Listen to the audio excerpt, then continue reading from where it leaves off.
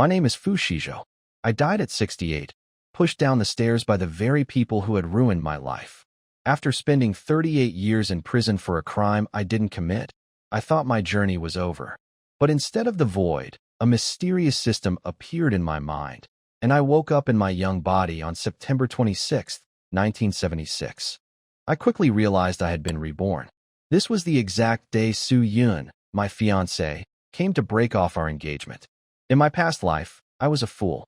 I didn't know that my foster parents, the Lins, had switched me at birth with their son, Lin Jianya, so he could enjoy the wealth of my real family. I didn't know that Su Yun was cheating on me with him, using my hard-earned money to fund their dates while they laughed at my sincerity. This time, I was not going to be the victim. When Su Yun started crying her fake tears and Lin Jianya insulted my biological parents, I didn't stay quiet. I punched Lin Jianya in the face, shocking everyone. My foster mother, who had masterminded the baby switch, tried to guilt me, but I saw through her lies. They wanted me to give up my factory job and go to the countryside so Lin Jianya could take my place. When Su Yun officially asked to end the engagement, I didn't beg her to stay. Instead, I smiled and demanded she pay me back every cent I had given her over the last 2 years, plus compensation for the embarrassment. I calculated the total to be 800 yuan. In my previous life, I lost everything and died in misery. In this life, I have a system, my memories, and a cold heart. I will make sure the Lin family and Su Yun pay for what they did. This is just the beginning of my revenge. I was done being the lovesick fool Su Yun expected me to be. When I demanded 800 yuan to end our engagement, she was shocked. She tried to play the victim, shedding fake tears and claiming she had no money, but I knew better. In my past life, she and Lin Jianya spent my hard-earned salary while mocking me. I wasn't going to let that happen again. I needed this money to support my real family when I eventually moved to the countryside. Su Yun tried to guilt me, but I didn't budge. I reminded her that she had originally called my payments a bride price. Since the wedding was off, the money had to come back. When she still refused, I used the political climate to my advantage. I threatened to report her to the authorities for taking money from a capitalist family like mine. That threat terrified her. She knew that being linked to my background could cost her everything, including her job. She turned to her new choice, Lin Jianya, for help. He tried to act tough, but as soon as money was involved, his attitude changed. He was poor now and didn't want to pay her debt.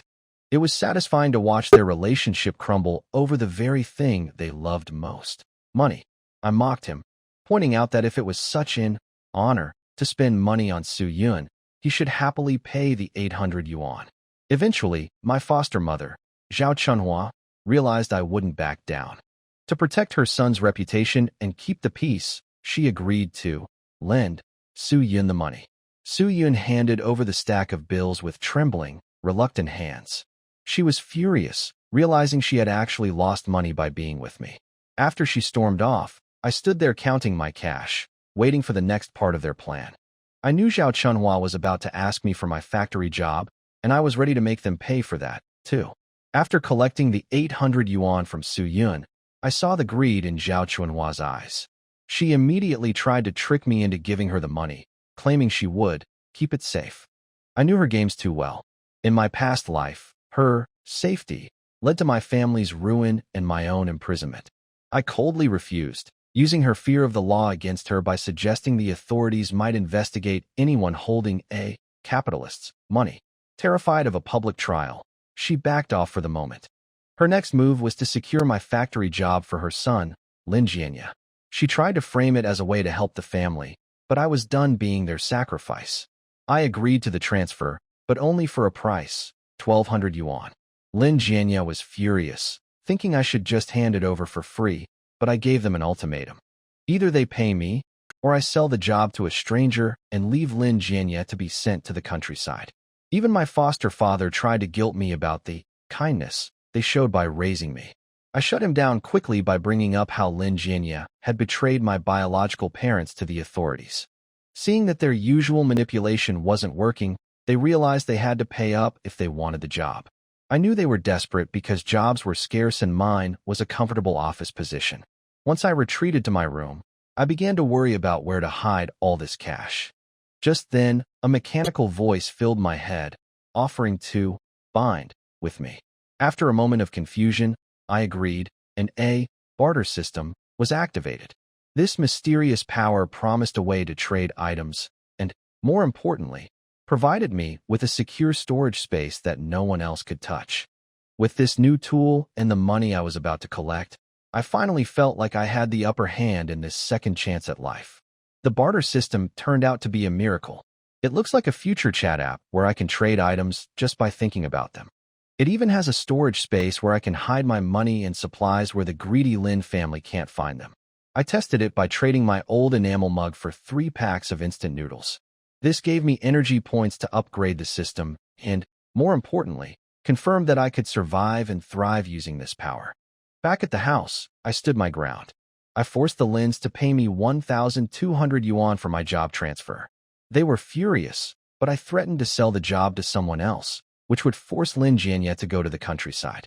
They eventually paid, but only if I agreed to move my household registration and cut ties with them. This was exactly what I wanted. I went to the office, secured my own independent registration, and felt a massive weight lift off my shoulders. I was finally free of them. But my revenge was just starting. I went to the youth office and signed myself up to go to the village where my real family was suffering. Then, I secretly signed up Lin Jianye to be sent to a harsh, remote area in the northwest. I even forged his signature perfectly. Because I volunteered, the director gave me a 200 yuan allowance, money the Lins would have stolen from me in my past life. Finally, I made a secret deal with the factory director's wife. Instead of giving my job to the ungrateful Lin Jianye, I sold it to her son for 800 yuan and a pile of valuable supply coupons. I told her the truth about how the Lins treated me, and she agreed to help me trick them. They think Lin Jianye is getting my job, but by the time they realize the truth, I'll be long gone with a small fortune, and Lin Jianye will be facing a long journey to the desert. I returned to the Lin home one last time, hiding my satisfaction behind a blank face. When Fu Xizhou pushed open the gate, he ran right into Lin Xizhou, who had just come home from work. Her eyes lit up when she saw him. She quickly ran over and held his arm affectionately. "Brother, you're finally back. Mom said you took 2,000 yuan from home." Hearing her voice, memories from his past life flooded back. Lin Xizhou was the youngest daughter of Lin Dajuan and Zhao Chunhua, and she had grown up following him around.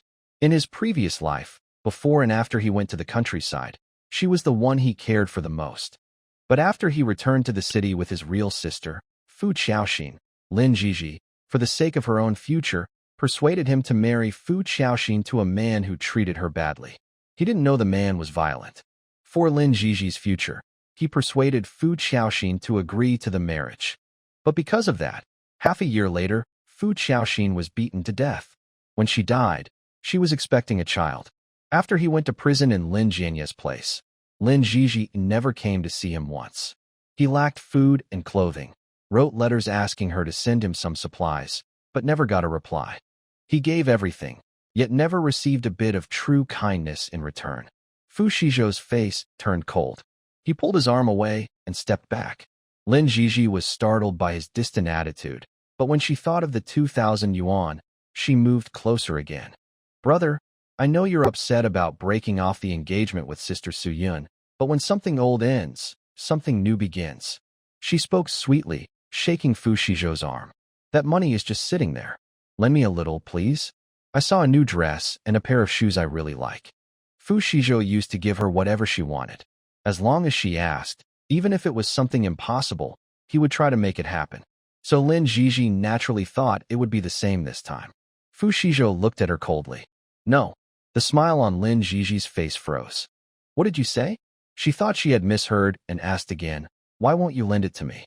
Now that Su Yun broke off the engagement, what's the point of keeping the money?" Fu Xizhou gave a short, cold laugh. "What I do with my money is none of your business. Lin Xizhi, don't be so possessive about what doesn't belong to you." After saying that, Fu Xizhou went straight into his room. Lin Xizhi stood there in shock, frowning as she watched him walk away without looking back. What was wrong with him? He had never been like this before. He used to be generous and always said yes to her. Why did he seem like a completely different person after the broken engagement? Pouting unhappily, Lin Xizhi decided to wait until he was in a better mood to ask for money again. Back in his room, Fu Shizhou sat on the bed and asked the system, can I delay a trade in the exchange group? He wanted to trade the Wangwali wood chairs from the Lin family cellar for some food. But thinking about it, even if the people in the group wanted to trade, they wouldn't be able to gather that much food right away. That's why he asked if they could agree on the amount first, and then trade once the other side had enough food. Host, as long as you and the trading partner agree on the quantity and time of exchange, it's fine. The system will not interfere, except that money transactions are not allowed. Fu Shizhou understood. He could first make an agreement with the group members and wait until they had enough food to trade. He gave the system a mental thumbs up for being so smart. But then another thought came to him. In his previous life, he had heard Lin Jianya say that a chair from the 20th century had sold for over 100,000 yuan. At that time, that amount could be exchanged for 20 tons of rice. His storage space probably couldn't hold that much. Since the storage space couldn't be filled completely, Fu Shizhou gave up the idea of trading chairs for food. He decided to search the Lin family's house that night and store any valuable items first. The sky gradually darkened. Fu Shizhou didn't go out for dinner, and no one from the Lin family came to call him. It wasn't until after 9 o'clock that Zhao Chunhua knocked on his door. "Zhou, are you asleep?" Fu Shizhou didn't answer. Zhao Chunhua opened the door on her own, carrying a steaming bowl of noodles. "You didn't eat dinner, you must be hungry. I made you some noodles. Eat them while they're hot." She placed the bowl on the table, and the smell of meat filled the room. Fu Shizhou glanced at the noodles with meat and sneered inwardly. She was really going all out just to get the 2,000 yuan he had. "I'm not hungry," he said. Seeing how downcast he looked, Zhao Chunhua thought it was because of Su Yun. She couldn't help but think to herself that her own son was much more capable. He had already won Su Yun's heart, while this fool Fu Shizhou was still heartbroken over her. Zhao Chunhua sat beside him and pretended to comfort him. "Zhou, it's just a breakup with that girl Su Yun. It's not such a big deal. Don't make yourself sick over it. Listen to me. Eat the noodles, get some rest, and you'll feel better tomorrow." Fu Shizhou didn't move. "Even if you don't want the noodles, at least have some soup. It's made with minced meat. It tastes really good." As she spoke, Zhao Chunhua picked up the bowl, scooped a spoonful of soup, and held it to his lips. Fu Shizhou looked at her eager expression, smiled coldly inside, and obediently opened his mouth to take the soup. Zhao Chunhua saw him drink it, and a sly look flashed in her eyes. "That's right, now lie down and sleep." Fu Shizhou said nothing and lay down. As soon as Zhao Chunhua left, he sat up quickly and spat all the soup into the spittoon under the bed. Then he lay back down and closed his eyes, pretending to sleep. By midnight, Zhao Chunhua and Lin Dajuan quietly pushed open the door to his room. "Is he asleep?" Lin Dajuan whispered. Zhao Chunhua leaned close to the bed, looked at Fu Shizhou under the dim oil lamp, and smiled. "Sleeping like a log. I used enough of the sleeping powder. Start looking. The 2,000 yuan must be somewhere in this room." The couple began searching right away. One rummaged through the boxes and cabinets. The other searched the bed. They shook out all of Fu Shizhou's clothes and turned every pocket inside out. They opened the desk drawers, lifted the blankets and mattress, and even squeezed the pillow. Nothing here either. They looked at each other, their faces changing. Where could he have hidden the money? Unwilling to give up, Zhao Chunhua walked around the room. She knocked on the walls, crouched on the floor, and even tried to lift the red bricks. Lin Dajuan was more direct. He pried up part of the bedboard and shone a flashlight underneath. There was nothing but dust and a few spiders. Lin Dajuan cursed under his breath. "Where on earth did that brat hide the money?" Zhao Chunhua paced anxiously. "Did we miss a spot? But if not in this room, where else could it be? How should I know?" Lin Dajuan snapped, kicking a stool in frustration. When they were sure they couldn't find it, Zhao Chunhua spat angrily and glared at Fu Shizhou on the bed. "What bad luck. That boy's getting clever. He must have hidden the money outside. Just thinking about him keeping all that money makes me furious." Lin Dajuan's face darkened. "Don't worry. Tomorrow, make him something nice to eat. I'll give him some wine and ask about the money. No matter what, we'll make him tell us. Once he does, I'll send him away to the countryside, somewhere far, maybe the northeast or northwest, and make sure he never comes back." Zhao Chunhua nodded firmly, agreeing with the plan. Since they couldn't find any money, the couple left awkwardly. The room became quiet again. After a long while, Fu Shizhou slowly opened his eyes on the bed. He got up and stood behind the door. After making sure there was no movement outside, he quietly pushed it open. Without turning on the light, he walked skillfully to the woodshed in the yard. Moving aside a pile of firewood, he revealed a dark cellar entrance. The cellar smelled damp and earthy. In both his past and present lives, this was Fu Shizhou's first time entering it. Carrying a kerosene lamp, he walked inside. After a few steps, he saw piles of grain stored there. He checked them: 2 bags of sweet potatoes, 1 bag of potatoes, about 20 pounds of white flour, and a few pounds of soybeans. Fu Shizhou sneered. This was what Zhao Chunhua had saved for the spring festival. In his previous life, the Lin family clearly had enough food. But not long after he was sent away, he received letters from Zhao Chunhua and Su Yun. In the letters, they complained that the family didn't have enough to eat. He mailed them his own rations. His birth parents, unwilling to see him go hungry, quietly shared their own food with him. Because of that, his father, suffering from low blood sugar, fainted while secretly hunting in the mountains and was attacked by a wild animal. When the villagers of Xinjiangtan found him, only his head remained. His mother, weakened by poor nutrition and grief, passed away soon after. Hatred surged in Fu Shizhou's heart. He gathered all the stored grain into his hidden space. The cellar suddenly looked much emptier.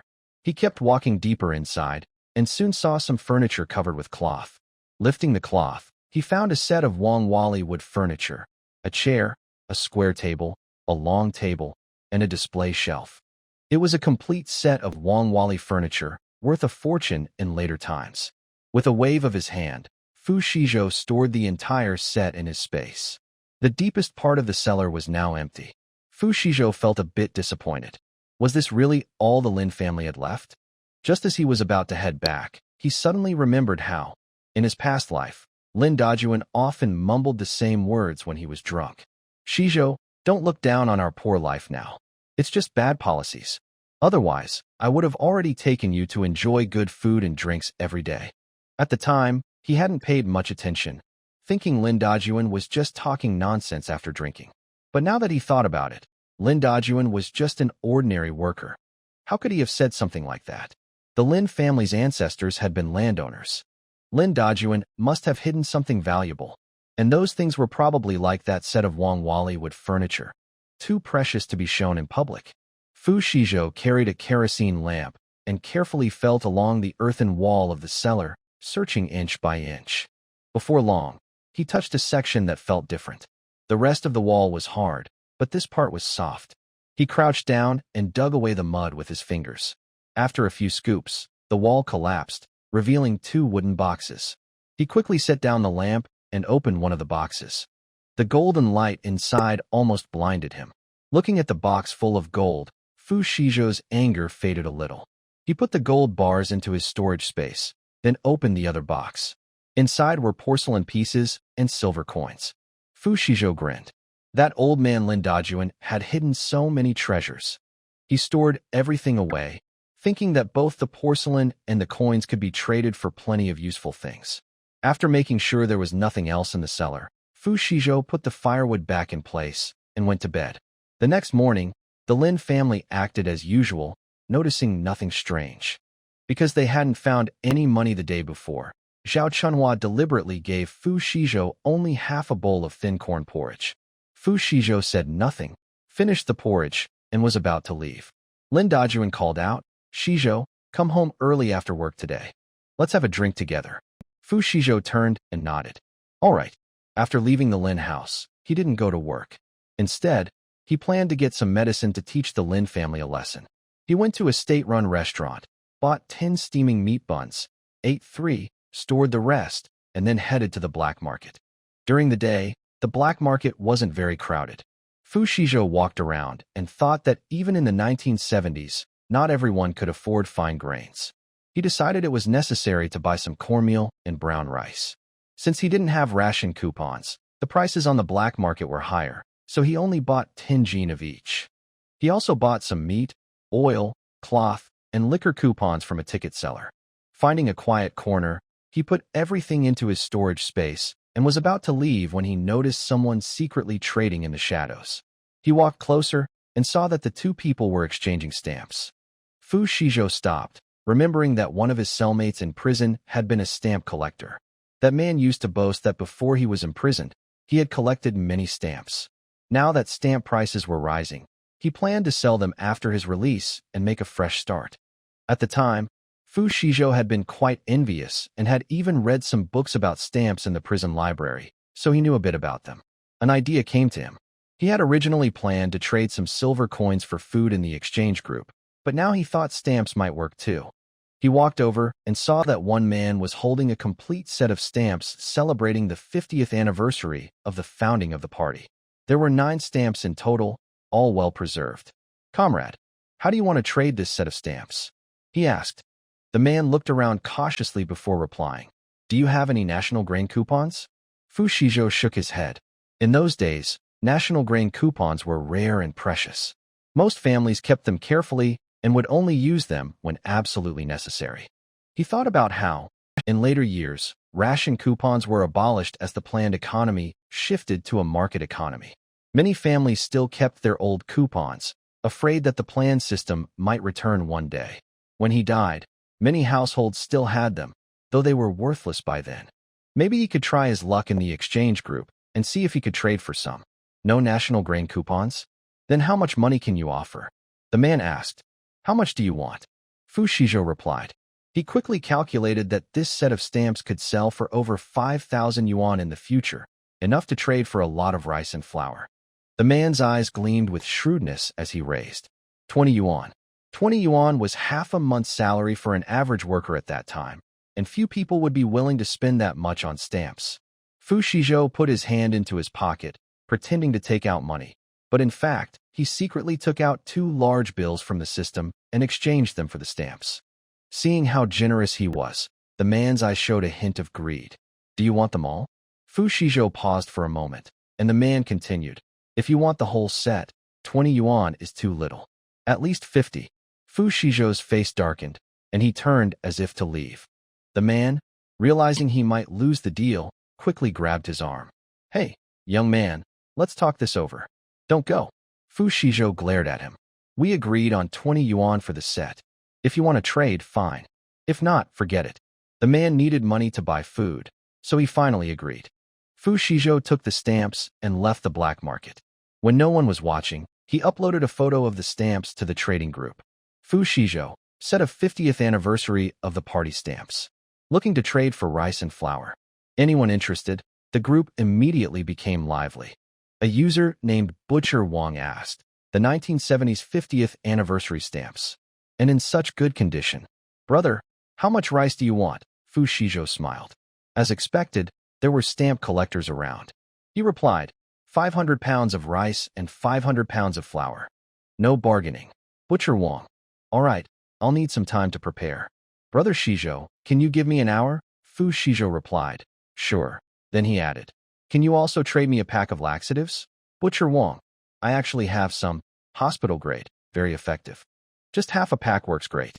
Wait a bit, I'll get it for you." Soon, others in the group started complaining about how quickly Wong had made the deal. They wanted to trade too. Fu Shizhou, "Everyone, don't worry.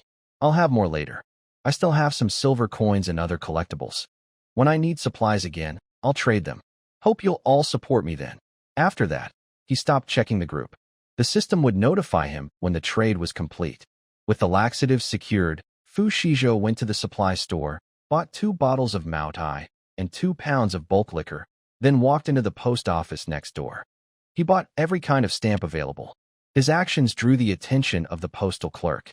"Young man, why are you buying so many stamps?" Fu Shizhou explained, "I'm going to the countryside soon. I want to exchange some money for stamps so that thieves won't be tempted, and I can also use them to send letters home." The post office worker nodded and didn't ask further. After buying the stamps, Fu Shizhou planned to go home. On his way past the recycling station, he suddenly thought of something important happening next year, the reinstatement of the college entrance exam. His younger brother and sister were just the right age to take it. In his previous life, they had been good students, but because they were sent away, they never got the chance to take the exam. This time, he could change his family's fate. If his siblings studied hard, they could take the exam once they returned to the city. Fu Xizhou turned and walked into the recycling station. He handed a pack of cigarettes to the old man there and started searching through piles of old books and newspapers. After half an hour, he finally found a complete set of high school textbooks. Although they were a bit worn, all the pages were intact. The old man, pleased with the cigarettes, only charged him 20 cents for the books. After leaving the station, Fu Xizhou stored the books in his space. Just then, the system reminded him, "Host, the butcher Lao Wang has prepared the goods. Would you like to make the exchange now?" Fu Xizhou was delighted. Exchange. As soon as he said it, the commemorative stamp set for the 50th anniversary of the party disappeared from his space, replaced by 500 kilograms of rice, 500 kilograms of flour, and a bag of laxatives. Seeing how much space the rice and flour took up, Fu Xizhou was glad he hadn't traded his rosewood furniture for food earlier. There wouldn't have been enough room. He realized he needed to upgrade his system space soon. The system voice sounded again. "Congratulations, host. Exchange successful. You have gained 5,000 energy points. Current energy, 5,009 points. Upgrading the system requires 5,000 points. Would you like to upgrade now?" "Upgrade." Fu Xizhou waited eagerly. Soon, the system announced, "Congratulations, host. Upgrade successful. You have received 1 bottle of basic nutrient solution. System rewards cannot be traded and can only be used in the current space. Current level, 2. Remaining energy, 9 points. The store function is now unlocked. Reminder, upgrading to level 3 requires 10,000 energy points and will unlock farming-related features. Please continue trading to gain more energy." Fu Xizhou could no longer hear what the system was saying. A shopping panel had already appeared before his eyes. Inside the store were all kinds of strange items, an invisibility cloak, strength-enhancing liquid, and more. Even the beginner's nutrient solution that the system had just rewarded him with was available for sale. "System, what does this beginner's nutrient solution do?" The system reminded him.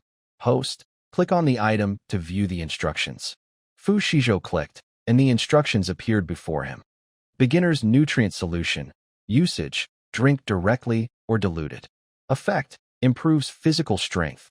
The stronger the concentration, the greater the effect. Can temporarily save a life in emergencies.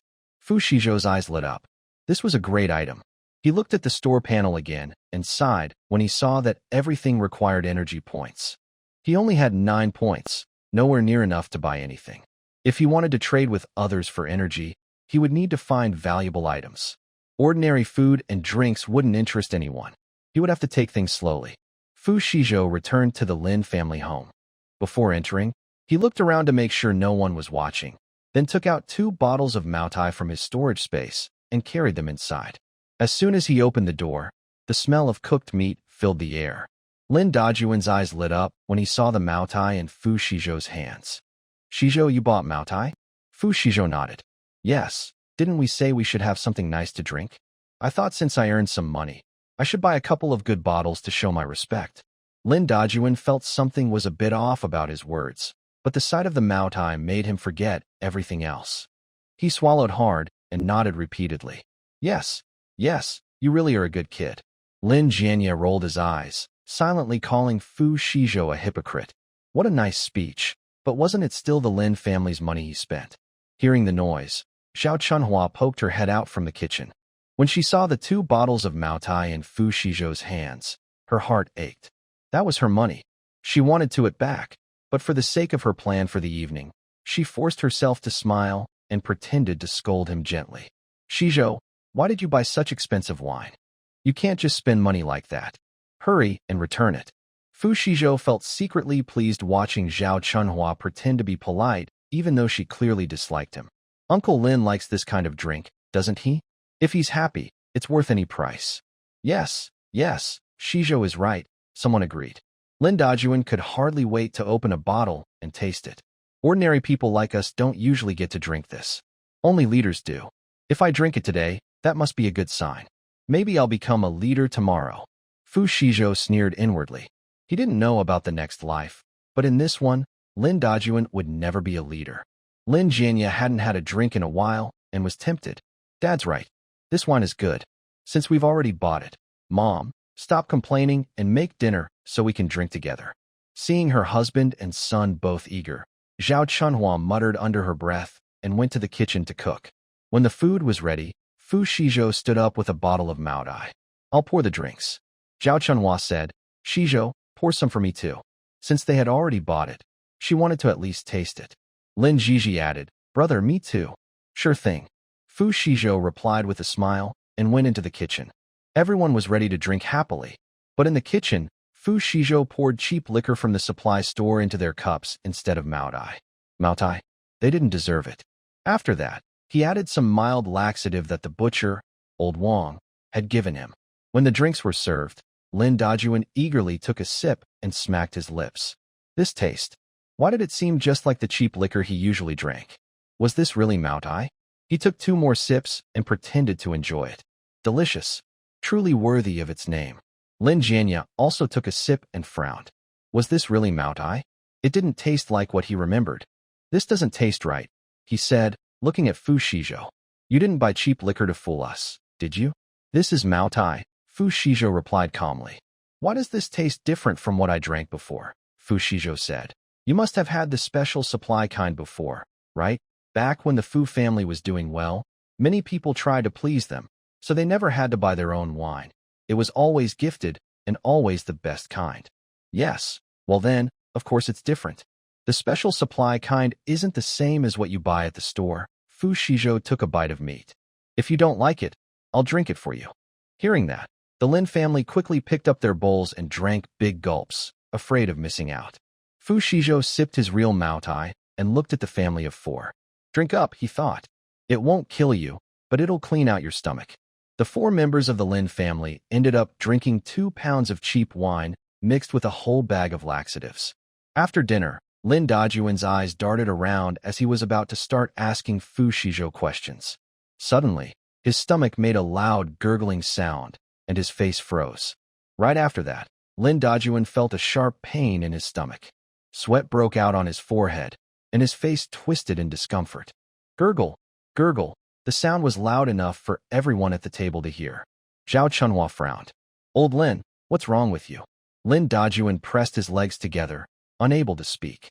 He waved his hand, grabbed some tissues, and rushed outside. Lin Jianya laughed. Dad, your drinking skills are terrible. You can't even handle a little wine. But before he could finish, gurgle, Lin Jianya's face stiffened. Forgetting to laugh, he clutched his stomach and ran out too. Dad, give me some tissues. Zhao Chunhua and Lin Jiji looked at each other. Mom, do you think there's something wrong with the wine? Lin Jiji whispered, feeling her stomach start to ache. Zhao Chunhua frowned. How could there be a problem with Maodai? She turned to look at Fu Xizhou, but before she could say anything, a strong urge hit her. Without another word, she hurried out, walking stiffly. Lin Jiji's face turned pale, and she quickly followed. Fu Xizhou calmly finished his last bite of food, set down his bowl and chopsticks, and smiled. Old Wang's work, truly impressive. He took out 4 leftover firecrackers from the new year and followed them outside. The shared courtyard had separate restrooms for men and women, each with only 2 stalls. Lin Dajuan and Lin Jianya used the men's restroom, while Zhao Chunhua and Lin Jiji went to the women's. As soon as the 4 of them squatted down, they couldn't hold it anymore, and the sound of rushing water filled the air. Oh no, my stomach hurts. Mom, did you put something strange in the food? Nonsense. It must have been Fu Xizhou who messed with the drinks. When I get out of here, I'll make him pay for this. While the 4 of them were complaining, Fu Xizhou appeared behind the restroom wall, covering his nose with a piece of paper. Hearing their noisy arguing, he sneered. Still talking at a time like this, he muttered. He lit a small firecracker and tossed it into the stalls. A loud explosion followed, and the old waste mixed with the new, splashing everywhere like a fountain. Bang! 2 terrified screams came from the men's restroom, followed by the same from the women's side. Bang! Help! After lighting the firecrackers, Fu Xizhou ran out of the courtyard to avoid the terrible smell. The noise woke up the other residents, who peeked out of their windows. Who's setting off firecrackers in the middle of the night? Did someone just call for help? It sounds like it's coming from the restroom. Isn't that the Lin family's daughter shouting? Can't they let people sleep? The neighbors grumbled as they walked over, but as soon as they got close, the awful smell made them step back several feet. Oh my goodness! Who blew up the toilet? Then came the desperate cries for help from the Lin family. Help us! Somebody please. Following the voices, the neighbors saw the 4 members of the Lin family crawling out of the restroom, completely covered in sticky, foul-smelling muck of different colors. The stench was so strong that everyone had to cover their noses. Isn't that the Lin family? Yes, it's them. Did they fall into the pit? This terrible smell. Hurry up and wash it away, or everyone will stay awake all night because of the stench. So, the neighbors near the public toilet threw water from buckets onto them from afar. Feeling like help had arrived, the Lin father and son immediately crawled forward, eager to wash away the dirt and smell. But they were rejected. Stay back. Don't come closer. We'll just pour water ourselves. It's so disgusting. Living near the toilet is really bad luck. After being rinsed with water, Zhao Chunhua felt a little clearer. Seeing some people just standing by and watching made her unhappy. Why are you just watching? Help us quickly. You all have no conscience. An older woman got angry when she heard this. Zhao Chunhua, what's your attitude? If it weren't for the fear of you dying from the smell here, no one would bother with you. Lin Dajuan, covered in filth, trembled with anger. He was sure that the loud noise earlier was caused by that brat throwing something. Where did Fu Xizhou go? Someone checked inside the Lin house. No one's here. Xizhou isn't home. Lin Jianya felt his eyes were blurred and wiped his face unconsciously, but he didn't notice and opened his mouth, accidentally swallowing something, and immediately vomited. He spat and cursed. It must be Fu Xizhou's doing. When I catch him, I'll skin him alive. Lin Jiji was even more overwhelmed and cried loudly. She had never felt such injustice before. Dad. Mom. Ugh. Feeling stomach pain, Lin Jiji crawled back to the toilet to continue her diarrhea. The 3 members of the Lin family also felt their stomachs hurt again after just recovering, and they almost crawled back to the toilet to have another bout of diarrhea. The neighbors in the big alley were speechless. They had just managed to wash away some of the filth, and now they had to go back and do it again. The neighbors looked at each other, wondering if they should continue crawling back into the mess. Phew, this toilet is unusable now. So unlucky. This is what happens when you do too many bad things. They got hit with the filth, and now they've dragged us into it too. Zhao Chunhua and Lin Dajuan's reputation was already poor, and now the whole yard smelled terrible. The neighbors cursed and scolded, ignoring them. But after their fuss, the entire big alley was filled with the smell of filth. When the 4 members of the Lin family finally stopped feeling stomach pain and returned home, the neighbors' curses still kept going. Fu Xizhou has now arrived at Zhang Huiman's house. Zhang Huiman had just finished eating and was about to sleep when he saw Fu Xizhou come in, which surprised him. Why did you come here? Fu Xizhou replied. Something happened. I have nowhere to go and didn't want to bother you. Can I stay for one night?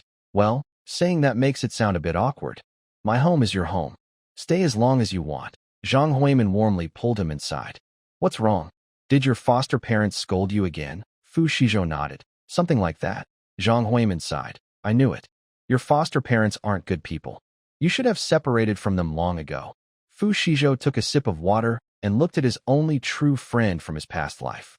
During his hardest times working in the countryside, he had no choice but to write to Zhang Huiman for help. At that time, Zhang's family had fallen on hard times too, but he still sent him a thick stack of ration coupons and 20 large union cards. He remembered this kindness for a long time and planned to repay it when he had the chance.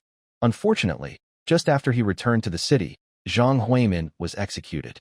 The reason was that he was framed by a widow.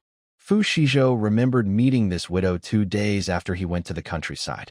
She was involved with another man and was pregnant. She targeted Zhang Huiman's father, who was a deputy factory director, and set him up in a scandal.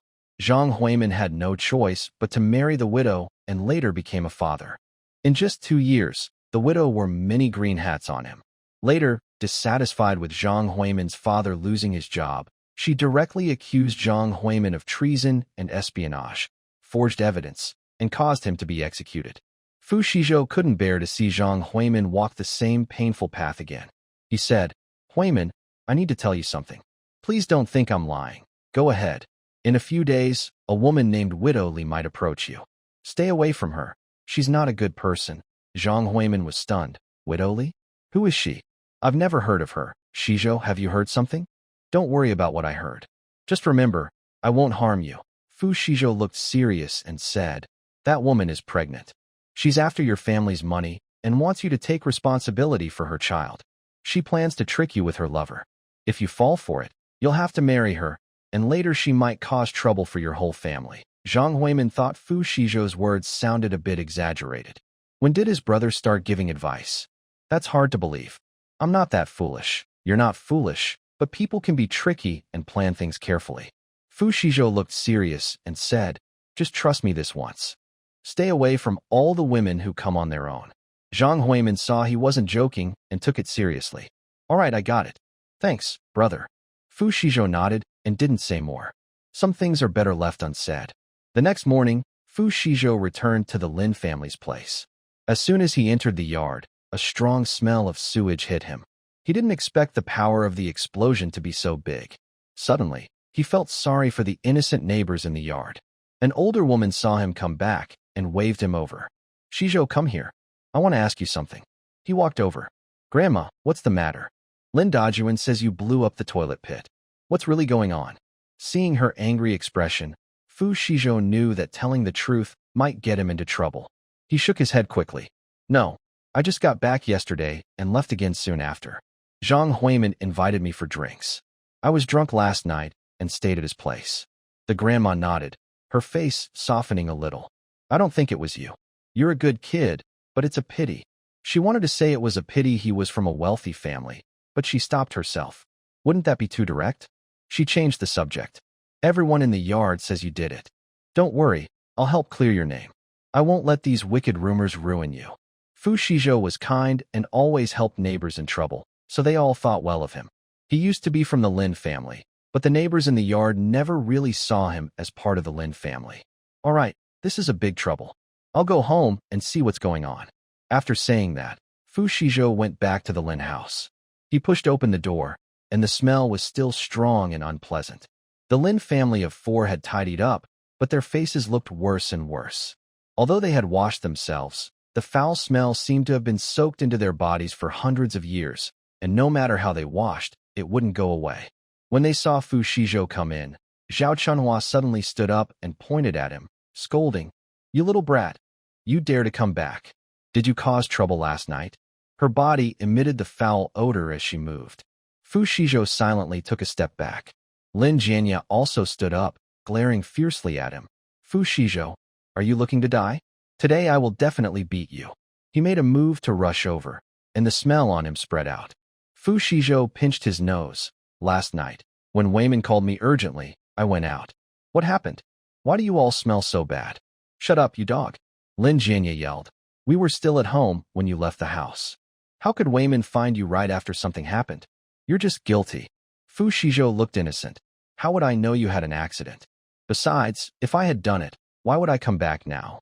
His attitude almost made the 4 members of the Lin family faint from anger. Lin Dajuan pounded the table, about to grab his belt and explode, but Fu Shizhou said again, "Enough. What happened last night has nothing to do with me. I won't take the blame. Today, Director Wei is coming back. Don't you want my job? Are you still planning to keep it? If not, I won't return the money I received." Lin Dajuan paused, thinking to himself that he should first secure the job, then settle accounts with him tonight. Of course I want it. He turned around and gave the 3 a look. "Jianya, you go with him immediately and get the job back." The 3 members of the Lin family were angry but thought about transferring the work, so they held back their feelings. Lin Jianya stood up, thinking that soon he would get Fu Shizhou's job, and then their family would register him for the countryside, sending him to the far northeast to suffer. He felt so happy he could hardly contain himself. On the day he was sent to the countryside, he planned to get engaged to Su Yun. He wanted to provoke him to the limit. "Let's go." Lin Jianya hummed a song as he left. Fu Shizhou silently kept his distance and also turned to leave. Along the way, passers-by looked at Lin Jianya with strange eyes, covering their noses and avoiding him. Lin Jianya felt both angry and embarrassed, blaming Fu Shizhou for the situation.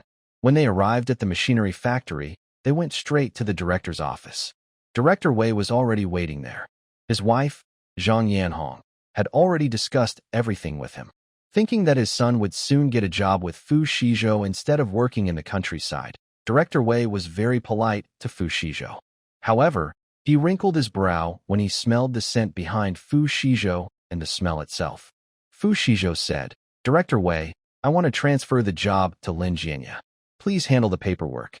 Director Wei nodded formally. Just a moment. Soon, Director Wei filled out a form. Just sign here. Lin Jianya didn't expect the process to be so quick.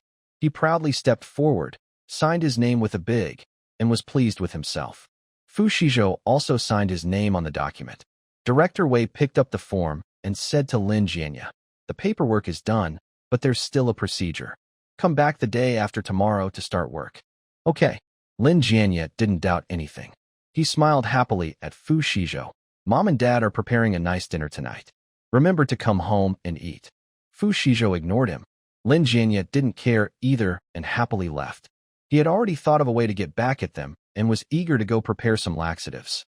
After Lin Jianya left, the office smelled much fresher. Director Wei finally showed his real smile. Shizhou, thank you so much for handling the work matters. Fu Shizhou smiled and said, It's nothing, Director Wei. Let's finish the paperwork quickly. Director Wei nodded, took another form for Fu Shizhou to sign, and after signing, stamped and filed it. After everything was done, Director Wei took an envelope from his drawer and handed it to him. This is the 800 yuan and the receipt my wife discussed with you earlier. Take a look. Fu Shizhou took the envelope directly and put it in his pocket. No need. I trust you in Aunt Zhang. Later, if the Lin family comes to ask for an explanation, I'd appreciate your help handling it. Director Wei patted Fu Shizhou on the shoulder. Don't worry, it's a small matter. It was just the Lin family. He had plenty of ways to make sure they wouldn't dare cause trouble. After finishing his errands, Fu Shizhou politely took his leave. Outside the machinery factory, he found a quiet corner and stored the envelope in his space. He looked at the receipts Zhang Yanhong had given him, which included food stamps, cloth coupons, meat tickets, and industrial vouchers. Fu Shizhou felt very happy. He asked the system, System, will the meat smell if I put it in the space? The system replied, No, the space has a preservation function. You can also put living creatures other than humans inside. But until the third level, living beings will remain still and won't grow. Fu Shizhou was surprised. So a third-level system not only has planting functions, but also breeding functions? Then he could raise pigs, ducks, and chickens inside the space. When he raises a few chickens, the eggs could be for his family to eat. He needed to exchange items quickly to upgrade. Looking at the receipts in his space, Fu Shizhou decided to use the tickets first and trade for what he needed later. He hurried to the department store. When he arrived at the department store, Fu Shizhou rushed to the grain section and took out his tickets and money. Comrade, give me 20 jin of cornmeal and 20 jin of brown rice. After the clerk packed his grains, Fu Shizhou moved to other sections. He used most of his tickets, and now he had many new items: malted milk, sugar, oil, 2 bottles of Maotai, and 2 bottles of beer. He carried everything in his hands, attracting many people's attention. Just as he was about to pay for the Maotai and leave, he heard a sour remark nearby. Wow, a grown man buying so much candy and snacks. Really greedy. Fu Shizhou turned to look. A woman in a floral dress was pouting at him, her eyes like dead fish, constantly staring at what he was holding. Her expression seemed like she wanted to his things. Fu Shizhou thought she looked familiar, but couldn't remember where he'd seen her. He responded bluntly, Do you live by the sea? I bought this with my own money. Why do you care so much? Zhao Mei was stung by his words and blushed. Nowadays, many people can't even get enough to eat, and you're buying so much stuff. That's typical of capitalists. My money and tickets are all earned through my hard work and can withstand scrutiny. If you have proof, go ahead and report me. If you don't have proof and are just jealous, then reflect on yourself. Why can't you afford these things? Are you not trying hard enough? You're just holding society back. Well said. The people around started clapping. Although they all envied what Fu Shizhou bought, they disliked people who jump to conclusions and label others unfairly. You all, Zhao Mei's eyes turned red quickly. She originally wanted to accuse Fu Shizhou to make him feel ashamed and threaten him to get some benefits. After all, they are relatives, and he couldn't do anything to her afterward. But she didn't expect that her usual trick wouldn't work on Fu Shizhou at all. Seeing the gossip and pointing around, Zhao Mei covered her face and ran out.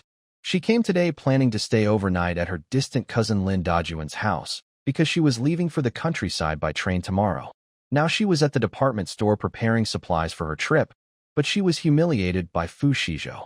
She was furious and decided that when she saw her aunt Zhao Chunhua later, she would tell her everything. And she wanted some benefits. Fu Xizhou had no idea that Zhao Mei was Zhao Chunhua's niece. He had met Zhao Chunhua before, but that was many years ago, so he had no impression of Zhao Mei now. He smiled at the people around, picked up a large mesh bag, and turned to leave. He remembered he still had some fabric coupons left and planned to buy fabric so his mother could make new clothes for everyone. Just as he was standing at the fabric counter, he heard a familiar voice. Xizhou? Fu Xizhou looked up at Su Yun behind the counter. Only then did he remember that Su Yun was a clerk at the department store. What bad luck. Why didn't he think of that earlier? Su Yun had no idea that Fu Xizhou was feeling annoyed. When she saw the large mesh bag he was carrying, her eyes almost glued to it. Milk powder, candies, cigarettes, and alcohol. Each one made her jealous. She was sure he bought these with the 800 yuan she gave him. Thinking of that 800 yuan, Su Yun's heart was bleeding. That day, after she got home, she told her parents about the incident, hoping they would give her 800 yuan to pay back the Lin family. Instead, she was scolded harshly. They said, "How can money you've spent be returned just like that?" They told her she shouldn't give the money away. But she knew very well that if she didn't give the money to Fu Xizhou, he would definitely cause trouble at her workplace. He might even get her into serious trouble. Her parents refused to give her the money and said that since the Lin family wanted to marry her, the 800 yuan could be considered as a bride price from them. Su Yun felt helpless and still didn't dare to talk to Lin Jianye about marriage. Thinking about all this, Su Yun felt both sad and angry. She forced a pitiful look on her face and said, "Xizhou, you bought so many things." Fu Xizhou didn't reply, just looked at her silently. Su Yun bit her lip and lowered her voice. "We broke off the engagement. I've been so sad these past few days that I couldn't eat or sleep well. Can you give me that jar of malted milk? Just to help me get better." She looked at him eagerly. In the past, whenever she acted pitiful, Fu Xizhou would give her whatever she wanted. She believed he would do the same this time. Su Yun licked her lips, feeling like she was about to taste the sweet malted milk. Fu Xizhou looked at her acting this way, feeling a cold smile inside. In his previous life, she had used this trick to steal a lot of his food. He ignored Su Yun and instead called out to a middle-aged woman behind the counter who looked like a manager. Manager, I want to report something." His loud voice drew the attention of nearby customers and staff. Su Yun's face suddenly turned pale. "Xizhou, you." The middle-aged woman came over. "Comrade, what are you reporting?" "Comrade, are you the supervisor here?" She nodded. "Yes." "What happened?" Fu Xizhou pointed at Su Yun. "This sales clerk is abusing her position to ask me for a bribe." Su Yun's eyes flashed with fear. "I didn't." "Fu Xizhou, don't slander me." Fu Xizhou was about to lie. "Leader, she just said that if I didn't give her the malted milk, she wouldn't sell me the fabric." "I'd like to ask, when did selling fabric also require giving malted milk?" The middle-aged woman's face darkened as she stared at Su Yun. "Is what he said true? Did you take something from a customer?" Su Yun quickly shook her head and denied it. "Leader, I didn't do that. I would never do such a thing. He's just slandering me." Fu Xizhou added, "Why would I slander her? I have no grudge or conflict with her." "Fu Xizhou, you." Su Yun wanted to say that he resented her breaking off their engagement. But if she said that, everyone would know she had been involved with Fu Xizhou, the wealthy young master. Su Yun clenched her teeth in anger and could only say, "You're just slandering me." Fu Xizhou sneered. "Leader, look at her. She won't admit it, but she just said so. I want to ask, what kind of rule is this? The department store has no such rule. Customer, you choose the fabric, and I will tailor it for you." The middle-aged woman turned to Su Yun and said, "Su Yun, your bonus for this month is cancelled. Now go to the back warehouse and write 1,000 words of self-criticism. No leaving until it's done." "Leader, why are you just standing there? Hurry up." Su Yun glared at Fu Xizhou with hatred, as if she wanted to swallow him alive. She cried as she left the counter. Fu Xizhou smiled at the middle-aged woman. "Leader, you are truly perceptive and fair in handling this. I really admire a principled leader like you." The woman's face lit up with a faint smile, and her attitude became much kinder. "Comrade, what would you like to buy?" "I want to buy some sturdy, durable fabric for making clothes for my elders at home." "All right, I'll pick out some good ones for you." Fu Xizhou successfully bought some quality fabric and khaki cloth, then left the department store feeling satisfied. He found a quiet alley and stored everything into his space. Then he opened the exchange group, selected a common yuan head coin, and sent its picture into the group with his mind. 1 yuan head coin. Does anyone want it? Someone immediately replied in the group. The lame man's good leg. This yuan head coin is a good thing, brother. I want it. What do you want in exchange? Fu Xizhou was a bit surprised. He hadn't mentioned changing anything, yet the items were already locked in. Was he not afraid that he might be making a big demand? Fu Xizhou thought for a moment. The winter in Haisheng was very cold, and the winter supplies his parents brought when they were sent down probably wouldn't be enough. He calculated that his father, mother, older brother, sister-in-law, niece, younger sibling, and himself, 8 people in total, needed winter clothes. He replied, 50 pounds of new cotton, for large men's military coats, 3 medium-sized women's military coats, all thick, plus a thick cotton jacket for a little girl around 4 or 5 years old, preferably red, to be used for exchange. Once he sent this message, the group chat went quiet for a few seconds. The lame person with a good leg. No problem with these, and it's reasonable. I'll trade with you. Give me an hour, and I'll prepare the items. Old Wong from the pork stall. I saw the group late and missed the good chance. But brother, last time you stored grain, and this time you're storing winter clothes and cotton? Is the end of the world coming? Fu Xizhou only replied to the lame person's message. Okay. Old Wong from the pork stall. Brother, I see you don't have a group name. From now on, let's call you Resource Brother. Do you still have yuan datu? Or stamps, antiques, anything works. Seeing Old Wong's enthusiasm to exchange items, Fu Xizhou had no choice but to reply. After this exchange, we'll start the next round. Old Wong from the pork stall. All right, I'll wait. After coordinating with everyone in the group, Fu Xizhou went to the black market again. Seeing someone selling pork, he asked about the price. Since he didn't need a meat voucher, the price was higher, about 1.81 yuan per jin. Fu Xizhou bought 20 jin of pork without hesitation. While others weren't paying attention, he stored the pork in his space and continued browsing. He went to the place where he bought stamps last time and found the seller discussing stamp exchanges with someone else. Fu Xizhou moved closer and saw that the other person had a set of the latest commemorative stamps issued by the elders. His eyes lit up. This set had 5 stamps and could sell for around 100,000 yuan in the future. In a small town, it was enough to cover the down payment for a house. The seller recognized Fu Xizhou and asked if he was interested in trading. Fu Xizhou clenched his teeth and bargained with the other person. In the end, he bought the set of tickets for 100 yuan.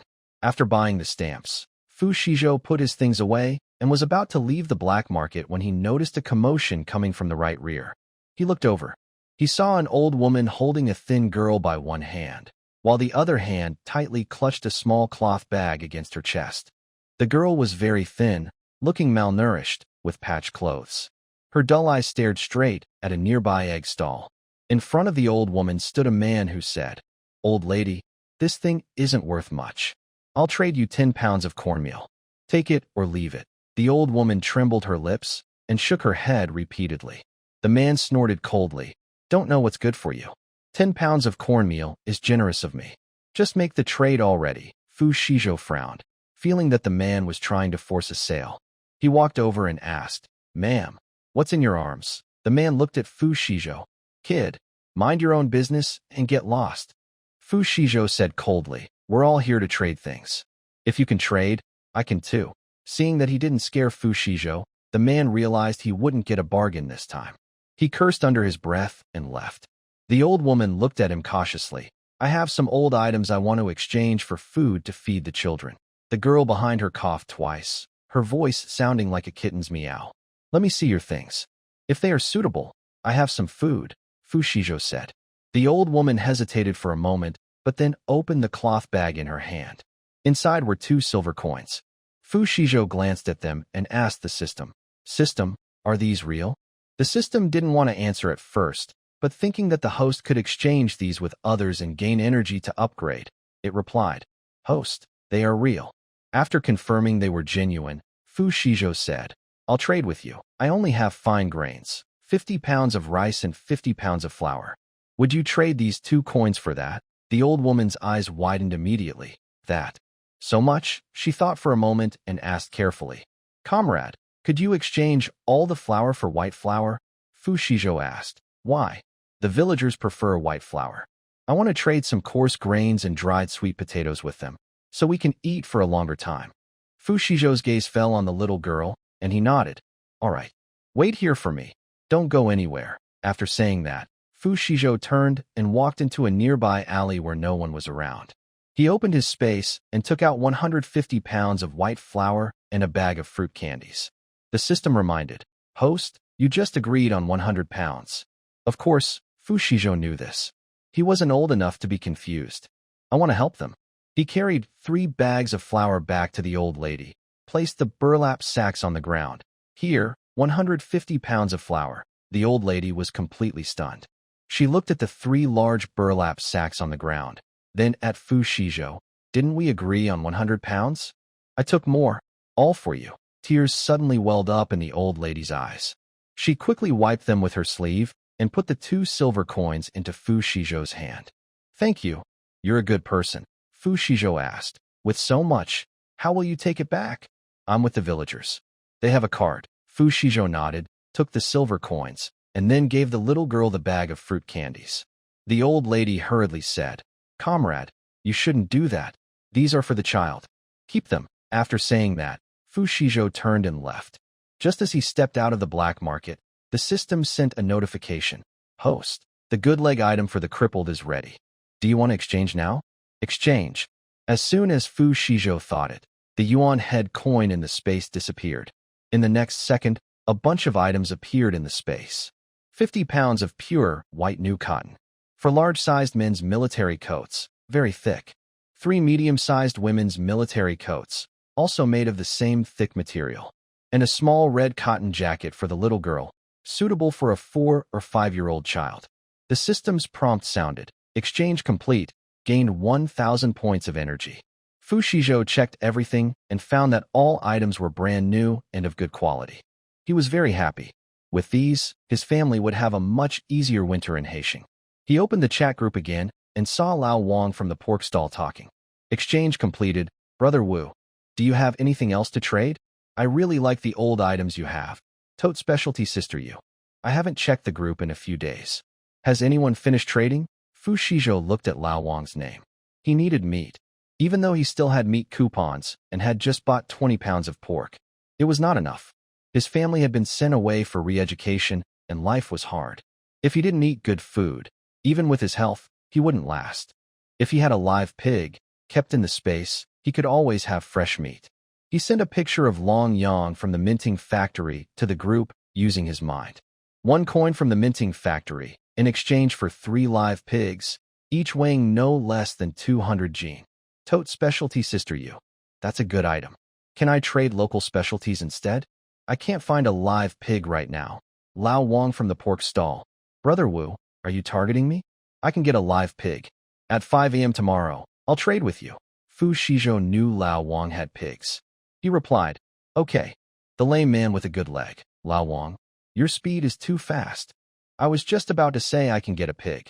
Tote specialty sister you. Lao Wang, are you really running a pork stall? Lao Wang from the pork stall.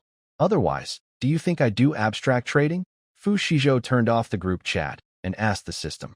System, how do they believe my pictures are real? How do they trust I'm selling genuine items? The system explained. For them, the trading group is a safe platform. If they receive fake items, the group will compensate 3 times the value. And for you, the host, fake items cannot generate pictures or be posted. Fu Xizhou left the black market and went to the youth office. When he arrived, there weren't many people inside. Director Wu was sitting behind his desk, drinking tea. Fu Xizhou approached with a smile and said, Director Wu, I'm here to get the train ticket. Director Wu looked up and recognized him. He nodded and took out a train ticket, an introduction letter, and a notice from the drawer, handing them over. These tickets just arrived today. The timing is early. Is that okay? Fu Xizhou took a quick look. The train was at 5 a.m. tomorrow, and it was a hard seat. Having a seat is good. He nodded and said, No problem. He then took out an unopened pack of cigarettes from his pocket and placed it on Director Wu's desk. Director Wu, Thank you for your help with this trip to the countryside. I don't really smoke, so you can keep this. Director Wu looked at the pack of cigarettes and immediately understood that Fu Xizhou didn't like smoking. He was trying to give him a gift. Wu liked people who were humble but considerate. His expression relaxed a bit. He discreetly put the cigarettes back into the drawer. Don't say things like that. It's just part of my job. Fu Xizhou asked again. By the way, Director Wu, how is my brother's application to go to the countryside? Ah. Director Wu thought for a moment. The application has been approved. He's going to the Northwest. The notice and tickets should arrive the day after tomorrow. You can tell him to come pick them up, Fu Xizhou discussed with him. Director Wu, his family is too busy now to come and get it. Could you please wait until the notice and tickets arrive, then send someone to deliver them? Since Wu had received a small favor, he naturally wouldn't refuse such a simple request.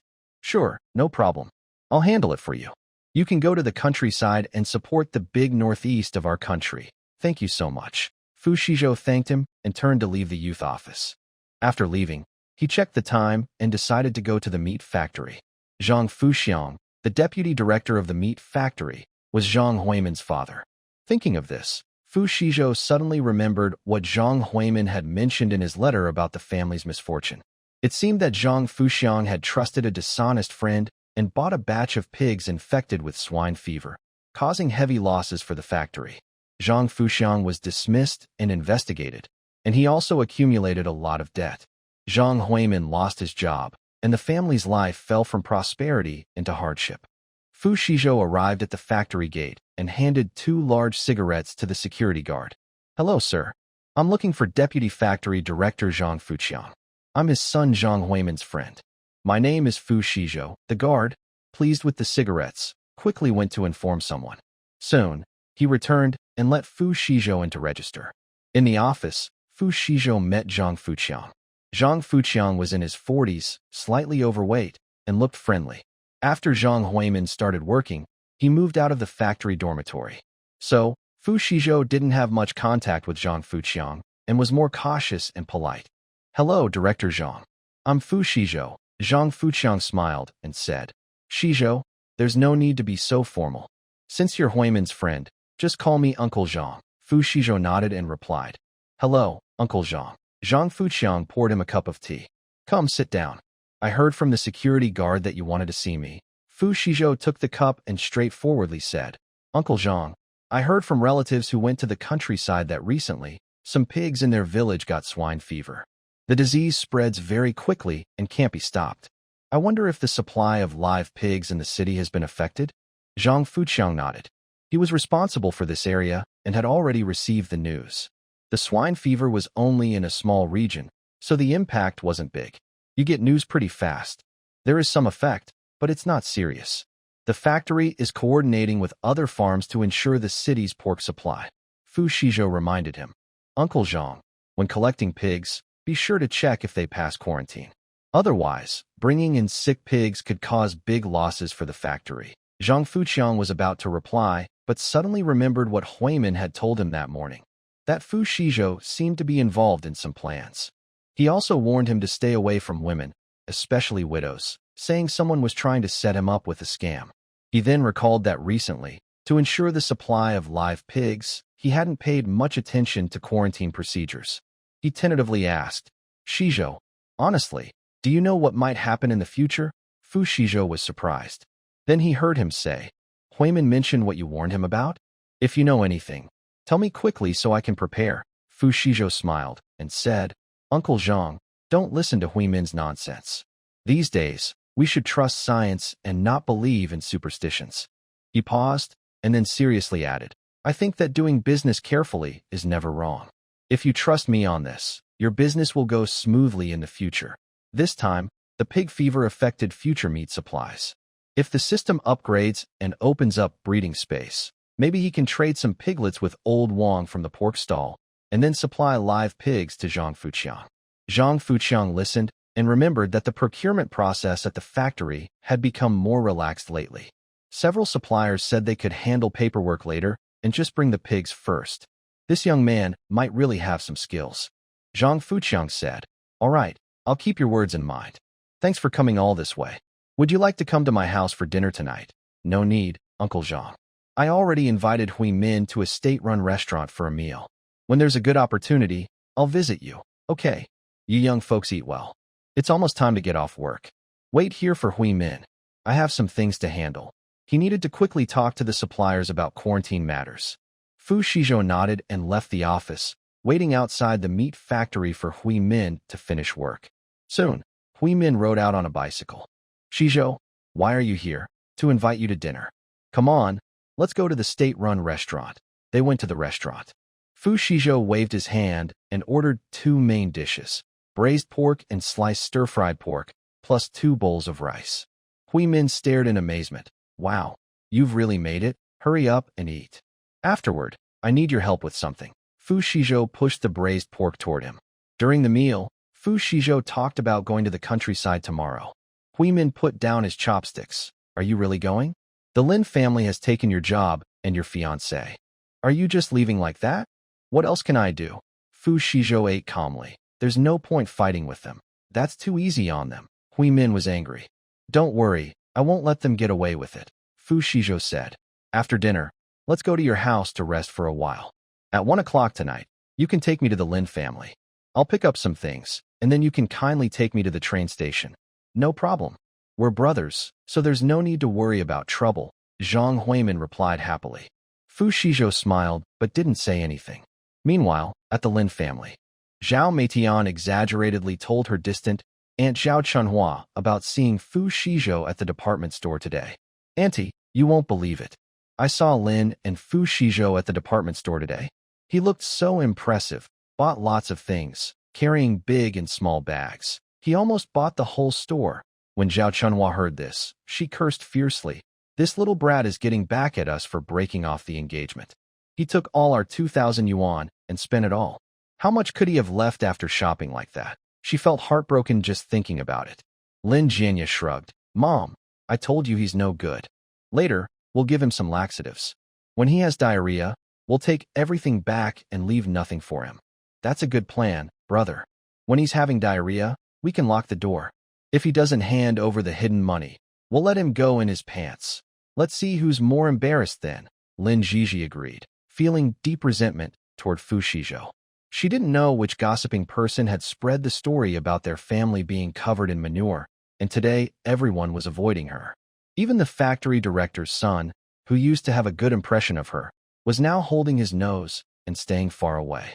Zhao Chunhua's eyes flicked, and she slammed the table. All right, let's do it that way. Jianya, bring the laxatives. Lin Jianya sneaked over and handed the laxatives to her. Zhao Chunhua poured all the laxatives onto the braised pork. Lin Dajuan, who had been smoking all along, frowned.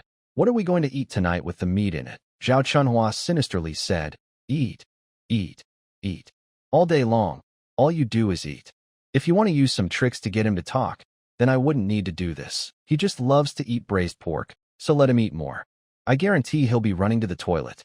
This is what I call giving up the child to catch the wolf. Having raised him for 20 years without a single act of filial piety, now that he's got wings, he dares to play tricks on me. Just watch. Today I'll teach him a lesson, Zhao Chunhua said as she mixed the laxative with braised pork. The family waited for Fu Xizhou to come back. By nightfall, the food had cooled, but Fu Xizhou still hadn't appeared. Zhao Chunhua couldn't sit still and scolded. Where did that brat go? It's already dark, and he still hasn't come back. Lin Jianya also grew impatient. I think he knows we're planning to punish him and is afraid to return. Let's eat first. The braised pork is left for him. The family was indeed hungry, so they had to start eating. They looked at the seasoned braised pork and ate some vegetables, but the meal was dull and tasteless. Until the Lin family was ready to sleep, Fu Xizhou still hadn't come back. Zhao Chunhua cursed loudly at the door. If he has any sense, he'd never come back in his life. Otherwise, I'll skin him alive. Meanwhile, Fu Xizhou was comfortably sleeping at Zhang Huimin's house. At 1 a.m., Zhang Huimin rode his bike to take Fu Xizhou to the big courtyard where the Lin family lived. The courtyard was locked, and Fu Xizhou didn't disturb the gatekeeper. He told Zhang Huimin to wait outside, and found a low wall to jump over quickly. He landed silently, and, familiar with the place, sneaked to the Lin family's door. Using a wire, he unlocked the back door and pushed it open. He first entered his own room. He took out a prepared cloth bag and packed all his clothes, bedding, and pillows inside. Then he went to the living room. The Lin family wasn't wealthy, but he took everything valuable from the living room. The radio, kerosene lamp, enamel mug, toilet paper, even the light bulb overhead, all were packed into the space. He took everything useful and left nothing for the Lin family. After finishing, he quietly opened the door of Dejun Lin and Zhao Chunhua's room. The couple was already asleep, snoring loudly. Knowing Zhao Chunhua liked to hide money in a metal box under the bed, Fu Xizhou squatted down, looked at the box, and with a thought, the metal box disappeared. In the exchange group, a photo of the metal box appeared. Fu Xizhou used the system's convenience to transfer the item remotely. It was midnight, and no one was in the exchange group, so he withdrew the item, and the metal box was now in his space. He carefully opened the wardrobe and took all their relatively new clothes. Next is the room of Lin Jianye and Lin Jiji. Fu Xizhou packed all the warm clothes into the space, and he also took all the money and tickets. Finally, he went to the kitchen. He took the large iron pot used for cooking. He packed the dishes and chopsticks from the cabinet. He packed the half bag of brown rice left in the rice jar. He packed everything, even the garlic and dried chili hanging in the corner and the eggs in the cabinet. Holding a woven bag, Fu Xizhou went to the yard and also packed Lin Dajuan's bicycle into the space. The main goal was to seize everything, leaving nothing behind. After leaving the Lin family, Fu Xizhou climbed over the wall. Zhang Huimin was waiting anxiously outside the wall. When he saw Fu Xizhou come out, he quickly asked in a low voice, "How did it go? Was it smooth?" "Smooth. Let's go." Fu Xizhou got on the back of the bicycle. Zhang Huimin pushed off hard, and they hurried to the train station together. The train station was still busy in the early morning. Most people were young workers heading to the countryside, like Fu Xizhou, or workers going far away. There was a long line at the ticket check. Fu Xizhou jumped off the bicycle, looked at his good brother who had once risked everything for him, but ended up with a tragic ending, and seriously reminded him, "Hui Min, remember what I told you before. During this time, stay away from women, especially widows. Keep that in mind." Zhang Huimin smiled. "You've said that 100 times. My ears are almost calloused. Don't worry, I've been avoiding women lately." Seeing that he understood, Fu Xizhou took an envelope from his pocket and handed it to him. "Keep this for me." Zhang Huimin took it. "What is this?" "A letter to report Su Yun." Fu Xizhou explained, "After Lin Jianye and Su Yun get married, send this letter to the leadership office of the department store." Zhang Huimin understood immediately and chuckled. "You're really ruthless. Waiting until they get married before sending it. You want to make them stay loyal and embarrass them by losing their jobs. They deserve it," Fu Xizhou said. "All right, I'll handle this. I promise I'll do it well." Zhang Huimin patted his chest to assure him. The sound of the train whistle announced that ticket checking was beginning. "I'm leaving," Fu Xizhou patted his shoulder. "Take care." Fu Xizhou squeezed onto the train with the crowd. The carriage was crowded and the air was stuffy. He finally found his seat, put down his woven bag, and closed his eyes to rest. Xiao Mei was riding the train for the first time. She got on the wrong carriage and had to push through the crowd to find her own. As she looked around, she thought she saw someone familiar. It looked like Fu Xizhou, but she quickly dismissed the idea, since this train was headed to Black Province, and Fu Xizhou couldn't be here. She continued to push forward, annoyed, and found her seat to sit down. The train slowly started moving, and the platform outside the window gradually disappeared. At that moment, a system voice sounded. "Host, Old Wong from the pork shop has prepared the items. Do you want to exchange now?" Fu Xizhou silently thought. "Yes, exchange." At the same time, a silver coin in the space disappeared, replaced by 3 fat pigs. Exchange complete, gained 5,000 energy points. Fu Xizhou checked the large fat pigs in the space with his mind. Old Wong from the pork shop was quite generous. Each pig weighed nearly 300 jin. Meanwhile, Old Wong asked in the exchange group, "Brother Wu, are you satisfied with the pigs I chose? They're all close to 300 jin." Fu Xizhou replied, "The pigs are very good. I'm satisfied." Old Wong from the pork shop, "Good to hear. Remember, if you find good stuff in the future, think of your brother. I'll exchange anything suitable." Rural Specialty Collector Yujia. Old Wong, "You're a pork seller but also like collecting antiques?" Old Wong from the pork shop, "Hee hee, just a hobby." Fu Xizhou didn't pay attention to their chatter anymore. He closed the group chat and rested with his eyes closed. Early morning. In the large courtyard where the Lin family lived, a sharp scream broke the silence. Zhao Chunhua sat on the bed, looking at the empty wardrobe, feeling a bad premonition. She immediately got up, knelt down, and reached under the bed. My money. My tin box. Zhao Chunhua frantically searched under the bed. Besides dust, there was nothing. The iron box was gone, and so were Lin Dajuan's clothes. She rushed to the living room. The most valuable radio was missing, the kerosene lamp was gone, and even the toilet paper was gone. Lin Dajuan looked at the emptied-out living room and was stunned. Zhao Chunhua stormed into the kitchen and suddenly blacked out. The big iron pot used for cooking was gone. All the bowls and chopsticks in the cabinet had been taken. There was only a little rice bran left in the rice jar. The garlic and dried chili peppers hanging on the wall, and a few eggs in the cupboard, all gone. The whole house looked like it had been visited by locusts. Everything usable and edible was taken. Lin Xizhou also found her room had been searched. She cried out, "Mom, all my thick clothes are gone. That new cashmere scarf I bought is gone too." Lin Jinya frowned. "My money and tickets are gone too." Lin Dajuan looked at the empty yard and said angrily, "My 2.8 big gun it." Everything was gone. Nothing left. Zhao Chunhua sank to the ground at the door, crying loudly, "Who did this? They're trying to ruin our whole family." Her crying attracted neighbors nearby to come and see. "Zhao Chunhua, what happened?" Zhao Chunhua wiped her tears and said, "Our house was robbed. Please help catch the thief." "Thief? Where's the thief?" someone asked. Zhao Chunhua was stunned for a moment, then quickly said, "The thief cleaned out everything in my house. He probably didn't run far. Please help find him." The neighbors all scoffed. What kind of nonsense was this? They didn't even know what the thief looked like. How could they catch him? Seeing that the neighbors weren't helping, she became anxious and stomped her feet. "Hurry up and help. If we don't catch the thief today, tomorrow your homes will be robbed too."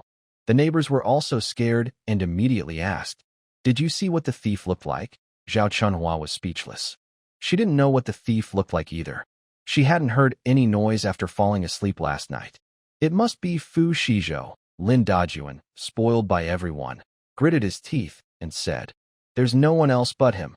That little. We raised him for 20 years, and this is how he repays us." Zhao Chunhua also believed it was him. She immediately stood up, her eyes red. "That's right, it must be him. Everyone, help us judge. We've raised a white-eyed wolf for 20 years, and last night, he emptied our house. Money, tickets, grain. He didn't even leave us a light bulb." Someone spoke up for Fu Xizhou. "Fu Xizhou is such a good person. How could he do this?" "Exactly. Usually, when someone is in trouble, Fu Xizhou always helps. Such a good young man. Lin family. You shouldn't wrongly accuse Fu Xizhou." Zhao Chunhua didn't expect anyone to defend Fu Xizhou. She said angrily, "It's him who did it. He resents us cutting ties with him, and he's been cheating us out of money and giving us laxatives. He didn't come home last night. He must have planned this. I'm going to report to the police. Arrest him and have him executed." Soon, the police arrived. "Who called the police? What's going on?" Zhao Chunhua immediately rushed forward and explained everything, firmly insisting it was Fu Xizhou. "Comrade, you must arrest him. Such a person should be taken away." The police took notes. "You're saying Fu Xizhou did this? Do you have any evidence? He didn't come home last night." "Who else could it be?" Lin Dajuan shouted. The police looked at them and said, "We will investigate. When we have news, we will inform you." After the police left, the neighbors gradually dispersed. Some went to work, some to school. The Lin family didn't feel like working. They planned to stay home and wait for the police to arrest Fu Xizhou. Suddenly, Lin Dajuan remembered the things in the cellar. His face turned pale, and he rushed down. Seeing the empty cellar, he hurriedly dug through the mud wall, but found nothing. His face was as pale as death. Zhao Chunhua knew there was something downstairs. She quickly asked, "Husband, are the things still there?" Lin Dajuan shook his head. "No, everything's gone." Zhao Chunhua's eyes widened, and she gasped for air, then fainted immediately. That evening, the police came to the Lin house. "We have investigated the theft at your home." Zhao Chunhua, who had been feeling weak, had fainted in the morning and was now exhausted. When she heard the police speak, she finally gathered her strength. Did you catch that little brat? The police officer shook his head and said, this matter has nothing to do with Fu Xizhou. Impossible. You're police. You can't protect him. The Lin family of Ford didn't believe him. The police officer looked unhappy and said, we have investigated. Last night, Fu Xizhou was at the workers' housing area of the meat factory with his friend Zhang Huimin. Many people saw them, and the deputy director of the factory can also testify. Early this morning, Zhang Huimin rode his bike to the train station and saw Fu Xizhou board a train to the countryside. Someone saw him, and he didn't have the chance to commit the crime. His suspicion is cleared. As he spoke, a deputy director from the meat factory confirmed Fu Xizhou's alibi, so they wouldn't continue investigating. In this era, the factory director's reputation was very high. He's gone to the countryside. Zhao Chuanhua's lips trembled, unable to believe her ears. Yes, we will continue to investigate the theft. Just wait and see, the police officer said before leaving. The Lin family members stood there, looking at each other, their faces turning pale and then red. Their belongings and money were gone, and now even the person had run away. They couldn't find anyone to hold accountable. Zhao Chunhua suddenly fainted, her eyes rolling back. The Lin family was thrown into chaos again. Fu Xizhou knew nothing about what had happened to the Lin family.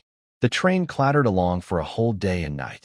Finally, early the next morning, they arrived at the train station in the capital of Black Province. Fu Xizhou got off the train carrying a woven bag, and a cool breeze made him feel refreshed. It's only autumn, and the temperature here is already so low, showing how harsh winter will be. He realized he needed to exchange more winter supplies with the people in the exchange group. Following the instructions on his notice, Fu Xizhou found the pickup point at Xiangyang village. A dark-skinned, serious-looking middle-aged man was standing there, holding a registration book. Fu Xizhou approached and asked, Comrade, hello. Are you the leader of Xiangyang village? Wang Dagan looked up and examined him. That's right. I am the team leader of Xiangyang village. Are you a sent-down youth? Yes, my name is Fu Xizhou. Here is my introduction letter. Fu Xizhou handed over the letter. Wang Dagan took it, looked it over carefully, then checked the names against his register, nodded, and said, Okay, no problem. Wait a moment, some people haven't arrived yet. Fu Xizhou stood nearby, waiting patiently. Soon, Zhao Mei hurried over, panting heavily. When she got off the train, her luggage was almost stolen. If a kind man hadn't helped her, she would have lost everything. Her hair was messy, and her face looked tired, but when she saw Wang Dagan, she still showed a proud city attitude. She handed over her introduction letter and said, Are you the person coming to pick up someone from Xiangyang village? I am Zhao Mei, your assigned youth worker. Wang Dagan took the letter with a sour look, checked her name, then returned the letter and said, Someone else hasn't come out yet. Wait here for a moment. Zhao Mei took the letter, put it away, and then saw Fu Xizhou nearby. She froze in surprise. Fu Xizhou? Why are you here? Fu Xizhou glanced at her, but didn't speak. Zhao Mei's mind raced. How could Fu Xizhou be here? She hadn't heard her aunt say he was sent to the countryside. Thinking about the things he bought yesterday at the department store, Zhao Mei quickly forced a smile. Oh, what a coincidence. Xizhou, we're relatives. I'm a distant niece of Aunt Chunhua. When you go to the countryside, you must look after me. Fu Xizhou looked at her expressionlessly. I don't know any Chunhua. Zhao Mei's smile froze on her face. How can that be? She's your mother. I'm Fu, and I've cut ties with the Lin family. Fu Xizhou interrupted her. Comrade, please mind your words. We're not relatives. Don't try to use my good looks to get close. I'm not interested in you. Other young workers waiting nearby heard this and looked over. You're talking nonsense. About you being handsome. Zhao Mei's face instantly turned pale. She didn't expect Fu Xizhou to openly dismiss her in front of so many people. She clenched her fists, glaring at Fu Xizhou with resentment. Bah, I wouldn't be interested in someone like you, full of self-importance. Fu Xizhou moved aside lazily, ignoring her. Zhao Mei felt angry but didn't say anything more, worried others might think she was interested in Fu Xizhou. She was a proud city girl and planned to marry a city leader someday. You must not get involved with people like Fu Xizhou, who are bad influences. After all the young workers arrived, Wang Dagan counted the number of people. Everyone's here. Follow me. This time, 9 young workers were assigned to Xiangyang village, 5 men and 4 women. He led them out of the train station. Outside, there was only a single ox cart. A fashionable young worker asked. Captain Wang, where's our ride? Wang Dagan pointed at the ox cart. This is your vehicle, really? Everyone looked surprised. Are we supposed to ride this? Wang Dagan had no expression. The ox cart is for carrying luggage. You have to walk. Walk? How far is it? 50 kilometers. What? The group of young workers immediately started complaining. 50 kilometers. When will we get there? Oh my, why is this place so remote? Isn't there a tractor or something? Wang Dagan looked at the complaining group and honestly didn't like them. If it weren't for the organization's arrangement, he wouldn't want these young workers. Some of the girls looked weak and fragile, so he didn't expect much from them in farming. As for the boys, they looked strong but didn't seem capable of farm work. Especially since these young workers looked decent and came from the city, they might cause trouble in the village later. Wang Dagan already felt headache just thinking about it. Stop complaining. It's just 50 kilometers. If you can't walk this much, why come to the countryside? Do you think the organization sent you here for fun? Fu Xizhou stayed silent. He put down his woven bag, took out an old piece of clothing, and quickly tore it into strips. He sat on the ground, unfastened his shoes, and wrapped the strips tightly around his ankles, then wound them down to just below his knees. He had done this before when he went to the countryside in his previous life. 50 kilometers was no problem for Wang Dagan, who often did farm work, but for those who had never worked before, it was really tough. In his past life, his legs hurt for days after walking that far, so this time he was smarter. Wrapping his legs made it much easier. This trick was something his father had taught him when he went to the countryside before. Xiaomei saw this and pursed her lips, whispering to herself, wasting fabric, just pretending to be capitalist. Fu Xizhou couldn't be bothered to respond to her. Wang Dagan watched Fu Xizhou's actions, and a faint flicker of emotion crossed his serious face. Seeing the young workers hesitating and not wanting to leave, he shouted loudly, "Stop dawdling. Hurry up and load your luggage onto the truck. If we don't reach before dark, we'll have to feed the wolves outside." The young workers didn't dare complain anymore. They all looked grim as they piled their luggage onto the ox cart. Soon, the group set off. A bunch of people followed behind the ox cart, walking on the bumpy dirt road. At first, some were joking and introducing themselves. But after walking for less than an hour, no one spoke anymore. The sun rose higher and higher, and everyone started sweating lightly. They were panting, their steps heavy as if weighed down by lead. An entire morning passed, and the endless dirt road stretched out before them. Wang Dagan was driving the oxen at the front, feeling a bit impatient as he looked back at the young workers. Usually, villagers could walk this road in 4 or 5 hours. But now, they had only gone a little over halfway, and these young workers were really slowing them down. Xiaomei couldn't take it anymore and asked, "Team leader, can we rest for a while?" As soon as she spoke, the other young workers agreed. "Yes, we haven't had breakfast yet. It's already noon. Just a short break so we can eat and drink some water." Seeing that they all looked exhausted and pale, almost like they had lost their parents, Wang Dagan impatiently waved his hand. "Half an hour rest." As soon as he finished speaking, the young workers sat down on the ground, complaining loudly. Fu Xizhou was among the better off. He didn't sit immediately but walked to the side of the ox cart, took his woven bag, and reached inside as if grabbing something. In reality, he was taking out biscuits he bought at the department store in his space. After taking out the biscuits, he remembered there was no water, so he opened the mall app, gritted his teeth, and spent 9 points of energy to buy a bottle of mineral water. He poured the mineral water into a water bottle he brought from the Lin family's space, then took out the water bottle. Wang Dagan looked at the biscuits in Fu Xizhou's hand and frowned. The biscuits looked expensive, and the fact that he was willing to buy such biscuits for the kids going to the countryside showed that his family was well off. A boy from a good family background has similar physical strength to a girl from a similar background. He even thought Fu Xizhou was different. Wang Dagan was speechless about his mistaken judgment.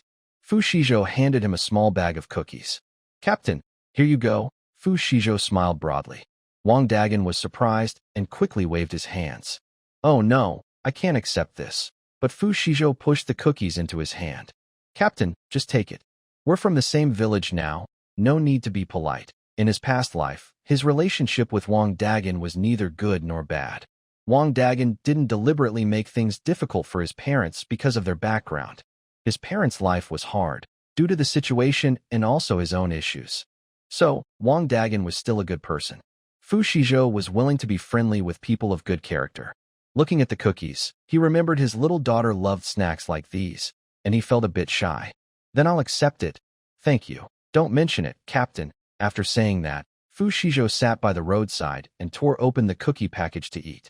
Zhao Mei was gnawing on a coarse bread, watching Fu Xizhou eat the cookies, and felt that her bread was getting less tasty. She also really wanted to eat cookies. When Zhao Mei was about to ask him boldly, a young worker approached Fu Xizhou. The young worker sat next to Fu Xizhou and said, "Brother, I want to talk to you about something." Fu Xizhou looked over and saw it was the same fashionable young worker from earlier, dressed like a city person from a port city. If he remembered correctly, his name was Yang Weidong. Yang Weidong was known for being loyal and straightforward. His family was military, from his grandfather to his brother and sister-in-law, all in the army, definitely from a prestigious family. He was sent to the countryside because he refused to enlist.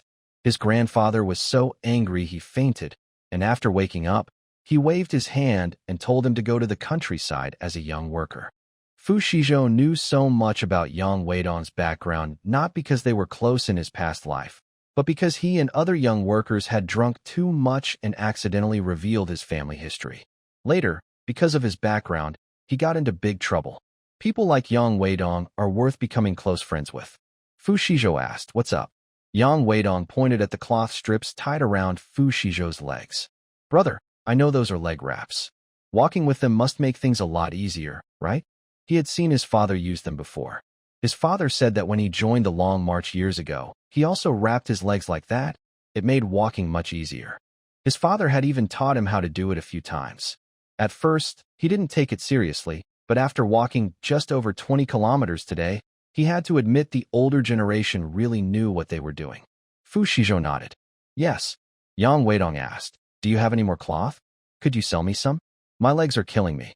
He had chosen to go to the countryside instead of joining the army because he didn't want to suffer. But on the very first day, he was already exhausted. If he kept walking like this, he felt his feet would be rubbed raw. "It's just some cloth strips. No need to pay." Fu Xizhou took out the rest of an old shirt from his woven bag. "Here, take it." Yang Weidong grinned. "Thanks, brother. I'm Yang Weidong, a fellow educated youth from Xiangyang village. If you ever need help, just say the word. I'll be there for you." He took the shirt without hesitation, tore it into strips like Fu Xizhou had done, and started wrapping his legs. The other young men saw this and gathered around. "Hey, does that really work? Can it really make walking easier? Hey, Yang Weidong, share some with me too, will you? This road is killing me. My feet are full of blisters." One of them spoke with a pained expression. Yang Weidong looked at Fu Xizhou. Fu Xizhou waved his hand casually. "Go ahead and share it. I don't need it anymore." "Thanks, brother. You're the best." The young men thanked him one after another, divided the remaining cloth, and started wrapping their legs too. From a distance, Zhao Mei watched the scene, her thoughts turning. Her legs were sore and tired as well. If it really worked, the rest of the journey would be much easier. After hesitating for a moment, she finally walked over and said to Fu Xizhou in a commanding tone, "Hey, Fu Xizhou, give me some cloth strips too." Listening to the commanding tone, as if he owed her something, Fu Xizhou didn't even lift his eyes and simply said, "Nothing." Zhao Mei glanced at his worn-out clothes and confidently said, "Nothing? Won't you tear another one? Look at your clothes, they're all ragged. Tearing them doesn't matter." Upon hearing this, a few nearby young men working on their legs paused and looked at her with strange eyes. Fu Xizhou was amused by her bold attitude and chuckled. "Why should I tear my clothes for you? Did you pay me, or what?" Zhao Mei thought Fu Xizhou's clothes weren't worth much, and of course, she wouldn't pay either, so she shouted, "It's just a torn shirt. You're so generous with them, but you're so stingy with me." Fu Xizhou sneered. "Want to know why?" Zhao Mei looked at his smile and felt a bad premonition. Before she could speak, Fu Xizhou said, "Because you're so ugly it hurts my eyes." Zhao Mei's eyes widened. No one had ever called her ugly before. "Fu Xizhou, how can you say that? We are at least." He interrupted her. "If you want to tear your leg bindings, tear your own clothes. Don't come trying to ruin mine. You." Zhao Mei was so angry she couldn't speak, biting her lip and looking at Fu Xizhou with grievance, tears welling up in her eyes. At this moment, Another young girl with 2 braids and a few freckles on her face stepped forward. How can you, as a male comrade, say such things to a female comrade? Fu Xizhou narrowed his eyes. He remembered this girl too. Her name was Li Yan. She was not easy to deal with. Because of Li Yan, the young people in Xianyang village had not had peace for the past 2 years. Li Yan supported Zhao Mei's shoulder and defended her. Comrade Zhao Mei just wanted some cloth strips. We're all comrades working together in the countryside. Helping each other is what we should do. Do you have to speak so harshly? You lack any gentlemanly manners. She spoke upright and raised her voice. We are all responding to the country's call to build the countryside. In Xianyang village, we are a team, and everyone is like family. A family should help and care for each other. If you are so petty, how will you fit into our big group in the future? Li Yan spoke confidently, as if Fu Xizhou had done something unforgivable. After she finished, she turned her tone and looked at the cookies in Fu Xizhou's hand. But I know you didn't mean it. How about this? Share your cookies with everyone to try, apologize to Comrade Zhao Mei, and then this matter is over. We are all good comrades, and we should stay united and friendly. When she said this, not only Fu Xizhou, but also Yang Weidong and several other young workers were stunned. What kind of strange logic is this? One wants a cloth, another wants cookies, and they just say it so casually? Why do these 2 young women have such a strong possessiveness over others' things? Does Fu Xizhou owe them something? A family? Fu Xizhou looked at her calmly. Since we're a family, will you also share the money in your pocket with everyone? Yang Weidong clapped and agreed. That's a good idea. Li Yan's face turned pale as she glared at Fu Xizhou. Why should I? That's my money. Fu Xizhou's eyes turned cold. Then shout if you're unhappy. I also bought these cookies with my own money. If you want to eat, buy your own. Don't stand here whining and trying to take advantage. Ugly and still dreaming, Li Yan trembled with anger at his words.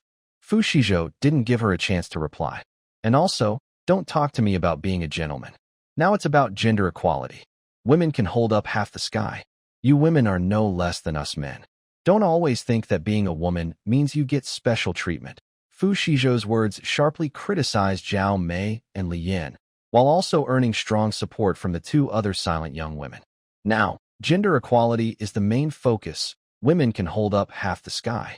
Unlike in the old days, where men were considered the sky and women had to depend on men. At first, I felt a little sympathy for the 2 young women, Li Yan and Zhao Mei, but suddenly I couldn't feel sorry for them anymore.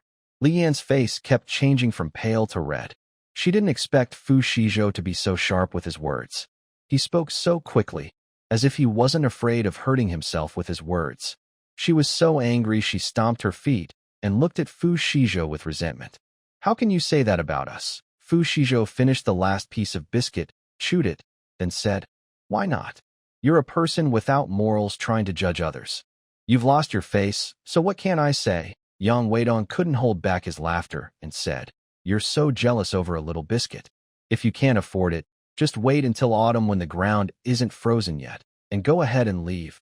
You guys. Li Yan pointed at Fu Xizhou and Yang Weidong, so angry she couldn't speak. Zhao Mei burst into tears and pulled Li Yan, looking toward Wang Dagan. Captain, please stand up for us. Zhao Mei cried so hard she was gasping for breath. Fu Xizhou and Yang Weidong are bullying us women. Li Yan also complained with a sad face. Yes, Captain, we just wanted some cloth strips to tie our legs, but he wouldn't give them to us. Instead, he scolded us. He has no sense of collective pride. You need to teach him a lesson about his problematic attitude. Wang Dagan was leaning on a cart, smoking a dry pipe, feeling headache from these 2 young women arguing. He frowned, exhaled a puff of smoke, and just as he was about to speak, these 2 women caused trouble again. What would happen when they reached the big team? Enough, stop crying. Wang Dagan tapped his pipe on his shoe sole, his voice rough. It's just a small matter. Why are you crying and making a fuss? Someone's own belongings, if they want to give it to you, that's kindness. If they don't, that's their right. What's there to say? You 2 women, stop thinking about special treatment and causing trouble. Be more disciplined. Wang Dagan's words were very blunt. Zhao Mei and Li Yan stood there, their faces turning red and white. Fu Xizhou arrived at the right time, smiling as he lifted Wang Dagan high. The team leader is right. We should all learn from him. Our thoughts and awareness should be high. We came to the countryside to change our minds and learn from poor farmers, not to bring bad habits from the city. Wang Dagan glanced at him, his expression softening a bit. Although he didn't speak, he clearly appreciated Fu Xizhou's words. He stood up, brushed off the dirt on his pants, and said, "Rest time is over. Get up and keep moving. If we don't reach the village before dark, we'll be left outside to face the wolves." The young workers didn't dare delay any longer. They all got up from the ground, dusted themselves off, and followed behind the ox cart. Zhao Mei and Li Yin were disappointed. They could only glare angrily at Fu Xizhou, wipe their tears, and reluctantly join the group. After this fuss, the other two young women looked at Zhao Mei and Li Yin differently. No one wanted to walk with them anymore. Yang Weidong then took the initiative to walk beside Fu Xizhou. "Good job, brother. You're quick with your words." Yang Weidong patted Fu Xizhou on the shoulder. "To deal with those kinds of girls, you can't be polite." Fu Xizhou smiled. With the leg bindings, the road became much easier. Fu Xizhou and Yang Weidong, along with a few other young men, walked ahead, chatting and laughing, making the atmosphere much more relaxed. Next were the two young women. While the young men were tying their legs, they also tore a patched-up shirt to learn how to tie their legs. Now they could keep up with the group. Zhao Mei and Li Yin walked at the back of the line. The pain in their feet and their inner resentment made their faces dark as a pot bottom. "I'm so angry. What kind of person is Fu Xizhou? And Wang Dagan, a country bumpkin, dares to scold us?" Zhao Mei whispered to Li Yin. Li Yin clenched her teeth. "Just wait. When we get to the young workers' camp, Fu Xizhou will be in for a surprise. We'll teach him a lesson and take his good stuff." Zhao Mei's eyes lit up. She whispered to Li Yin that Fu Xizhou bought a lot of nice things at the department store before coming to the countryside. Li Yin looked at her greedily, as if those things belonged to them. They didn't arrive at Xianyang village until after 4 p.m. After walking for most of the day, all the educated youths were very tired. Fu Xizhou felt the same. His legs felt heavy and like they were filled with lead. But being in this way was much better than in his previous life. As soon as they arrived, a young man wearing glasses came out from the team office. "Team leader, why are you so late?" Wang Dagan replied irritably. "Didn't you experience the same last year?" The young man with glasses awkwardly smiled. Wang Dagan introduced him. "This is your youth team leader, Chen Wenyu. If you have any problems, go to him." Wang Dagan then entrusted all these new educated youths to Chen Wenyu for management. "Wenyu, first distribute the food rations to the newcomers. Each person gets 50 jin of cornmeal." "Yes, team leader," Chen Wenyu responded, opened a bag nearby, and began dividing the food among the new youths one by one.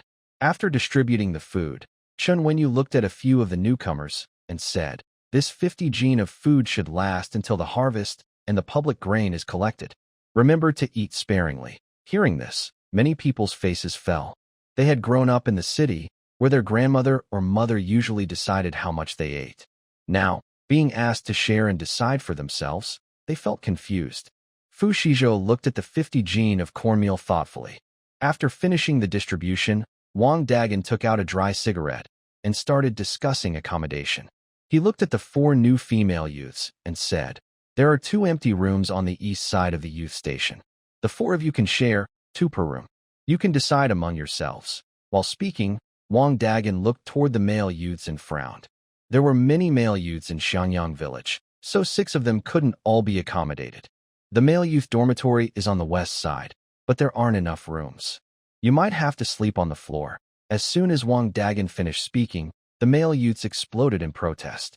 "Sleep on the floor? Isn't it too cold? Team leader, it's already autumn. If we sleep on the floor, we can at least cover ourselves with thick blankets at night. But in winter, it will be unbearable." Wang Dagan also felt troubled. He had previously reported the accommodation issue to the commune. He asked them not to send more youths here. But the commune still arranged for the youths to come. They arranged the youths, but didn't allocate funds to build more dormitories. "Everyone stay calm. Let me think about what can be done. I definitely won't let you sleep on the ground." Seeing Wang Dagan worried and pulling his hair, Fu Xizhou remembered having the same problem in his past life. The young workers couldn't find a place to stay. The final solution was for Chen Wenyu to step forward and give up his spot for the new workers. He moved to live with an old man in the village. In this life, Fu Xizhou knew he would often visit his family, especially his parents. Since the young workers' camp was crowded and busy, living there would make it hard for him to move around freely. Also, after being reborn, nothing changed just because he chose to go to the countryside. The workers were still the same. Having lived through a whole life, Fu Shizhou knew that most of the old and new workers were not easy to deal with. He didn't want to get involved with them. Before Chen Wenyu could speak, Fu Shizhou stepped forward and said, "Team leader." Wang Dagan wrapped some tobacco around his cigarette and asked, "What's your plan?" "I have a way to solve the current problem," Fu Shizhou said. Everyone looked at him. He continued, "I want to rent a house from a villager. That way, I can free up a spot for others." Wang Dagan's eyes lit up. He had been thinking about letting one of the workers stay with a villager. But because the workers' labor was not very good, the villagers in Shenyang village didn't like them, especially the new workers. However, if Fu Shizhou paid rent, it would be different. Wang Dagan nodded. "That's a good idea. How much rent do you plan to pay?" 5 yuan a month. Fu Shizhou replied, "I'm just renting the house. I won't eat with the villagers or take their food." Wang Dagan smiled and said, "All right, I'll arrange it for you." Fu Shizhou added, "Village head, I have only one request about the house. The villagers' home shouldn't have too many people, and it would be better if there are no women there. That way, we can avoid some trouble." He made this request because of Old Man Wang at the end of the village. Old Man Wang never married. His adopted daughter passed away years ago when he was middle-aged. Now he was just a lonely old man, old and a bit deaf. In his past life, Chen Wenyu lived at Old Man Wang's house, which conveniently allowed him to have secret meetings with a few young women from the village. It wasn't until a year later that someone caught him in the act. Fu Shizhou's plan was based on this. And since the village in near the cattle shed, it was easier for him to visit his parents without being noticed. Wang Dagan immediately thought of Old Man Wang at the village end. There is a household that could meet your needs. At the village end, there's an old man named Wang. He's all alone, living by himself, and one of his rooms is empty. He paused and added, "That room is a bit old, and the old man is quite strange. Are you sure you want to go there?" Fu Shizhou didn't hesitate. As long as it can block the wind and rain, everything else doesn't matter. Wang Dagan didn't expect this big problem to be solved so easily. Old Man Wang is a very poor household in the village, with no young people at home, so he has no labor force. He usually can't even earn work points and relies on the collective and village aid to survive. If he could earn 5 yuan a month, his life would be a bit better. Wang Dagan said, "All right, it's settled then. You really solved a big problem for me. Can you pay 3 months rent up front?" "No problem." Fu Shizhou took out 15 yuan and handed it to Wang Dagan. Zhao Mei watched him give the money, her eyes full of greed and resentment. She was sure this money came from her aunt's savings. Is it really his money to spend so freely? Giving 5 yuan a month. If her aunt found out, she would be heartbroken. Not to mention her aunt. She herself felt distressed. Zhao Mei curled her lips, acting like a capitalist. Wang Dagan glared at Zhao Mei. Don't always accuse Fu Jiqing. The money he gives not only solves the problem of accommodation at the youth center, but also helps the poor households in the village. Zhao Mei shrank back under Wang Dagan's gaze and didn't dare speak. Listening to the team leader, Chen Wenyu's face looked a bit unhappy. He knew the youth center couldn't hold everyone, and he had already planned to suggest moving to Old Man Wang's house. There were no villagers around, and the house was independent. Old Man Wang was deaf, making it perfect for him to secretly meet with the young women from the village. But unexpectedly, Fu Shizhou cut in and took over, and he even offered to pay rent. Unless he is willing to pay 5 yuan more rent for a month, the team leader definitely won't agree to him moving in. So, he still has to stay at the youth commune. Thinking about having to sneak into small woods to meet the village girls, Chen Wenyu's expression turned unfriendly towards Fu Shizhou. Spring and autumn are okay, but in summer and winter, it's either mosquitoes or snow, not suitable for sneaking into small woods. Wang Dagan didn't realize Chen Wenyu had so many tricky ideas. He then ordered, "Chen Youth, take the remaining comrades back to the youth commune and arrange their stay." Chen Wenyu forced a smile and replied, "Yes, team leader." That was settled. Although the male youths envied Fu Shizhou for living alone, no one said anything since he was paying for the rent. Yang Weidong walked over to Fu Shizhou, nudging him with his elbow. "Brother, you're clever. You thought of this." Fu Shizhou slightly curled his lips and heard him say, "Since you're living alone, Just give a shout if anything happens. Fu Shizhou nodded.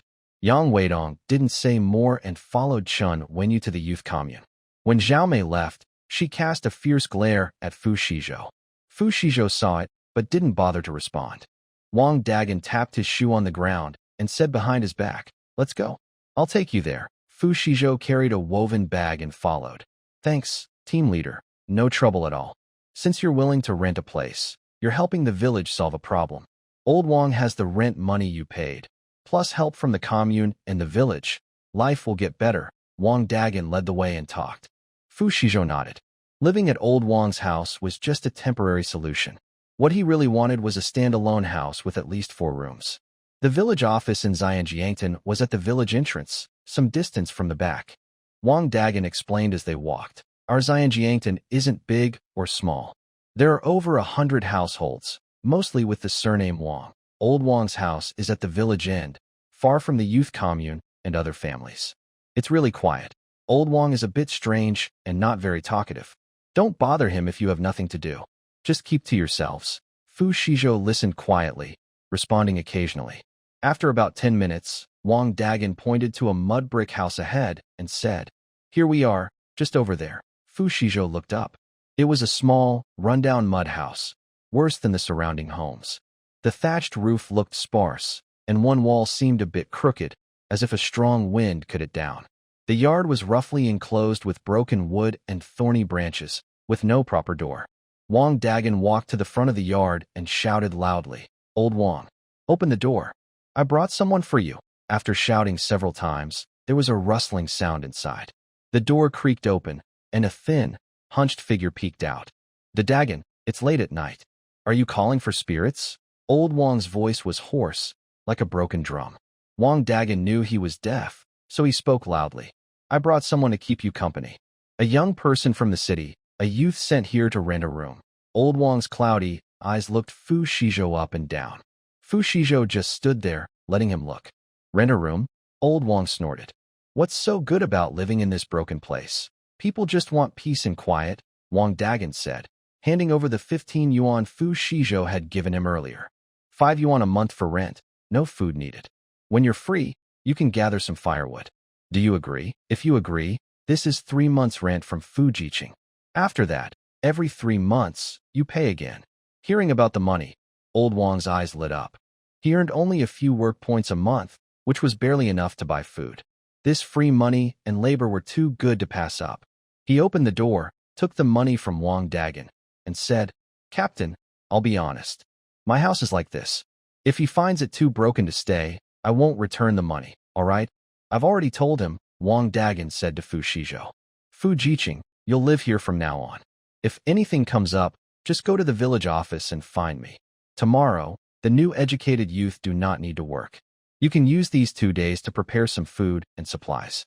If you need to go to the county town, there is a bullock cart waiting at the village entrance at 6 in the morning. You can go with it then." "Okay." Fu Shizhou reached into the woven bag, actually took out a pack of Dakiamin cigarettes from his space, and handed it to Wang Dagan. "Team leader, thank you for bringing me here. Do you want a cigarette?" Wang Dagan was surprised. He didn't expect Fu Shizhou to give him cigarettes, especially Dakiamin. But he also helped out, so Wang Dagan accepted the cigarette. After Wang Dagan walked away, Fu Shizhou entered the yard again and gave another pack of Dakiamin to Old Wang. "You're quite clever, but don't think that a pack of cigarettes can make me believe you're fooling around with my food supplies." Old Wang took it without hesitation and pointed to the smaller room on the east side. "You can stay in that room. Don't go into any other places." After saying that, he didn't care about Fu Shizhou and went back to his room, closing the door. He seems to be a cautious old man. Even during the daytime, he keeps the door closed. No wonder Chen Wenyu's previous year of trouble went unnoticed. Fu Shizhou carried the woven bag into the small room on the east side. He opened the door, and a damp, musty smell hit him. Inside, there was only a small window, not very bright, only somewhat lit when the door was open. The room had just a single bed. He paused, thinking that if he had known Wang Old Man only had one bed, he should have taken the tables and chairs from the Lin family instead. Fu Shizhou didn't close the door. He took out Lin Dajuan's torn clothes from his space, washed them in the well, cleaned the bed, and then sat on the doorstep waiting for the bed to dry. He mentally opened the exchange group. Besides messages from group members, many people tagged him. Old Wong from the pork shop. Material brother, I took the silver dollar you traded me to the antique shop. Guess what? A bunch of antique shop owners want to buy this silver dollar at a high price. It's really a good item. Do you want to trade anything else? I'm willing to pay a high price. The man with the lame leg. Old Wong, you've traded enough already. It's my turn now. Xiao Zhang, never a pilot. Material brother, are the antiques from your collection really that good? I want to trade too. Brother, look at me. Whatever you want, I have it. Fu Xizhou stroked his chin, thinking about upgrading the system. He needs to upgrade to a level 3 system quickly to unlock the planting and breeding space. If the space contains spiritual springs or other resources like in future novels, he might be able to trade various supplies with others in the group. This way, the antiques and silver coins he collects could be kept and passed down to his son and grandson, helping them avoid many hardships. Realizing he was drifting from his main goal, Fu Xizhou used his mind to check the antiques inside the space. He found a small porcelain bottle. He remembered this porcelain bottle from his past life. After studying stamps, he also researched antiques. Although he couldn't always tell if they were real, he understood their value. This porcelain bottle wasn't very valuable in the future, worth about 10,000 yuan. If he could trade successfully, he would have enough energy to upgrade. Fu Xizhou used his mind to send a picture of the porcelain bottle to the trading group. Late Qing Dynasty porcelain bottle. Willing to exchange for 6 tons of coal, 10 pairs of work gloves, 10 pounds of fresh fruit of any kind, 20 pounds of fresh vegetables of any kind, plus a box of special cold medicine, stomach medicine, and fever reducers, and 20 different banknotes from 1976 or later. Only national ration coupons. After sending it, Lao Wong from the pork stall asked, Brother, I understand the first few items, but what are the rest?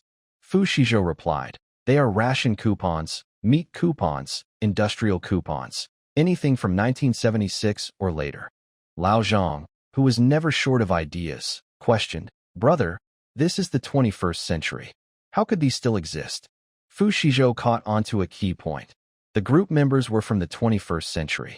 That means it was around the time he died. Actually, since he had items looted from the Lin family, he didn't really need the coupons now.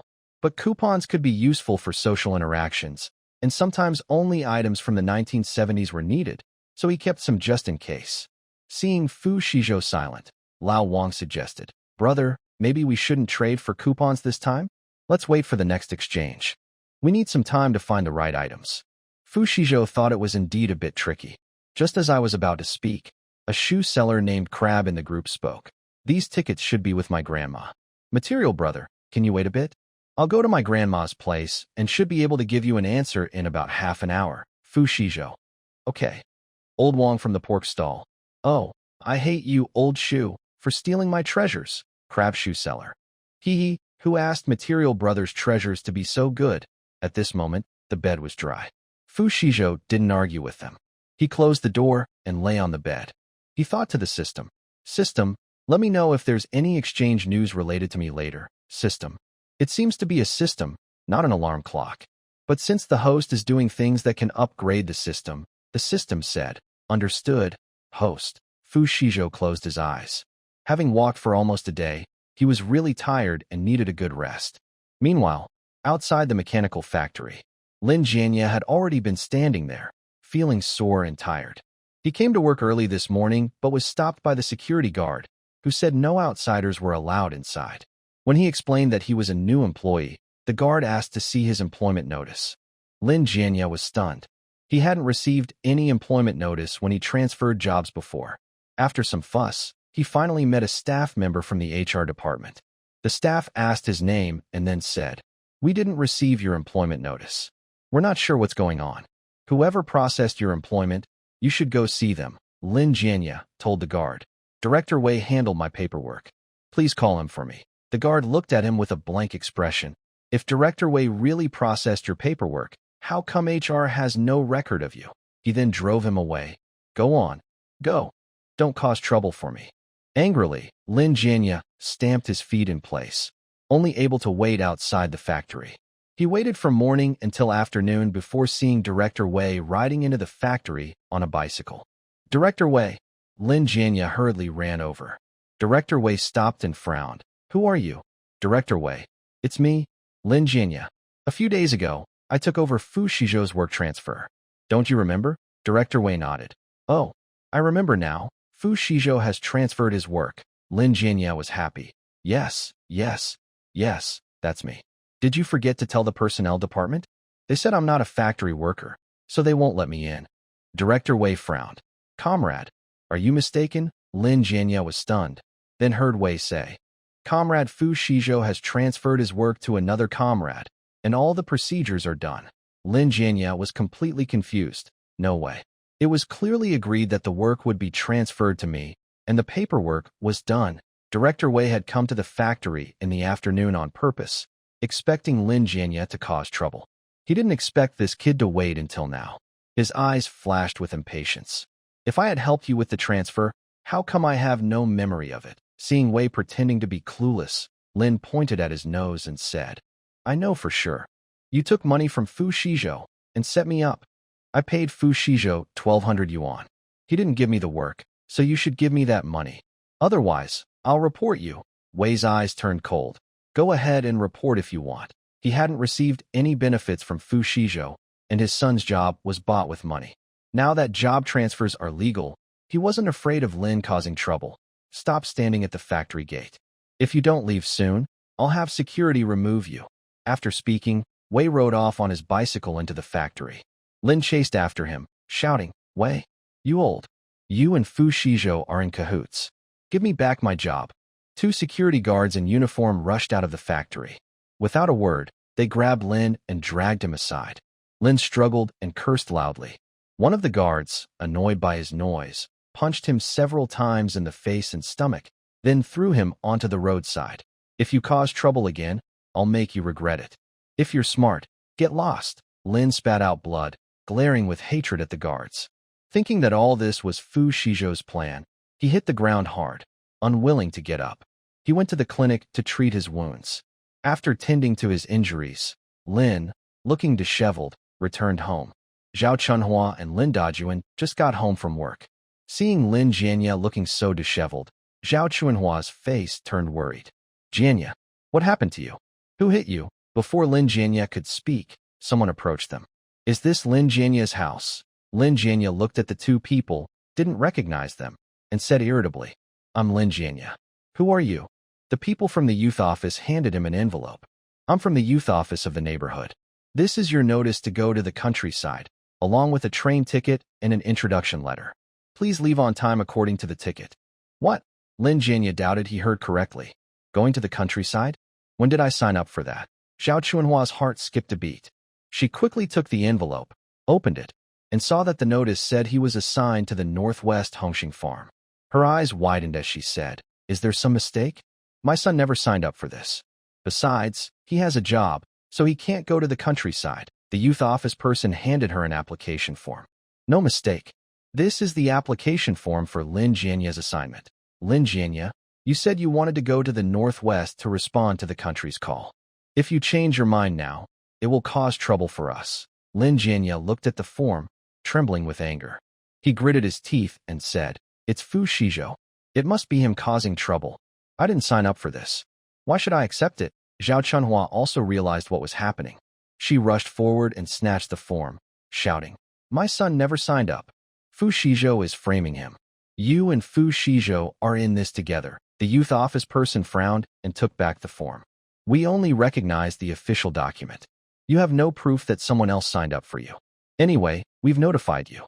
If you don't leave when it's time, you'll be responsible for the consequences. Of course, Lin Jianya wouldn't go. He shouted, I'm calling the police. When the police come, they'll arrest Fu Xizhou and those who took his bribes. The youth office person thought it was just a simple notification, but they didn't expect such a strong reaction and for him to accuse them of accepting bribes. He asked the people nearby to notify Director Wu at the youth office, then said to Lin Jianya, You're brave enough to report to the police. I've never taken anyone's benefits before, so I'm not afraid of an investigation. But you, now that the notice has gone out, you have to go to the countryside. This was a national call, not a child's game. The people at the youth office were not afraid. Hearing this, Lin Jianya really reported to the police. Soon, 2 police officers arrived. They understood the situation, asked the youth office staff for the registration form, and had Lin Jianya sign his name. Then they compared the signature on the form with the handwriting on the registration. Seeing the signature that looked like a dog crawling, after examining it carefully, the police said seriously, "The handwriting matches exactly. It's definitely your signature, Comrade Lin Jianya. Since you've already registered, don't cause trouble anymore. Report to the designated place on time." Lin Jianya was stunned. How could the signatures be the same? Could Fu Xizhou have practiced secretly? But he didn't have that skill. Looking at the 2 similar signatures, Lin Jianya muttered, "No way, that's impossible." Zhao Chunhua also sat on the ground, throwing a tantrum. "It's unfair. My son was framed. He doesn't want to go to the countryside. You don't understand the situation, and you're protecting the officials." At this moment, Director Wu from the youth office hurried over. After understanding the full story, he finally realized why Fu Xizhou asked him to deliver the notice. Because Lin Jianya had no intention of going to the countryside. Director Wu understood everything now. But if something went wrong, it would affect his future. Plus, since there was a notice, it was almost certain. He said, "What are you making a fuss about? What kind of scene is this?" Then he told the police, "This is clear. It's the youth office's decision." Lin Jianya himself signed up, and all procedures are complete. Lin Dajuan quickly said, "My son will not go to the countryside. He has a job." Director Wu was stunned, then turned to the 3 members of the Lin family.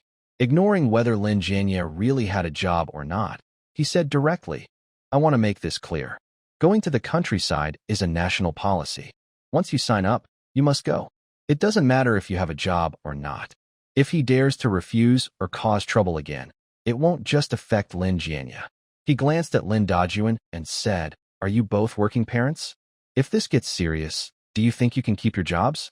If it blows up, they might label your family badly, and you all could face big trouble." His words were like a cold shower, successfully scaring Lin Dajuan and Zhao Chunhua from causing a scene. Thinking about how the authorities might punish them harshly just for raising a fuss, they dared not speak. Director Wu saw they were scared and stopped bothering them. Anyway, no matter what happens in the end, someone will be sent to the northwest. There's no room for negotiation. When the police saw they stopped protesting, they gave them a stern talk, encouraging Lin Jianya to be proud of supporting the country by going to the countryside. After that, they left. "Mom and Dad, what should we do about this?" Zhao Chunhua was furious that Fu Xizhou dared to scheme against Lin Jianya. She was so angry she wanted to lash out. If she knew where Fu Xizhou was sent to the countryside, she'd rush over and confront him right now. She suppressed her anger and said, "Don't worry. Mom has a plan." Lin Dajuan asked, "Honey, what's your plan?" "I heard that if someone has a job, they don't have to go to the countryside. The local youth office doesn't handle this matter. We just need to protest higher up. As long as Jianya has a job, they can't force him to go." "Hubby, tomorrow we'll ask for leave from the factory and go to the county youth office." Lin Jianya looked discouraged and said, "Mom, I don't have a job." Zhao Chunhua had already made her plans. Hearing Lin Jianya's words, she instinctively said, "No job means." She paused and looked at Lin Jianya. "What did you say?" "Say it again." "I don't have a job." Lin Jianya drooped his head and explained what happened today. "I went to the factory, but the HR department said they never received my employment arrangement. It's all Fu Xizhou's fault." "Fu Xizhou? That wicked man." Zhao Chunhua was trembling with anger. Thinking about how he tricked them out of 1,200 yuan and was planning to send her son to the far northwest, she was so furious she wanted to hurt Fu Xizhou. She pounded her chest and said, "We should have drowned him in a bucket back then. It's all my fault. I was too soft-hearted." Zhao Chunhua was truly upset, crying loudly and pounding her chest. Lin Dajuan was also confused. "Why didn't you watch out earlier?" Lin Jianya explained. "Was it me not watching? That Fu Xizhou bribed the old man Wei, and they teamed up to cheat and trap me. That's how I got into trouble." Lin Dajuan looked at Zhao Chunhua. "Stop crying. Think about what to do now." They tried everything to get Fu Xizhou to transfer the work, just to prevent Lin Jianya from going to the countryside.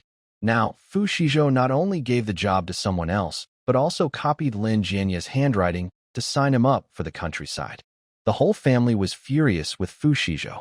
Lin Jiji pushed open the door and saw her parents and older brother in the yard, looking stunned. Seeing their worried faces, she didn't ask what happened. Since Fu Xizhou stole their home, the family had been like this. She had gotten used to it after 2 days. Is dinner ready? I'm starving. Zhao Chunhua exchanged a look with her son and husband. They didn't say anything but shared a silent understanding. She wiped her tears, stood up, and said, I'm going to cook now. The food was soon ready. A plate of stir-fried cabbage, a plate of pickled vegetable cakes, and a bowl of watery corn porridge that reflected people's faces. When Lin Xizhi saw the dishes on the table, her face immediately darkened. Again with this, she slammed her chopsticks on the table and got angry. Mom, didn't you ask Grandma for money? Can't we have some meat? It'll be fine after next month's paycheck. Yesterday, Zhao Chunhua would have scolded Lin Xizhi for that. But now she didn't. Zhao Chunhua reached into her pocket, took out 2 yuan and a food voucher, and handed them to Lin Jianya. Jianya, go to the grocery store and buy a roast chicken. Lin Jianya took the money and voucher and left. Not long after, he returned carrying a wrapped roast chicken, and the house was filled with its aroma. Zhao Chunhua took the chicken, opened the paper, and tore off 2 of the fattiest chicken thighs with her bare hands for Lin Xizhi. Eat. Lin Xizhi was surprised and touched. Mom, what are you doing? Since Lin Jianya came back, all the good food belonged to him. Just a piece of roast chicken, and she was happy to get a chicken wing. Most of the time, she could only eat chicken. This time, Zhao Chunhua surprisingly gave her both chicken legs. Lin Xizhi was so excited she didn't know what to say.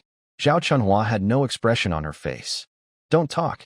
Eat quickly. Lin Xizhi nodded and grabbed a chicken leg to eat. Lin Jianya looked at the chicken leg in his sister's bowl, then at his own empty bowl. He moved his mouth but didn't dare to speak. After dinner, Zhao Chunhua asked Lin Jianya to clean up the dishes. This series of unusual events made Lin Xizhi finally feel something was wrong. Mom, what's wrong? When Fu Xizhou was not at home, she was the one who cleaned up the dishes. Today, her mother unexpectedly asked Lin Jianya to do it. Lin Xizhi had a bad feeling. Mom, are you planning to sell me for bride price money? Zhao Chunhua glared at her. Stop talking nonsense. Come into the room with me. I have something to tell you. Lin Xizhi followed Zhao Chunhua into the room. Outside, Lin Dajuan and Lin Jianya sat listening carefully. When the door closed, Zhao Chunhua told Lin Xizhi about Fu Xizhou's plans for their family. Lin Xizhi was stunned. So, my brother doesn't have a job now and has to go to the countryside in the northwest? Yes. Zhao Chunhua looked at her. The notice has been sent out. The police are here. It's a done deal. You have to go. Lin Xizhi frowned. What should I do? Going to the northwest. Can I come back? That's why Mom found you. Zhao Chunhua held Lin Xizhi's hand. Xizhi, only you can save your brother now. Her bad premonition grew stronger. How can I save him? Give your job to your brother, Zhao Chunhua said. As long as he has a job, we can go to the county and argue that the street office made a mistake. Then he won't need to go to the countryside. Lin Xizhi suddenly pulled her hand back. What about me? I gave my job to him. What do I do? Zhao Chunhua looked at her and said what she had been thinking for a long time. There should always be someone at home. Xizhi, your brother is a boy, the backbone of the Lin family. He can't be in trouble. Go and replace your brother in the countryside. Lin Xizhi was completely shocked. Let me go to the countryside? Mom, are you crazy? Why should I? She screamed. That's in the northwest. Not a good place. If I go, my life will be ruined. How would it ruin you? Just do your best there, and in a few years, you can come back, Zhao Chunhua said. Come back? Easy for you to say. You're just showing favoritism. He's your son, the backbone of the old Lin family. Am I not part of the Lin family too? Lin Xizhi's eyes turned red with anger. It's obviously his fault. The family gave him money, but he can't even do simple work. Now he's causing trouble, and why should I take the blame? He's your child. Why can he stay in the city and enjoy life while I have to suffer in some remote place? Seeing she was unwilling, Zhao Chunhua also got angry. Showing favoritism? I gave you 2 chicken legs. Did you forget? Ungrateful. Those chicken legs were just to shut me up, so I would go die, right? Lin Xizhi sneered. I tell you, that's impossible. No one can take my job away. If he wants to go to the countryside, let him go himself. He's stupid and was tricked by Fu Xizhou. You selfish girl. Zhao Chunhua suddenly slapped Lin Xizhi. I'm your mother. If I tell you to go, you go? What's the point of raising you? You don't even try to help your brother. Lin Xizhou covered her face, unable to believe her mother had hit her. I won't go. If you want to go, go yourselves. I won't give up my job.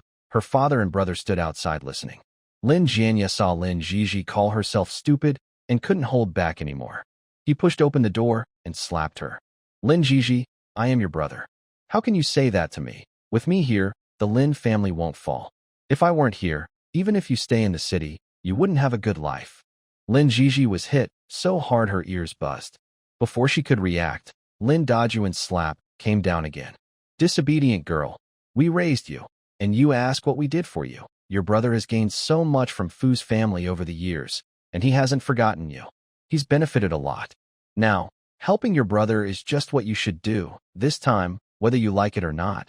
This is how it has to be. Lin Xizhou looked at her biased parents with resentment, covered her face, and ran out of the Lin family crying. Meanwhile, Fu Xizhou slept until it was dark.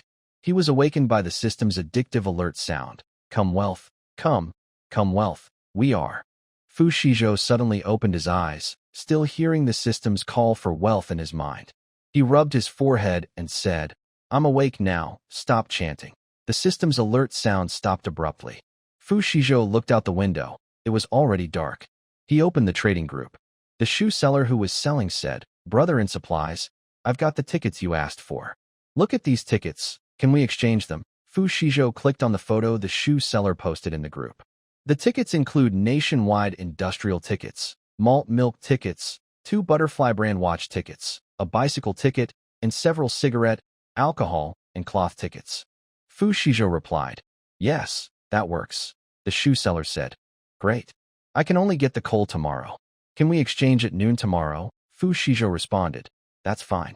Everyone else in the group saw this conversation and was very jealous. Old Wang from the pork stall said, That shoe seller is amazing. He managed to get so many good tickets. I checked today, they're all local tickets, no nationwide ones. The shoe seller replied, Of course. My mother used to work in scientific research, often on business trips. Most of the tickets issued by her unit are nationwide tickets. Old Wang asked, Your mother was in scientific research, and now you're selling? The shoe seller said, Don't mention it. Not liking to study is how it is. By the way, does anyone want to trade for Harry? They're from my own pond, raised with fish and shrimp, guaranteed delicious. Old Wang tagged Fu Xizhou, Brother in supplies. Do you need tickets to exchange antiques? Can't you just use local tickets if you don't have nationwide ones? Anyway, you're collecting them, Fu Xizhou replied. Tickets from He province are also okay. In the future, most exchanges will require tickets. The local specialty seller, Sister Yu, said, Oh wow, I happen to be from He province. I'll go collect some. Fu Xizhou closed the group chat and asked the system. System, what time is it now? System replied, 8 o'clock in the evening. Thinking that he had only eaten cookies today, Fu Xizhou got out of bed and took eggs and oil from the space. He planned to borrow some firewood from Old Man Wang to fry a few eggs to eat. Fu Xizhou walked to Old Man Wang's door and knocked. Inside, there was an impatient cough followed by footsteps. The door opened, and Old Man Wang looked at him with displeasure.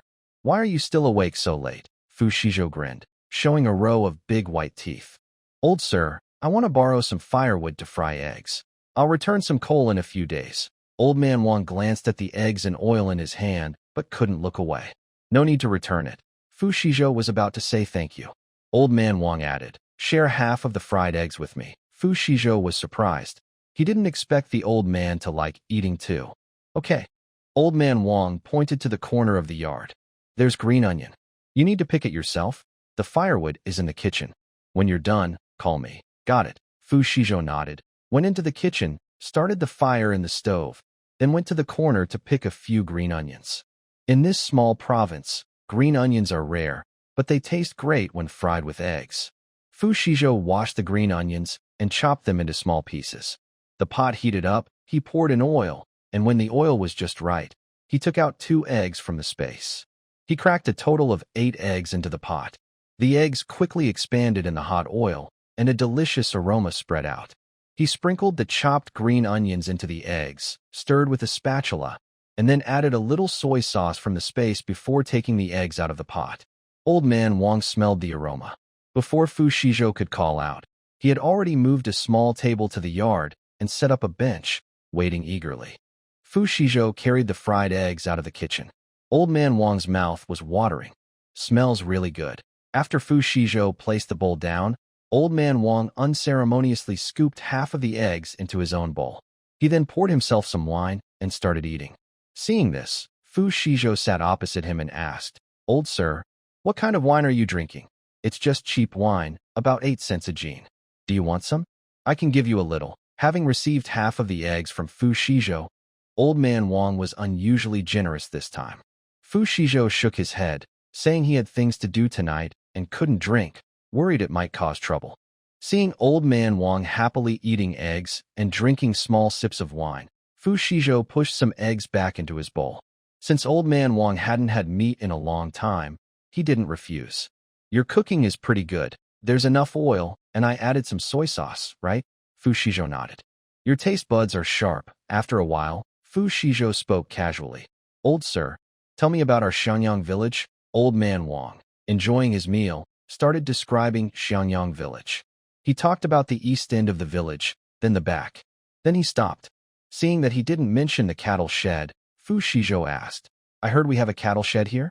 Old Man Wang paused his drinking, looked up at him. "Why do you ask?" "Just curious." Fu Shizhou reached into his pocket, took out a box of cigarettes, opened it, and offered one to Old Man Wang. Old Man Wang didn't take it, but took the whole box of cigarettes instead. "Old man like me has never smoked such good cigarettes in my life. Can I have it?" Fu Shizhou wasn't stingy and nodded. Old Man Wang put the cigarette in his waistband, looked at Fu Shizhou thoughtfully, then said, "There are 3 families living in the cattle shed, all sent down from the city." Fu Shizhou pretended to be curious. "What are their backgrounds?" Old Man Wang finished the last piece of egg, chewed it slowly, savoring the taste, then said, "They're all sent down, and no one dares say much to them." Fu Shizhou pursed his lips. "Yeah, with parents here, just not being bullied by the villagers is good enough. Don't expect anyone to ask about them kindly." Old Man Wang added, "But I only heard some news since the cattle shed is at the back of the village. One family has the surname Fu, quite a few people. They say it's because of their capitalist background that they were sent down. Another family is 3 old men living together, but I don't know the reason they were sent down. The last family is also a family of 3, probably a couple and a child. They seem very reclusive, and I don't know their background either." After hearing this, Fu Shizhou quickly recalled memories from his past life. However, he had no impression of the 3 old men or the family of 3 from that time. Back then, he was worried about his parents' status as capitalists and feared being discovered, so he avoided the barn. His parents secretly brought him food at night from the woods. After eating the eggs, Fu Shizhou tidied up the dishes and took them to the kitchen to wash. When he finished, Old Man Wang had already gone back to his room. Fu Shizhou stood in the yard for a while and heard faint snoring from Old Man Wang's room. He slipped out of the yard. Following his memory, he headed toward the west end of the village. The night road was bumpy and difficult to walk. He moved carefully, trying not to make any noise. Soon, he saw the barn. It was made of mud bricks with gaps for ventilation, topped with thatch, and had no proper door, only a torn cloth hanging over the entrance. Fu Shizhou stopped and watched from a distance.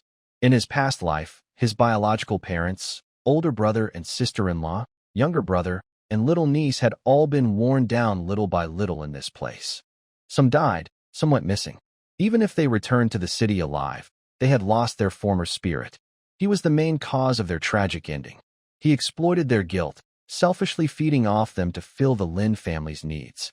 The wind brushed his face, feeling a bit damp. Fu Shizhou silently vowed that in this second life, he would protect them all. Although his parents would eventually be cleared and return to the city, he didn't want them to live in this environment for 2 more years. He was determined to do something to speed up their return. Last night, when I went to check the place, I remembered I needed to prepare some small items. Since they were minor things, I didn't bother changing them. He planned to buy them in the county. Every morning at 6 o'clock, a cattle cart from Xiangyang village goes to the county, costing 5 cents each trip. By the time Fu Shizhou arrived, several people were already on the cattle cart heading to the county. Yang Weidong and another new young worker, Wang Jinbiao, were also there. Fu Shizhou remembered Wang Jinbiao, who was very strong. He was a good person. In his past life, He had helped others and made some enemies among the young workers, which made life difficult later. Fu Xizhou walked over and paid 5 cents to the driver, Wang Taiwang. Wang Taiwang, smoking a dry tobacco pipe, took the money and put it in his pocket without even lifting his eyes. Fu Xizhou got on the cattle cart, nodded to a few village women, and then sat next to Yang Weidong. "Xizhou, are you also going to the county?" Yang Weidong asked. "Yes, to buy some things," Fu Xizhou replied. He felt the women nearby looking at him, but he didn't say much. Wang Taiwang, seeing the time was almost right, tucked his pipe into his waistband, ready to leave. Then he saw 2 young women workers walking over. He impatiently said, "Are you going to the county? Then hurry up." Sun Xiaoyu quickened her steps. Zhao Mei was panting as she ran. "Sun Xiaoyu, why are you running so fast? They saw us already. Are you afraid they'll run away?" Sun Xiaoyu's voice was soft as she urged, "Zhao Mei, hurry up." If Zhao Mei hadn't been slow today, she wouldn't be late. The 2 finally reached the cattle cart after rushing. Wang Taiwang said, "1 trip costs 5 cents. When Zhao Mei heard about the money, her face changed. "Why do you still want to charge? These cattle are village property. How dare you make money off village assets?" Wang Taiwang hated this kind of thing the most. "If you want to ride, pay. If not, get off." "Why should I pay? I'll report you," Zhao Mei said, hands on her hips. "Are you looking down on us because we're young workers? I tell you, we're here to support your village. Don't be ungrateful." Sun Xiaoyu saw that Wang Taiwang looked upset and tugged at Zhao Mei's sleeve. "Zhao Mei, stop talking." Zhao Mei pulled her hand away and became more stubborn. "Unless you promise not to take our money in the future, this isn't over." An older woman couldn't hold back and spoke up. "Comrade, the prices for the village's ox carts are the same everywhere. We also need to pay. This money isn't for Taiwan personally, it's for the village office. It will be used to repair and upgrade farming tools." Fu Xizhou looked at the woman speaking. She was Lu Dajia, Wang Dagan's mother. "What?" Zhao Mei saw that it wasn't what she thought and blushed, but she still argued. "That's too expensive. How much does a bus ticket in the city cost?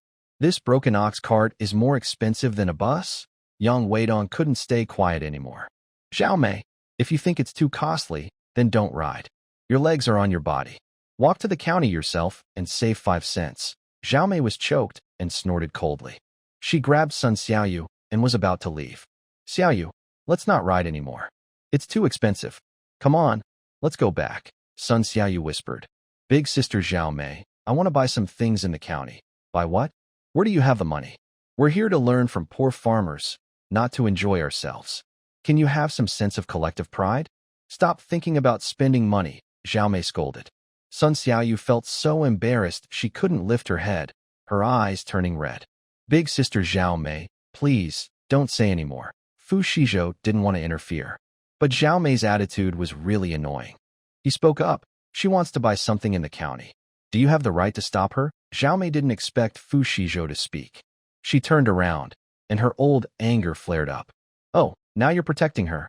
Zhao Mei looked at Sun Xiaoyu. "Sun Xiaoyu, you're new here. You've only been here 2 days, and you're already flirting with men." Tears immediately fell from Sun Xiaoyu's eyes. "I didn't." "No? If you didn't, why would he speak up for you? Acting innocent? Everyone knows what's going on." Zhao Mei crossed her arms, looking mean. Wang Jinbiao, with his hot temper, stood up from the ox cart and pointed at Zhao Mei. "Watch your mouth. A woman, talking like that, like she's spitting out filth." Yang Weidong also frowned and said, "Zhao Mei, what's wrong with you? Why are you falsely accusing a female comrade of something? What are you trying to do?" Zhao Mei was startled by Wang Jinbiao's strong build, but she still didn't hold back. "I'm accusing her. You all are just defending her. Isn't there something going on between them? Your relationships are quite complicated." Lu Damao, who had been explaining kindly just moments before, suddenly looked upset. "Little girl, why are you so mean-spirited?" Before Zhao Mei could reply, she pointed at her nose and scolded. "Always talking about flirting with men and blaming others. How old are you? Do you understand all this? Have you had a lot of experience yourself? Do you see everyone the same way?" Zhao Mei's face turned red and white alternately. You're talking nonsense. Talking nonsense? Everyone in our village saw it. When the girl wanted to go to the county, you stopped her. When a male comrade said something, you accused her of flirting. I've seen people like you before, troublemakers. You just can't stand others doing well. Lu Damao, hands on her hips, spat, almost hitting Zhao Mei's face. She doesn't want to spend money and can't stand others spending it. She's unhappy with her own life and wants to drag everyone down to her level. Did your mother squeeze your head too hard when you were born, or did she hurt you? Other village women pointed and whispered about Zhao Mei. Zhao Mei couldn't hold it anymore, glaring fiercely at Sun Xiaoyu and Fu Xizhou. Just wait and see. Then she ran off crying. Lu Damao spat on her back and said, "What a thing." She turned to Sun Xiaoyu and said, "Stay away from people like her. She's no good. If you get close, she'll end up hurting you someday." Sun Xiaoyu wiped her tears and quietly said, "I understand. Thank you, ma'am." She then bowed slightly to Fu Xizhou and the others. "Thank you all." Yang Weidong waved his hand. "It's okay. Come on, let's go. It's almost time." Sun Xiaoyu took out 5 cents and gave it to Wang Taiwang, then climbed onto the ox cart, curled up in the corner, lowered her head, and said nothing. The ox cart slowly made its way to the county seat. After getting off, Yang Weidong suggested, "Let's meet at the state-run restaurant for lunch. Shall we eat together?" Wang Jinbiao nodded. Fu Xizhou also agreed, saying, "Okay." The three of them agreed on a time and place, then parted ways. Fu Xizhou first went to the state-owned grocery store, handed the money and the shopping list to the clerk, and said, "Comrade, I want to buy 3 roasted chickens." The clerk looked at him briefly, said nothing, and quickly wrapped the 3 chickens in oil paper before handing them over. Fu Xizhou took the chickens and then went to the snack counter. These, all weigh 2 jin, he said, pointing to peach cookies, egg cakes, and osmanthus cakes. In this era, these treats were rare, and Fu Xizhou guessed that his little niece and younger siblings would all like them. After buying the items, he found a quiet alley and stored everything into his space. He remembered how dark the barn area was last night, with no light at all. Then he went to the department store. "Comrade, I want to buy a kerosene lamp, 2 jin of kerosene, and 30 candles." After purchasing, Fu Xizhou carried the bag with candles and the kerosene lamp toward the state-run restaurant. He kept the kerosene lamp and candles out of sight, since it wouldn't look good if Yang Weidong and the others saw him empty-handed later. At the restaurant entrance, Yang Weidong and Wang Jinbiao were already there. When Yang Weidong saw what he was carrying, he smiled and said, "Xizhou, you went all the way to the department store just to buy candles and a kerosene lamp. Next time, don't go so far. Our cooperative store sells them." Fu Xizhou explained, "I mainly wanted to take a walk around the county town here." The 3 entered the restaurant. Although they ate together, each ordered their own dishes. Wang Jinbiao and Yang Weidong each ordered 3 buns. Fu Xizhou said to the waiter, "Comrade, 10 plain steamed buns and 20 meat buns." The waiter paused, then confirmed, "Comrade, are you sure you want 10 plain buns and 20 meat buns?" "Yes." At this time, everyone was trying to save food, so such a large order was unusual. Yang Weidong looked at Fu Xizhou a bit more. Feeling his gaze, Fu Xizhou explained, "I don't live at the youth camp, and I don't like cooking. The weather is cold, so I bought more just in case." Yang Weidong nodded. The 3 of them each ate 3 meat buns, then hurried back to the place where they had gotten off earlier. Wang Taiwang saw everyone was ready, so he drove the ox cart back home. Fu Xizhou knew his fragrant meat bun didn't want to be bothered by the village women, so he leaned on the cartboard and pretended to rest. Just past noon, the system's voice sounded. "Host, the shoe boss who sells has prepared the items. Would you like to exchange now?" Fu Xizhou replied. "Yes, I want to exchange. System, congratulations. The exchange was successful. You received 10,000 points of energy. Your current energy is 16,000 points. Upgrading the system requires 10,000 points. Would you like to upgrade?" "Yes, upgrade." "System, congratulations. You have successfully upgraded. You are rewarded with 2 basic nutrient solutions. Items rewarded by the system cannot be used for exchanges and can only be used in the current space-time. Your current level is 3. You have 6 points of energy left.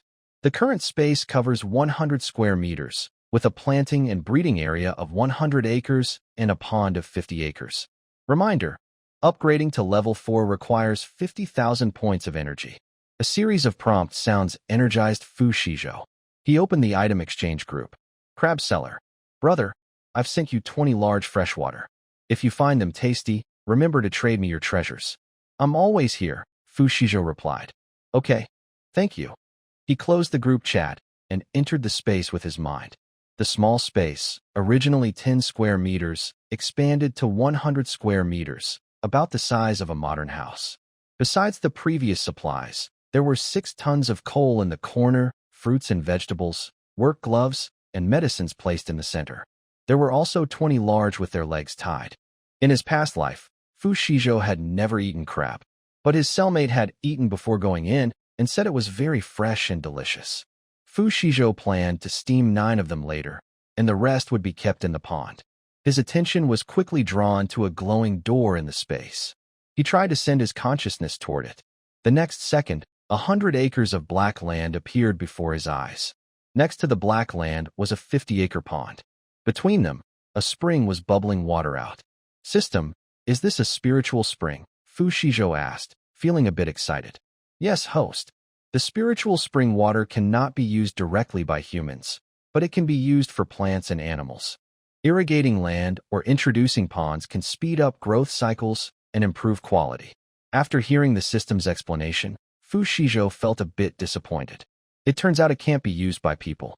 So, to improve his and his family's health, he can only rely on nutritional supplements from the store. Xizhou quickly accepted the reality and put 11 freshwater into the pond. As soon as they entered the water, they scattered quickly and soon disappeared. He then used his mind to control the spiritual spring water to flow into the pond. After a short while, the water flow from the spring slowed down and eventually stopped. After about 10 seconds, only a drop of water came out. It was just like a man's love, fickle and unpredictable. System, what's going on? Is there no water? The system level is too low. The spiritual spring's daily output is limited. The host can upgrade the system to increase the spring's output. Xizhou understood that this thing was also linked to his level. If I use pond water to irrigate crops, will it have the effect of spiritual spring water? It will have an effect, but weaker, because the spring water is limited and has been diluted many times by sugar water. All right, better than nothing. Xizhou withdrew his consciousness, and the ox cart just happened to stop at the village entrance. Yang Weidong and Wang Xinbiao greeted him and headed to the youth commune. Xizhou carried his things and walked toward Old Wang's house. Just at the gate of the yard, he ran into Old Wang, who was carrying a. Old Wang's nose twitched, and his eyes fixed on the other paper bag in Xizhou's hand. Kid, what delicious thing did you buy? Xizhou couldn't help but laugh. This old man's nose was really sharp. He opened the bag, revealing meat buns inside. State-owned restaurant's meat buns. Old man, want a few? Old Wang looked at the white, juicy meat buns and swallowed eagerly. I have no money. How much are these buns worth? Don't worry about money. I'll heat them up in the kitchen, and you can eat them soon. Xizhou went into the kitchen and poured water into the pot. The pots used by people in Black Province are very large. When the water boiled, Xizhou placed 9 freshwater and 6 meat buns on a steaming rack above the pot. After they were cooked, he kept 2 and put the rest into his space. He carried the meat buns in out, and Old Wang was already pouring wine, waiting for him. What's that? Old man Wang quickly spotted the big crab. Xizhou handed him one and said, "This is a big crab from the south. Would you like to try it? In today's world, with limited transportation, southern can't usually be sent to the north." Old man Wang's eyes lit up. I know this kind. It's from Sioux province. I ate it when I was young. It's been a long time. Old man Wang didn't hesitate and took one to eat. Xizhou didn't mind his words and ate a crab along with 3 buns quickly. After finishing, it was already dark. Xizhou went back to his room. He opened the planting and breeding space, thinking about how to get seeds for this large patch of black soil. He checked the shop, but there were no seeds for sale. He had to close the shop. Then suddenly, a bright idea came to him. Xizhou took an apple and a pear from the space, cut them with a knife. After removing the seeds, he re-entered the planting space, planting the seeds in the black soil. Once planted, he used his mind to control the water in the pond to water the seeds. He waited a while, but nothing changed on the land. He wasn't worried. He remembered he had other things to do, so he exited the space. He stepped out of the room into the yard, listening to Old Man Wang's loud snoring. The old man had drunk wine with his meat bun and was probably sleeping very soundly now. Xizhou pushed open the yard gate and headed toward the cow shed. The night was very dark. As he walked, he took things out from the space. First, some snacks, a kerosene lamp, and candles. Then, 10 pounds of pork, 30 pounds of flour, 5 pounds of fresh vegetables, and 5 pounds of apples. He also took medicine from the shoe shop owner. After bringing out these items, his hands were full, but he still felt it wasn't enough. He took out 2 roast chickens, some steamed buns, and a big crab. When he took out the crab, he noticed the oil paper wrapping was still warm. He realized that the space could not only keep things fresh, but also keep them warm. Carrying the heavy items, he felt that if he added more to his bag, he might not be able to carry it anymore. So he stopped taking things out and continued walking forward. After about 10 minutes of walking, Xizhou saw the outline of the cattle shed. In the dark night, its dark and heavy shape looked scary and oppressive. It's hard to imagine that such a place is the home of a tragedy in this era.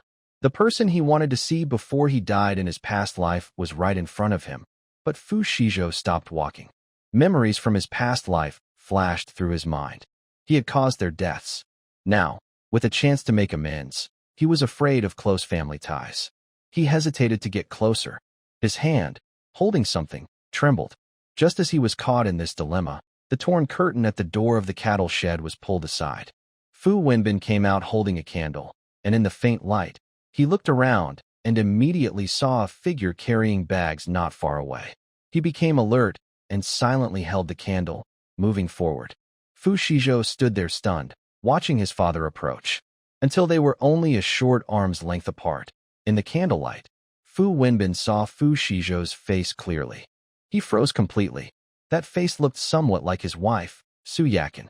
Fu Wenbin's voice was soft, uncertain, and cautious. Xizhou. He remembered that the Lin family had named the child Xizhou, but he hadn't had a chance to see the child before the family was sent away. Xizhou's body was stiff, looking at the gray hair at Fu Wenbin's temples. His throat felt blocked, and he couldn't say a word. Not long after the Fu family was sent away, Fu Wenbin looked much older. Xizhou's voice trembled slightly. Dad. Fu Wenbin shivered, took a deep breath to suppress the emotions rising in his heart, quickly glanced around to make sure no one was there, then whispered, "Come in quickly." He stepped forward, grabbed Xizhou's wrist, and led him into the cattle shed. A musty smell hit him. Su Yakin was sitting on a pile of grass. Hearing the noise, she asked, "Old Fu, why are you back so soon?" Before she finished speaking, she saw Fu Wenbin pulling someone, and her words stopped abruptly. She suddenly stood up, covered her mouth with her hand, and stared intently at Xizhou. After a long moment, she asked, "Xizhou, is this Xizhou?" Su Yakin's voice was very soft, and she couldn't believe what she was seeing. After learning that Lin Jianya was not her biological son, she wanted to go see Xizhou. But Hongxiu didn't give them the chance. Seeing her parents alive and standing in front of her again, Xizhou hoarsely called out, "Dad, Mom." Su Yakin could no longer hold back. She rushed over and tightly hugged him, tears flowing freely. My son, Mom finally sees you," Su Yakin cried, but kept her voice low.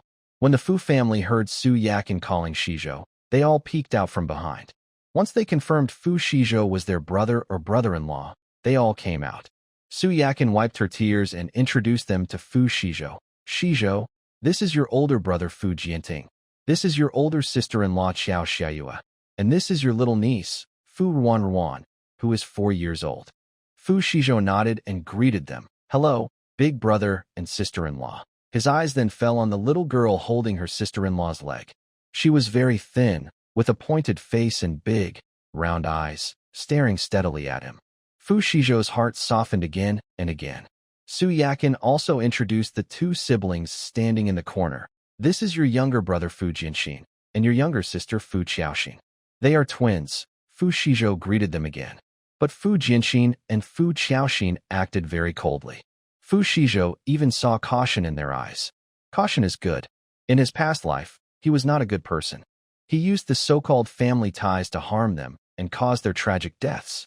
Looking at his family members who had clearly been mistreated and tortured into a shadow of themselves, Xizhou took a deep breath. He placed what he was holding on the ground. "By the way, I brought you some things." He took out each item and placed them on the grass pile. Meat buns, steamed buns, roast chicken, and herring. These are cooked foods. Hurry up and eat. The Fu family looked at the meat buns and roast chicken, and all swallowed hard. They were already so tempted, but Su Yakin still said, Xizhou, we've already eaten these. You take them back and eat them yourself. Fu Xizhou couldn't help but sigh inwardly. In his past life, it was the same. Even though they drank thin porridge that was almost water, they still gave him their share of food. They said he had already eaten and told him to take his food back to eat. Fu Xizhou tore off a chicken wing and put it into Fu Wanwan's mouth. Her eyes widened in surprise as she licked the meat on her lips, then looked up at Xiao Xiaxue, asking silently if she could eat it. Fu Wanwan didn't understand what being sent away meant. She only knew that since she came here with her parents, she had never eaten enough. Her mother also told her she couldn't accept food from strangers because it might make her sick or cause her to lose sight of her parents. Seeing her curious look, Xiao Xiaxue felt sad inside. She looked at Su Yakin. The family's food was decided by her mother. Su Yakin quietly wiped away tears. Seeing the child like this, she also felt sorry. All right, eat it, but only one piece. The rest, Xizhou, can take away. I won't take it, Fu Xizhou refused. I'm here to bring you food, he said. He then took out pork and white flour from his bag. There's 10 jin of meat, 30 jin of flour, and a few jin of fruits and vegetables. Mom, keep these for yourself. Su Yakin was shocked. They used to live quite well in the city, often eating white flour and pork. But after being sent away, they hadn't eaten these things again. Fu Xizhou also took out some snacks, candles, and kerosene lamps. Dad, let's light a new candle. Fu Wenbin looked at the nearly burnt-out candle and nodded, lighting a new one. Fu Xizhou took out more snacks. This is for everyone, sister-in-law, sister, and Wanwan. Su Yakin took a few deep breaths before saying, This is too much, Xizhou you. Fu Xizhou looked at her. Mom, don't worry about me. I have money. Besides, my younger brother, sister, and Wanwan are all growing. You can't just think about me. You need to consider them too. Su Yakin also wanted to think about others, but it was hard for her. Whenever she thought about Fu Xizhou being swapped and living a hard life, she felt upset and wanted to make it up to him. Thinking this way, her heart naturally leaned toward him. Yakin Su's eyes were moist, and she wiped them away. Wenbin Fu looked at the pile of food, knowing it was Xizhou's kindness, and said, It's a gift from the child. Just accept it. Soft bit into the tender chicken and said to Yakin Su, Grandma, it's delicious. Grandma, eat. Yakin Su wiped her tears and patted her granddaughter's head. I'm not hungry. Soft, you eat. She then looked at her son and daughter. This is Xizhou's kindness. Just eat it all. Tonight, we'll have roasted chicken, and the rest can wait for later. After going through so many hard days, Yakin Su was reluctant to finish all the cooked food Xizhou brought at once. Wenbin Fu said again, Yakin, put the rest away so others can't see it. Their cow shed didn't even have a door. If others found out they had so much good food, they might get jealous. Yes, put it away quickly.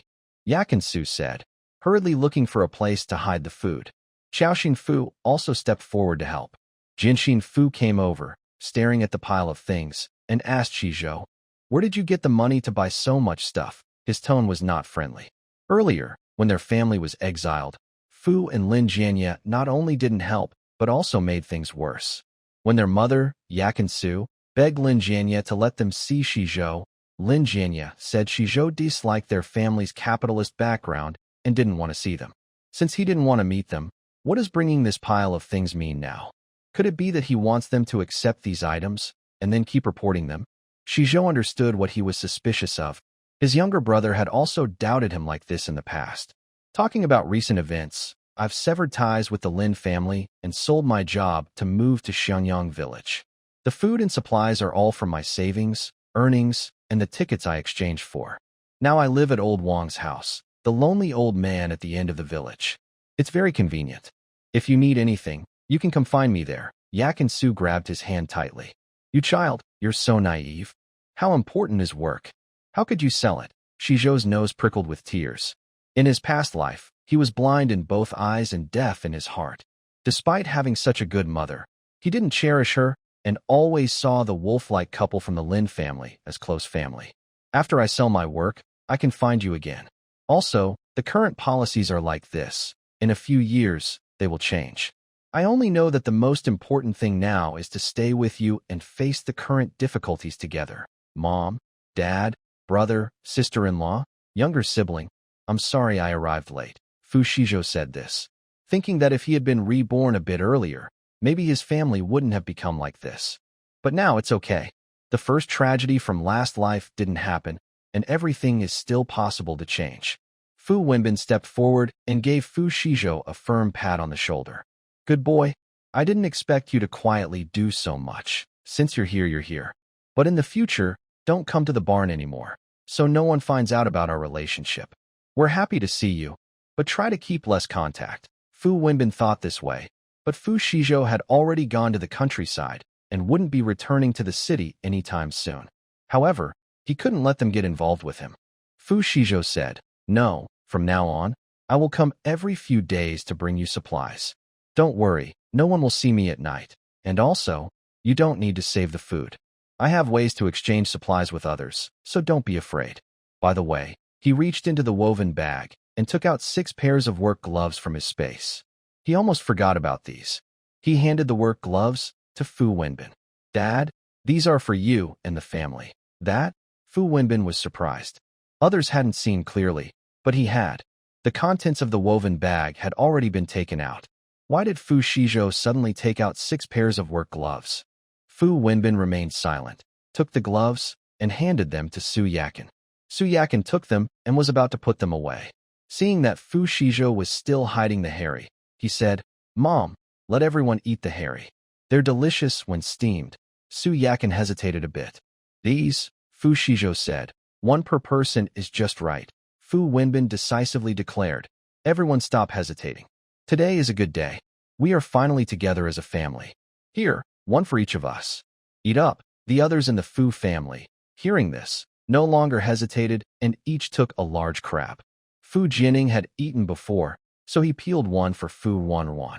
Thank you, Dad. Fu Wanwan politely thanked him and carried the juicy crab over to Fu Xizhou.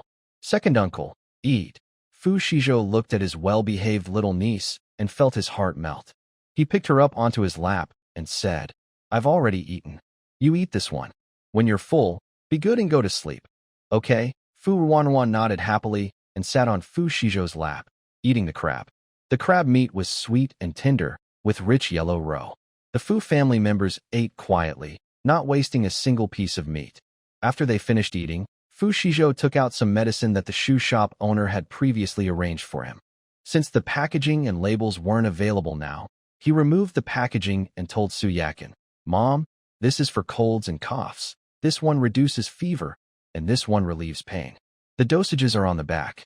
Keep them safe, just in case. Su Yakin held the medicines in her hand and gave Fu Wenji a row of stomach medicines. Old Fu, take this tomorrow to see Old Huang. I heard his stomach hasn't been feeling well for a while. Fu Wenji took the medicines and nodded. Okay. Fu Xizhou guessed that Old Huang mentioned by Su Yakin was one of the 3 elderly people living in the neighboring barn. Curious, he asked, Mom and Dad, who is Old Huang? Fu Wenji replied. He's the one next door, sent down from the city. He was here before us. I heard he used to do research, and there's an older one too. Before he was sent down, he was in the army. Men his age have fought in real battles. I don't know which one of them is unkind enough to send a person who shed blood for the country here to suffer. The other is Old Han. I heard he also used to do research. These 3 are quite old, often sick, and still have to work. We young ones can only help a little. Xizhou, don't take it to heart. Physical labor isn't much now, but after winter begins, it becomes very hard for the 3 elderly men. Hearing this, Fu Xizhou felt a chill in his heart. In his past life, he hadn't even paid attention to his own parents, let alone these 3 elderly people who had made great contributions to the country. If these 3 elders cannot survive this winter, it will be a loss for the country. After 2 years, the situation will become clear and all wrongful cases and chaos will be corrected. These 3 elders should not have such an ending. Fu Xizhou shook his head and said, Dad, you just decide. The 3 elders next door, if you are sure they are good and not a threat to us, then help them if you can. Don't worry about food or winter supplies. I will prepare everything for them, Fu Xizhou advised. Before helping others, he needed to ensure his own family's safety. If they are all safe, He is happy to help. Xizhou, will that be too much pressure for you? Su Yakin also wants to help, but if helping others makes Fu Xizhou more stressed, she would rather not help. It won't, Fu Xizhou said, then saw the water jar in the corner. The water in the jar was probably the daily water used by the Fu family. Fu Xizhou was thinking about how to add the basic nutrient solution from the space into the water when he heard Fu Wenbin say, Yakin, share that chicken with everyone. Let the children eat some to strengthen their bodies. Yakin originally planned to keep both chickens for later, but since Fu Wenbin suggested it, she nodded and carefully cut the chicken with a knife. Because it was night, she didn't make much noise. The rest of the Fu family watched Yakin divide the roasted chicken into pieces. Xizhou took the opportunity to walk to the water jar, put his hand into an empty bag, took out a bottle of basic nutrient solution, unscrewed it, and poured all the liquid into the water jar. Everyone was watching the meat, so no one noticed him. The colorless, tasteless liquid quickly blended with the water. After finishing, he put the small bottle away and said to his parents, Dad, Mom, I'm going back now. Yakin had just finished dividing the chicken and, hearing that Fu Xizhou was leaving, immediately stood up. You're leaving so soon? Stay a little longer, Fu Xizhou replied. No, it's too late. The new young workers will start work tomorrow, and the team leader will probably have something to say. Being late isn't good. I'll come back the night after tomorrow. Yakin felt a bit reluctant. Fu Wenbin saw the situation and tried to persuade him. All right, Sun is now at Yangtuan. We can see him tomorrow when we go to work, so don't be too sad. Su Yakin obviously knew they would see him tomorrow, but their situation was special. They couldn't talk to Fu Xizhou at all. Even if they saw him, they could only pretend not to recognize him. Fu Wenbin said, Xizhou, let's go. I'll see you off. Fu Xizhou nodded, and father and son left the cattle shed one after the other. As they walked away, Fu Xizhou heard his sister-in-law Qiao Xiaxue remind her niece Fu Wanruan, Wanruan, in the future, when you see Uncle Air outside, you can't call him. Do you understand? If you call him, it will cause trouble for Uncle Air. Wanruan didn't understand why, but she nodded obediently. Okay, Mom. I understand. They had gone about 10 meters when Fu Xizhou stopped. Dad, that's enough. You should go back and rest now. Fu Wenbin wanted to stay longer, but was worried about being seen by the villagers.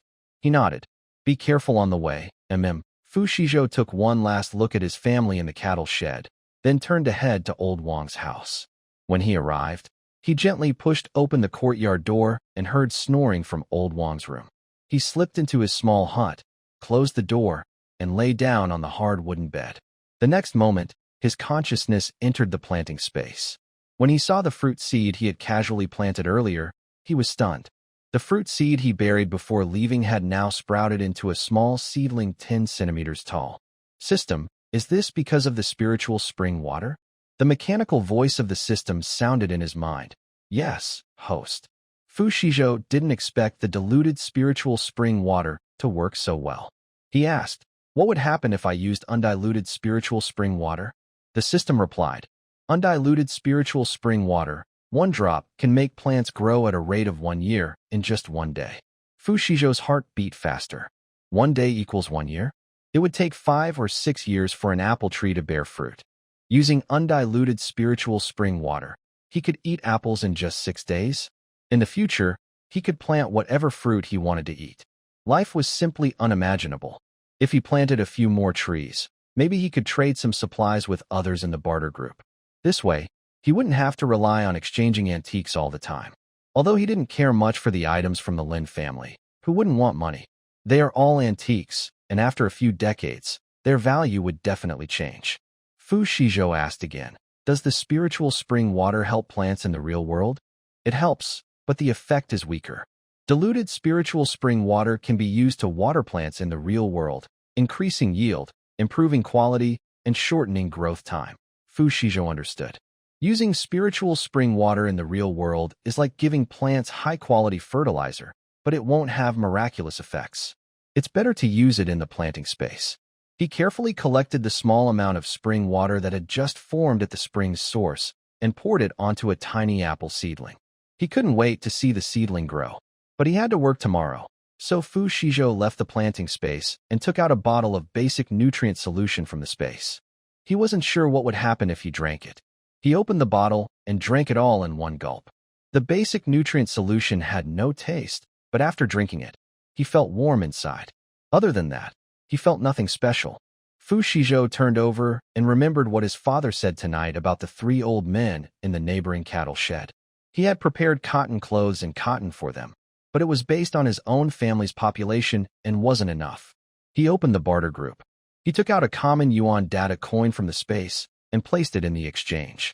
Yuan datu for 3 large military coats, 30 gene of cotton, 100 gene of pig feed, and 10 chicks. After sending the message, he thought no one else would be online so late, so he was about to close the chat. Suddenly, a message popped up.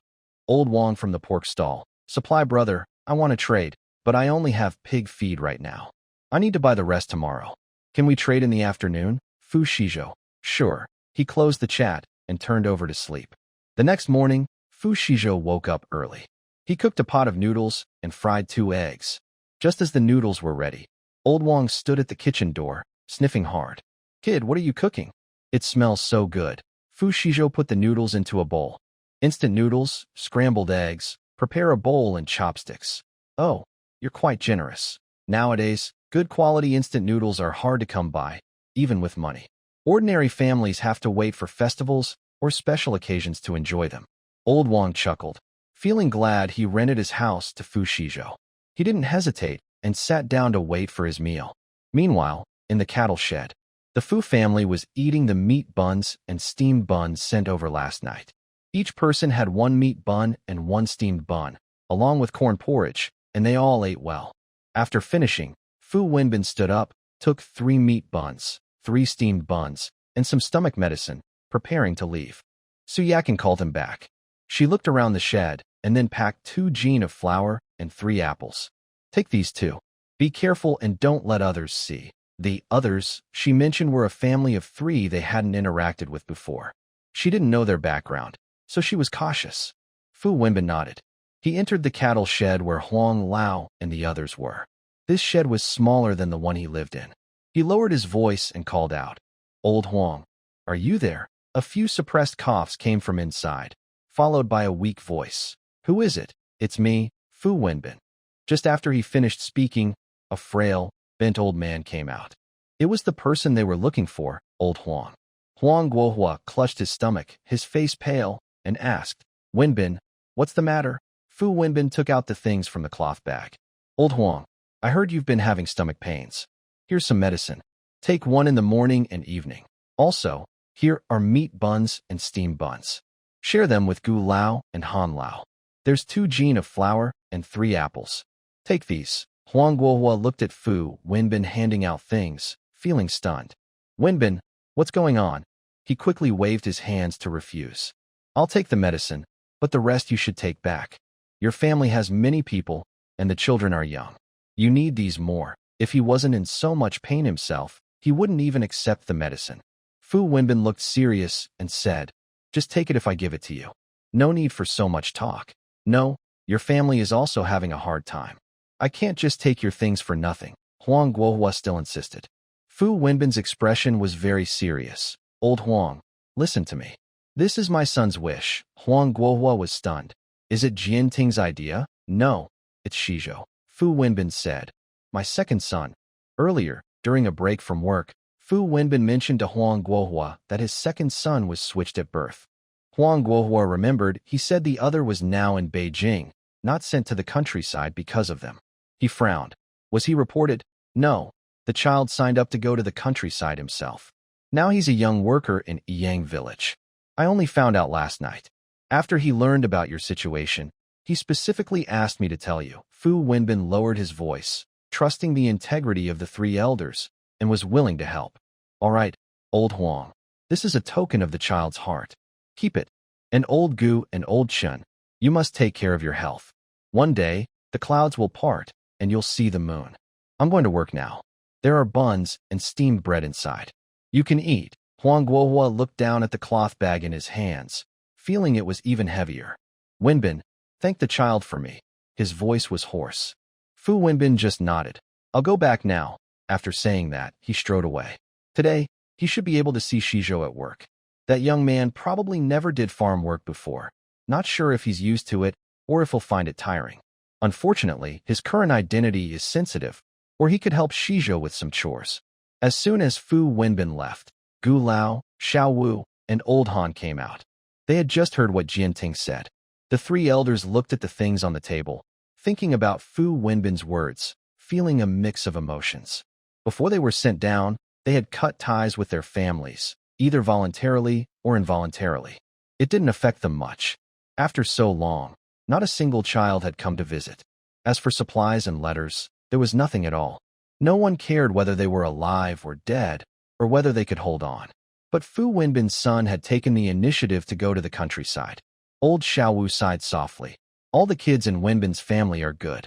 After eating the noodles, Fu Xizhou followed Old Wang to the grain-drying yard. By now, many villagers and educated youths were waiting there for the team leader to assign tasks. Fu Xizhou saw his family members. They looked at each other from afar, without speaking. Team leader Wang Dagan first sent the young people to clear the land, then distributed tasks to the villagers.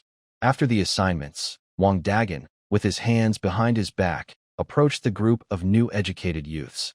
He glanced at the delicate city kids in front of him, cleared his throat. Listen up. This is your first day working, and I will have villagers guide you. I don't expect you to work perfectly, but at least half a day's work, right? If others can do it, you can too. Don't slack off.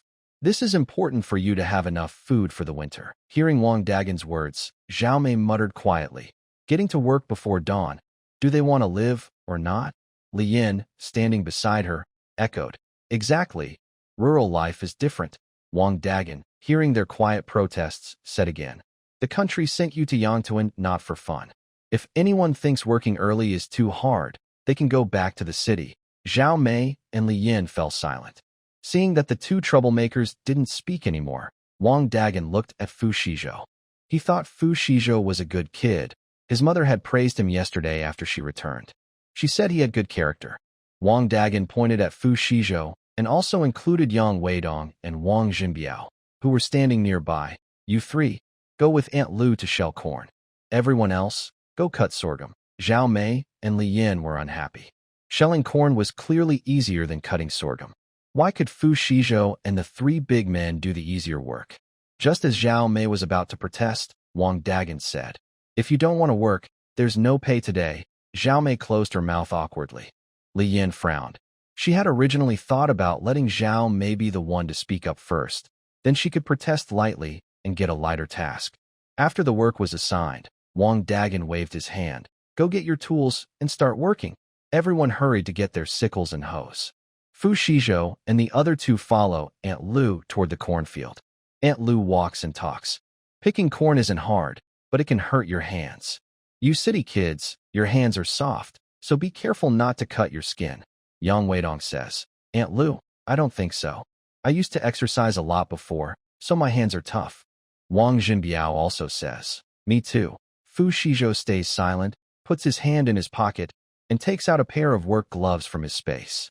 When they reach the cornfield, Aunt Lu shows how to pick corn, then gives each of them a row. Yang Weidong and Wang Jinbiao try to pick corn, but soon they grimace.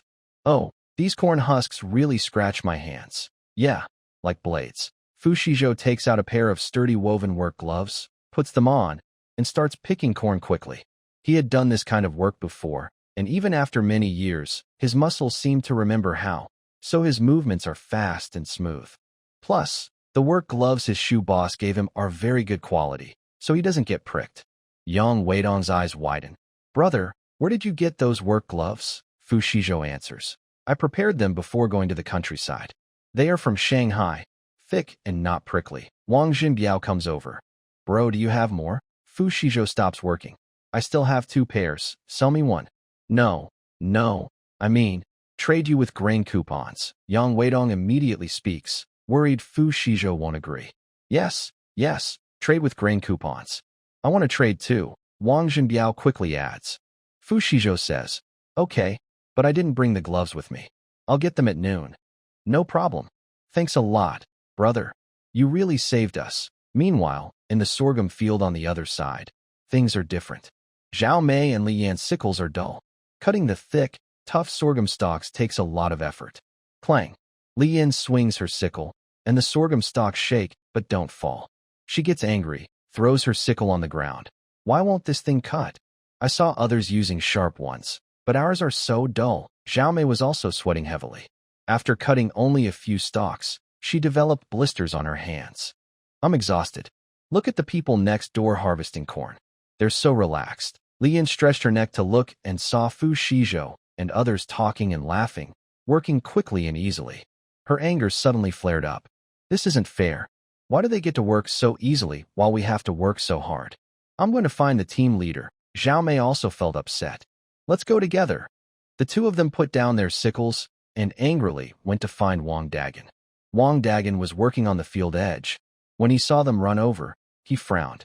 Why aren't you working properly? What are you running over here for? Li Yin quickly complained. Team leader, we can't do this work. The sickle is dull, and the sorghum stalks are so tough. We've developed blisters, and we've only cut a few. This kind of work should be done by men. Xiaomei agreed. Yes, team leader. You have Fu Xizhou and the others harvesting corn easily, but you assign us this tiring work. It's not fair. Wang Dagan's face darkened. Work is assigned in turns. If you find it tiring, then don't do it. Anyway, the food isn't enough, and no one else is going hungry. Xiaomei's face changed. She didn't want to work, but she also didn't want to go hungry. We didn't mean that. We really can't cut sorghum. Team leader, please assign us something else. Don't want to cut sorghum? Fine. Wang Dagan pointed to another field. Go and pick beans. That's easier.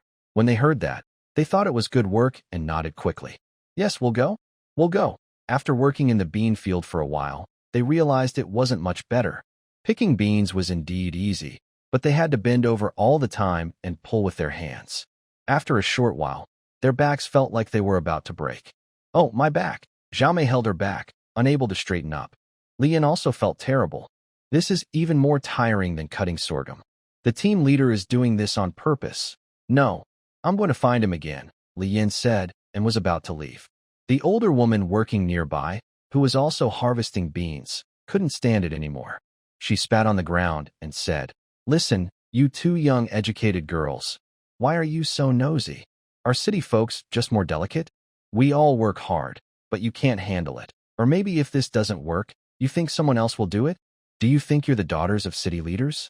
Acting so fragile, hurry up and work. If you keep complaining, you won't get a single centimeter today. Lian's face turned red and then pale from the scolding. She looked around at the disdainful looks from others and could only grit her teeth and bend down to continue working. At noon, Fu Xizhou went back to Old Wang's house. Old Wang wasn't home, so he quickly prepared a vegetable dish for himself. After eating, he took out 2 new pairs of work gloves from his space, put them in his pocket, and headed to the cornfield. Yang Weidong and Wang Jinbiao knew he was going back to get something, so they had been waiting eagerly. Brother, you're back? Did you bring anything? Fu Xizhou handed the gloves to them. Here. The two of them were overjoyed. Yang Weidong immediately took out some ration tickets from his pocket and handed them to Fu Xizhou. Brother, this is 5 jin of ration tickets. Do you think it's enough to exchange for 2 pairs of gloves? That's enough. Fu Xizhou accepted the ration tickets. Congratulations. The host successfully exchanged and gained 20 energy points. The system's voice sounded in his mind. Fu Xizhou paused with the ration tickets in his hand. Does exchanging in the real world also count as gaining energy? He asked the system. Why didn't I get an energy reward when I exchanged flour for silver dollars with the old man in the black market? Because your level was too low at that time, and the energy reward feature for real-world exchanges hadn't been unlocked yet. Fu Xizhou understood. Now that the system is at level 3, this feature is active. If he manipulates it properly, he might earn double the energy rewards. He could exchange items in the barter group and then trade the goods in the real world. Although risky, if it meant quickly accumulating energy to level up, it was worth the risk. Not far away, Li Yin, exhausted and almost unable to stand, saw this scene. From a distance, she only saw Yang Weidong handing something to Fu Xizhou, who accepted it. She immediately assumed it was money. Fu Xizhou was involved in illegal trading. This was a serious crime. Li Yan's eyes lit up, thinking she had caught a handle against Fu Xizhou. She no longer cared about her back pain and quickly ran toward Wang Dagan. Captain, I want to report something. Wang Dagan was smoking and chatting with some villagers when her loud voice annoyed him. Li Yin and Xiaomei, Why are there always so many problems with these two? What's wrong now? I want to report Fu Xizhou. He's involved in illegal trading. I saw him selling things and taking money. Li Yin pointed in Fu Xizhou's direction, speaking firmly. This kind of illegal activity is a serious matter. She really wants to use this to get Fu Xizhou in trouble. Wang Dagan tapped his pipe on his shoe sole, stood up, and said, "Let's go see." A group of people headed toward Fu Xizhou. Yang Weidong and Wang Jinbiao had just put on their gloves. Before they could be happy about exchanging 5 gene of grain tickets for good quality work gloves, they saw the captain leading a group of people coming over. Li Yin followed behind, looking proud. Wang Dagan approached Fu Xizhou with a serious face and asked, "Fu Xizhou, what's going on? Someone reported that you are involved in illegal trading and selling things privately." Fu Xizhou looked at Li Yin, knowing she was behind this. He felt annoyed. He didn't want to bother with troublemakers, but they kept bothering him. It was really disgusting. Fu Xizhou kept calm and said, "Captain Wang, I didn't sell anything. You're lying." Li Yin jumped out. "I saw it with my own eyes. Yang Weidong gave you money, and you took it." Yang Weidong got angry when he heard this. "You're lying. I gave him grain tickets, not money. We were exchanging, not selling." Wang Jinbiao also said gruffly, "Exactly. We exchanged grain tickets for work gloves with Brother Xizhou. What's it to you? Exchanging? Who believes that?" Li Yin refused to give up. "You all must be in cahoots. Captain, you can't trust them." She rolled her eyes and looked at Fu Xizhou again, her tone threatening. "Fu Xizhou, if you give me a pair of gloves too, I won't report you. Otherwise, I will keep reporting you." Fu Xizhou was amused and a little angry at her shamelessness. He took out the grain coupon he had just received from his pocket and turned out all the pockets on his clothes so everyone could see clearly. He only had one 5 gene grain coupon and no money at all. He spread his hand and said, "You're accusing me of making a profit and doing business, and saying I took money. Where's my money? Is it stolen by you? Since you were so sure I took the money, and now my money is missing, I suspect you stole it. Captain, I want Li Yin to hand over the stolen money, or I will go to the authorities." Li Yin was stunned. "I didn't steal anything. Don't talk nonsense. You're just as full of nonsense. Your mouth smells like you haven't brushed it in 10 years. You keep accusing me of things, and it stinks." Li Yin hesitated and said, "I saw you making a profit myself." Wang Dagan's face turned dark like a pot bottom. He shouted at Li Yin, "You're full of it. You never work hard and just cause trouble. I think you just want to slack off. If you dare to talk nonsense again, get out of Xiangyang village." The villagers around also started pointing and gossiping. "This girl is really mean." "Exactly. She doesn't want to work and can't stand seeing others do well. She just wants to cheat people and is shameless." Li Yin was scolded so badly she couldn't lift her head, wishing she could find a hole to hide in. After this small incident, the break time was over. Wang Dagan told the villagers to get back to work. With work gloves, Yang Weidong and Wang Jinbiao were very motivated, and the 3 of them quickly finished their task. At the end of work, Fu Xizhou took advantage of everyone's distraction and went to the bean field, bending down to scrape the ground a few times. The scattered beans and some broken grains on the ground were collected into his space. Although not many, they could be used as seeds. 100 acres of black land. Missing out on planting would be a shame. Fu Xizhou picked up some and started to walk back. At this moment, the system's voice sounded. "Host, Old Wang from the pork shop is ready. Do you want to exchange now?" "Yes." Immediately, the Yuan Datu in the space disappeared, and 3 military coats, cotton, pig feed, and a chick appeared. "Congratulations, the exchange was successful. You gained 1,000 energy points." Fu Xizhou paused for a moment. Military coat, cotton, pig feed, and little chicks. As Fu Xizhou walked, he moved his mind and gently pushed 3 fat pigs into the planting and breeding space. Once inside, the pigs, which had been still, suddenly came alive. They kicked up their hooves and jumped around on the dark soil, snorting and rooting. He took out pig feed, mixed it with pond water, and used a wooden basin he found in the Lin family to pour the feed inside. The 3 pigs, smelling the food, rushed over, pushing their heads together and eating loudly. Fu Xizhou looked at the 3 pigs. They were all adult pigs. No matter how he raised them, they shouldn't grow too big. After all, in the future, an adult pig would only weigh about 150 kilograms before being slaughtered. He focused on the fattest pig, planning to feed it for 2 more days, then trade some piglets with old Wang at the pork stall to raise. He planned to gather some wood to build a pig pen, so the pigs wouldn't trample his crops when they got bigger. He also thought about upgrading the system. It was hard to earn enough points for an upgrade using only silver coins, so he needed to find another antique to exchange. Xizhou was curious about what new features would come after the system upgraded to level 4. He pulled back his thoughts and looked at the fruit trees. When he saw the apple tree, he was surprised. The unrefined spiritual fruit was indeed powerful. Now, the apple tree had grown quite tall, and the pear tree was at his waist. He dripped some unrefined spiritual water on the apple and pear trees, then planted the beans and grains he had collected today into the ground, watering them with pond water.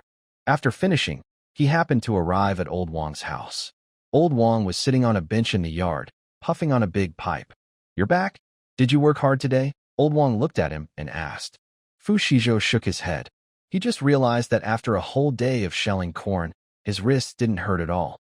He remembered that in his previous life, the first day of work was not hard. But he was so exhausted that he collapsed on the bed at the youth commune and didn't want to move. It seemed his body was really different now. Xizhou thought it was probably thanks to that bottle of basic nutritional liquid. Not tired. Old Wang exhaled a smoke ring, smiling slyly. "Then go make dinner. Today, what do you plan to eat?" Xizhou felt a bit amused and helpless. The old man was addicted to freeloading, but he didn't mind letting the old man eat for free. So he said, "The roast chicken I bought yesterday is still left. How about we eat it today with plain rice?" Old Wang's eyes lit up. "Sounds good." Xizhou went into the kitchen, rinsed the rice, cooked it, and reheated the roast chicken. When the food was served, the smell of chicken filled the small yard. Since the place was remote, with no neighbors around, they weren't worried about being seen and ate openly. Old Wang tore off a big chicken leg, eating with his mouth full of oil. Xizhou was also hungry and ate quickly with the plain rice. Just then, the yard gate was pushed open. Xiaomei stood at the door, leaning her head inside to look. She first smelled the delicious meat, then saw the roast chicken and rice on the table.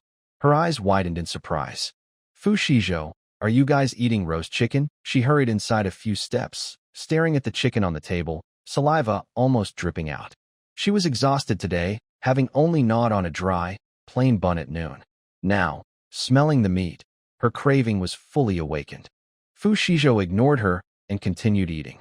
Old Wang lifted his eyelids, his cloudy eyes showing impatience. "Who are you? Why are you coming to my house?" Xiaomei didn't look at Old Wang, only at Xizhou. "Xizhou, how can you secretly eat good food alone? We're family." Xizhou chuckled softly. He put down his chopsticks and looked at Xiaomei. "What kind of family do you think you are?" Xiaomei confidently replied. "Even if you deny it, my aunt raised you for 20 years. That kindness can't be cut off, so we are relatives. Besides, my aunt didn't mistreat you before. She raised you like her own son. You should repay her kindness now. My aunt is in Beijing, and I, as her niece, am here to help you repay her. By the way, I haven't eaten yet. Please treat me to a meal. I don't need much, just 2 bowls of rice and half a chicken." Xizhou looked at Xiaomei with a half smile, watching her drool and daydream, but he said nothing. Seeing he was silent, Xiaomei urged, "Why are you just sitting there? Hurry up. I'm starving." Xizhou still made no move. Xiaomei stomped her foot and, with a shameless attitude, said, "Fine, I don't need you here. I'll do it myself." She reached out to grab the chicken on the table. "Get lost." Old Wang slammed the table and stood up. Although he was old, his commanding presence was still strong. Xiaomei was startled by his shout and pulled back her hand. Where did this wild girl come from? Coming here to beg for food and acting so bold? "If you don't leave now, I'll break your leg." Old Wang grabbed a nearby broom and made a threatening move. Xiaomei was scared and took a step back, but her eyes stayed fixed on the chicken. She clenched her teeth and looked at Xizhou. "Xizhou, don't think that once you leave Jing City, no one will know your little secrets. My aunt told me everything. If you don't give me half a roasted chicken and some work gloves today, I will expose your secret." "Secret?"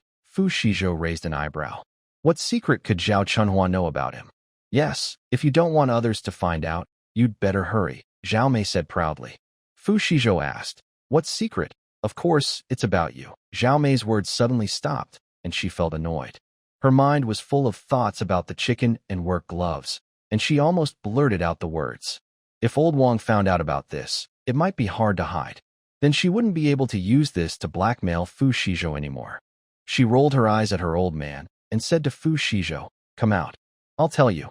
Otherwise, if others hear it, don't blame me." Fu Xizhou was completely indifferent to her threats, but he was also genuinely curious about what Zhao Mei's secret was.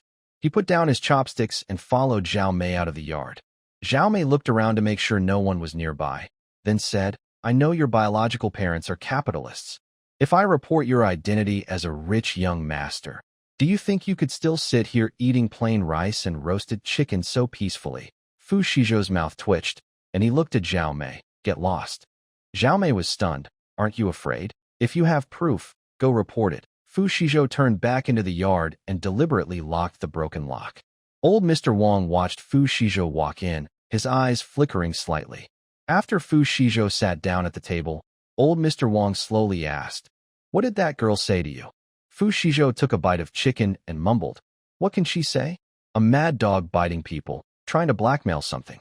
Old Mr. Wang put down his chopsticks, tapped his pipe on the table leg, and his gaze became sharper. "I think I heard her mention something about a capitalist?" Fu Xizhou paused while eating. In the past, villagers said old Mr. Wang was a bit hard of hearing. Now it seems he isn't, and his ears are quite sharp. He looked up calmly at old Mr. Wang, but didn't speak. Old Mr. Wang saw Fu Xizhou's expression and knew he misunderstood, but he didn't want their good days of fine food and meat to end, so he quickly explained, "I mean no harm. I just didn't expect you to hide things so well. In today's world, those 3 words are not to be taken lightly. If someone catches you with a handle, your days are over. So, when doing certain things, you need to be careful and not let some people catch you." Fu Xizhou was surprised. It seemed old Mr. Wang knew about his visit to the cattle shed. But looking at the old man's casual explanations, he didn't seem to have any bad intentions. Fu Xizhou lowered his guard. Old Mr. Wang took another puff of his pipe and said with a hint of meaning, "Stay away from those kinds of people. They're not good news, and getting involved with them just brings trouble." Fu Xizhou nodded and said, "Yes, I understand." He knew very well that Zhao Mei was just a troublemaker with no real evidence. And now he had his own account, claiming a blood relation to the Fu family, so those people had no proof. If Zhao Mei dared to report him, he had ways to make her regret it. After all, false accusations are serious. But old Mr. Wang's words also reminded him. He thought going to the cattle shed was secret, but actually, there was still risk. Fu Xizhou thought about the invisibility cloak in the mall. It required too much energy to buy, so he couldn't afford it now. He could only be more careful in the future. He pushed Zhao Mei's threats out of his mind. Right now, the most important thing was to quickly set up the breeding space. The 3 pigs he was raising needed to be quickly enclosed in a pig pen, or else their roots would be dug up once his crops grew. Regarding the system upgrade, relying on exchanging silver coins for energy was too slow and provided too little. He planned to check the antiques in the space later, see which items were more valuable, and exchange a large batch of supplies at once. This way, his energy would increase rapidly.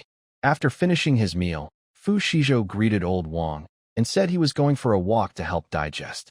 He decided to explore the foot of the mountain before it got dark, hoping to find some ready-made wood. There were many trees in the mountains, and fallen branches or dead wood blown down by the wind were plentiful. As he reached the mountain trail behind the village, he heard sounds coming from the cornfield nearby. Listening carefully, he heard faint moans from a woman and gruff voices from a man. Fu Xizhou paused, curiosity piqued. It was still early evening. Who was so bold? He quietly moved closer, crouched behind a dense patch of grass, and peeked through the leaves. To his surprise, he recognized the people. The man was Lao Jiqing Chenwenyu. The woman was also familiar.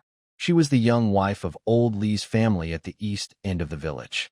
Her husband was often away working and rarely came home. Chen Wenyu pressed her against the corn stalks, and in a few quick moments, he finished what he was doing. It probably took only about 2 minutes. Fu Xizhou couldn't help but shake his head. Is that all?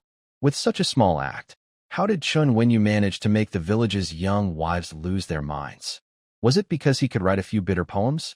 He remembered that in his previous life, after Chen Wenyu's affair was exposed, several young wives came to ask him for explanations. They said, "You said I was your only? Turns out your only was just for one day?" Fu Shizhou then looked back at the cornfield.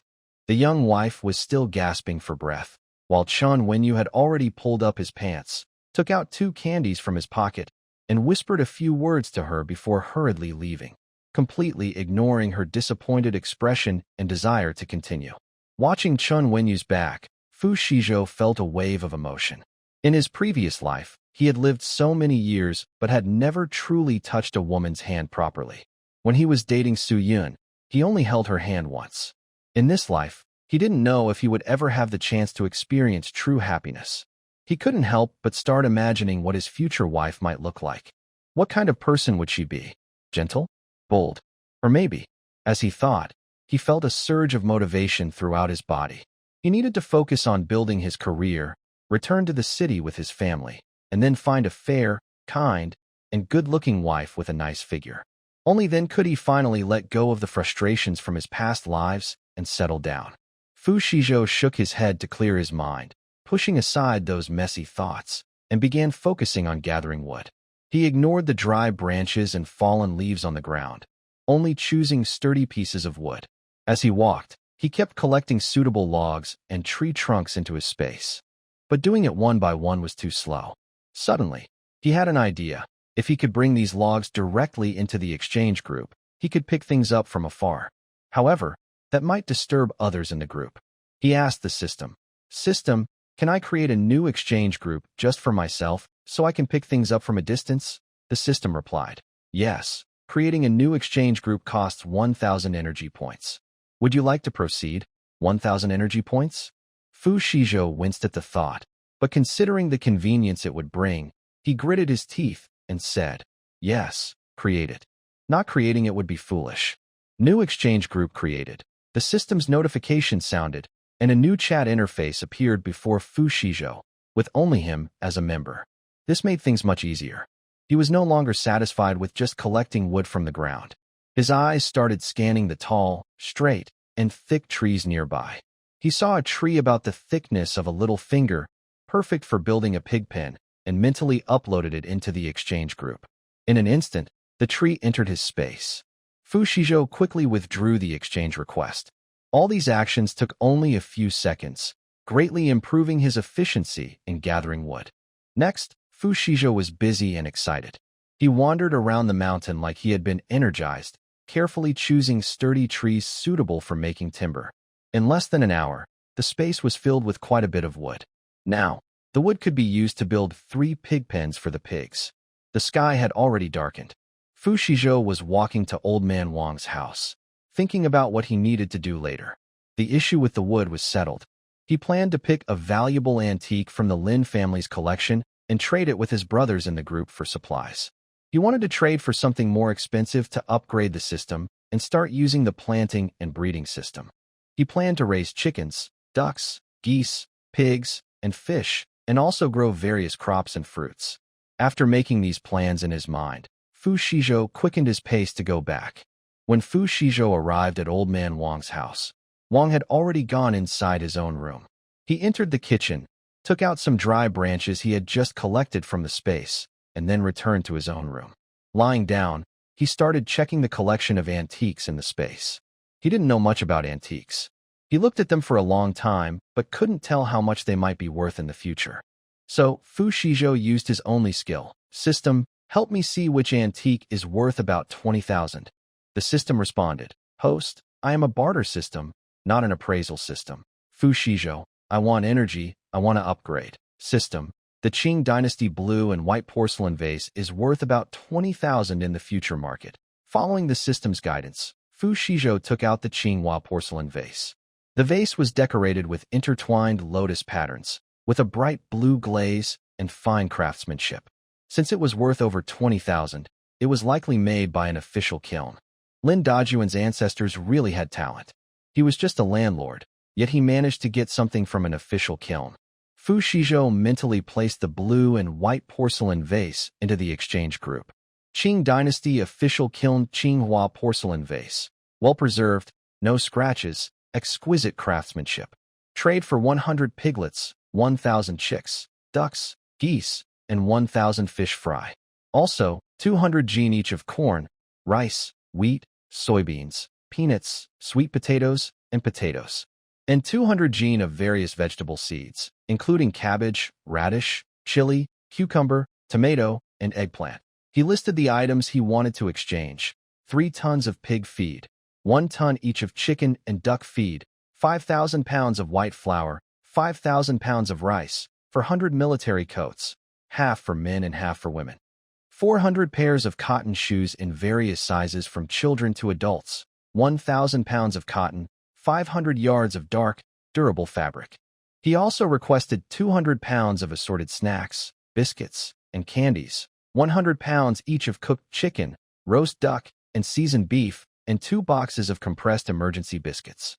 For medicines, he asked for 10 boxes each of common drugs like cold medicine, fever reducers, anti-inflammatory drugs, painkillers, antidiarrheal medicine, bandages, gauze, iodine, and antiseptic solutions. He wanted 20 flashlights, 100 batteries, 100 tons of quality coal, and 100 boxes each of clam oil and moisturizing cream. He requested 100 pounds each of white and brown sugar, 50 cans of milk powder, 100 pounds of peanut oil, and 200 bottles of various fruit preserves. He also asked for 20 pounds of high-quality tobacco leaves. For documents, he needed a total of 100 tickets, including grain coupons, cloth coupons, industrial vouchers, and other types, with local tickets from Haisheng. He finished listing his desired items, and the group fell silent for 5 minutes. Fu Xizhou waited patiently, calmly. Old Wang from the pork stall asked, "Resource brother, are you planning to start a farm with so much pig, chicken, and duck supplies?" Fu Xizhou didn't reply. Old Wang's question broke the silence. Rain's sister, who specializes in local specialties, asked, "Resource brother, if we want to trade, can we have a bit more time to prepare?" Fu Xizhou responded, "If it's urgent, it's best to exchange tomorrow." A member unfamiliar with appraisal, named Chow Feng, said, "This porcelain vase is a good item. I have a customer who's been wanting it. Resource brother, can you be flexible and give us 2 more days? Although what you want is common, they're spread across different shops. Even if you buy out one shop, it might not be enough to meet your weight requirements." Fu Xizhou looked at Chow Feng's words and thought it made sense. His requested amount was so large that it probably couldn't be prepared in a single day. Old Wang from the pork stall asked, "Yeah, Resource brother, I also want some. Can you give me a few more days?" Just as Fu Xizhou was about to agree, a group member named Principal Bai appeared. "Resource brother, I'll trade with you. What time tomorrow?" Fu Xizhou was a bit surprised. "As long as it's not midnight, any time is fine." Principal Bai said, "All right, I'll go arrange it now." After reaching an agreement with Principal Wang, everyone in the group started to complain loudly. "Principal Wang, your family is so rich. Why are you still fighting over such small items with us?" "Dear Principal Wang, hey, my husband's birthday is coming soon. I don't want expensive antiques, just a Qing Dynasty official kiln blue and white porcelain. As a dutiful son, shouldn't I give him something special?" Specialty Rain's sister. "Principal Wang, just forget it. Are you upset with your dad again? Did some internet celebrity catch your eye and make him angry?" "Dear Principal Wang, shoo, I won't say anything." Specialty Rain's sister. "No, I only say this. Unless you come to see me and make me feel good, then I'll keep quiet." "Dear Principal Wang." Rain's sister, stop messing around. After settling the big matters, Fu Xizhou happily watched the group chat for a while. Then he entered the planting and breeding space. The apple and pear trees had already grown tall, and Fu Xizhou guessed they would bear fruit in a few days. Yesterday's seeds had already sprouted tender shoots. Because he watered them with diluted spiritual spring water, their growth was slower than that of fruit trees. Fu Xizhou used his mind to move pond water to irrigate the crops, then poured some of the spiritual spring onto the 2 fruit trees. The remaining spring water was all directed into the pond. After finishing, he used his mind to craft a pig pen from wood. Once everything was done, Fu Xizhou let out a sigh of relief. Although using his mind didn't tire him physically, it was still troublesome. It would be great if someone could help him handle these tasks. Thinking of this, Fu Xizhou fell asleep.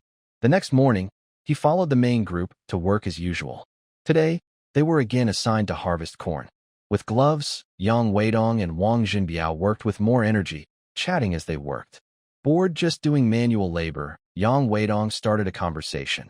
By the way, after the harvest, are you guys going to the county? Wang Jinbiao replied. All the supplies are bought, so why go to the county? We're not those city folks. There's nothing interesting there. Yang Weidong answered. Of course there is. I heard from villagers yesterday that there's a black market in the county. People here usually go there before winter to exchange or buy supplies. I want to see if there's anything suitable for winter storage. Yang Weidong is from the south, and this will be his first winter hibernation. He is so excited he can't control himself. Fu Xizhou suddenly remembers stories about the black market from his past life. Because of the region, the black market in He province was not strictly controlled before winter hibernation. Fu Xizhou thinks about exchanging supplies with Principal Wang after the exchange. He plans to visit the black market to trade supplies and earn energy. He also wants to find some stamps, silver coins, or antiques. Maybe he will find something valuable in the black market here. Where is the black market? He asks. In his past life, he couldn't even afford enough food, had no money or tickets, and never went to the county town. So he doesn't know where the black market is. Yang Weidong leans over and says, It's in an old goods market south of the county town. I heard you have to pay a dime to get in. Okay, Fu Xizhou nods, making a mental note. Yang Weidong asks, Do you want to go too? Maybe we can go together later. Fu Xizhou smiles and replies, Not sure yet. We'll see when the time comes. All right, Yang Weidong agrees. The three of them work quickly. By noon, the few rows of corn they gathered are almost finished. At this moment, a system notification sounds in his mind. Host, the supplies prepared by Principal Wang are ready. Do you want to exchange now? He's excited. Fu Xizhou's heart lifts, and his movements slow down a bit. He suppresses his excitement and silently asks the system, Exchange. The system responds, Congratulations, the exchange was successful. You gained 200,000 energy points. Your current energy is 207,020 points. It has been detected that you can level up twice. It will cost 150,000 points. Do you want to upgrade? Fu Xizhou doesn't say yes immediately. Instead, he asks, System, since I can level up twice this time, can I get a better reward? Usually, a bottle of basic nutrient solution is enough. The system replies, Host, rewards are random. Do you want to upgrade now? Fu Xizhou feels helpless and can only say, Yes, I want to upgrade. Congratulations, host. You have received a level 5 upgrade gift pack, 100 meat buns, 10 roasted chickens, 1 basic nutrient solution, and a special item, an invisibility cloak. Currently, you are at level 5, with 57,020 points of energy remaining. Your space has expanded to 10,000 square meters, with a planting area of 10,000 acres and a pond covering 5,000 acres. A friendly reminder, upgrading to level 6 requires 200,000 energy points. Before Fu Xizhou could be surprised by the invisibility cloak and the large expansion of the planting and breeding space, he felt many items rushing into the system space wildly. The scene was like a level 12 earthquake. Suddenly, many things appeared. Bags of white flour and rice piled into small hills. Cages with piglets, bamboo baskets filled with chickens, ducks, and geese were stacked neatly. If the system space weren't still, it would be causing a lot of noise now. Military coats, cotton shoes, fabrics, cotton, and various daily necessities were sorted and neatly placed aside. There were also several tons of feed and crop seeds, all categorized carefully. Cans of roasted chicken, duck, beef with sauce, and countless snacks and biscuits were also present. This 200,000 worth of supplies was more spectacular than he imagined, and the quality of everything was excellent. Fu Xizhou's mind swept over the mountain of supplies, and only one word came to mind: awesome. He thought to himself that Principal Wang was really a rich second generation. It would take ordinary people several days to gather these supplies, but he did it in just 1 night and a half. This money-making ability, he envied it.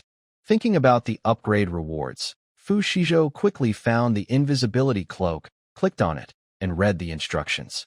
Invisibility cloak, a special item. When worn, it makes the wearer invisible to the eye. It lasts for 1 hour. If removed, as long as it is put back on within an hour, the effect remains. Cooldown time is 24 hours. Fu Xizhou looked at the system's description of the invisibility cloak, his heart pounding a little faster. This thing. It was like a tailor-made magic tool for him. With it, it would be much easier to visit the cattle shed to see his parents in the future. And when going to the black market, if chased by the red armbands, he could easily hide himself. Thinking about the convenience the invisibility cloak would bring, Fu Xizhou was so excited he wanted to run around the threshing floor 10 times and then imitate a monkey's call. When he's tired, someone will be there to give him a pillow. Fu Xizhou expressed his deep affection for the system. System, you are so good to me, system. Fu Xizhou calmed down and opened the bartering group. In the group, Principal Wang mentioned him. Material brother, happy cooperation. In the future, if there are good things, you can consider trading with me. I want everything, Fu Xizhou replied. Besides antiques, I will also gradually add some grains, fruits, and other supplies. I hope everyone will support me. Rain's sister, who specializes in local products, asked. Material brother, are you really running a farm? Fu Xizhou thought to himself that he was currently working as a rural youth, so it counted. He responded, yes, one of my side jobs. Once the crops are ready, we can trade. Please support us then. At this moment, a new member joined the bartering group. Old Tan, who loves gadgets, said, hello everyone, a new member has joined. Please take care of me. Shu Boss, who sells, said, brother, your orientation is quite special. I won't bother you. Old Tan explained, no, I love gadgets. I work with various types of robots. In the future, I will share some quality test models from my company for trading. Please support us. Fu Xizhou's eyes lit up when he saw Old Tan. In his past life, when he died, technology seemed very advanced. Robots could do many things back then. He asked, brother, can your robots help with plowing fields? Old Tan replied, plowing isn't possible because of specialized equipment, but they can help with chores like feeding chickens and ducks. He added, also, I accept custom orders. If you happen to have what I need, I can make a custom exchange. Fu Xizhou felt energized. Yesterday, he was thinking about how nice it would be if robots could help feed the chickens, ducks, and geese. Unexpectedly, robots appeared, but he didn't trade immediately. He left the group chat and started organizing his space. Leaving 10,000 acres of black land unused was such a waste. He moved the seeds he traded for into the planting space, looked at the endless black land, and with a thought, he planned several areas on the ground. Several hundred acres of land are planted with rice, wheat, and corn. The remaining land is used to grow soybeans, peanuts, sweet potatoes, and various vegetables. After planting, Fu Xizhou looks at Lingquan. Since the system upgrade, Lingquan's water output has increased. Fu Xizhou pours a few drops of Lingquan water onto 2 fruit trees, then channels water from other springs into the pond and irrigates the crops. After finishing these tasks, it's time to take a break. While walking back, Fu Xizhou checks on the chickens, ducks, geese, and piglets in the space. The big pig and small pig clearly shouldn't be kept together, but most of the wood he collected from the mountain was used to build a pig pen for the big pig. Now, there's probably not enough wood left for a small pig pen. So, Fu Xizhou decides to use the remaining wood to build a chicken coop. Once the coop is built, he estimates he can put about 200 chicks inside. He can't put too many because the coop isn't big enough. The 200 chicks chirp and make noise happily. Seeing this lively scene, Fu Xizhou feels very proud. This must be the so-called retired farm life. After feeding the chicks, he looks at the 3 large, fat pigs. He uses diluted Lingquan water mixed with pig feed, which is very nutritious. Each pig now weighs about 400 jin, around 200 kilograms. Fu Xizhou suddenly has an idea and asks the system, System, can I decompose the pigs into pork? Yes, the decomposition function costs 100 energy points. Do you want to proceed? Trading 100 energy points for a processed pig is a good deal. Decompose. With his command, the 300 jin, around 150 kilograms, fat pig instantly disappears, replaced by neatly cut pieces of pork heads, trotters, belly meat, tenderloin, ribs, all clearly separated and arranged on the ground. Even the pig's internal organs are cleaned and prepared. Fu Xizhou nods with satisfaction. He opens the courtyard door, and Old Wang has already been waiting in the yard. Seeing Fu Xizhou return, he smiles broadly. What's for dinner tonight? He's gotten used to eating Fu Xizhou's cooking over the past period. Fu Xizhou thinks for a moment and says, How about steamed spare ribs tonight? Old Wang isn't very keen on ribs. You bought ribs? What's so good about ribs? There's no meat even. I'll make it delicious, Fu Xizhou replies confidently. Fu Xizhou said this and went into the kitchen. Thinking that old man Wang disliked eating ribs, he took out 6 large meat buns to steam, then washed the ribs and started steaming them. In his past life in prison, he learned many things, including how to steam ribs. Half an hour later, the fragrant ribs and meat buns were served on the table. Old man Wang took a bite of the ribs steamed by Fu Xizhou, then excitedly waved his arms and danced. Wow, kid, you've got some skills. These are delicious. Fu Xizhou was happy. Having this old man around made things seem pretty interesting. After eating, Fu Xizhou went into his room and opened the space to organize things for his family. He prepared a military coat for each of his parents, older brother, sister-in-law, and younger siblings. He packed a large bag of cotton, enough to make several thick quilts. He filled 5 bags with 50 pounds of flour and rice each. He cut 20 pounds of the best pork belly and ribs. He also packed 2 of the 10 roasted chickens they had just received. In addition, he packed sugar, brown sugar, milk powder, fruit cans, and many daily necessities like flashlights, batteries, and cooking oil. Altogether, the 2 big bags weighed over 200 pounds. He placed these items in another corner, planning to take them out when the time was right. Late at night, Fu Xizhou quietly got out of bed and left Old Man Wang's house. Once he was far enough away and sure no one was around, he took out his invisibility cloak from the space and put it on. He looked down at his body and his hand, but didn't see anything unusual. Fu Xizhou walked to the nearby pond and looked at it. Under the moonlight, he saw no reflection of himself in the water. The invisibility was successful. Fu Xizhou felt excited. He knew he only had an hour, so he ran quickly toward the cattle shed. If he arrived at the cattle shed just 1 minute earlier, he could spend 1 more minute with his family. As he neared the cattle shed, he took out 2 large, heavy bags from the space. He carried them and headed toward the shed. When he arrived, he saw the light inside and knew his family was waiting for him. Fu Xizhou slipped into the cattle shed. The people inside were startled by his sudden appearance. Fu Wenzhong was the first to recover. He knew Fu Xizhou would come today, so he kept waiting. As time went on and he grew more worried, he started to fear that something might have happened to Fu Xizhou on the way. When Fu Xizhou put down 2 bags, Fu Wenbin's heart eased a little. Su Yakin rushed forward and tightly held Fu Xizhou's arm. Showing concern, "Xizhou, why are you so late? Are you cold?" Fu Xizhou shook his head. Before he could speak, Fu Wenbin asked, "Xizhou, are these supplies what you prepared?" Fu Xizhou nodded. Hearing this, Fu Jianting came over and tried to lift one of the bags. It was very heavy and took a lot of effort to lift. "Wow, this is heavy. Xizhou, what did you pack inside?" Fu Xizhou explained, "Just some food and daily items." Fu Wenbin's voice was serious. "Xizhou, there's quite a lot in here. Where did you get the money and the tickets to exchange for these?" Su Yakin also became worried. "Xizhou, I know you want us to have a better life, but you shouldn't do anything illegal for us. You need to stay safe."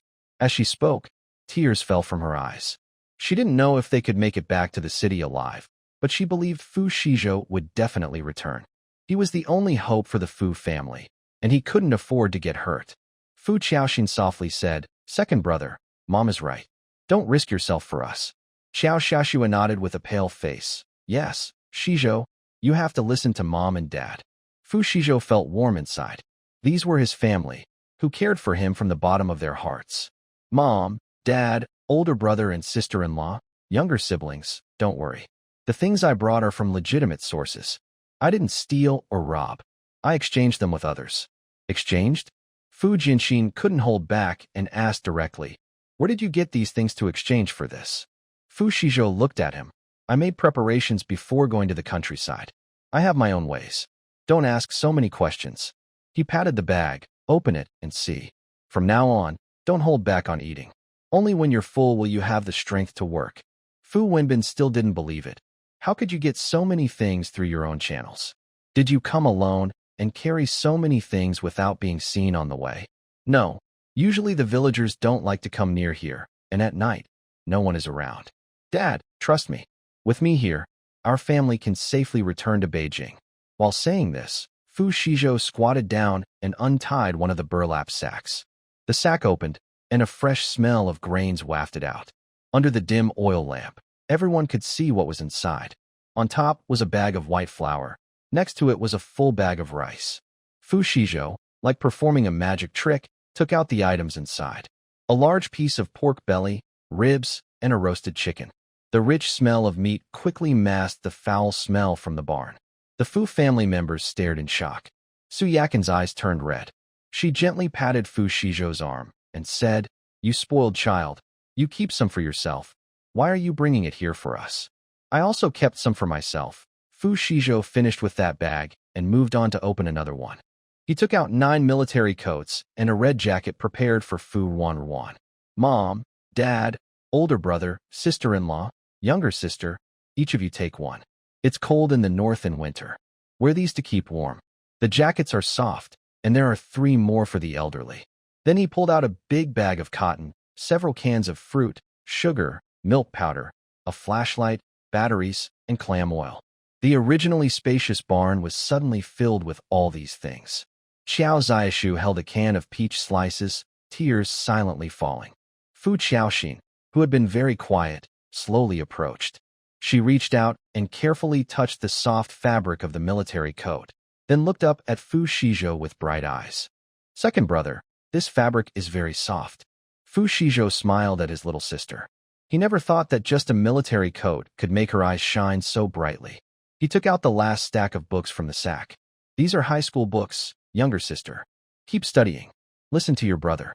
Maybe someday, the college entrance exam will be restored, and you can all continue your studies." Before being sent down, Fu Qiaoxin loved studying the most. She took the books happily and said, "Thank you, second brother. I will study hard." Fu Wenbin stood silently for a long time. He looked at the things on the ground, then at his son. He walked over, picked up a military coat, weighed it in his hand, feeling its thickness. He didn't say thank you, only looked at Fu Shizhou, his voice hoarse. "Take good care of yourself. Don't worry about us. We are grown men. We won't starve." "I know," Fu Shizhou nodded. "These things must be accepted and used. Our family must stick together to get through the cold winter." He then looked at Su Yakin. "Mom, eat the noodles and rice. Don't hide them to spoil. The meat should be cooked soon so we can eat and have strength to work. Soft is still growing, so she needs nutrition." Su Yakin wiped her eyes with the back of her hand. Got it. You talk too much." Fu Jianting and Fu Jianxin started working. The brothers worked together to dig a hole under the haystack, planning to hide these precious items. Seeing Fu Ruan looking at the candies with drool, Fu Shizhou picked up a handful and handed it to her. Ruan, you can only eat 2 pieces a day. Eating too much can cause cavities." Fu Ruan smiled sweetly. "Thank you, second uncle." The noise here startled 3 elders from the neighboring cow shed. Huang Guohua, Gu Xiaowu, and Han Qiming put on their clothes and came over. When they saw Fu Shizhou and the pile of things on the ground, they were all stunned. "Wenbin, is this Shizhou?" Gu Xiaowu asked. Fu Wenbin nodded, with a proud tone typical of a father. "Yes, Gulao. This is my son, Fu Shizhou." "Shizhou, say hello to the 3 grandpas." Fu Shizhou stood up, bowed respectfully to the 3 elders. "Grandpa Huang, Grandpa Gu, Grandpa Han, hello. I am Fu Shizhou." After greeting them, he added, "Please wait a moment, everyone." He stepped out of the cow shed, pretending there was something outside. In fact, he took out another prepared cloth bag from inside, carried it in, and said, "This is for you 3. All 3 elders were shocked. They hurriedly waved their hands. No need. Your family has many members.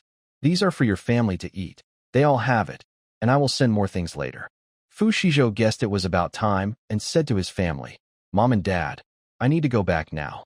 I'll come to see you again in a few days."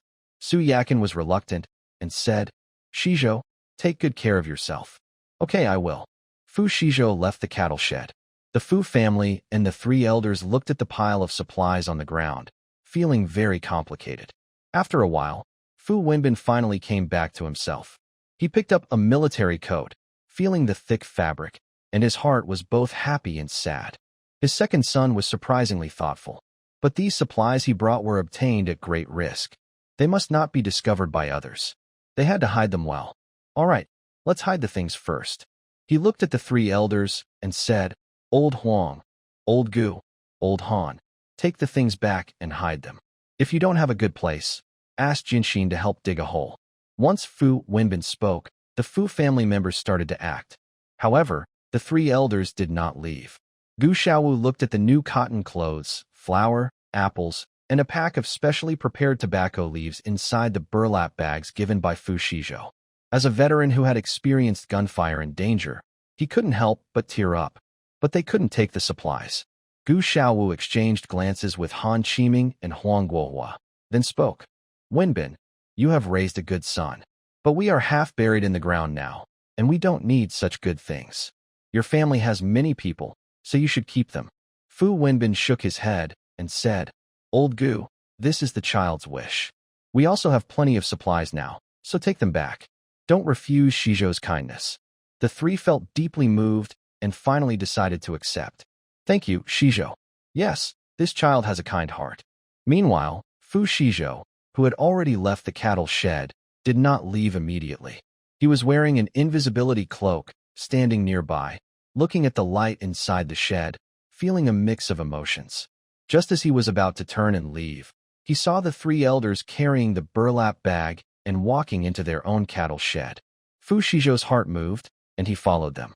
He wanted to hear what these three elders would say. He quietly stood outside the torn mat that served as a door curtain. Inside, Huang Guohua lit a dim kerosene lamp. Gu Xiaowu took out a pack of tobacco from his cloth bag, pinched a bit with his rough fingers, rolled a dry pipe, lit it, and took a deep puff. Cough, cough. Good smoke. Really good. He happily exhaled a smoke ring, showing a rare smile. Han Qiming looked at the stomach medicine and apples in the bag and sighed. This kid is very thoughtful, still remembers old Huang's stomach illness. Huang Guohua covered his stomach and nodded. Yes, even better than my own children. His voice carried a hint of bitterness. They had been sent here, and their family had long cut ties to deny any connection. Since that day, not even a letter was sent, as if he was a terrible criminal, and whether he was alive or dead didn't matter to them. Unexpectedly, a child they had never met cared about their lives and deaths. Gu Xiaowu took another puff of his pipe. Wenbin came from the army, honest and upright. I didn't expect his son, who grew up outside, to follow his roots. A little kindness should be repaid with great gratitude. Han Qiming adjusted his glasses that had on one side. We've received so much from this child. We should do something for him. Huang Guohua pounded his leg, which had been hurting for days, but now we're just useless people. What can we do? The three fell into silence.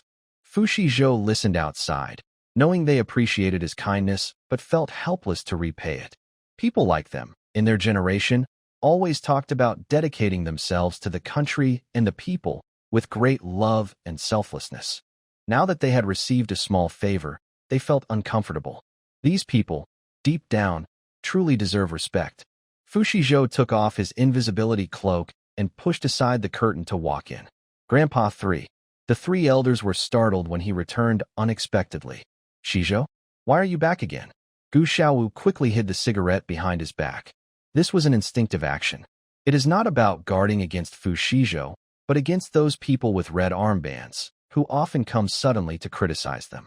They would see them eating mixed grain porridge or small buns and would them away to criticize. Over time, Gu Xiaowu developed this habit.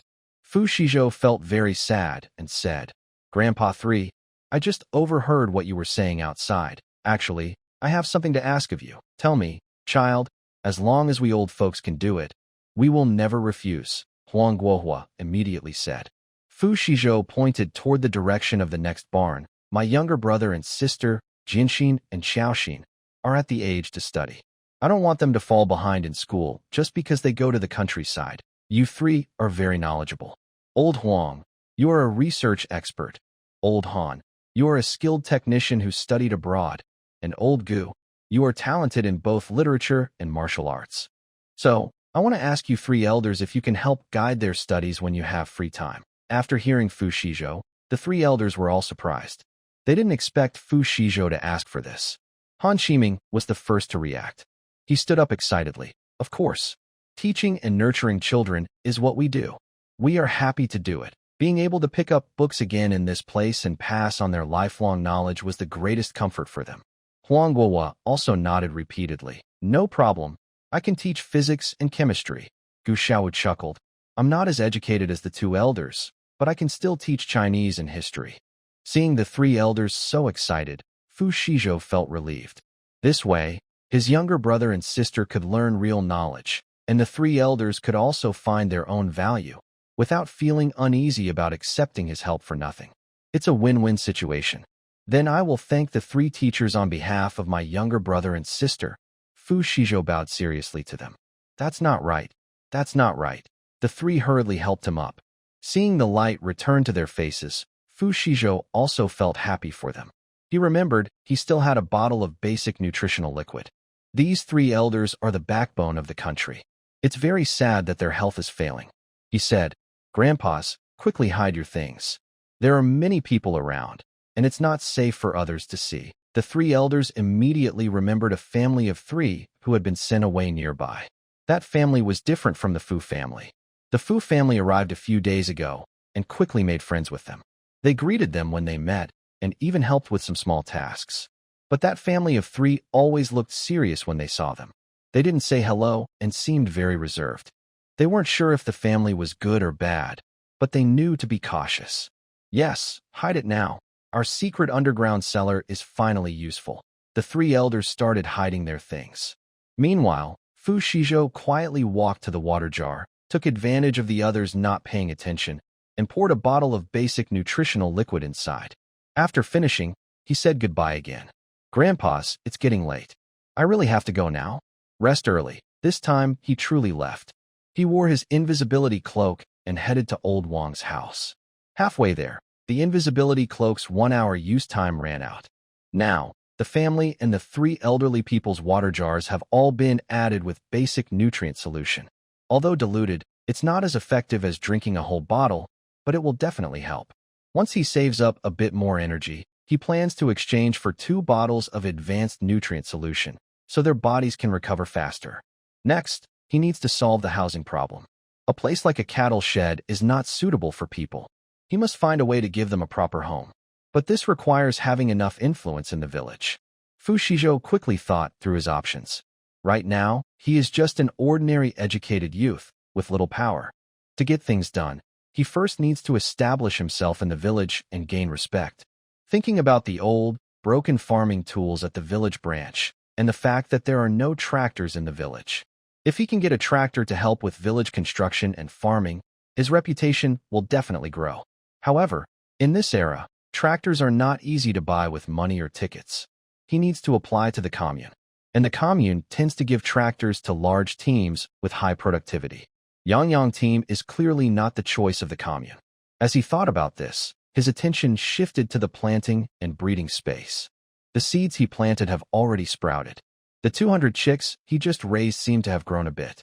Thinking about the pigs, chickens, ducks, and geese in the space, he plans to go get some wood tomorrow to build pens for them all. As Fu Xizhou thought about this, he gradually fell into a light sleep. At dawn, Fu Xizhou got up. He left 3 meat buns for Old Wang, then went to see team leader Wang Dagan. Before entering, he looked around to make sure no one was nearby, then took a pack of peach cookies from his space and knocked on the door. Wang Dagan was sitting in the yard eating breakfast when he saw him arrive, looking a bit surprised. Fu Jiqing, why are you here? Did something happen to Old Wang? Old Wang is a lonely, elderly person in the village. If something happens, the team will help handle it.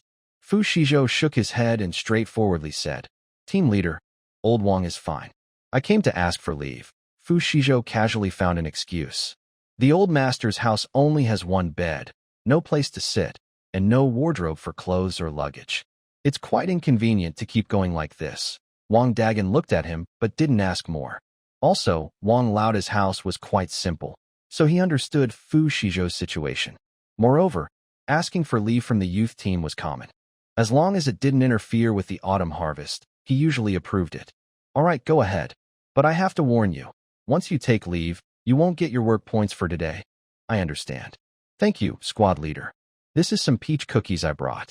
Please try some. Fu Xizhou thanked him, set down the cookies, and left. Wang Dagan looked at the bag of cookies, paused for a moment. Fu Jiqing, you.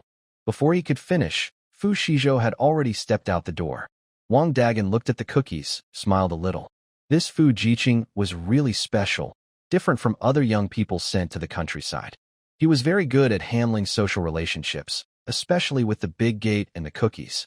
As soon as he stepped out of Wang Dagan's yard, he bumped into Li Yin and Zhao Mei. Seeing him come out of the squad leader's house, they both showed expressions of dislike. Fu Xizhou, you're not working. Why are you at the squad leader's house? Zhao Mei asked with a pout. Her tone made it seem like the squad leader's house was her own. Li Yin also said sarcastically, wow, not working now and coming to the squad leader's house. Are you trying to get special treatment or an easier job? Fu Xizhou was too tired of their nonsense and tried to walk past them. But Li Yin blocked his way. Tell me, are you trying to get special treatment again? If you dare to ask for an easier job today, I'll report you to the commune. Having cut beans for 2 days straight, Li Yan's back was aching badly. She and Zhao Mei came to the squad leader's house hoping to say something nice and maybe get a lighter task. Are you a dog? Why do you keep blocking the way? Fu Xizhou was annoyed by her and looked at her coldly. I took leave today. If you want to report me, go ahead. Take leave? Li Yan's voice suddenly rose. Why should you get to do easy work and take leave? I want to take leave too. I'm not feeling well today. I can't work. She said this and then turned to rush into Wang Dagan's yard. Captain, I need to take leave. My stomach hurts. Wang Dagan had just finished eating and was about to leave when Li Yin blocked him. He frowned and asked, what's wrong with you? All you do is cause trouble every day. My stomach hurts. I can't work. I want to take leave too. Li Yin held her stomach and pretended to be in pain. Wang Dagan was used to lazy and tricky people in the village. He looked her up and down, his face darkening. Stomach ache, huh? Fine, then stay home and rest today. No work points for you. Li Yin didn't expect that taking leave wouldn't earn her work points. She just wanted to rest like Fu Xizhou, but she didn't want to lose her points. Seeing that he didn't speak, Wang Dagan snorted. How about it? Don't want work points? Then just go and work honestly. If you're trying to play tricks on me, you'd better work honestly. Look at how many work points you've earned these past 2 days. If you keep this up, in a couple of months, you won't even have enough for a simple meal. Li Yan's face turned red and white from the scolding. She left the yard feeling embarrassed. She watched Fu Xizhou's distant figure, her eyes full of anger. Fu Xizhou, just wait. Sooner or later, I'll make you regret staying in Xianyang village. She gritted her teeth and cursed quietly. Fu Xizhou didn't care about this small incident at all. He went straight to the back mountain. The trees in front had already been stripped clean. Those suitable for fencing pigs had been collected into his space. The remaining trees were either too thin or too old, with thick branches, which would be a waste to use for fencing. He couldn't just harvest from one place. He needed to protect the local environment. Fu Xizhou walked deeper into the mountains. He looked around at the trees, and any suitable ones were added to his private exchange group, then taken back into his space.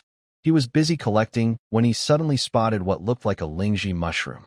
Fu Xizhou wasn't sure and asked the system. System, is that a Lingji mushroom? The system replied, host, I. Fu Xizhou anticipated the system's response. I'm going to use it for exchange. System, after inspection, this is a 1,000-year-old wild Ganoderma lucidum, valued at approximately 250,000 in later generations. Fu Xizhou widened his eyes. How much? The system actually said 25,000? Fu Xizhou immediately stored the Ganoderma in his space. Thinking about its spores, he considered planting it. But the planting space has black soil. Normally, it's not suitable for Ganoderma growth. System, can black soil be used to grow Ganoderma? Fu Xizhou asked persistently. System, host, yes. The black soil in the planting space can grow all kinds of plants. Once again, Fu Xizhou marveled at how powerful the space is. He used his mind to plant the Ganoderma in the black soil, thought for a moment, then added 2 drops of spiritual spring water and continued collecting wood. Fu Xizhou moved inward. Suddenly, he heard a woman scream.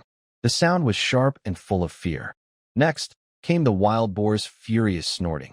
Fu Xizhou paused. Something was wrong. He became alert, moved his ears, and carefully listened to the direction of the sounds.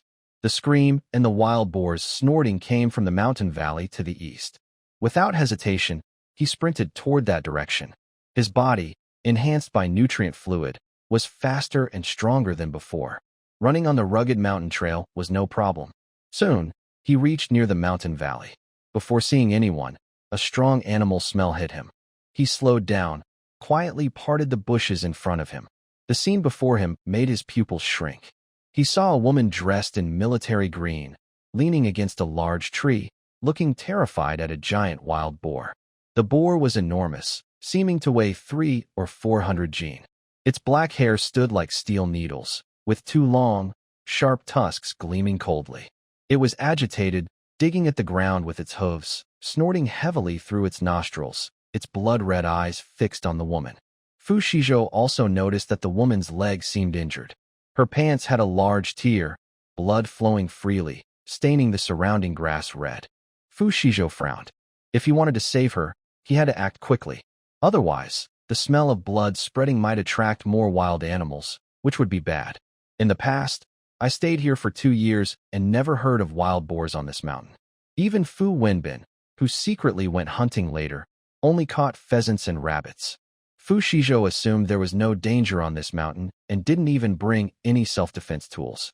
He looked at the woman, who was clutching a small sickle. This small sickle used for gathering herbs wouldn't hurt a tough-skinned wild boar at all. Suddenly, Fu Xizhou thought of something. He quickly searched for weapons in the system shop. Bayonet, military standard bayonet, sharp and tough, costs 100 energy points. Exchange. Immediately, a bayonet appeared in Fu Xizhou's space.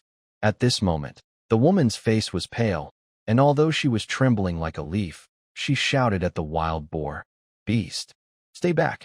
The wild boar seemed angered by her voice, let out a loud roar, and charged at her. Seeing its sharp tusks about to reach her, Fu Xizhou moved his mind, and suddenly a shiny bayonet appeared in his hand. "Hey, beast, look over here," he shouted loudly, leaping out from the bushes and stepping forward to face the wild boar. The wild boar was distracted by the sudden appearance of the human, stopped, and turned its red eyes to glare at Fu Xizhou. The woman was stunned for a moment, looking at the man who suddenly appeared, forgetting to react. But she quickly regained her senses and shouted anxiously, "Run. Don't worry about me." Fu Xizhou ignored her and calmly faced the wild boar. He knew that a wild boar of this size had tough skin, thick flesh, and great strength. Fighting it head-on wouldn't work. He had to outsmart it. The wild boar looked at him for a few seconds, seeming to think this new human was a bigger threat. It growled low, kicked its hooves, and charged fiercely at Fu Xizhou. His eyes sharpened, and instead of retreating, he advanced. Just as the wild boar was about to hit him, he suddenly sidestepped, narrowly avoiding the charge. At the same time, he pushed off the ground and leapt onto the wild boar's back. All this happened in an instant. The woman watched in shock. The wild boar didn't expect how agile this human was. It struggled fiercely, trying to shake the person off its back. Fu Xizhou wobbled slightly, almost falling off. Immediately, he used his legs to grip tightly, like iron clamps, holding onto the boar. Seeing that it couldn't shake him off, the boar went crazy and charged toward a tree. It's possessed, Fu Xizhou cursed. If the boar hit the tree with its body, he might be seriously injured or worse. Without hesitation, he used all his strength and stabbed his spear into the soft part behind the boar's neck. Thud! The spear sank deep into the boar's flesh and blood. The boar's blood burst out instantly, splattering all over Fu Xizhou. Yow! The boar let out a loud, piercing scream. Its huge body struggled wildly, crashing through the mountain valley. Just as it was about to hit a tree, Fu Xizhou suddenly leaned to the side and fell off the boar's back. His body rolled a few times on the ground due to inertia. The boar went berserk, smashing into several trees before finally collapsing from blood loss and exhaustion. With a heavy crash, it fell to the ground, twitched a few times, and then stopped moving. Fu Xizhou lay flat on the ground, exhausted. After a while, he felt less pain and managed to get up, leaning on his knees and gasping for air. He looked at the dead boar on the ground, and then at the blood covering himself, feeling a wave of fear. That was really too close. If it weren't for the basic nutritional liquid boosting him, he might be the one lying here now. "Are you all right?" The woman hobbled over, looking at Fu Xizhou with shock and gratitude in her eyes. Just now, she almost thought she would die here. Besides being scared, she felt regret. She didn't expect this man to risk his life to save her. And he did it with just a spear. Even trained soldiers might struggle to handle such a wild boar with just a spear. Fu Xizhou shook his head and then carefully looked at the woman in front of him, recognizing that she was not from Xiangyang village. The woman was probably in her early 20s, very beautiful, with an oval face, big eyes, and healthy wheat-colored skin. She had 2 braided pigtails. Although her face was pale at the moment, her expression showed a strong spirit. "How is your leg?" Fu Xizhou asked. The woman looked down at her leg, which was injured when she was running away after being scratched by a branch. The wound was deep and still bleeding. She clenched her teeth and said, "It's okay, just a small injury." Fu Xizhou frowned. "That's still a small injury? You need to bandage it quickly, or it might get infected and cause trouble." He tore off a corner of his shirt, squatted down, and without hesitation, started wrapping her wound. Although Fu Xizhou didn't know much about bandaging, he knew that wrapping tightly could stop the bleeding. The woman watched him carefully, her cheeks feeling a little warm. "Thank you, comrade. What's your name? I really appreciate your help today. If it weren't for you, my name is Fu Xizhou. I am a young person from Xiangyang village." Fu Xizhou stood up. "What's your name? Why did you come so deep into the mountains alone?" "My name is Manhwa, like the bright moon rising over the sea." The woman smiled. "I came to pick herbs, but I didn't expect to meet such a big creature here." Fu Xizhou glanced at the herbs by her feet, nodded, and didn't ask more. "Your injury looks serious. I'll carry you down the mountain to the clinic." "No, I can walk by myself." Manhwa quickly waved her hand. Fu Xizhou frowned. "Don't be stubborn. Hurry up." He squatted down again. After hesitating for a moment, Manhwa finally leaned onto his back. Fu Xizhou carried her, feeling how light she was, probably around 90 pounds. So light that if a wild boar bumped into him, he might lose his life. He walked down the mountain with her on his back. Fu Xizhou moved quickly and steadily along the mountain path. Manhwa didn't feel much bumping. She lay on his back, smelling the mixture of sweat and blood on him. It didn't smell bad. Instead, it gave her a strange sense of comfort. She looked at Fu Xizhou's broad shoulders and his back soaked with sweat, feeling a strange emotion in her heart. "Comrade Fu, where's your hometown?" she whispered. "Jing City," Fu Xizhou replied. Manhwa was surprised to learn that Fu Xizhou was from the same place as her. She felt a little happy about the coincidence. She asked again, "You're really strong and skilled. Did you train before?" She grew up in a military compound and had seen many soldiers. But someone as young as Fu Xizhou, able to fight off a wild boar alone, was rare. Thinking about his fierce and calm attitude when hunting the boar and his quick movements, she thought he didn't seem like an ordinary young person. Manhwa didn't think he was a bad person, but he didn't want to reveal too much about himself. She casually said, "Just some random practice." In reality, he hadn't trained at all. His body had improved just from taking basic nutritional supplements. Fu Xizhou thought, if he drank a bottle of high-grade nutritional liquid, his strength would become even better. He needed to find ways to gather energy quickly, but being strong wasn't enough. Fu Xizhou felt he should learn some martial arts. He had heard that no one in Xiangyang village practiced martial arts, so he planned to ask his father to teach him military-style boxing when he had free time. It was better than knowing nothing. Manhwa sensed that Fu Xizhou didn't want to talk much more. She pressed her lips together and said nothing further. They traveled in silence and soon reached the foot of the mountain. Fu Xizhou carried Manhwa to the village clinic. The barefoot doctor was a man in his 50s. When he saw Manhwa's leg injury, he immediately checked it. After asking how she got hurt, the doctor frowned and said, "Oh, comrade, your wound is too deep. There might be wood splinters inside. My clinic has limited equipment, so I can only do basic cleaning. You need to go to the county hospital quickly for proper cleaning and a tetanus shot." Manhwa frowned and said, "The county hospital is too far." She knew how far it was because she had come from the county. She looked at her wound with some worry. "No matter how far, you have to go," the doctor insisted. "If this wound gets infected, you might lose your leg," Fu Xizhou said. "I'll take you there." "No, it's too much trouble," Manhwa shook her head.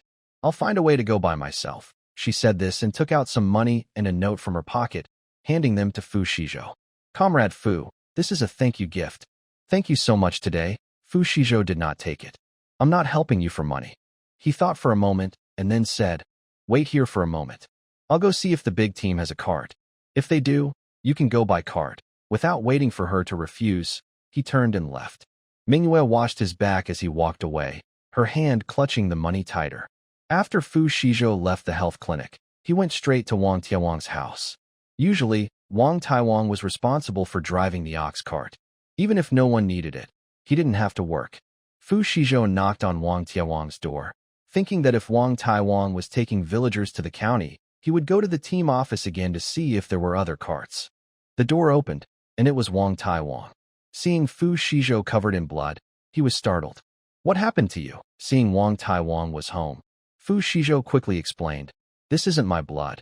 He reached into his pocket, actually taking out a coin from his space, and handed it to Wang Tiawang. Uncle Tiawang, a comrade has been injured.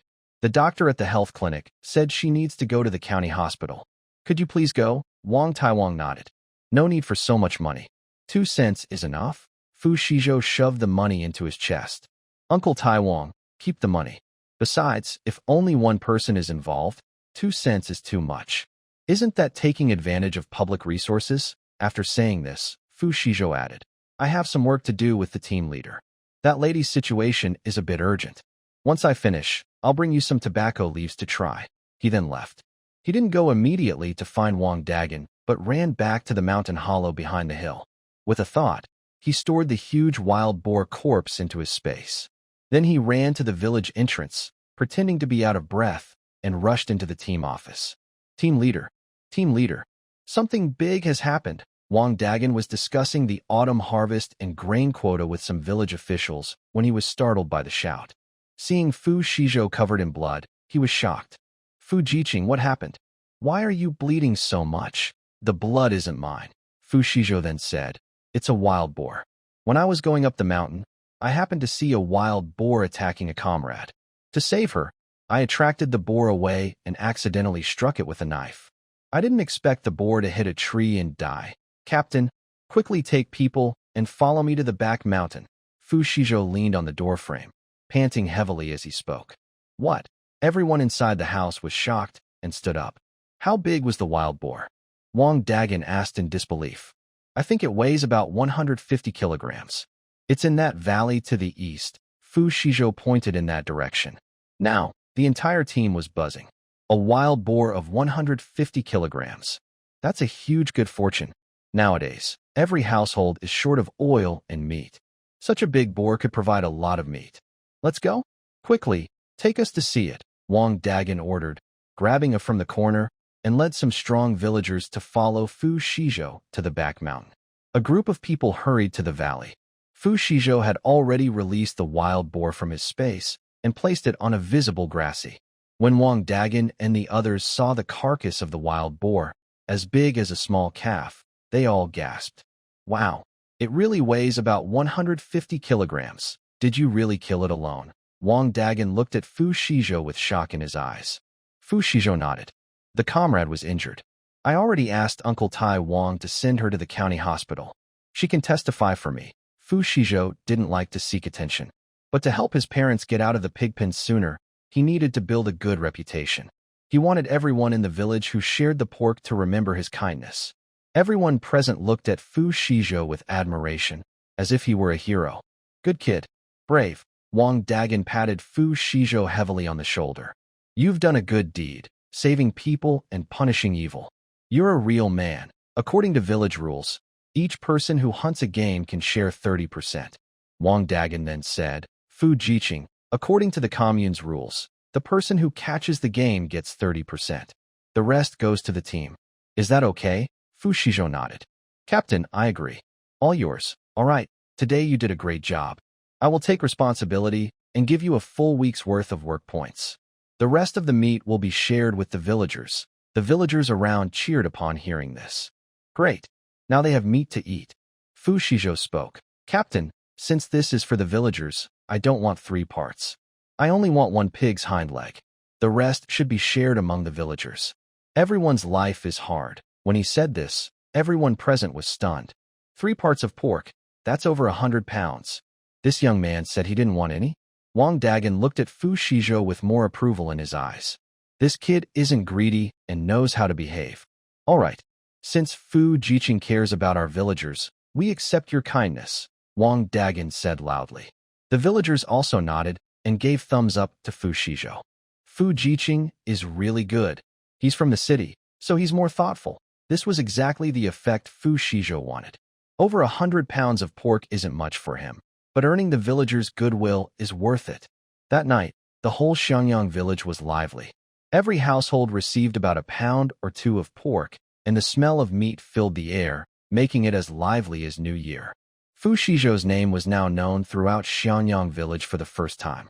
That night, after the invisibility cloak finished cooling down, Fu Xizhou left old Wang's house. He only put on the invisibility cloak after walking far away, heading toward the cow shed. When he approached the cow shed, Fu Xizhou took off the invisibility cloak and carried the hind leg of meat from his space into the shed. Fu's family didn't expect Fu Xizhou to come. Seeing the hind leg of meat in his hand, everyone was stunned. Xizhou, why are you bringing more pork again? Su Yakin asked in surprise. She had only eaten a little of the pork he brought yesterday, just enough for cooking. She never expected Fu Xizhou to bring more meat today. Second brother, why are you bringing so much meat again? Fu Qiaoxin looked at it with big, curious eyes. She had never seen such a large pig's hind leg before. Fu Xizhou smiled, placing the meat on a pile of straw. Today I was lucky. I caught a wild boar on the mountain. Su Yakin was so frightened her face turned pale. She quickly stepped forward and looked at Fu Xizhou carefully. Are you hurt? No, Mom. I'm fine. Fu Xizhou briefly explained what happened today. Of course, he only said it was lucky and that he had good luck. He didn't mention his physical strength. Even so, the family was very worried. Second brother, you are too brave. You can't be so impulsive in the future. Fu Jianting frowned and said. In their unit, the most skilled soldier, even with a spear, wasn't always sure he could kill a wild boar. Xiao Zhaishu also looked pale and said, Yes, second brother, you can't take such risks again. Fu Xizhou knew they cared about him, and he felt warm inside. Got it. Fu Xizhou looked at Su Yakin and said, Mom, this is wild boar meat. Cooking it might not remove the strong smell. Huh? What should we do? Before being transferred, Su Yakin didn't have to do housework because there was an aunt at the Fu family. After the transfer, she learned to cook, but she wasn't very good at it. And with the conditions as they were, no matter how good her cooking was, she hadn't had a chance to show it. Fu Xizhou then said, It's best to dry the wild boar meat and make it into cured meat. Su Yakin replied, Xizhou, I don't understand. Maybe you should take it back. Fu Xizhou said, It's okay, Mom. I'll teach you. Su Yakin's eyes suddenly turned red. Fu Xizhou knew how to dry cured meat. What kind of life was he living at the Lin family? He didn't understand why his mother was envious, and he just said, Maybe we can ask Dad to help. No need. Gu Xiaowu's voice came from outside. The three elders heard the noise from the barn and thought about coming over to see what was happening. At the barn door, they heard Fu Xizhou talking about drying cured meat. Xizhou, let me do it. Fu Wenbin was surprised and asked, Gu Lao, you still know about this? Gu Xiaowu nodded. Back in the day, the conditions in the army were tough, especially during wartime. Sometimes, when we crossed the forest, we hunted some game. Several times, we were lucky enough to catch wild boars. I learned how to dry pork from the local villagers. Fu Xizhou gave the pig's hind leg to Gu Xiaowu. That's very kind of you, Grandpa Gu. Gu Xiaowu took it and said, No trouble at all. I'll get up early tomorrow and finish the work in front. Fu Wenbin immediately said, No, that might disturb your rest. You need to take care of your health. Let me do it instead. When Fu Wenbin reached out to take it, Gu Xiaowu stepped back and said, Wenbin, let's just do what we can. It's enough. He added, Also, I don't know if I've been eating well, but lately I've felt more energetic and healthier than before. Huang Guohua nodded and said, Yes, my stomach doesn't hurt as much now, and I can stand up straight. Han Qiming agreed. I feel the same. I think I've become a few years younger. Haha. The three elders spoke, and the Fu family members also felt their spirits and strength had improved a lot these days. Fu Qiaoxin said, I feel the same. I think it all started after I ate the food my second brother brought. Fu Xizhou smiled. It wasn't the food's fault, but the nutritional liquids. It looks like I need to exchange more nutritional liquid in the next few days to keep everyone healthy. When everyone is healthy, they can all be happy. Eating well gives you strength, so don't hold back on your meals. Eat well to sleep well and stay healthy. Everyone nodded, agreeing that Fu Xizhou was right. Su Yakin thought to herself, meat isn't something you can save up. Tomorrow, she would add some meat dishes for the children. Fu Xizhou thought it was about time to leave, so he suggested he go. He left the cow shed and returned to old Wang's house. He didn't go to sleep right away but entered his space with his mind. Fu Xizhou quickly built a pig pen. Fortunately, he didn't have to build it with his hands, just control it with his mind. He stacked wood using a mortise and tenon structure, without needing other materials, and soon the pig pen was finished. He released 100 piglets into the space for planting and raising. The piglets immediately started squealing and lying down. Fu Xizhou mixed feed and fed all the pigs, then went to the chicken coop. After a day, the chicks had grown quite a bit. Fu Xizhou thought that in a few more days, he could finally let the chickens lay eggs freely. However, relying on eggs for energy is not enough. He needs to gather more wood quickly and raise the remaining chickens, ducks, and geese. Should he go up the mountain tomorrow? Just as Fu Xizhou was thinking this, he dismissed the idea. He decided to visit the county first. He wanted to exchange some supplies at the black market to earn energy and also visit Manhwa at the hospital. Early the next morning, Fu Xizhou cooked 6 steamed buns. He left 3 for old Wang and took 3 himself, eating them as he headed to Wang Dagon's house. "Captain, can I take another day off?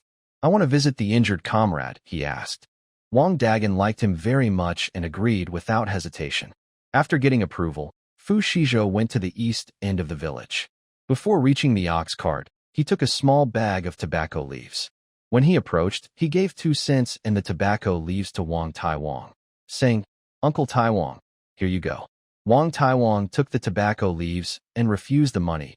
"You already got the money yesterday. Get on the cart." Fu Xizhou nodded with a smile and got on the cart. There were already a few women on the ox cart. Because they had the wild boar meat from yesterday, they greeted Fu Xizhou kindly. He also greeted them back. Young, polite, and handsome, Fu Xizhou was well liked by the women, who became even more pleased with him. In the county, Fu Xizhou first went to the county hospital.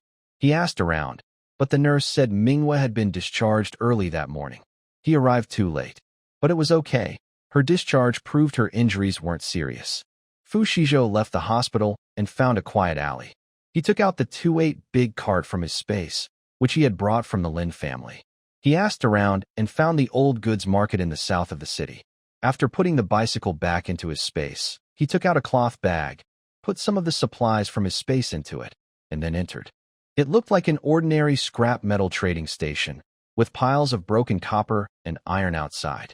But Fu Xizhou knew that the real black market was hidden inside. He walked over. A greasy man in work clothes stopped him, asking, "What are you here for?" Fu Xizhou showed him the contents of his bag. The man looked him over from head to toe and said, 10 cents. Fu Xizhou gave him 10 cents. The man then said, "Follow me." He led him through a yard filled with scrap and then to the back of a row of simple houses, pushing open an unremarkable iron door. Behind the door was a large warehouse. The warehouse was lively, bustling with noise. Inside, there were many stalls selling all kinds of goods: grains, fabrics, meat and eggs, radios, watches, bicycles, and even people secretly trading gold bars. It was like an underground shopping mall. Fu Xizhou was dazzled by what he saw, and he heard someone nearby ask, "You're new here, right?" "First time?" "Yes," Fu Xizhou nodded. The man then said, "Our black market boss is called Brother Nan. He's over there." Fu Xizhou looked in the direction he pointed, where several people were sitting. Among them, a group of young men surrounded a young man smoking.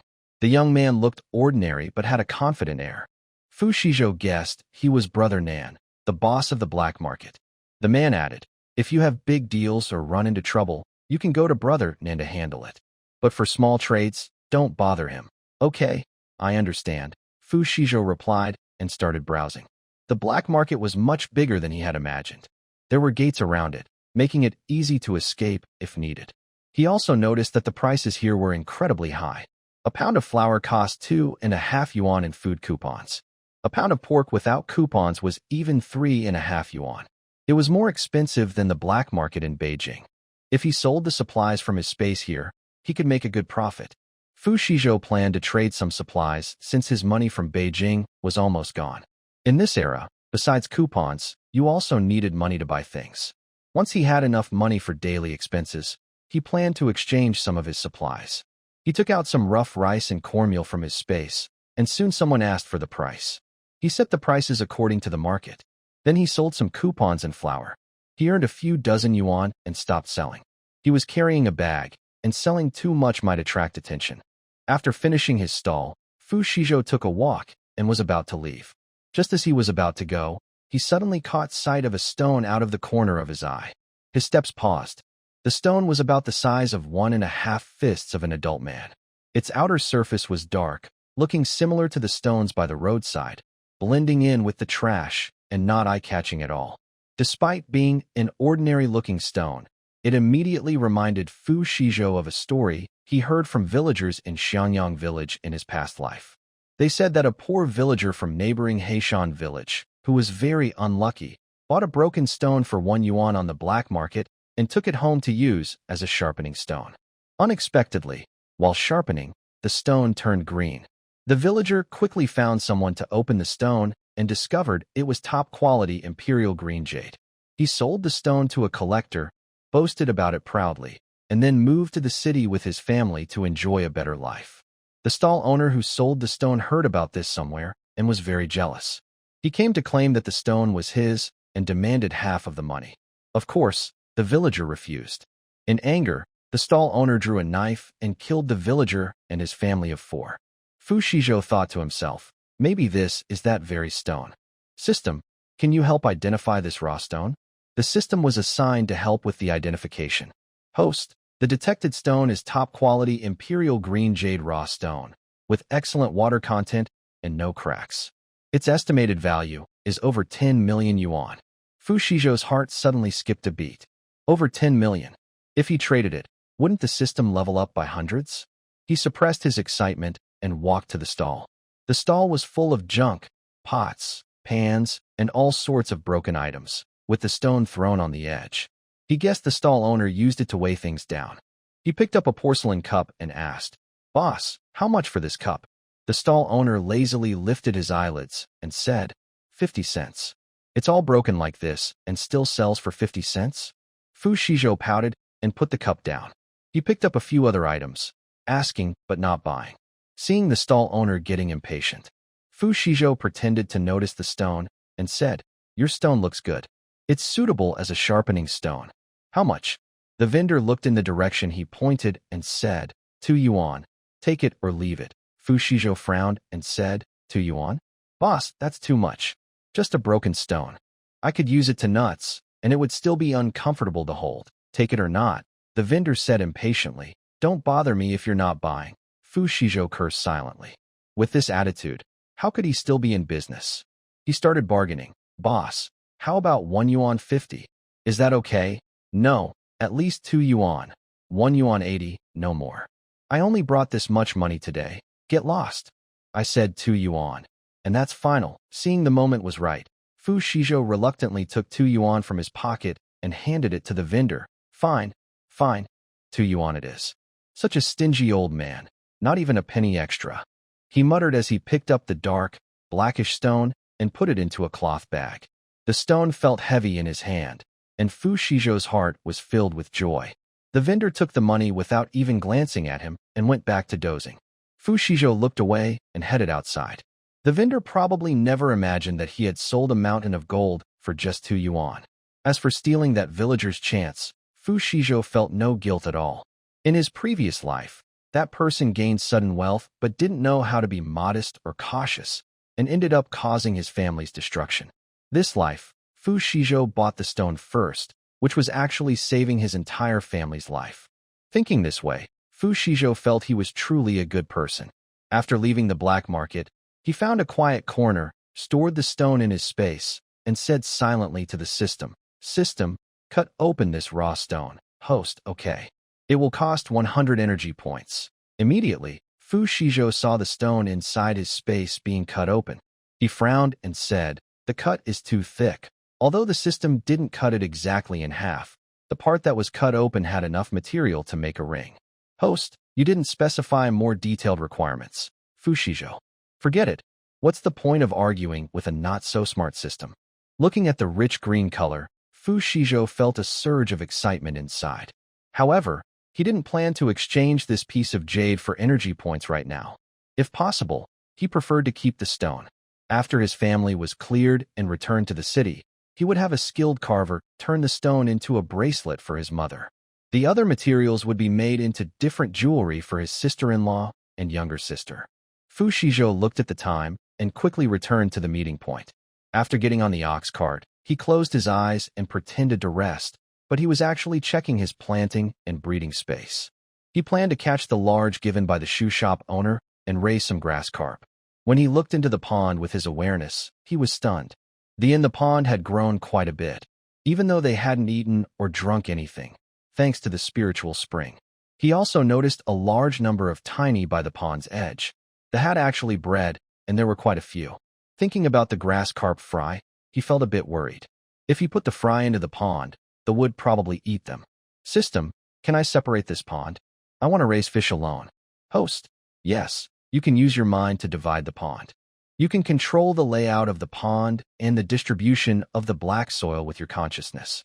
Hearing this, Xizhou split the pond into two parts, one for thee and the other for the grass carp fry. After finishing, he thought about what to do next to continue helping the village and to free his family from the cattle shed as soon as possible. Just as he had an idea, he heard a loud, thud-thud noise from behind. He opened his eyes to see a smoky tractor coming from behind. Several men and women were sitting in the tractor's trailer. The tractor passed by the ox cart, and a young man in the trailer shouted loudly at the people on the cart. Hey, from Xiangyang village, still driving cattle carts? Our mountain village already uses tractors. Your cattle cart must take until night to get home. Huh? Ha ha. Everyone on the tractor burst into laughter. Besides Xizhou, who was a young intellectual, everyone else on the ox cart was a woman from Xiangyang village. When they heard this, they immediately got angry. Shut up, you. Having a broken-down tractor is nothing special. Huh? The oil-powered machine is noisy and smelly. We prefer our sturdy ox cart. Aunt Ho-Hot crossed her arms and started scolding the tractor. Big Cow Mother also shouted loudly. Exactly. Look at you all bouncing like chaff in a sieve. Your butt's all wobbling. What's so proud about that? The people on the tractor didn't expect the women from Xiangyang village to be so sharp-tongued. Their insults left them speechless. The young man leading the teasing turned red in the face. He wanted to reply but couldn't find the right words. You women, all you do is talk. You're just jealous because you can't get what you want. He finally managed to say this after holding back for a while. Talking won't help. It's better than being weak and soft like you. If you have the guts, stop and fight me.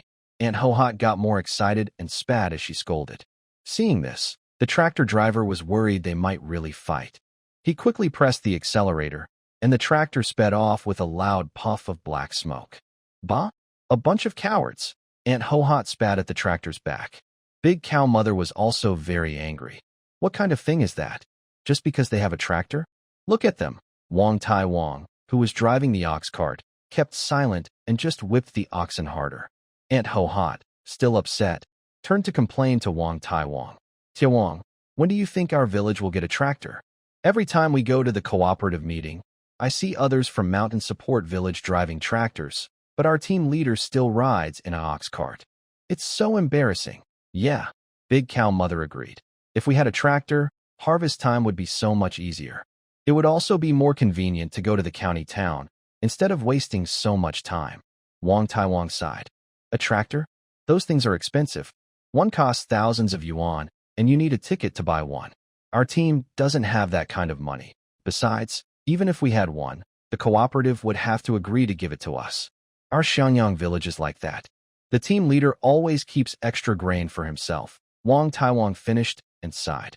A few women listened and also sighed. The team didn't get enough attention, but it was because the team leader was just trying to think of everyone. Furthermore, the land in Xiangyang village was not as good as in Yuten.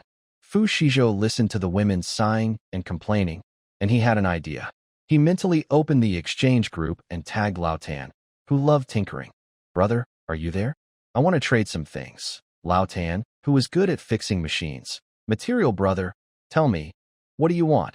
Although he had only joined the group a few days ago, Fu Xizhou already knew about Material Brother from other members. He heard that the things he traded were not ordinary.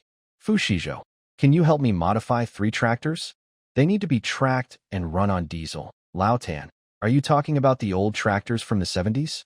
I think they were called Dongfanghong 75, right?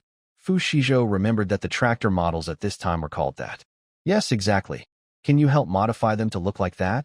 Lao Tan, Material Brother, you came to the right person. That's my specialty. But what do you want to exchange for this? Without hesitation, Fu Xizhou put the previously miscut raw jade stone into the exchange group. Although it could only be made into a ring with 2 beads, it was imperial green jade, so its value was not low. Imperial green jade raw stone, no cracks, good water, suitable for making rings and beads. Can I exchange this? The group immediately became lively. Principal Wang, Material Brother, you still have this? Don't trade it away. I can get you any style of tractor you want. Lao Tan, Material Brother, first tell me what you want to trade. Don't cut in line. Material Brother, I will trade with you and even give you 3,000 gene of diesel. I will personally modify the tractors, ensuring only the appearance is old and everything else works perfectly. Although Principal Wang was wealthy, Fu Xizhou trusted professionals. He said, Principal Wang, sorry, I choose Lao Tan. When can you finish the modification? Within a week. Fu Xizhou agreed to exchange with Lao Tan after a week. Principal Wang was still not satisfied and tagged Fu Xizhou to ask, Material Brother, that was just a piece of scrap, right? Do you have something bigger? Want to trade? My father loves collecting jadeite, Fu Xizhou replied. Yes, I have it, but I don't want to trade it for now, sorry. Principal Wang, that's okay. If you have anything good in the future, remember to tag me. The limping man's good leg. Brother Material, if you want a tractor, just ask for a tractor. Why do you want to modify it into an old version? Don't you know? Modern tractors are very advanced and smart. Little Zhang, never in the Air Force. Yes, yes, and it can sing too. That song about Grandpa and Dad. It's so nice to hear. Fu Xizhou responded with 2 words, old memories. After saying that, he closed the exchange group. When he arrived at Xiangyang village, it was just after work hours. Fu Xizhou guessed that the team leader was probably at home, so he went to his house. Zhao Mei and Li Yin were standing on the field ridge, watching Fu Xizhou, feeling very jealous. It's been many days. They still had to harvest beans as arranged by Wang Dagan and couldn't take leave. They no longer knew what it felt like to stand straight. But Wang Dagan had given Fu Xizhou many days off, which made them feel uncomfortable. Look at how smug he is, so annoying. Yeah, I get angry every time I see him now. The 2 women were angry, but Fu Xizhou had no idea. He quickly walked to the team leader's house. The door of Wang Dagan's house was slightly open, and he could hear his wife Wu Chunyi scolding her grandson from inside. Wang Defa, you little rascal, as soon as you put down your school bag, you want to go out and play. Have you finished your homework today? Did you get a full score on the test? If you didn't do your homework or pass the test, how can you be so shameless to play? Fu Xizhou couldn't help but smile. In his previous life, the little grandson of the team leader was a mischievous kid. He heard that he once set a record of scoring 0 for an entire semester. Is the team leader at home? Fu Xizhou asked at the door. The sounds inside stopped, and soon Wang Dagan came out. He was still holding a freshly rolled cigarette in his mouth, smiled when he saw Fu Xizhou. Fu Jiqing, why are you here? What's the matter? Team leader, I have great news, Fu Xizhou said, casually teasing. Wang Dagan was intrigued by his words. What good news? Tell me quickly, Fu Xizhou said to Wang Dagan. Team leader, can I come in and talk? Before this matter is settled, it's best not to let others know. Wang Dagan nodded and led him into the main room. Wu Chunyi poured him a cup of tea, then took the children outside, casually closing the door behind them. Now, only the 2 of them were inside. Wang Dagan sat cross-legged on the kong, a traditional bed, lit a cigarette, took a puff, and then asked slowly, Tell me, what exactly is going on? Fu Xizhou cleared his throat and spoke straightforwardly. Captain, I want to get a tractor for our village. Huh? The cigarette Wang Dagan just inhaled was suddenly blown out as he coughed loudly, choking. Cough, cough, cough. What did you say? He widened his eyes, unable to believe what he heard. Fu Shizhou repeated what he had just said. Wang Dagan finally stopped coughing, his face turning red. He pointed at Fu Shizhou, his hand trembling. Fu Jiqing, you're not feverish and talking nonsense, right? A tractor?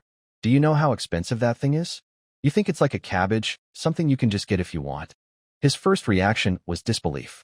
Just yesterday, this kid had hunted a wild boar and made a big splash in the village. Now he's coming to say he wants a tractor. Could he be so proud of himself that he's lost his mind? Fu Shizhou had already expected this reaction. He took a sip of tea before speaking. Captain, I'm not talking nonsense. I have a way. A way? What way? Wang Dagan frowned. He remembered Fu Ziqing wasn't from the Black Province. Where could he have a connection? I have a distant relative working at the agricultural machinery station in the provincial capital of Black Province. Fu Shizhou started telling the story he had already prepared. He told me that they have a batch of scrap tractors. They received instructions to handle them quickly. Although they're considered scrap, some parts are still usable after repairs. They plan to sell them as scrap metal at a very low price. Wang Dagan listened, stunned. Is there really such a good deal? No. Even if there is, scrap is unusable, and fixing it would cost a lot, right? Captain, don't worry, I've already asked about it. Fu Shizhou continued to persuade. That relative said the main issue is with the engine. If we want it, he can help repair it. Our village would only need to pay for some replacement parts and the tractor itself. In the end, it would only cost about 300 yuan for one tractor. Do you think this price is okay? Wang Dagan's eyes widened. Shizhou, are you joking? Now a new tractor costs several thousand yuan. How could we get a tractor for just 300? Seeing Wang Dagan's reaction, Fu Shizhou found it amusing. In his previous life, when he returned to the city, the commune didn't even give Xiangyang village a tractor. He heard that back then. Wang Dagan was so upset about this that he couldn't sleep well. I'm not joking about this. Fu Shizhou started painting a bright future for Wang Dagan. Village head, just think. If our village had a tractor, what would that be like? During harvest, while others are exhausted in the fields cutting wheat, we could finish harvesting in a day with the tractor, and we'd be the first to complete our grain quota. Going to the county or the commune, we could drive the tractor instead of being laughed at. I wonder who would still dare to mock Xiangyang village for being poor. With a tractor, we could reclaim more wasteland and grow more food. Then every family would have enough to eat, and at the end of the year, there would be more bonuses. Xiangyang village would soon become the wealthiest village in these 10 miles. The pie Fu Shizhou painted was big and round, hitting Wang Dagan right in the heart. His eyes grew brighter, and his breathing became rapid. He seemed to already see the scene Fu Shizhou described. Villagers of Xiangyang village, driving majestic tractors, planting in spring and harvesting in autumn. At the village meeting, Wang Dagan would be the first to go on stage and share their success story. Those who once looked down on their team would become respectful. Just thinking about it made his blood boil with excitement. Wang Dagan thought again. If it really happened, one tractor wouldn't be enough. Shizhou, I'll buy this tractor. Can you help us get a couple more? Fu Shizhou had agreed with Lao Tan to get 3 tractors. But he only mentioned one, not knowing if the village head would accept this idea. After all, it was bypassing the commune and claiming it was for repairs and scrapping. He also thought about buying 1 tractor, then getting 2 more later. When the team leader saw that the scrap tractor wasn't worse than a new one, he would surely accept it happily. This could also bring a bigger surprise to the villagers of Xianjiangtan and make them remember his kindness. Fu Shizhou hesitated for a moment and then said, Team leader, I can't promise that. I'll talk to my relative carefully in the next few days. If I can get 2 more, I will try. Wang Dagan also knew that getting a tractor in this time was difficult. Getting even 1 tractor for a village was already good. If it weren't for Fu Shizhou's connections, they might have to wait forever to get a tractor. Wang Dagan stomped out his cigarette on his shoe, patted his thigh, and suddenly stood up. All right, Fu Jiqing, I'll trouble you to follow up on this. Fu Shizhou nodded, looking determined. Got it. But team leader, we need to agree on the details. This tractor doesn't need a ticket, and the source isn't official. The owner was just selling it as scrap metal. We bought it with my relatives' help to fix it. Even if we really get a tractor later, we can't say where we bought it. Wang Dagan nodded. I understand. If someone asks, I'll just make up some story. But, Fu Jiqing, before it's certain, You absolutely can't tell anyone. If it doesn't work out, we'll become a joke in the whole commune. Although Fu Xizhou confidently said he could get it, he still felt uncertain. It wasn't that he didn't trust Fu Xizhou, but it all felt like a dream. Like a shiver in a dream, shivering in the dream, but once awake, it's just a shiver, and everything else is fake. Fu Xizhou understood what the team leader meant. Don't worry, before it's certain, I'll keep my mouth shut. I won't go to work these days and will stay in the city to follow up on this. Good. Wang Dagan patted Fu Xizhou's shoulder heavily. Fu Jiqing, I leave this to you.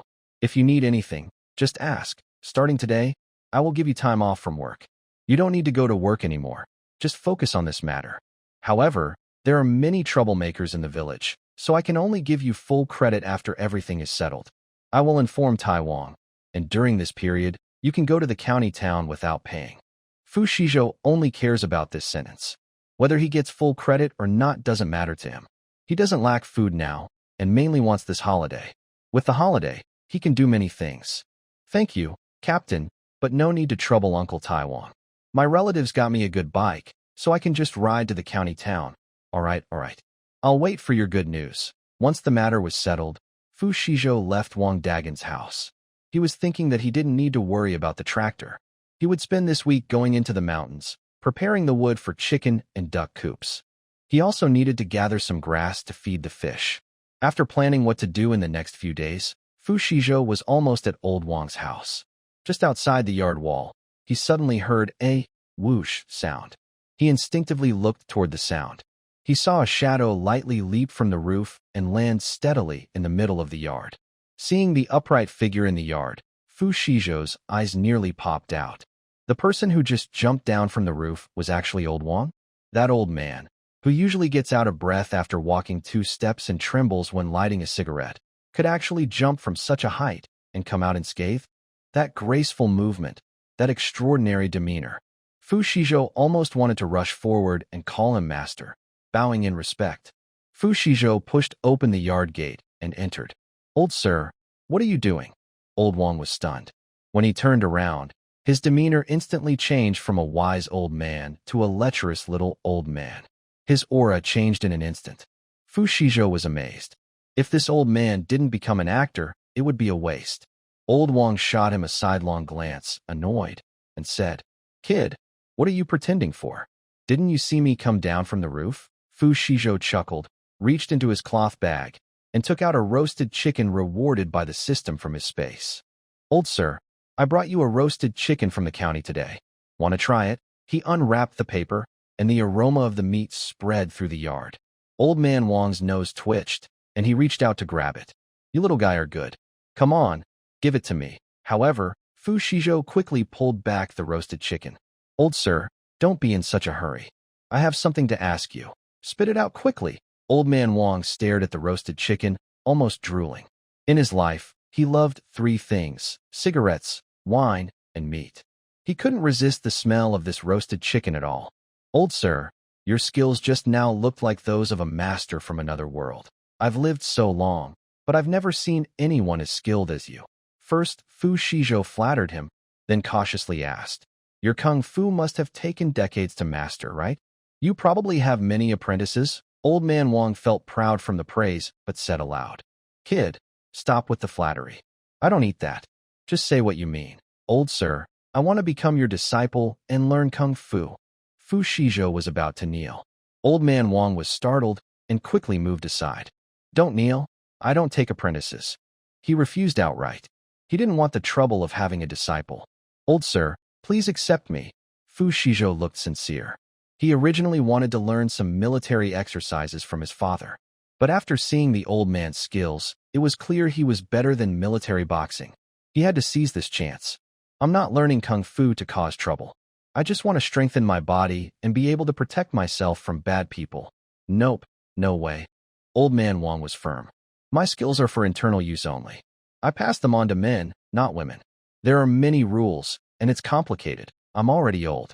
Kid, don't bother me anymore. Refused. Fu Xizhou was still not giving up. He continued to push. Fine. If you accept me as your disciple, I will cover all your cigarettes, wine, and meat in the future. Old man Wang's eyebrows moved. Was this kid holding his life in his hands? It's easier to go from frugal to luxurious than the other way around. Having lived in Xianyang village for so long, he was used to eating simple food like steamed bread with wild vegetables. But Fu Shizhou's appearance brought a big improvement to his diet. Thinking about those meaty flavors, Old Man Wang felt he could no longer get used to those wild vegetable porridges. He cleared his throat and asked, "Every meal has meat? Every day has wine. Every meal has meat. Every day has wine." Fu Shizhou patted his chest to assure him, "Not only that, but in the future, when you're old and can't walk, I will take care of you and see you off. When I go back to the city, I'll take you to Beijing to enjoy good food and drinks. I won't leave you alone in Xianyang village." Fu Shizhou's words struck a chord with Old Man Wang. He was a lonely old man, with no children or relatives. His biggest fear was growing old without anyone to care for him, dying alone in his house without anyone knowing. He once adopted a daughter, hoping that when he was old, someone would look after him. But unexpectedly, his daughter passed away before he did. Old Man Wang looked at Fu Shizhou with complicated eyes. This young man, though sometimes slick-tongued, had a kind heart and truly didn't mean him any harm. He would share half his food and was generous with his help. Old Man Wang was silent for a long time before saying, "Well, fine. You better keep your word. Otherwise, even if you learn all my skills, I'll break your legs." Fu Shizhou was overjoyed. "So, you agree? Don't get too happy yet." Old Man Wang's face turned serious. "My family's martial arts are not for outsiders. To become my disciple, you must bow, offer tea, and formally join my school. Once you're in, you can't give up. Are you sure you want this?" "Yes, master." Fu Shizhou didn't hesitate at all. With a thud, he knelt on the ground and bowed 3 times to Old Man Wang. "Master above, please accept your disciple's respect." Old Man Wang's mischievous expression disappeared, and he looked at Fu Shizhou with a pleased gaze. He had thought his skills would die with him, but unexpectedly, in his old age, he was able to take on a disciple. "Get up." Old Man Wang helped Fu Shizhou to his feet, officially recognizing him as his disciple. "Hee master." Fu Shizhou stood up and immediately handed over a roasted chicken. "Try some." Old Man Wang was not polite. He took the roasted chicken, tore off a large drumstick, and started eating eagerly, his mouth full of oil. It tastes good, even better than the ones at Yunmu Zhai in the capital. Fu Shizhou had heard of Yunmu Zhai, which was said to be the most luxurious restaurant during the Qing dynasty in the capital. His master had actually eaten roasted chicken there? This old man's background must be quite impressive.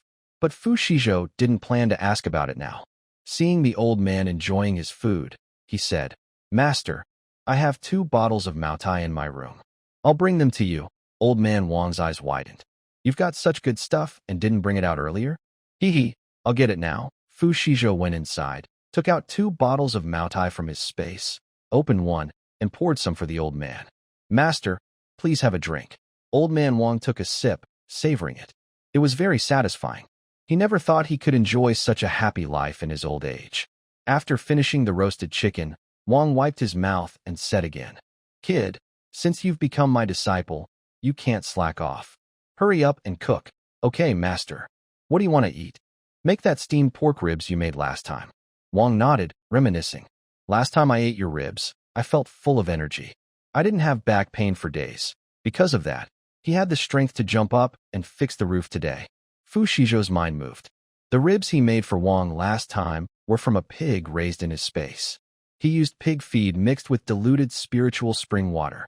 He didn't expect that pig to have such a noticeable effect on the human body. It seemed that although spiritual spring water couldn't directly affect people, the things raised with it could nourish the body. Fu Shizhou didn't feel any benefits from eating pork himself, probably because his body had already been strengthened by nutrient solutions, so he didn't notice. But thinking back, the ribs really did taste good. Fu Shizhou felt it was time to deal with the 2 pigs in his space, each over 500 gene. Otherwise, they would grow to over 1,000 genes soon. He planned to test the waters first in the exchange group. Let these 2 pigs help him build a reputation, so later, he wouldn't have to worry about finding buyers for his farm products. The more he thought about it, the more excited he became, feeling energized all over. "All right, master, wait for me. I'll go do it right now." After dinner, Fu Shizhou returned to his room. He entered the planting and breeding space to check on the spiritual mushrooms he had previously planted. The small spiritual mushroom had grown into a size about the size of 2 adult fists. There were also many small spiritual mushrooms sprouting around it. Xizhou was thinking excitedly. Those spiritual mushrooms, which used to be worth 250,000 yuan, should now be worth at least 500,000 yuan. He picked the large mushroom and opened the exchange group, posting a photo of the mushroom, wild natural spiritual mushroom, exchange for 400 grams of gold. Old Wong from the pork shop. Resource brother, you actually have such good stuff? Can I just take a little and exchange it? Xizhou wanted energy, and splitting the mushroom into small parts for sale was too troublesome. Don't split it. One mushroom is worth something. Principal Wong, resource brother, you're right. I want it. Such a large wild spiritual mushroom is rare. You're really losing out by only exchanging for 400 grams of gold. I'll trade you for 500 grams of gold. Someone was willing to pay more, and Xizhou was happy to accept. Okay, Principal Wong. All right, give me 10 minutes. I need to go to the study. Rain's sister, who specializes in local specialties. Principal Wong. 10 minutes just to go to the study? Your house is so big. Do you think I'd be suitable as your wife? Principal Wong didn't reply, probably going to get the gold. After 10 minutes, the system reminded Xizhou, host, Principal Wong has prepared the items. Do you want to proceed with the exchange now? Yes. The system announced. Congratulations. The exchange was successful. You received 500,000 points of energy. Current energy, 556,820. The system detects that this energy level can upgrade twice. Would you like to spend 500,000 points to upgrade? Yes. Xizhou finished speaking and began to wait. Soon after, the system announced again. Congratulations. You have successfully upgraded. Rewards, 100 roasted pigs, 20 large banners, 5 bottles of basic nutrient solution, and 1 bottle of intermediate nutrient solution. Congratulations. You triggered a special reward, the Treasure Eye skill. The current system level is 7, with 56,820 points of remaining energy. The space has expanded to 100,000 square meters. The planting and breeding area of black soil has grown to 20,000 acres, and the pond area has increased to 10,000 acres. A friendly reminder, upgrading to level 8 requires 400,000 points of energy. Xizhou didn't expect this upgrade to reward him with a big sense of unity. Although it was only 200 yuan, it was a good start.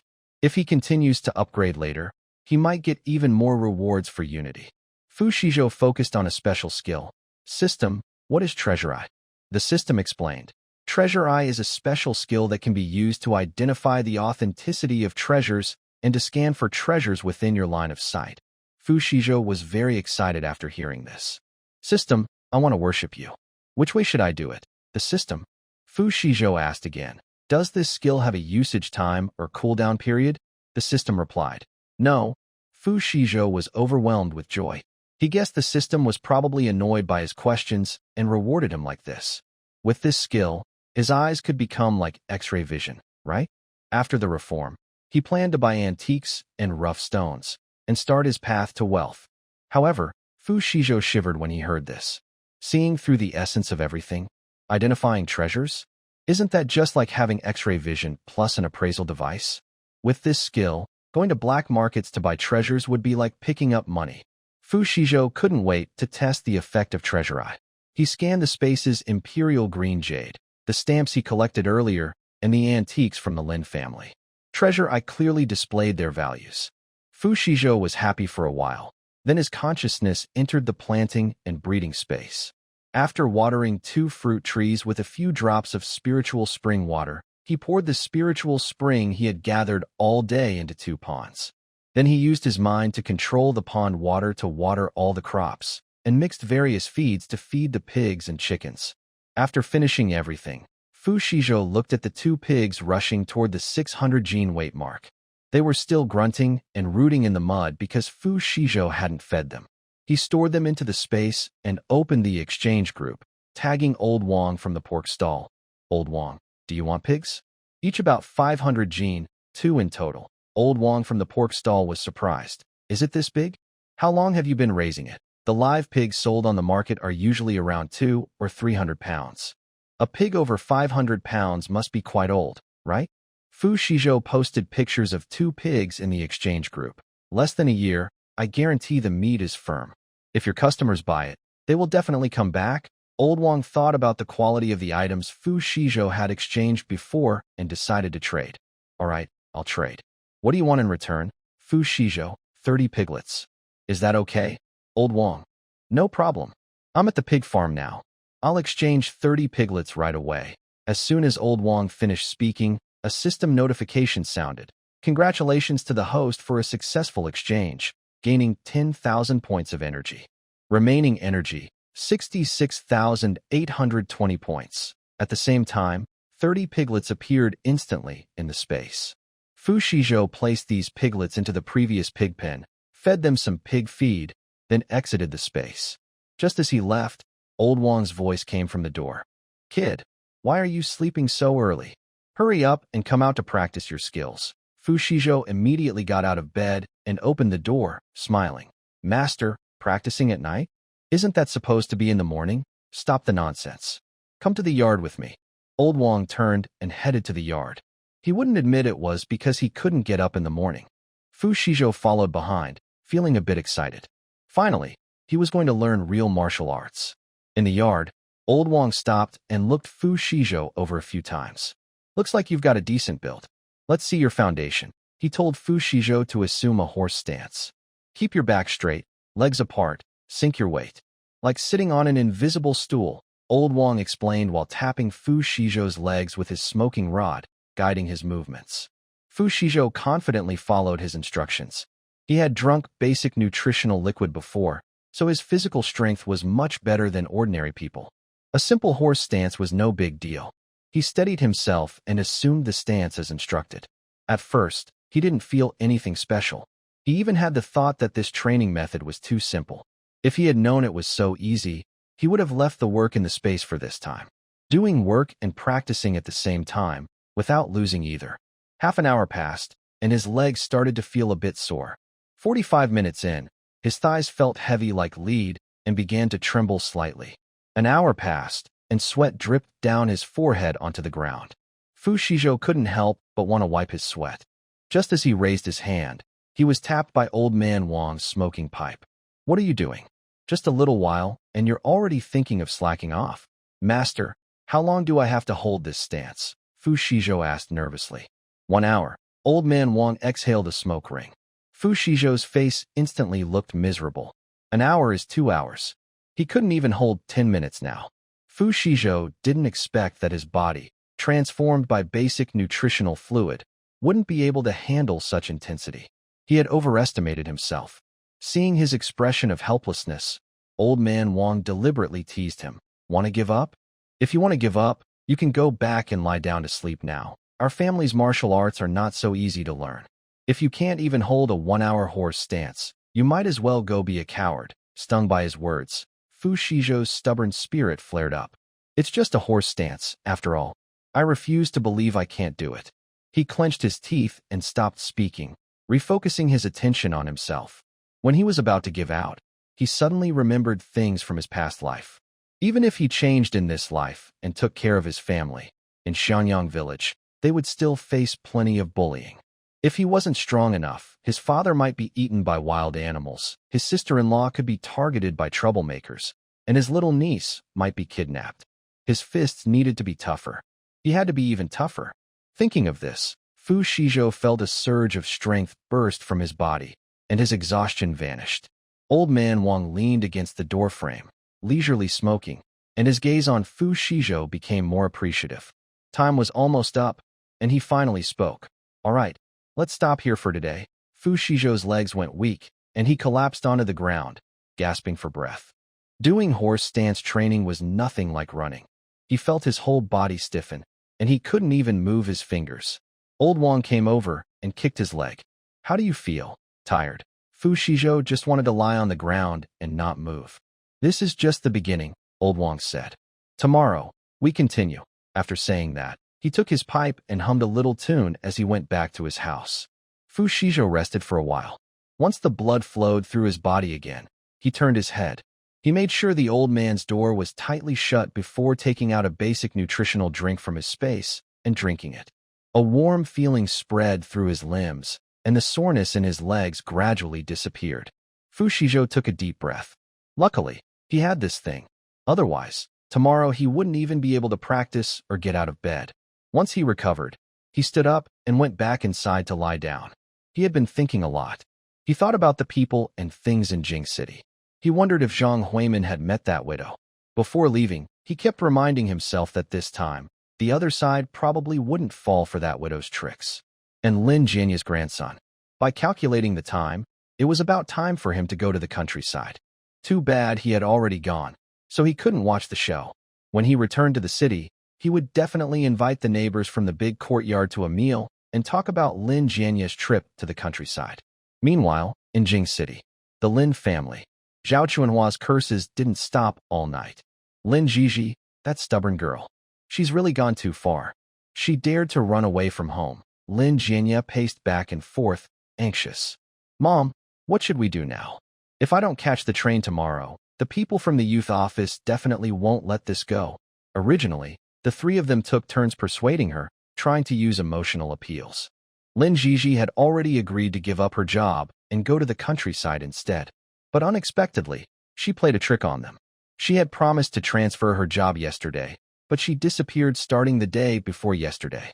Without a job, he would have to go to the countryside. Zhao Chunhua angrily patted her thigh. What else can we do? We can only let you go. I won't go. Lin Jianya immediately jumped up.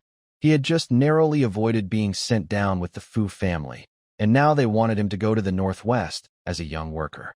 He thought it was better to die than to go. So what do you want to do?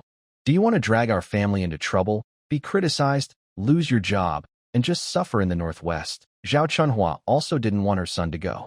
But there was no other way now. It's all because of Fu Xizhou. Lin Jianya confidently said, I don't care. It's not my fault. You didn't watch over Lin Xizhou, and don't forget why I was sent to the countryside. It's because you raised a white-eyed wolf. Lin Jianya hated it. Why didn't they just kill Fu Xizhou when they transferred them? They kept him around, and he ended up raising a white-eyed wolf, which caused him to be sent to the countryside by scheme. Fine, Lin Jianya, you're heartless. Shut up. Seeing the mother and son about to argue, Lin Dajuan finally spoke. Stop fighting. There's still a way. He looked at Lin Jianya. Go to the Su family now, talk to Su Yun, and arrange to get the certificate tomorrow. Get married, have a family, and according to policy, you won't have to go to the countryside. Lin Dajuan suddenly remembered this policy. Zhao Chunhua frowned. Will the girl from the Su family agree? She still owes us 800 yuan, and she hasn't even dared to show her face these days. That girl likes Jianya so much, she won't refuse. Lin Dajuan said. Besides, aren't you on good terms with her mother? Before, we thought about having Su Yun break off her engagement with Fu Xizhou and marry Jianya. She likes Jianya, so she'll definitely agree. Lin Jianya nodded. Exactly, Su Yun is already mine. If she doesn't marry me, who else would she marry? Dad, why didn't you think of this earlier? Lin Dajuan rolled his eyes. Can he be blamed? He had thought that once Lin Jianya replaced Lin Xizhi's job, everything would be fine. And besides, Su Yun hadn't shown up these days, so he hadn't thought about the fact that his son had already been involved with her for a while. Zhao Chunhua thought their father and son had a good point and immediately said, Let's go now to the Su family. We need to settle this tonight. Tomorrow, when the Civil Affairs Bureau opens, we'll get the certificate. That way, the people from the youth office won't be able to demand anyone or interfere with Jianya. Right away, Zhao Chunhua and Lin Dajuan took Lin Jianya and borrowed 2 boxes of snacks from neighbors before going to the Su family's door. The door was opened by Su Yun. Seeing the 3 people outside, Su Yun felt a bit guilty. Is this big group here to ask her for money? Su Yun forced herself to speak confidently. Uncle Lin, Aunt Zhao, Brother Jianya, why are you here at this time? Zhao Chunhua wanted to ask Su Yun about the 800 yuan, but she held back and instead asked, Su Yun, we need to talk to your parents. Are they at home? Seeing that she didn't mention money, Su Yun relaxed a little. They're home. Please come in. Lin Jianya saw Zhao Mei not speaking and nudged her with his elbow. Mom? What are you thinking? Zhao Chunhua snapped out of her thoughts and said through gritted teeth. Fine, 200 is 200, But we previously lent Su Yun 800 yuan. I think we can just deduct that from the 800, so we don't have to give more money. Also, by the way, you should give that 600 yuan to Su Yun and let her take it back to our Lin family." When Lu Donglian heard this, she immediately got angry. "Give you 600 yuan? Zhao Chunhua, are you crazy? That 800 yuan was your family's bride price. When did it become a loan?" Exactly. Su Yun's brother, Su Yaozhu, also stepped forward and said stubbornly, "Are you really serious about marrying my sister? You can't even spare 200 yuan for the bride price, and now you want to take back the money you previously gave my sister? Are you so unkind?" Zhao Chunhua got furious. She thought they didn't want to pay back the money. "Lu Donglian, don't be shameless. That 800 yuan was clearly a loan I lent to your daughter. Now you want to deny it? I don't care. It was all agreed that your family Jianya was eager for my daughter Su Yun and gave the bride price." Lu Donglian crossed her arms and refused to back down. "So what? Now you want to back out? I tell you, no way. If you want to marry our daughter Su Yun, fine. But you need to bring another 200 yuan. Make it a total of 1,000 yuan bride price." 1,000 yuan? Are you crazy? Zhao Chunhua screamed. "Do you think your daughter is some precious princess? Want 1,000 yuan bride price? She's already been with my son. If she doesn't marry my son, who else would marry her?" "Lu Donglian, as I said, you still need to give my family 1,000 yuan so your daughter Su Yun can marry in. Otherwise, if people find out she's already a fallen woman, who would dare to marry her?" Lu Donglian's eyes widened as she looked at Su Yun.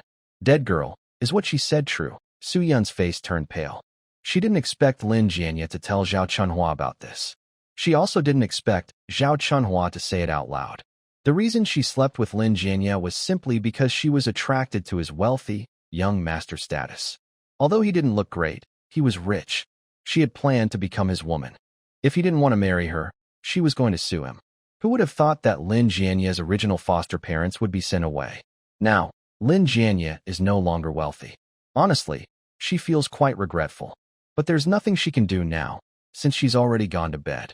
Su Yun shook her head and denied. "No, Mom, she's talking nonsense." After hearing this, Lu Donglian got angry. "I'll curse you, Zhao Chunhua. How dare you slander my daughter? I'll beat you to death." Zhao Chunhua sneered. "Do you really think your daughter is innocent? You're the one who's naive. You want me to slander? And you dare to hit me? If you have the guts, do it." Hearing this, Su Yaozhu got furious and tried to hit Zhao Chunhua. "How dare you slander my sister's innocence and bully my mom? Do you think the Su family is easy to mess with? I'll beat you, crazy woman." Seeing Su Yaozhu really about to hit Zhao Chunhua, Lin Jianya was so angry she pushed him hard. "Who the do you think you are?" Su Yaozhu was no pushover and immediately fought back. The two young men instantly started fighting. Zhao Chunhua and Lu Donglian also started tearing at each other, pulling hair, grabbing clothes, scratching faces. Things got very lively. Suddenly, the small living room turned into chaos. The table was overturned, dishes shattered everywhere, and shouting and crying filled the room. "You shameless old woman! How dare you pull my hair? I'll tear your mouth apart." Zhao Chunhua went crazy, scratching at Lu Donglian's face with her nails. Lu Donglian was no pushover either, biting Zhao Chunhua's arm. "Ah, you crazy dog! How dare you bite me?" Zhao Chunhua screamed in pain. Meanwhile, Lin Jianya and Su Yaozhu also got bloodied and furious. Lin Jianya, who had been well-fed at the Fu family, had gained some weight. Although she had lost some weight recently, her build and strength were still bigger than Su Yaozhu's. She punched him down to the ground and rode on him, swinging left and right. "I won't let you be arrogant. I won't let you hit my mom. I'll beat you, shameless girl." Seeing his son being beaten, Deshawn grabbed a feather duster nearby and swung it at Lin Jianya's back. "You little brat. How dare you hit my son? I'll beat you to death." Seeing this, Dejun also rushed over and fought with Deshawn. The entire Su family living room had turned into a battlefield. During the fight, Lu Donglian was kicked to the ground by Zhao Chunhua. She saw her husband being beaten by Lin Dajuan and became very angry. She pointed at Lin Dajuan and shouted loudly, "Lin Dajuan, you shameless scoundrel! How dare you come to propose to us? Do you think I don't know about your affair with the widow next door? Every day, you sneak into her bed. Does your wife know? Does your son know? And you still have the nerve to hit people." Bah! Lu Donglian's loud shout made everyone in the house stop and look at Lin Dajuan. Zhao Chunhua was stunned, like she had been struck by lightning, and stood there in disbelief. Lin Dajuan, are you having an affair with the widow? Lin Dajuan looked guilty. Why are you listening to her nonsense? Lu Donglian yanked her messy hair and revealed everything she knew. Nonsense? Asked the neighbor opposite. Who doesn't know what kind of person Lin Dajuan is? He doesn't come home late at night and stays at the widow's house. Do you think everyone is blind? The fight between the two families was loud, and neighbors nearby had already started peeking to watch. When Lu Donglian shouted, everyone outside could hear clearly. Really? Lin Dajuan is having an affair with the widow? Huh, you just found out. There are many men who are involved with the widow. Otherwise, how do you think she's living so comfortably as a widow? Wow, Zhao Chunhua is also pitiful. Her husband is cheating outside, and she doesn't even know. The neighbor's gossip reached the Su family. Zhao Chunhua snapped out of her shock and suddenly attacked Lin Dajuan. Lin Dajuan, you? I've worked hard to take care of our family, and you dare to cheat.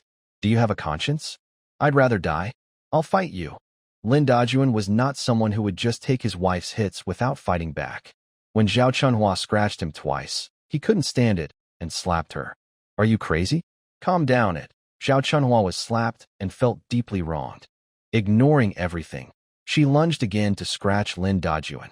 Lin Jianya didn't have time to stop Su Yaozu and hurried over to break up the fight. No matter how he tried to intervene, the couple kept fighting, and in the chaos, Lin Jianya also got hit. The Su family saw the situation and decided not to fight anymore. They stood aside and watched the lively scene. Lu Donglian, seeing the family fighting like dogs, simply opened her door wide so the neighbors could see everything. The Su family lived in the workers' housing near the meat factory. Zhang Huimin heard about the fight and hurried over to watch the fun. He was very happy and almost clapped his hands in excitement. After the Lin family finished their chaotic fight and awkwardly left, Zhang Huimin still felt eager to see more. He planned to write a letter to Fu Xizhou. Before writing, he went back to his parents' house. Dad, Mom, I'm back. Zhang Fuqiang was reading the newspaper. When he saw his son, he pushed up his glasses. Why are you back so soon? Zhang Huimin said. Dad, I want to write a letter to Xizhou and send him some money. I want to talk to you about it. Zhang Fuqiang put down the newspaper and nodded. You should send some money to Xizhou to thank him. If it weren't for his reminder to stay away from women, you might already be married and a father. Thinking about the possibility of his daughter-in-law being a widow, Zhang Fuqiang felt ashamed. Luckily, Fu Xizhou reminded him. Zhang Huimin nodded. He wanted to thank Fu Xizhou for this. A few days ago, a pretty widow kept showing interest in him, giving him an egg today, a handkerchief tomorrow. She even invited him to drink. If it weren't for Fu Xizhou's warning, he might have thought he was very charming and gone to meet her. But he sensed something was wrong. Later, he found out that the widow was actually trying to set him up with a married man's child. She was just trying to make him fall for her so she could trick him into becoming a father. He didn't fall for it. The widow's plan failed, and she turned to scheme against others. Dad, I plan to send all the money and tickets I have to Xizhou. This life-saving kindness must be repaid. Zhang Fuqiang looked at his son's naive face and felt even more grateful to Fu Xizhou. How much money does he have? He said it was a life-saving favor.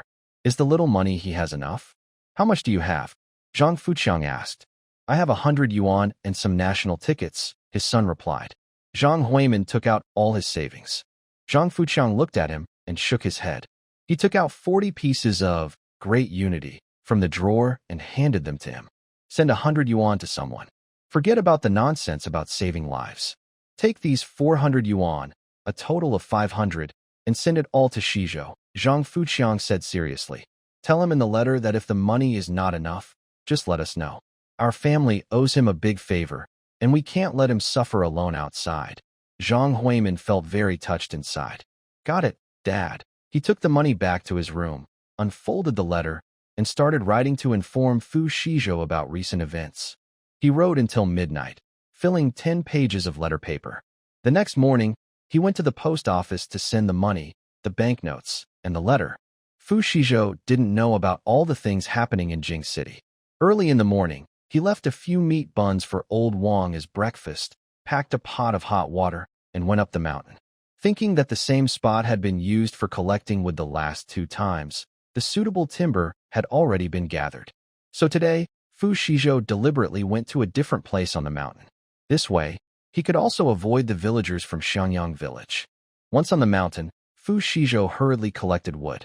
Unconsciously, he reached a deep part of the mountain. When he looked at a certain spot, suddenly he felt a sharp pain in his eyes. Ow! He took a deep breath. System, why do my eyes hurt? He knew very well that the sudden pain was not related to his body, but was probably influenced by the treasure eye. The system explained, Host, this is a hint from the treasure eye indicating that there is a treasure within 10 meters of your sight. Fu Xizhou's spirit lifted. He immediately looked back at the spot he had just been observing. Sure enough, his eyes hurt again. He pushed aside a bush over a meter tall, and suddenly the view opened up. He saw flickering characters at the roots of an old pine tree. 500 years old wild blood spirit mushroom, worth 500,000 yuan. He quickly walked over, brushed away the fallen leaves from the pine roots. 2 mushrooms, one large and one small, appeared before his eyes. The big one was about the size of a bowl, bright red all over, with golden rings on the cap. The small one was about the size of a baby's fist, also in good condition. Fu Xizhou was so excited his heart almost jumped out of his chest. He immediately stored both mushrooms into his space. He also collected nearby suitable wood. After collecting the usable wood, he turned to leave but felt a sudden sharp pain in his eyes. Fu Xizhou thought to himself that he was very lucky today and immediately moved forward. He pushed aside the wild grass, and flickering words appeared before him. 100-year-old wild ginseng, worth 200,000.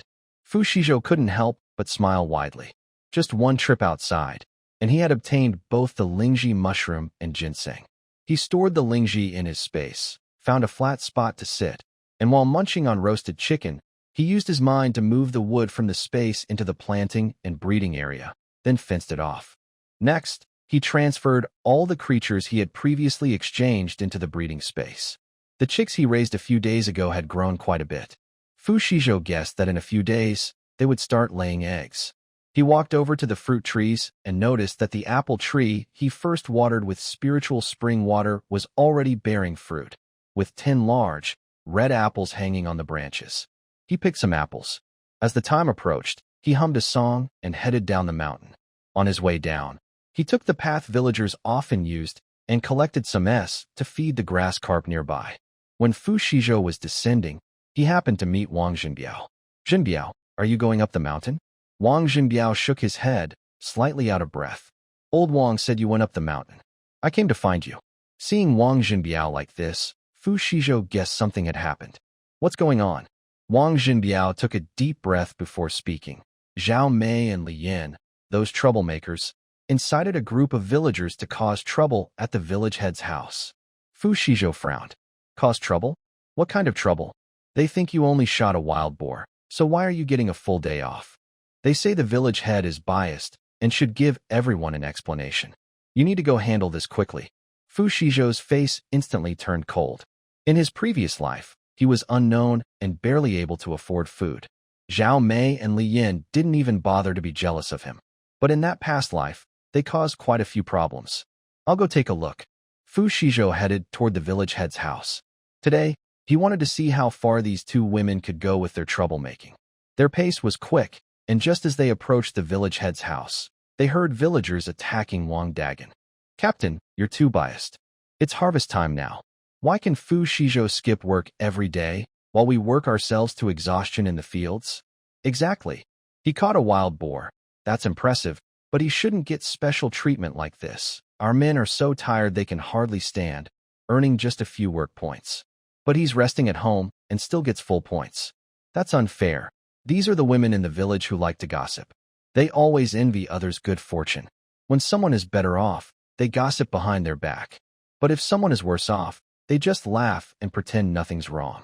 Fu Xizhou finds these people the most annoying. He stands still, not moving forward. Wang Jinbiao sees this and doesn't understand what Fu Xizhou is doing. He also stays there. Zhao Mei and Li Yin are mixed in the crowd, stirring things up with them.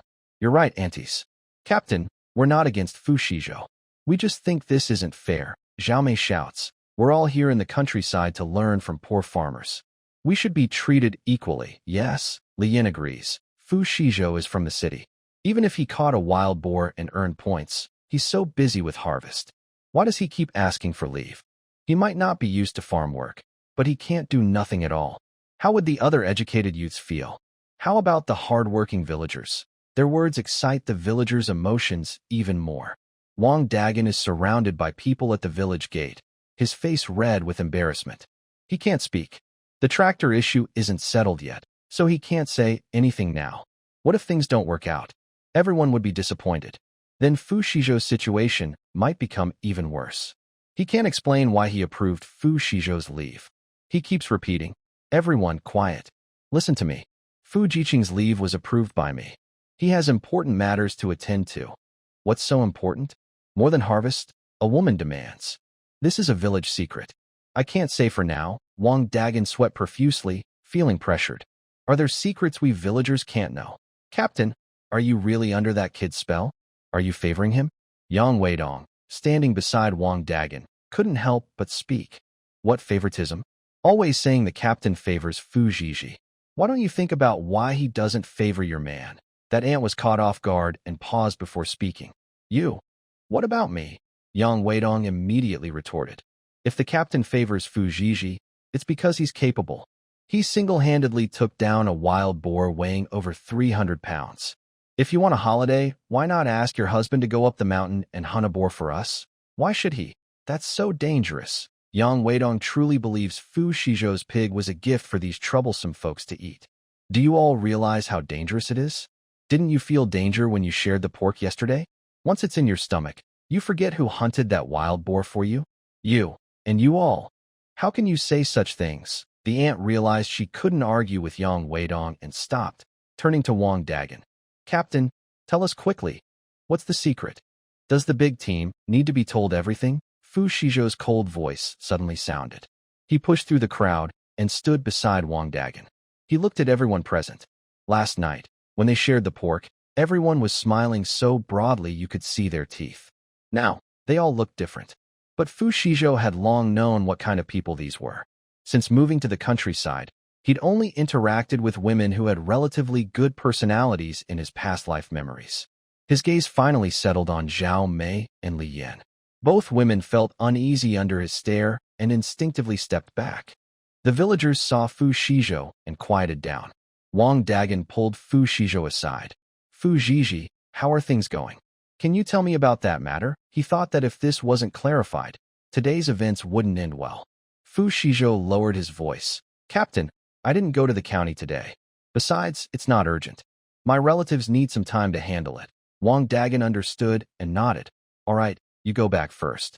I'll handle things here. Fu Shizhou shook his head and looked at the villagers. Everyone, I took leave today to go up the mountain to gather some wood to make furniture. I didn't expect this to cause any disagreement. A brave woman stepped forward. Fu Jiqing, we don't have any issues with you personally. We just think it's not fair. Not fair? Fu Shizhou sneered. I hunt wild boars to protect everyone, and I even shared over 100 pounds of pork with you all. The team leader rewarded me with a week of full work points. Isn't that fair? I couldn't gather wood yesterday because I was busy hunting wild boars, so I went back to the mountain today. How is that unfair? He looked at the woman speaking and asked, Auntie, did I take less meat from you? Haven't your family eaten any? Otherwise, how can you be so shameless to talk to me about fairness? The woman was stunned and blushed with embarrassment after being questioned by Fu Shizhou. Fu Shizhou continued, Moreover, my leave to go to the mountain has brought benefits to the team, just like working in the fields. Yang Weidong immediately asked, Shizhou, did you find something good? Fu Shizhou nodded. Wang Dagan's eyes lit up. Does Fu Shizhou have some special talent? Why does he always find good things on the mountain? Fu Jiqing, stop teasing us. What good thing did you find? Fu Shizhou took out a small mushroom about the size of a baby's fist from his pocket. Today, things had gotten so big. He needed to show something to calm the villagers. If it weren't for wanting his family to move out of the barn sooner, he wouldn't bother doing this. What is this? A red mushroom? It looks quite nice. A villager asked curiously. Then the village's barefoot doctor responded. This is Lingji. This herb is very good for health. If someone only has half their life left, eating a piece might help them recover. It's rare and valuable, almost priceless. Everyone present was stunned. They all knew about Lingji, but had never seen one before. They didn't expect to see a live one today. Such a big Lingji must be worth a lot of money, right? Of course. I heard that high officials in the city treat this as a treasure. The villagers were talking excitedly, looking at the spiritual mushroom in Fu Xizhou's hand with changed expressions. At first, they seemed to be criticizing him, but now they were trying to flatter him. If this thing is handed over to the village committee and sold, it would bring more income to the village. Under everyone's watchful eyes, Fu Xizhou handed the spiritual mushroom to Wang Dagan. Captain, I found this spiritual mushroom on the mountain in our Xiangyang village. It should belong to our village. I donate it to the village committee. Whether to sell it for money to share among everyone or keep it for emergencies, that's up to you. As soon as Fu Xizhou spoke, the place fell into a deep silence. Everyone's eyes became bright with hope. If they sell it, they will definitely get a good share this year. The women who had just been criticizing Fu Xizhou started quietly muttering to themselves. Why was she influenced so easily? Fu Ziking is such a good person. Wang Dagan was stunned, and his eyes suddenly turned red. What a good kid. His awareness is so high. He nodded heavily, took the spiritual mushroom, and held it high. Everyone saw that. Fu Ziking gave such a precious mushroom to the village for your year-end bonus. How can you still say he's lazy or that he's trying to get special treatment? Those villagers who had been causing trouble earlier started to apologize. Fu Ziking, sorry. We were too narrow-minded. You're so thoughtful, don't mind us. Yes, Fu Ziking, we were wrong. We were just influenced by others. We really shouldn't have done that. The woman speaking looked at Zhao Mei and Li Yin, pretending they didn't matter. She pushed them hard. Are you two still pretending not to know? If it weren't for you stirring trouble and disrupting the group, we wouldn't be in this situation. As soon as she spoke, others echoed. Exactly. It's you two causing trouble behind the scenes, lazy and jealous of others' success. What kind of people are you? Apologize to Fu Ziking. Apologize to Fu Ziking. Zhao Mei and Li Yin were pointed at and scolded, their faces turning red and white. Why should we apologize? We're just telling the truth. Besides, it's just a spiritual mushroom. It originally belonged to our village. If he found it, isn't it right for him to give it to the village? He is not as noble as you all say. Zhao Mei still stubbornly insisted. Found it? Fu Xizhou sneered. Did you go pick it up? Yang Weidong echoed. Exactly. If you're so capable, go try to pick one, Zhao Mei yelled. Why should I go pick it? Some villagers couldn't stand it anymore. Enough, you two troublemakers, apologize quickly. Do you think spiritual herbs are just cabbages?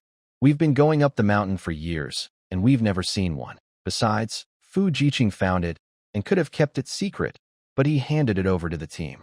Think about it. Doesn't that show high moral standards? What you call high is just destroying the harmony of the group. Zhao Mei was speechless after being criticized. Zhao Mei, Li Yin, apologize. Wang Dagan also shouted angrily.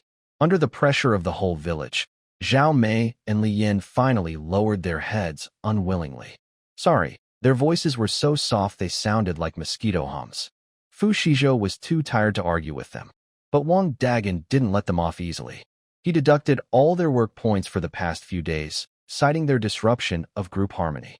Li Yin and Zhao Mei left crying and blaming each other. Meanwhile, through the matter of the spiritual herb, Fu Xizhou's status among the villagers was once again greatly improved. The next day, he still didn't go to work. But he wasn't idle. He told old Wang that he was riding his bike to the county town. He had promised Captain Wang he needed to show some effort. At the same time, in Beijing, Su Yun was stopped by Lin Jianya on her way to work early in the morning. Su Yun, Lin Jianya blocked her bicycle, looking deeply affectionate. Seeing him, Su Yun remembered what happened at his house yesterday, and her face showed disgust. Get lost. We have nothing more to say. Su Yun, don't do this. Lin Jianya grabbed her hand, speaking urgently. Yesterday was my parents' fault. I apologize to you on their behalf. I truly like you. After all these years, have you forgotten our feelings? The scene from yesterday ended with the police arriving. Their fight was considered domestic violence. The police didn't get involved.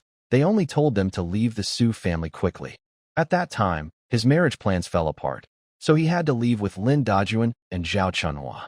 Today is the last chance. No matter what, he must get the certificate with Su Yun. Feelings? Su Yun sneered. Lin Jianya, don't talk to me about feelings. I see through you now. Besides saying some nice words, what else can you do? You told your parents about our matters without my permission. What do you think of me? After the Lin family left yesterday, Lu Donglian questioned her thoroughly.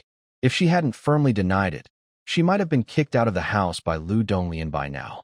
Lin Jianya was annoyed by her scolding, but to avoid going to the countryside, he could only endure it. Xiao Yun, I didn't mean for it to happen.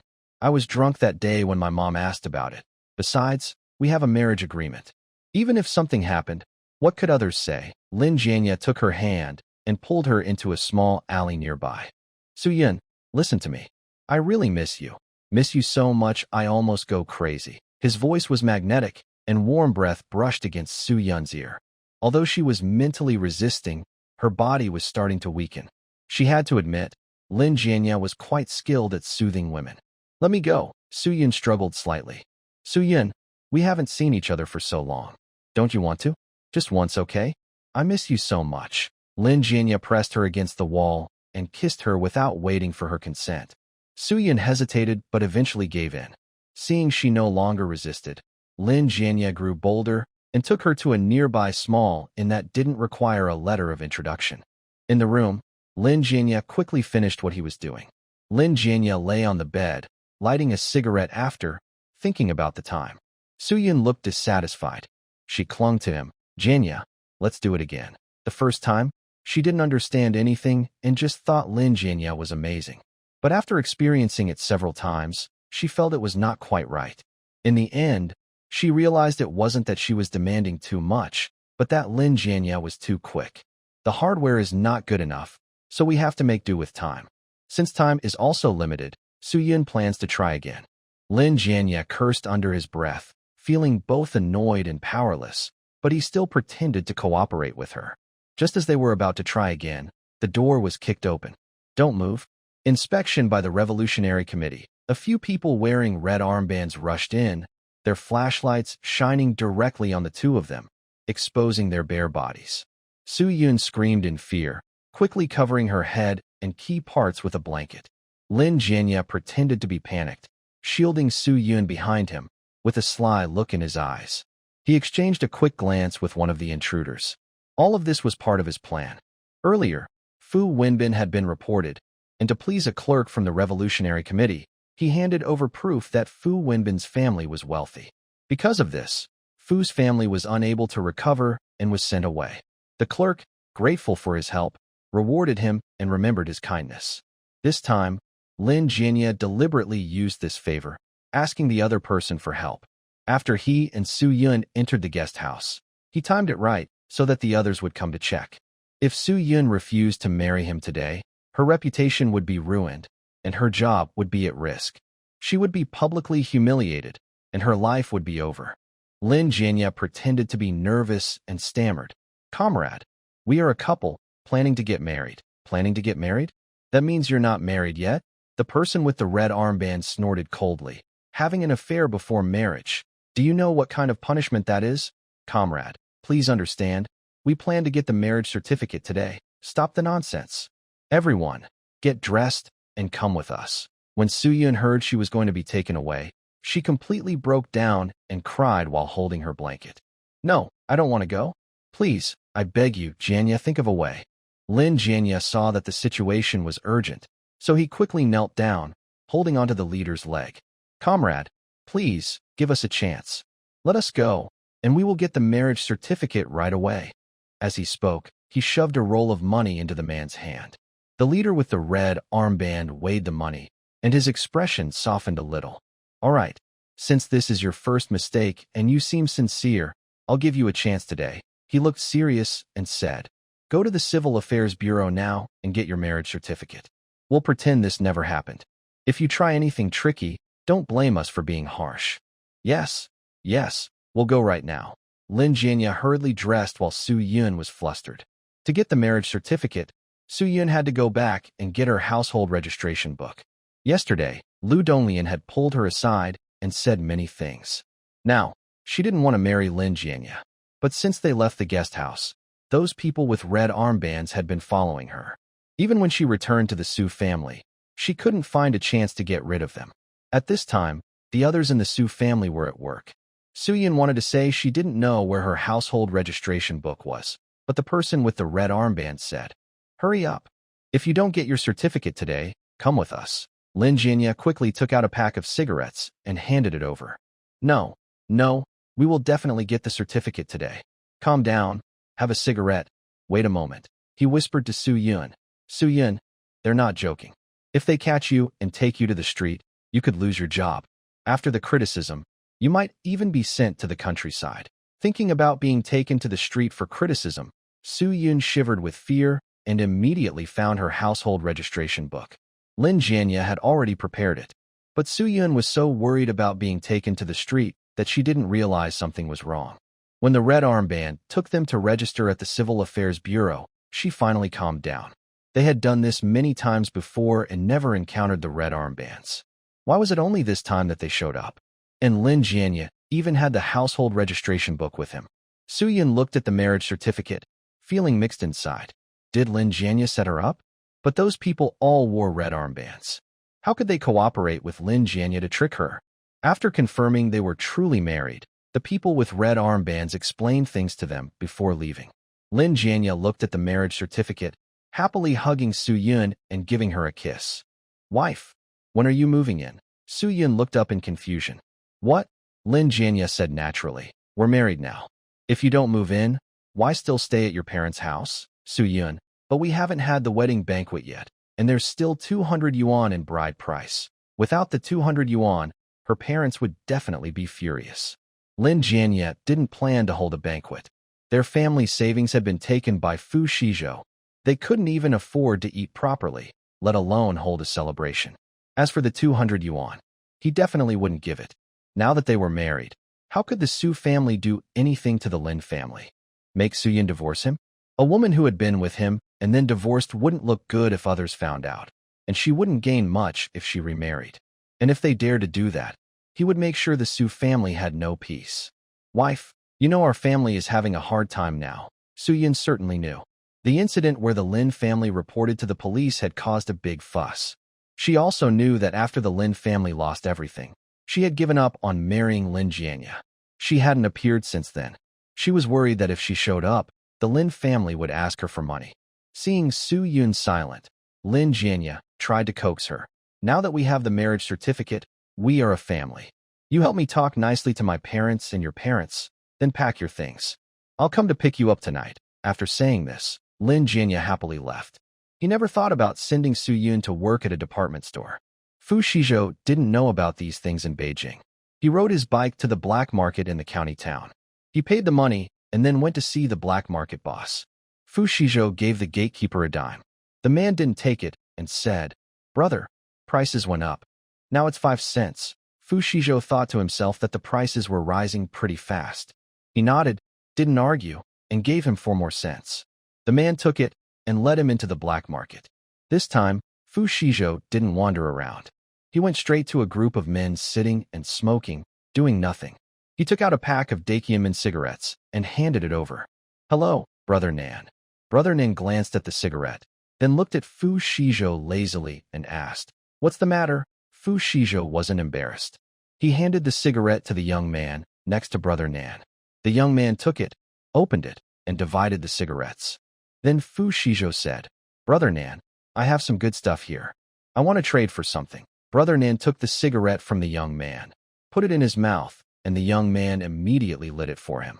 He took a puff and asked, "What good stuff do you have?" Fu Xizhou showed Brother Nan the big bag he was carrying. "Brother Nan, I have 5,000 jin of this white flour. Take a look and see if you're interested." This white flour was originally exchanged from people in the barter group. Even with his family and 4 elders, it wasn't used up. Plus, his planting space had many crops, so everyone wouldn't have to worry about food in the future. Brother Nan sat up straight, pinched a little flour on his finger, rubbed it, and then sniffed it. Not bad. His tone was still calm, but Fu Xizhou saw the excitement in his eyes. He knew the other was very pleased with the white flour. Brother Nan said again, "These days, getting so much refined white flour is impressive, brother. You're quite resourceful. 5,000 jin of flour. If given to officials or nobles, they'd all fight over it." Fu Xizhou smiled. In the black market, rules were simple. Deals didn't ask where things came from. He wouldn't lie to Brother Nan about the origin of the flour. He asked, "So, Brother Nan, are you interested?" Brother Nan's little plan was ticking loudly in his mind, but he pretended to look hesitant on his face. 5,000 Jean is a bit too much. Things are tense now, and it's hard to sell. If it stays in my hands, I'll feel uncomfortable, so I won't set a high price. Fu Xizhou didn't reply immediately, waiting for the next words. Seeing that he remained silent, Brother Nan tentatively offered a price. "How about this? I'll buy your white flour at 1 yuan per Jean. What do you think?" Fu Xizhou simply smiled. He didn't say anything. He bent down and tied the mouth of the sack, then made a move to leave. Hey, brother, don't rush." Brother Nan quickly stood up and stopped him. "The price isn't right. We can talk more about it." Fu Xizhou stopped and looked at him coldly. "Brother Nan, since I came to see you, I trust you. If you think I'm just a fool, then there's no point in doing business." Brother Nan said, "If you think the price isn't right, we can discuss it. Why leave so quickly? Tell me, how much do you plan to sell it for?" Fu Xizhou thought for a moment and said, 5,000 Jean of white flour, a fixed price, exchange for 1 kilogram of gold. If it can be exchanged, then do it. If not, I'll find another buyer. 1 kilogram of gold. Brother Nan gasped. This guy really dares to ask. Gold prices are very high in the black market now. 1 kilogram of gold can be exchanged for over 10,000 yuan. So, this white flour costs about 2 yuan per Jean. But the temptation of this batch of goods is just too great. If he could get it and sell it in parts, he could at least make a 50% profit. Brother Nan looked at Fu Xizhou, trying to read something from his face, but he was calm and expressionless. He couldn't tell anything. Brother, your price is too high. Brother Nan was still struggling. Brother Nan, be honest. Do you think my price is too high? Fu Xizhou analyzed with him. Brother Nan, this 5,000 Jean of refined white flour. Who in the whole county, or even the provincial city, can come up with it all at once? Besides, the white flour on the black market is already selling for 2 yuan 50 per Jean, and it's not as good as mine. Even if you buy loose goods on the black market, earning 50 cents per Jean, that's still a good profit. And I guess, Brother Nan, you have your own special channels. If you took this batch of white flour, you could sell it through many different routes and make much more than $1.50 per pound. Brother Nan was a bit speechless. Did this kid see right through him? All right. Brother Nan clenched his teeth and made a decision. 1 kilogram of gold is 1 kilogram of gold. But I don't have that much gold right now. You'll have to wait half an hour while I gather it. Okay. Fu Xizhou nodded straightforwardly. My goods are over in the dead-end alley to the east. Brother Nan, you arrange some people. Fu Xizhou said this, and then left the black market. He just needed to wait in the alley. Seeing him leave, Brother Nan was worried about someone cutting in, so he quickly gathered some gold bars. Since there was already a gold trade in the black market, gathering 1 kilogram of gold was easy. Fu Xizhou reached the dead-end alley, and just then, he transferred all 5,000 pounds of white flour from his space. Not long after, Brother Nan arrived with a few brothers. He looked at the sacks and made a gesture for his brothers to check the white flour for any issues. Fu Xizhou let them inspect freely. Soon, they finished and said, No problem, it's all white flour. Brother Nan handed him a cloth bag. Here's 1 kilogram of gold. Take it. Fu Xizhou took it, opened it, and inside were several gold bars of different sizes and a few gold rings. The treasurer checked them and confirmed the weight and quality were fine. You can take the goods now. Fu Xizhou moved aside to let him pass. Brother Nan's face lit up with happiness. He hurriedly ordered someone to carry the sacks away, afraid Fu Xizhou might change his mind. Brother, if you find good stuff in the future, remember to think of me first. Of course, the deal was done. Fu Xizhou, holding the gold, walked out of the alley. Suddenly, a system voice rang in his mind. Congratulations, the host has successfully exchanged and gained 10,000 energy points. Fu Xizhou felt very happy. Since it was a black market exchange, the white flour was worth about 2 blocks per pound, similar to later times. But only this kind of fine grain had a higher black market value. Other items, in later times, would be worth more. So, Fu Xizhou thought that all the materials produced by his planting and breeding space should be exchanged through the barter group. Fu Xizhou processed a batch of grain and earned some gold. He felt very happy. When no one was around, he took out his bicycle and hurried towards Xiangyang village. On his way back near Xiangyang village, it was almost dark. Passing by the youth station, He happened to meet Zhao Mei coming from outside. Zhao Mei immediately noticed his bicycle. Watching Fu Xizhou's distant figure, Zhao Mei spat in disdain. It wasn't new. Why was he showing off? Still, he felt that the bicycle looked familiar. Suddenly, he remembered that a while ago, when he was staying at the Lin family's place, he saw a similar bicycle in their yard. Could Fu Xizhou be stealing from the Lin family? The thought was quickly dismissed. Fu Xizhou didn't have that bicycle when they left, and his aunt disliked Fu Xizhou very much, so she wouldn't give him such a bike. Li Yin saw Zhao Mei's expression and knew what she was thinking. She leaned over and said, "What's so interesting? That broken bike Fu Xizhou rides. Besides the bell not ringing, it makes noise everywhere." Zhao Mei felt better after hearing Li Yin. "Yeah, it's just a broken bicycle. He's just showing off." Fu Xizhou had no idea about their gossip. Even if he did, he wouldn't care. Getting things for free was great, so why bother with all that? Thinking about Lin Dajuan having to rely on his legs to go to work made him even happier. Back at Old Wang's house, he parked his bike, cooked some rice in the kitchen, and prepared half a roasted pig. Noticing there were no vegetables, Fu Xizhou entered his space. He picked some wild greens from a bunch of ass and cooked a pot of vegetable soup. Looking at the fresh green leaves, he thought he should go get some seeds to plant. Once the space upgraded and the black land area increased, he could grow some green vegetables. Vegetables grow faster than crops, and with the spiritual spring nourishing them, their taste and effects would be better. Later, he could exchange them in the barter group for continuous energy. When the meal was ready, Old Wang came out with some wine. Today, the meat dish is roasted piglet. He quietly turned around and poured the leftover wine into the moutai sent by Master Fu when he became his apprentice. "You're good at eating. I haven't seen such a small roasted piglet in a long time." Due to the influence of the planned economy in the 1970s, no family would roast such a small piglet to eat. When Master Fu took out the roasted piglet, he thought he would be scolded. But unexpectedly, the old man accepted it kindly. "Master, have you eaten one like this before?" Old Wang snorted softly, lifting his head high. "Of course, I've tried all the good things there are, but you fell on hard times later." Old Wang seemed to recall his carefree days and finally looked a bit sad. He glared at Fu Xizhou. "Kid, are you trying to trick me?" Fu Xizhou smiled but didn't deny it. It seemed that his master's background was not simple. After eating and drinking enough, Old Wang took Fu Xizhou to practice martial arts. Fu Xizhou thought he would have to hold horse stances for another 2 hours. But Old Wang only asked him to hold for half an hour. Then, over the next hour and a half, Old Wang taught Fu Xizhou a set of boxing techniques. As Old Wang expected, Fu Xizhou had a good talent for martial arts. He only practiced the set of moves twice, and he was already moving vigorously. The 2 hours flew by quickly. Fu Xizhou not only didn't feel tired, but also became more energetic. He felt a stream of energy flowing around his body. It wasn't uncomfortable at all. In fact, it was tingling and numb, very pleasant. Fu Xizhou wanted to keep practicing, but Old Wang couldn't hold on. He yawned and waved his hand. "Your talent is good, but martial arts can't be rushed. As long as you're willing to learn, I will pass on all I know before I die. I'm going to sleep now." The old man went to sleep, and Fu Xizhou could only go back to his room. After resting for about 10 minutes, Fu Xizhou got up again, opened the courtyard gate, and left.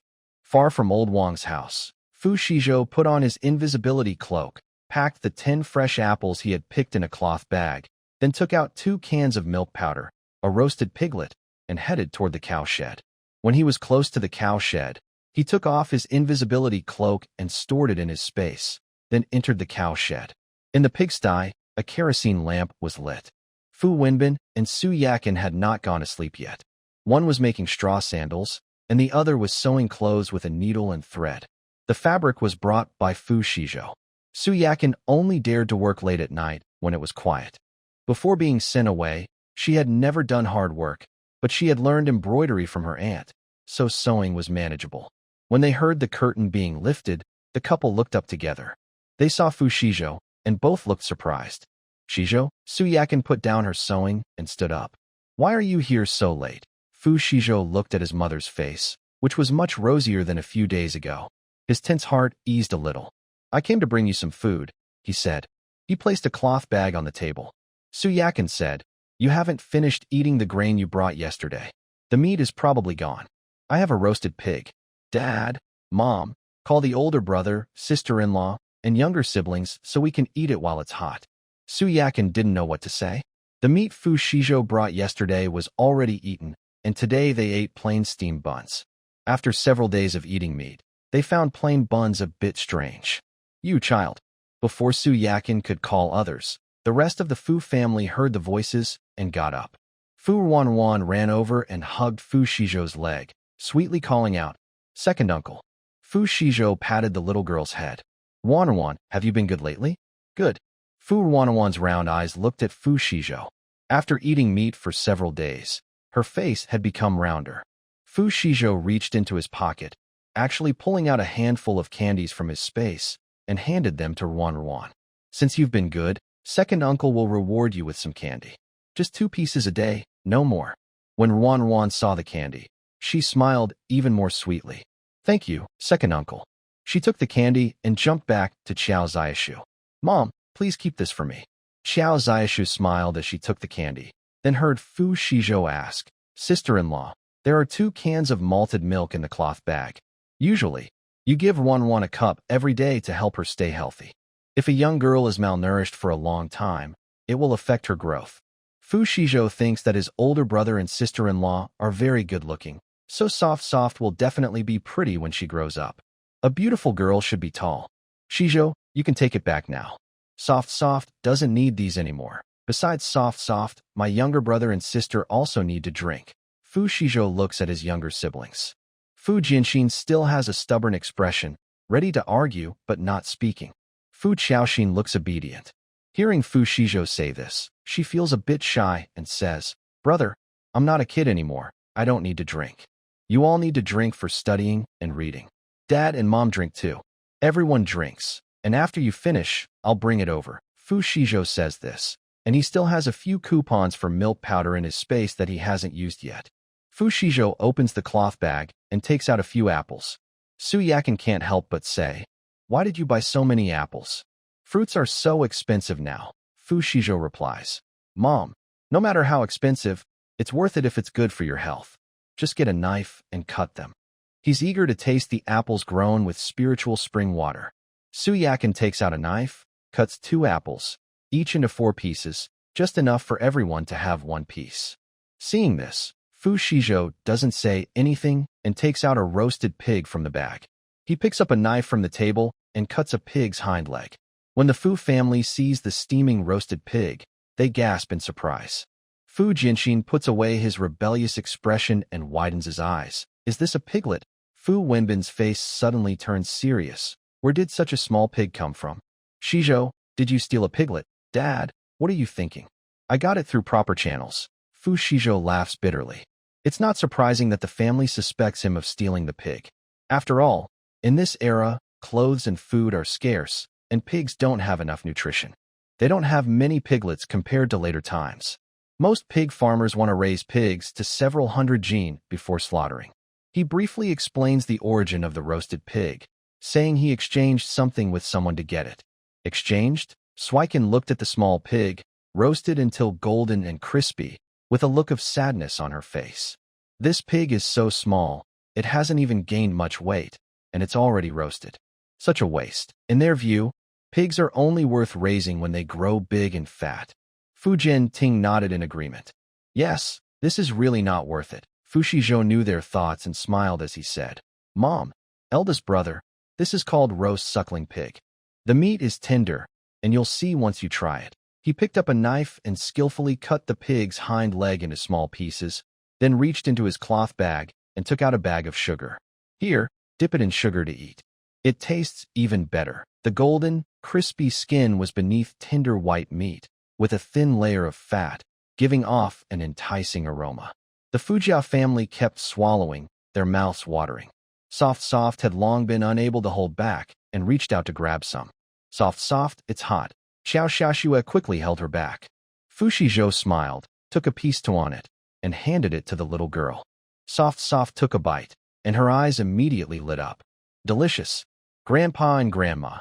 This is so tasty." Seeing her eager face, everyone, though still talking about wasting food, couldn't help but keep their eyes on her. Fu Xizhou said, "Everyone try some. It won't taste good once it cools down. Fu Wenbin saw this and said, "It's already cut, just eat." Hearing this, the family finally started to eat with chopsticks. The crispy outer layer melted in the mouth. The meat was tender and juicy, and with a bit of sugar, it was sweet but not greasy, leaving a fragrant taste. Fu Wenbin took a piece and had to admit, "Yes, this taste is really good. So delicious." "Second brother, where did you get this?" "It's better than the braised pork we have during New Year," Fujin Xian asked vaguely while eating. The family was covered in oil, each only having 2 pieces but feeling very satisfied. Fu Xizhou picked up an apple. After the first bite, the crisp and sweet flavor filled his taste buds. Fu Xizhou, who didn't usually like fruit, was also conquered by this fresh sweetness. The Fujia family followed and ate apples to clear the grease. "Wow, apples are so good," soft sighed. Before being sent away, the Fujia family didn't lack fruit to eat. But Su Yakin had never tasted such delicious apples before. She asked Fu Xizhou, "Xizhou, where did these apples come from?" Fu Xizhou explained, "I traded for them. If you like them, I can bring some more later." Before the Fu family could speak, a noise came from the neighboring barn. It sounded like people were arguing, but the voices were quiet, and Fu Xizhou couldn't hear clearly. He heard this and said to the Fu family, "I'm going to see what's going on." The Fu family nodded. Fu Xizhou took 3 apples and went to the neighboring barn. As he got closer, he could hear the conversation inside. "I won't leave. Grandpa, I want to stay and keep you company." It was the voice of a young woman. Fu Xizhou raised an eyebrow. It seemed he wasn't the only one here because of family matters. "Nonsense. You hurry and leave. This isn't a place for you." Then came an old voice. Fu Xizhou recognized it as an ancient voice. The old man's tone was a bit helpless. Fu Xizhou didn't open the curtain but stood outside and lowered his voice. "Grandpa Gu, may I come in?" When he heard this, the barn suddenly went quiet. After a moment, Huang Guohua said, "It sounds like Xizhou's voice." Yes, Han Qiming agreed. "Xizhou, come in." Having their permission, Fu Xizhou pushed aside the curtain. He saw a woman with a round face standing next to Gu Xiaowu. He was surprised. Wasn't she Manhwa, the girl he rescued on the mountain a few days ago? She was Grandpa Gu's granddaughter? Manhwa didn't expect to meet her savior here. She hesitated, her lips trembling, and whispered in surprise, "Is it really you?" Gu Xiaowu temporarily set aside the matter of his granddaughter leaving and asked, "Do you know each other?" Fu Xizhou was about to say yes, but he saw Manhwa shake her head slightly, with a look of pleading in her eyes. He then said, "I saw her in the county town a few days ago." Manhwa breathed a sigh of relief.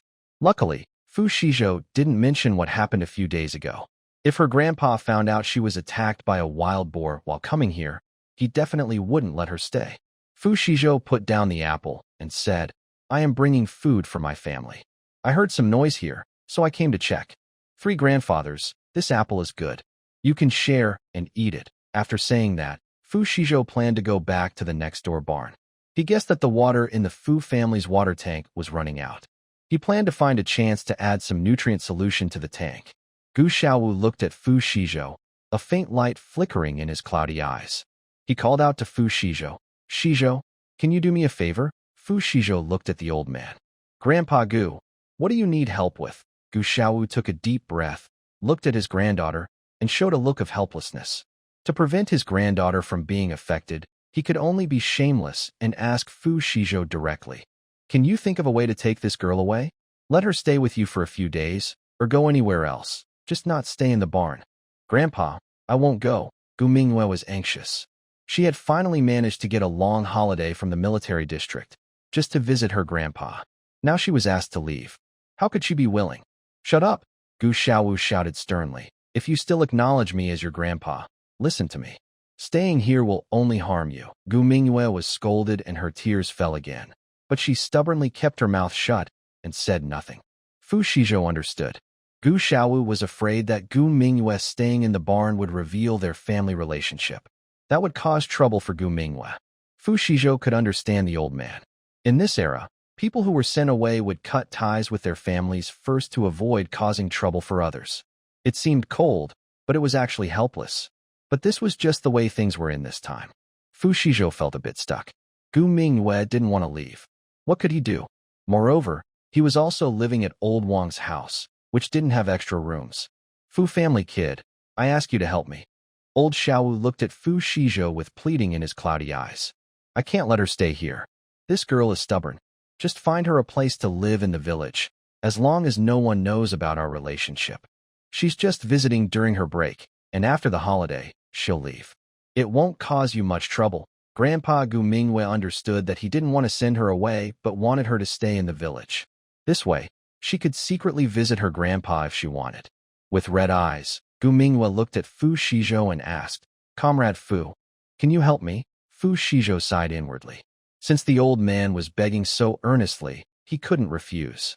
Grandpa Gu, please don't be like that, he said. I can help, but I'm a man. It's not convenient for her to stay at my place, and if people find out, it wouldn't be good for her reputation. How about this? Tonight, Comrade Gu can stay at my place for a night. I'll share a room with my master. Tomorrow, I'll take Comrade Gu to see the captain and say she's my distant cousin visiting for family reasons. Maybe he can arrange a place for her. Fu Xizhou made his suggestion and then looked at the two of them. Do you think this will work? Gu Xiaowu trusted Fu Xizhou's character and felt relieved to leave his granddaughter in his care. Xizhou, thank you so much. Old Master Gu, it's no trouble at all, Fu Xizhou said, glancing at Gu Mingwei. Comrade Gu, I'll go talk to my family first. They'll come to pick you up later. Gu Mingwei was so excited she kept thanking him. Comrade Fu. Thank you. Fu Xizhou turned and left the barn. Gu Xiaowu calmed himself and then told Gu Mingwei, remember, from today on, once you step out that door, pretend you don't know me. If you see me in the village, don't say hello, understand? Grandpa. Gu Mingwei's eyes turned red again. She had taken her mother's surname. She had spent more time with her grandpa than with her father. So, she felt very close to him. She didn't understand her father's decision to cut ties when her grandpa was sent away. Clearly, my father's promotions were all thanks to my grandfather. Gu Mingwei also tried to stand up for her grandfather, but she was just a military doctor and had no real power. Did you hear that? Gu Xiaowu's tone was firm. I heard it. Gu Mingwei nodded with pursed lips. If she couldn't accept it, she wouldn't. At least she could look from afar. As long as she made sure her grandfather was safe here, that was enough. Grandpa, Grandpa Han, Grandpa Huang, I will check your pulses and see how you're doing. The three elders nodded, allowing Gu Mingwei to check their pulses. Fu Xizhou returned to the neighboring barn and told what had just happened. The Fu family had no objections to what Fu Xizhou planned to do. He found a chance to add a bottle of nutritional liquid to the water jar before leaving. He walked back with Gu Mingwei. The two walked slowly to old Wang's house, hardly talking. Fu Xizhou opened the door to his room. You're staying here tonight. It's a simple place, so don't mind. Gu Mingwei felt a bit down but shook her head and whispered, It's already very good. Thank you. No need to thank me. Have you eaten dinner? Fu Xizhou asked again. Gu Mingwei, I have. I'll go rest now. Okay. Fu Xizhou turned and headed toward old Wang's place. He knocked twice, and the grumpy voice of old Wang came through. Hey kid, are you trying to disturb my sleep in the middle of the night? Maybe because old Wang had been drinking from the spiritual spring, his voice sounded louder than usual. Master, my distant relative is here. She's staying in my room now. Can I sleep in your room tonight? He had already made up his mind. If old Wang said no, he would sleep outside in the yard. Old Wang opened the door and glared at Fu Xizhou. What's wrong with sharing a room with your distant relative? Gu Mingwei heard old Wang talking and came out. Old sir, sorry to bother you late at night.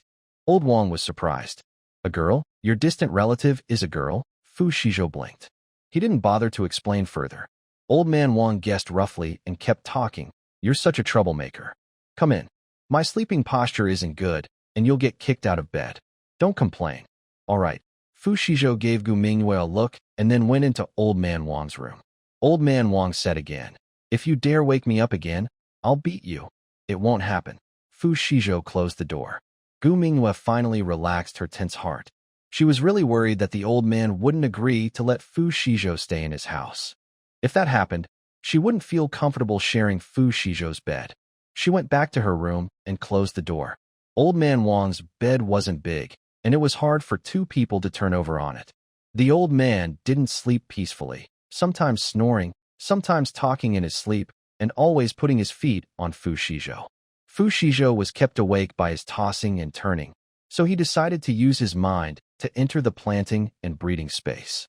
He was surprised to see that the rice, wheat, and corn he had planted just a few days ago had already sprouted. System, isn't the growth speed of these crops too fast? What's going on? Because the system level has increased, the spiritual spring water flow has increased. You often divert the excess water into the pond, raising the concentration of spiritual spring water in the pond. This makes the plants irrigated by pond water grow faster. At this rate, they should be ready in about 3 days. 3 days. Fu Xizhou was happy inside. That was really good news. When this batch of grain is ready, he can go exchange with the trading group for gold. Thinking of that, he used his mind to open the trading group. Everyone, I will soon harvest a batch of pure, pollution-free grain. Does anyone want to trade? After sending the message, the group was silent for a while, with no replies. Fu Xizhou didn't mind. Once old Wang from the pork stall gives good reviews to those 2 pigs, someone will be willing to trade his crops. The next morning, just before dawn, Fu Xizhou got up. He cooked a pot of porridge in the kitchen, then took out 10 jin of rice and some pears he traded for, packed in a cloth bag. Gu Mingyue was already up, standing anxiously in the yard. Fu Xizhou noticed Gu Mingyue's nervousness. Breakfast is ready. You can take the bowls and chopsticks outside. Okay. Gu Mingyue placed the washed dishes on the table. Old Wang's eyes darted around as he watched these 2 young people. There was something unusual about them. His curiosity grew as he watched their expressions. After breakfast, Fu Xizhou packed his cloth bag and took Gu Mingyue to the village chief's house. On the way, they met villagers who were heading to work early. Seeing a beautiful girl following Fu Xizhou, they looked at her with curiosity. Fu Jiqing, who is this girl? She's really pretty. Yeah. Is she your girlfriend? No, she's a distant relative, Fu Xizhou explained briefly to prevent gossip. Old Wang was squatting in the yard smoking. When he saw the girl with Fu Xizhou, he stood up and looked her over. Fu Jiqing, who is this comrade? This is my distant cousin, Gu Mingyue. She came to visit after hearing I was working here, Fu Xizhou said with a prepared answer. Old Wang's mind started to turn. Earlier, Fu Xizhou mentioned that the tractor issue was helped by his distant relative. Could that relative be connected to this girl? If so, he needed to build a good relationship. Old Wang's face lit up with a smile. I see. Come in, please. He warmly invited them inside and asked his wife, Wu Chunni, to pour some water. As soon as they sat down, Fu Xizhou pushed his cloth bag toward Old Wang. Village chief, I need your help with something. Old Wang glanced at the bag, thinking Fu Xizhou was good at handling relationships. What is it? Fu Xizhou explained. My cousin is on vacation and plans to stay in Xianyang village for a while. The old man doesn't have an extra room. So could you help find her a place to stay? We won't take food from the villagers. She'll eat at Old Wang's place and pay for her accommodation. I thought it was a big deal, but it's just a place to stay. Leave it to me. Wang Dagan pounded his chest to assure everyone. We don't have much in Xianyang village, just a few empty houses. Besides, Fu Jiqing, you've done so much for our village. Your cousin is coming, and I can't let her have nowhere to stay. Fu Jiqing, Uncle Dagan is right about this. Wu Chunni smiled as she brought in 2 bowls of hot water, glancing at Gu Mingyue. The more she looked, the more she liked her. Such a lively girl, as beautiful as the girls in city magazines. Here, drink some water. Wu Chunni couldn't help but ask. Comrade, is your name Mingyue? How old are you this year? I am 20. Gu Mingyue felt a bit shy about the warm questions and answered softly. 20 is a good age. The village woman saw a stranger girl and would naturally ask questions, but Fu Xizhou didn't think there was anything wrong. Wu Chunni asked again, Comrade, where do you work? Gu Mingyue took out a red book from her bag and handed it to Wang Dagan. Village head, Annie, I am a military doctor. Here are my ID and introduction letter. I have a long leave this time, so I thought I'd stay in Xianyang village to visit family and relax. She looked at Fu Xizhou and then said, if the village doesn't mind, I can help out at the local health clinic. A military doctor? Wang Dagan took the documents and looked at them. After confirming Gu Mingyue's identity, his eyes lit up. A military doctor is a real doctor, much more skilled than their village's barefoot doctor. He was worried about the Lingji mushroom Fu Xizhou handed in a few days ago not being processed. Such medicinal herbs need someone knowledgeable to process them properly to maximize their effects. Only then can they sell for a good price. Now, a professional doctor was here. Although Gu Mingyue might not know how to process herbs, she was definitely better than the barefoot doctor at the clinic. Comrade Mingyue, our Xiangyang village really needs someone like you. Wang Dagan was eager to treat Gu Mingyue like a treasure. About your accommodation, do you think you could stay at my house? I have plenty of space, and it's quite roomy.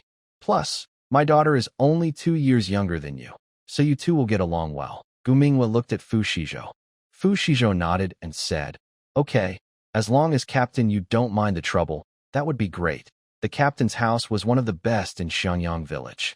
Gummingyu felt at ease living there. Wang Dagan immediately agreed. Chunny, quickly clean up the room on the west side for Comrade Mingyue to stay in. All right, got it. Wu Chunny was very happy and immediately started tidying up the room. Fu Xizhou's distant relative was a beautiful female military doctor. News that she was staying at the captain's house spread quickly through Xiangyang village. The villagers were all excited. Did you hear? Fu Jiqing's family has a relative, a female military doctor. I know. I heard she's very pretty. Has anyone seen her? I just passed by the captain's house and took a quick look. Wow, she's even more beautiful than movie stars. I heard she's working at the health clinic now. Doctors with her skills usually only work in the provincial capital. I plan to go see her later. Fu Zhiheng really has talent. He even has a military doctor relative. Soon, many families with sons started to think about this. If they could marry the female military doctor as a daughter-in-law, it would be a big boost for their family. So, several older women went home to discuss with their unmarried sons. The next day, Gummingyu took the initiative to visit the village health clinic. The clinic in Xiangyang village was just 2 old, dilapidated rooms filled with the strong smell of herbs. The barefoot doctor was an old man in his 50s, named Li. When he saw Gummingyu, he was very excited and asked her many questions. Not long after Gummingyu sat down, a few heads peeked inside the door. It was some village women. Is Dr. Li here?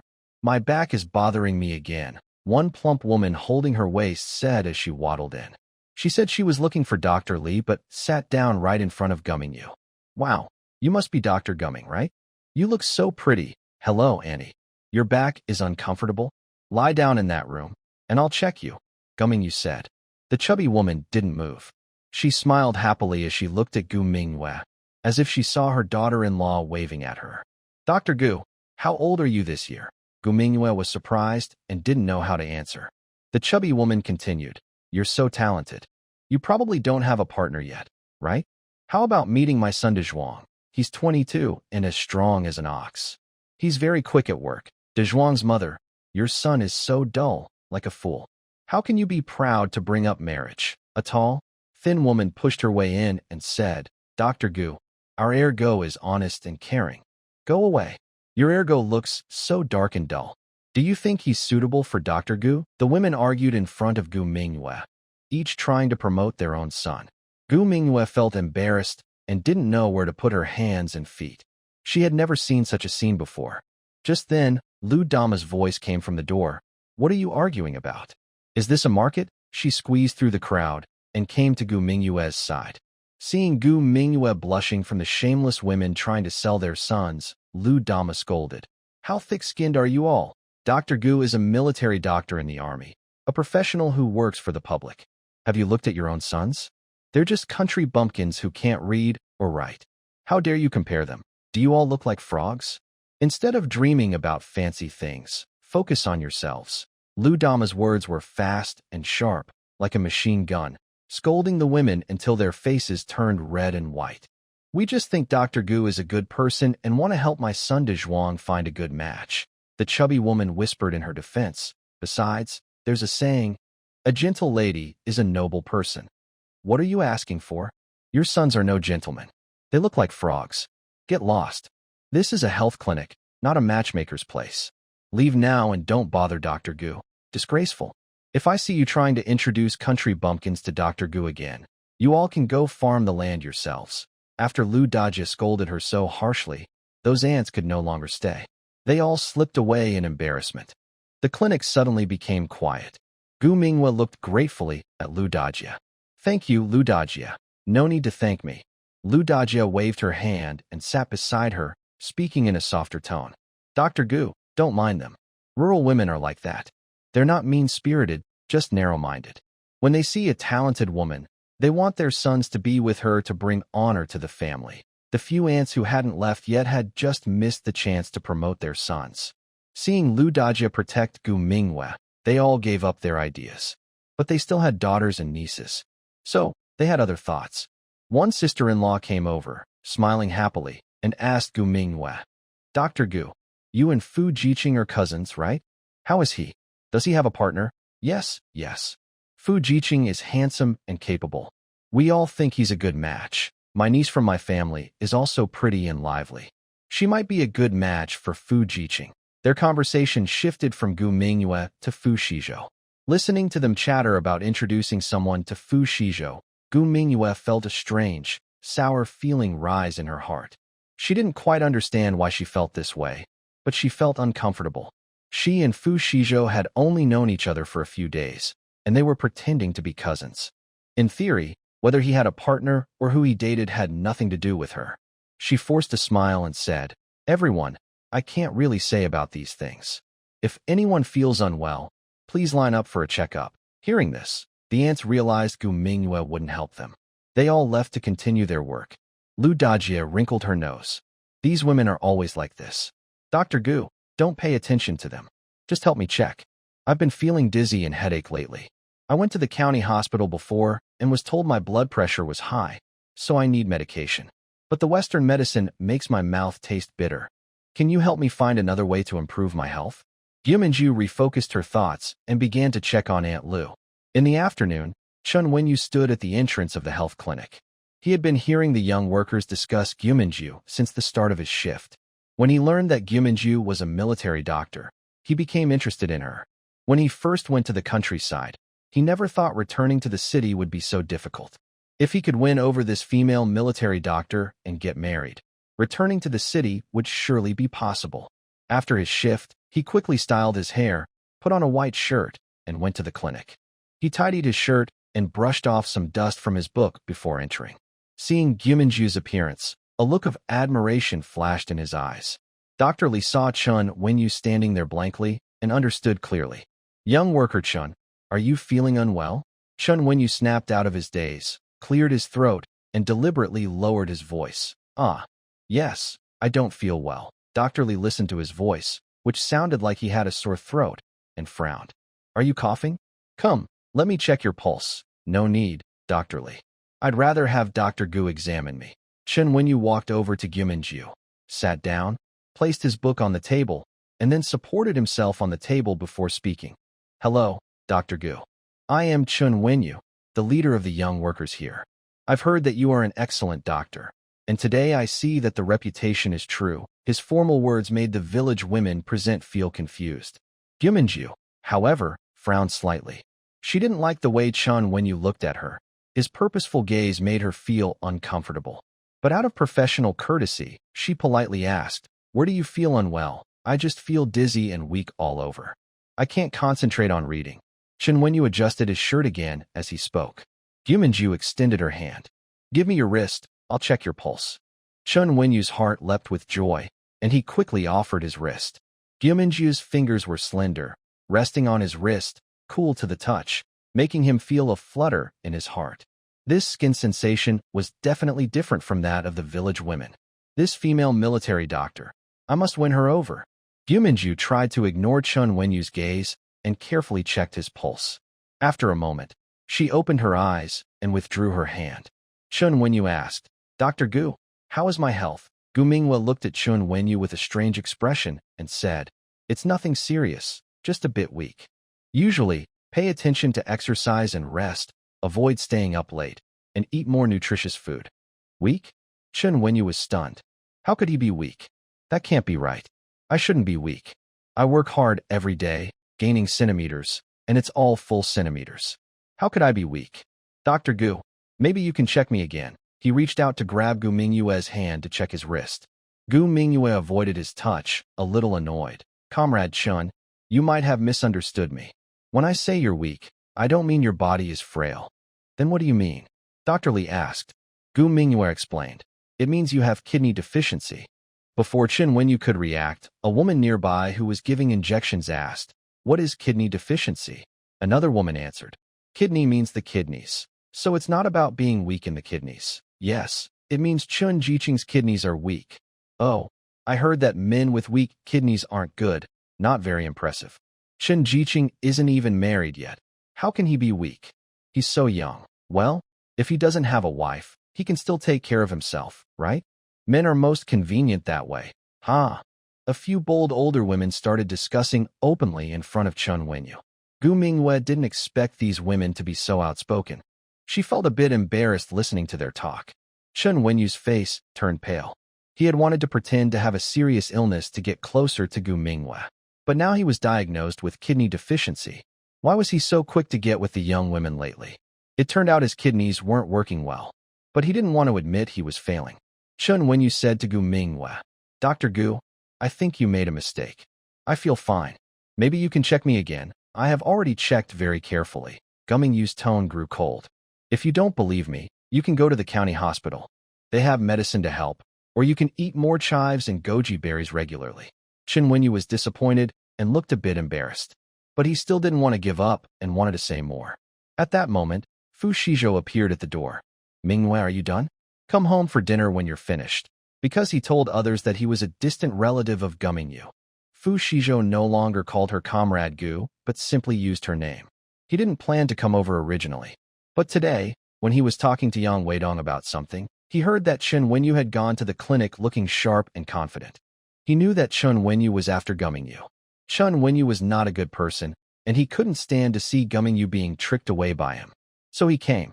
He didn't expect to see Chun Wenyu bothering Gu Mingyu when he arrived. Before Gu Mingyu could speak, Dr. Li said, Dr. Gu, I can handle this. You should go home and eat. Okay, Dr. Li. Thank you. Gu Mingyu didn't want to stay longer, packed up quickly, and left with Fu Xizhou. Chun Wenyu was furious when he saw them leave. What does Fu Xizhou mean? Is he deliberately interrupting him so he can't explain? Or is he stopping him from contacting Gu Mingyu? It's just a distant relative. Why does Fu Xizhou care so much? Chun Wenyu stood up. Seeing this, Dr. Li asked, Chun Jiqing, do you want me to prescribe some medicine to help you? Before Chun Wenyu could answer, an older woman spoke. Chun Jiqing, do you want some goji berries? I have some at home. Don't get me wrong. It's not that my husband can't do it.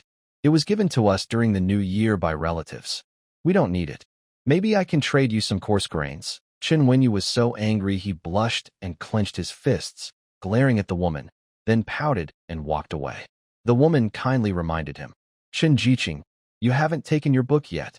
Chun Wenyu paused, turned around, and picked up his book. The woman asked again, Really, you don't want to trade? I heard goji berries are very effective. A nearby older woman teased, Didn't you say your husband doesn't need them? How does he always know the effect is good? Isn't that what Dr. Gu said? She is a military doctor, and her words are definitely reliable. After Fu Xizhou and Gu Mingyue left the clinic, he reminded her, Stay away from Chun Wenyu in the future. He's not a good person. Yes, I know, Gu Mingyue nodded. She could see it too. I'll be careful. Gu Mingyue isn't a naive girl.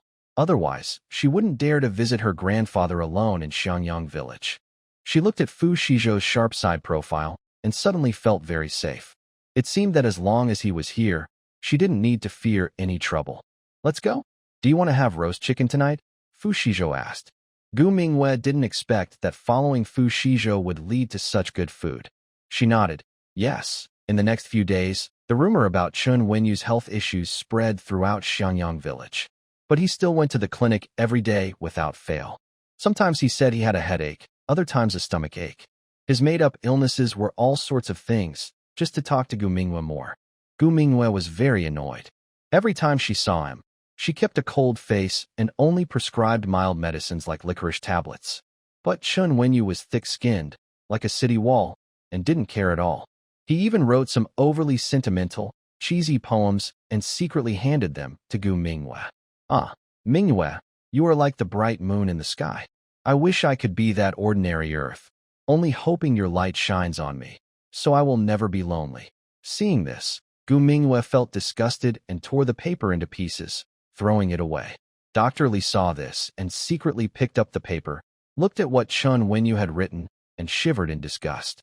He handed the paper to Fu Xizhou. Fu Jiqing, your cousin is being harassed by Chun Jiqing.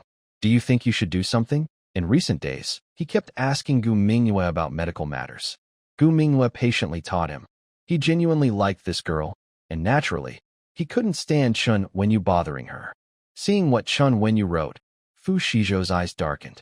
Chen Wenyu, that dog, truly doesn't know what's good for him. It seems that if he doesn't get a serious warning, he won't realize how many eyes the Lord of Horses has. Fu Shizhou decided to completely deal with this problem.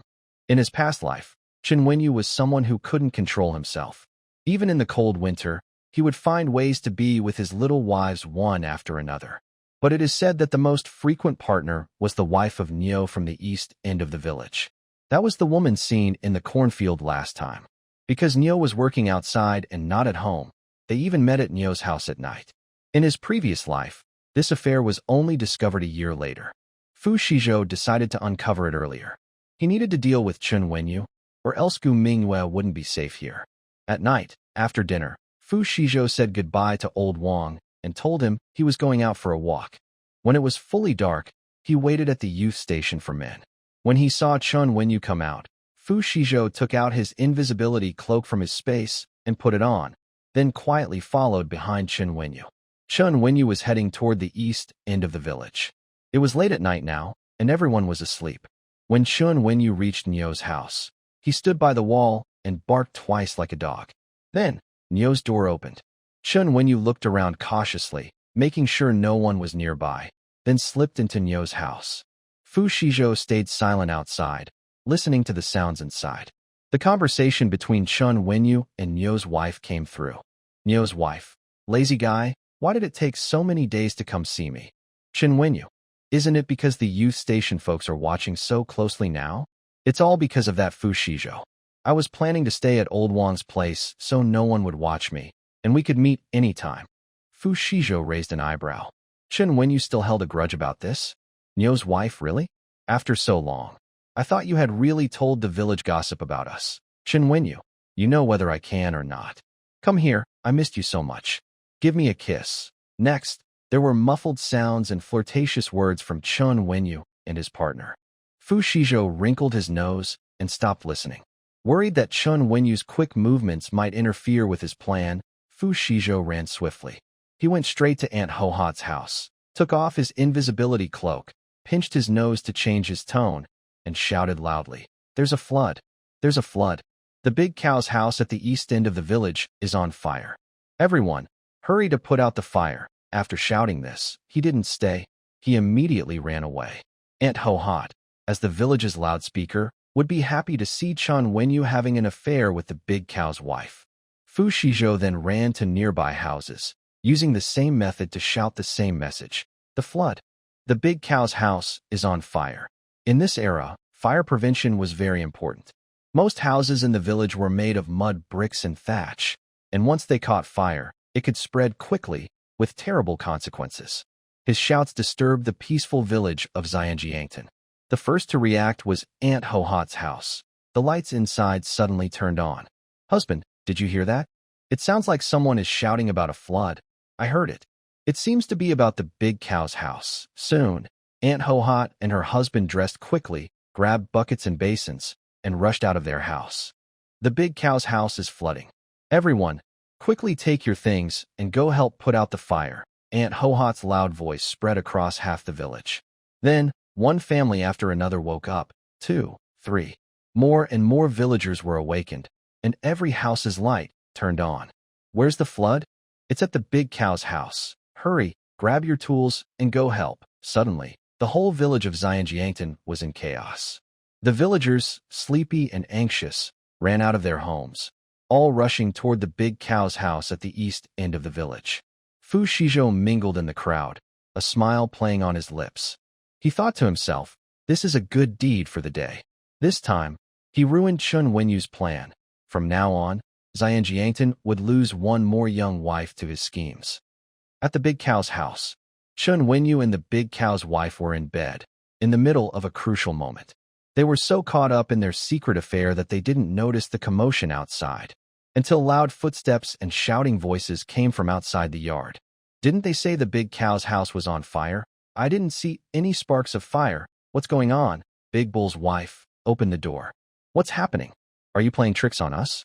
The two people on the bed were so startled by the sudden noise that they were terrified. What's going on? Big Bull's wife was panicked. Don't be afraid. As long as you don't open the door, they won't come in. Shen Wenyu was still trying to comfort her, but he was also quite scared himself. Why are all these villagers here? And they say there's a fire? He didn't even turn on the light to hide his actions. Bang, bang, bang. At that moment, the door was hammered loudly. Li Guifan, you old woman, open the door quickly. What's going on? Why are you telling the villagers there's a fire? The person knocking was Big Bull's wife. Today, her second son's child had a fever, so she went over to take care of him and stayed overnight. When she heard there was a fire at her home, she was so frightened she ran back without stopping. But she didn't see any sparks of fire. Big Bull's wife was furious and was pounding on the door hard. Mom? Big Bull's wife was so scared her face turned pale. What should we do? What should we do? She looked like a frightened rabbit, immediately getting out of bed to put on her clothes. Shen Wenyu was also completely panicked. He quickly got off the bed, hurriedly trying to find his clothes. But the room was too dark, and his clothes were scattered everywhere. He was nervous and flustered. Before they could finish dressing, someone kicked the door open from outside.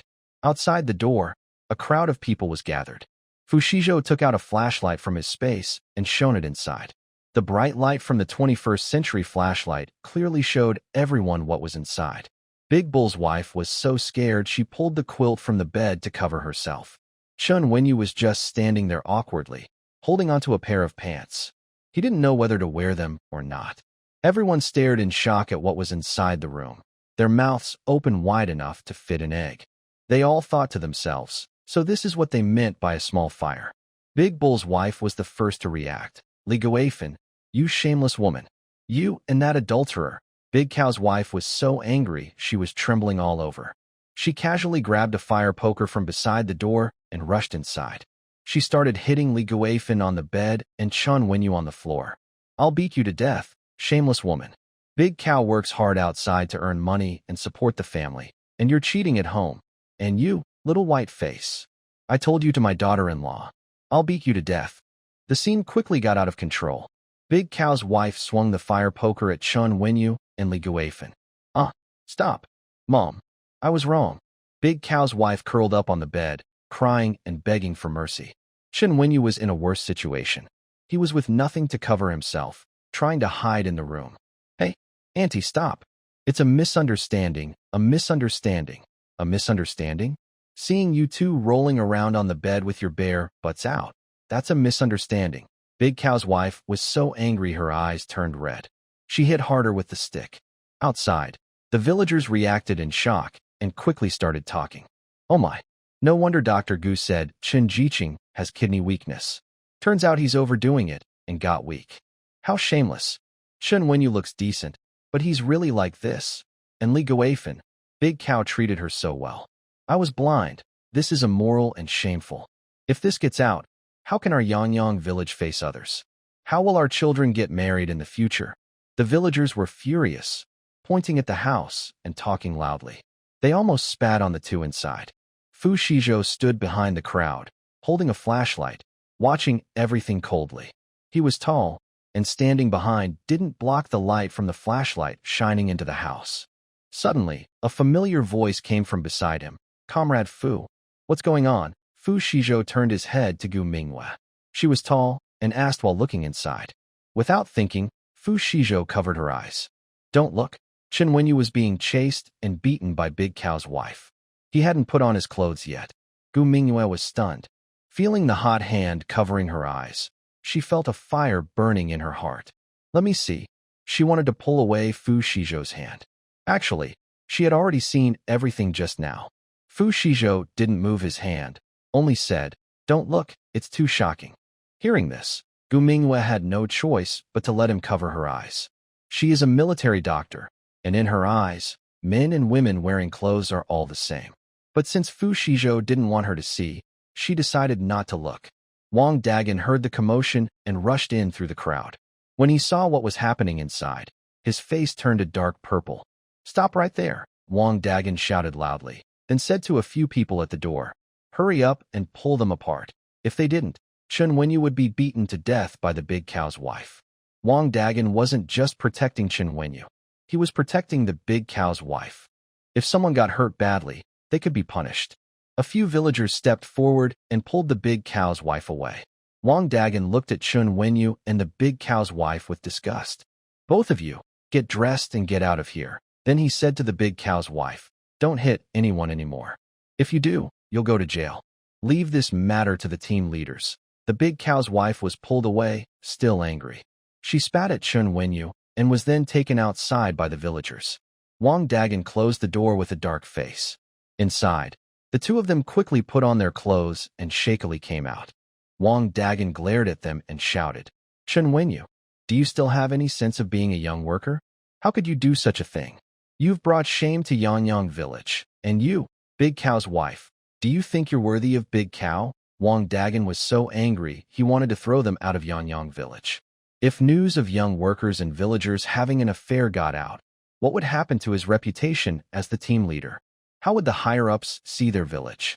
"Bind them both up," Wang Dagan ordered angrily. Immediately, some militia members stepped forward and, with effort, the already battered Chen Wenyu and the big cow's wife. "Team leader, please, have mercy. We know we were wrong. It was Li Guifan who seduced me." Chen Wenyu knelt on the ground, crying and begging for forgiveness. The wife of the big ox was shocked to hear that Chen Wenyu had blamed her. She widened her eyes and said, "Chen Wenyu, it was clearly you who seduced me first." "Captain," sob. "I know I was wrong to Big Ox. I admit my mistake, but please don't blame Chen Wenyu. It was he who seduced me," sob. Wang Dagan, tired of listening to these two arguing, turned to the others and announced, "This matter is very serious and has a bad influence. Tomorrow morning, there will be a village meeting at the grain drying yard to handle this openly." After saying that, Wang Dagan ordered the village militia to take Chen Wenyu and Big Ox's wife back to the village office. Fu Xizhou had already let go of his hand covering Gu Mingyue's eyes when they finished dressing. He was taking Gu Mingyue back to the village head's house. Their pace was slow, and they gradually fell behind. Finally, Gu Mingyue asked, "Comrade Fu, did you do this?" Fu Xizhou was silent for a moment before replying, "Yes." Gu Mingyue's eyes sparkled. "You're really impressive." Fu Xizhou looked at Gu Mingyue in surprise. He thought she might not approve of his plan to set Chen Wenyu up, but instead, she praised him. For the first time, Fu Xizhou felt a bit shy. When they reached the village head's house, he handed Gu Mingyue a flashlight and went to visit Old Wang. When he pushed open the yard gate, he saw Old Wang sitting there yawning. "Why are you so late?" The lively scene at the east end of the village didn't seem to affect the west side much. Fu Xizhou briefly explained what happened. Old Wang's eyes lit up. "Good boy. With such a good thing happening, why didn't you call me to see? Letting me go see would be a feast for my eyes too." Fu Xizhou. This old man, even at his age, still thinks about such things. Old Wang waved his hand. "Forget it. Watching others do such things isn't very interesting. Come here. I have something for you." Fu Xizhou walked over and took a book handed to him by Old Wang. "What is this?" "A spring palace picture. Study it carefully." Old Wang spoke casually, yawned, and went back to his room to sleep. Back in his own room, Fu Xizhou took out another flashlight. When he turned it on, he found that the book was actually a secret manual, a guide on how to practice qi. Fu Xizhou felt like he had found a treasure. First, he finished tending to the planting and breeding area. Then he opened the secret manual given by Old Wang and started practicing. The next morning, at dawn, the threshing yard in Xianyang village was crowded with people. Fu Xizhou stood among the crowd. Soon, Gu Mingyue also came over. "Have you had breakfast?" Gu Mingyue nodded. "Yes, I did. Today, Aunt Lu insisted I stay for breakfast, so I didn't go to Grandpa Wang's house." Fu Xizhou nodded and looked toward the center of the threshing yard. Chen Wenyu and Li Guifan were kneeling there. Both had their heads down, covered in injuries, looking very miserable. Next to the threshing yard, there was a simple platform. Wang Dagan and several village leaders sat there with serious faces. Wang Dagan picked up an iron megaphone, cleared his throat, and began to speak. "Comrades, I have called everyone here today to deal with something that has brought shame to our entire Xianyang village." His voice, amplified by the megaphone, spread throughout the village. "Our village has always been honest and united, but there are one or two corrupt and morally broken individuals who, without shame, have done things that damage our community's honor. Wang Dagan spoke more and more passionately, spitting as he talked. We must punish such behavior severely. No tolerance at all. He put down the megaphone, took a piece of paper, and loudly announced the punishment. After discussion, the team has decided on the following. First, revoke Chun Wenyu's position as youth team leader. Second, give him a serious warning and publicly criticize him in the village. Third, deduct all his work points for this year and report the matter truthfully to the commune. Other punishments will be handled by the commune. This punishment was very harsh. Losing work points meant that after the harvest, Chun Wenyu wouldn't get a single grain of rice for the whole year and would go hungry.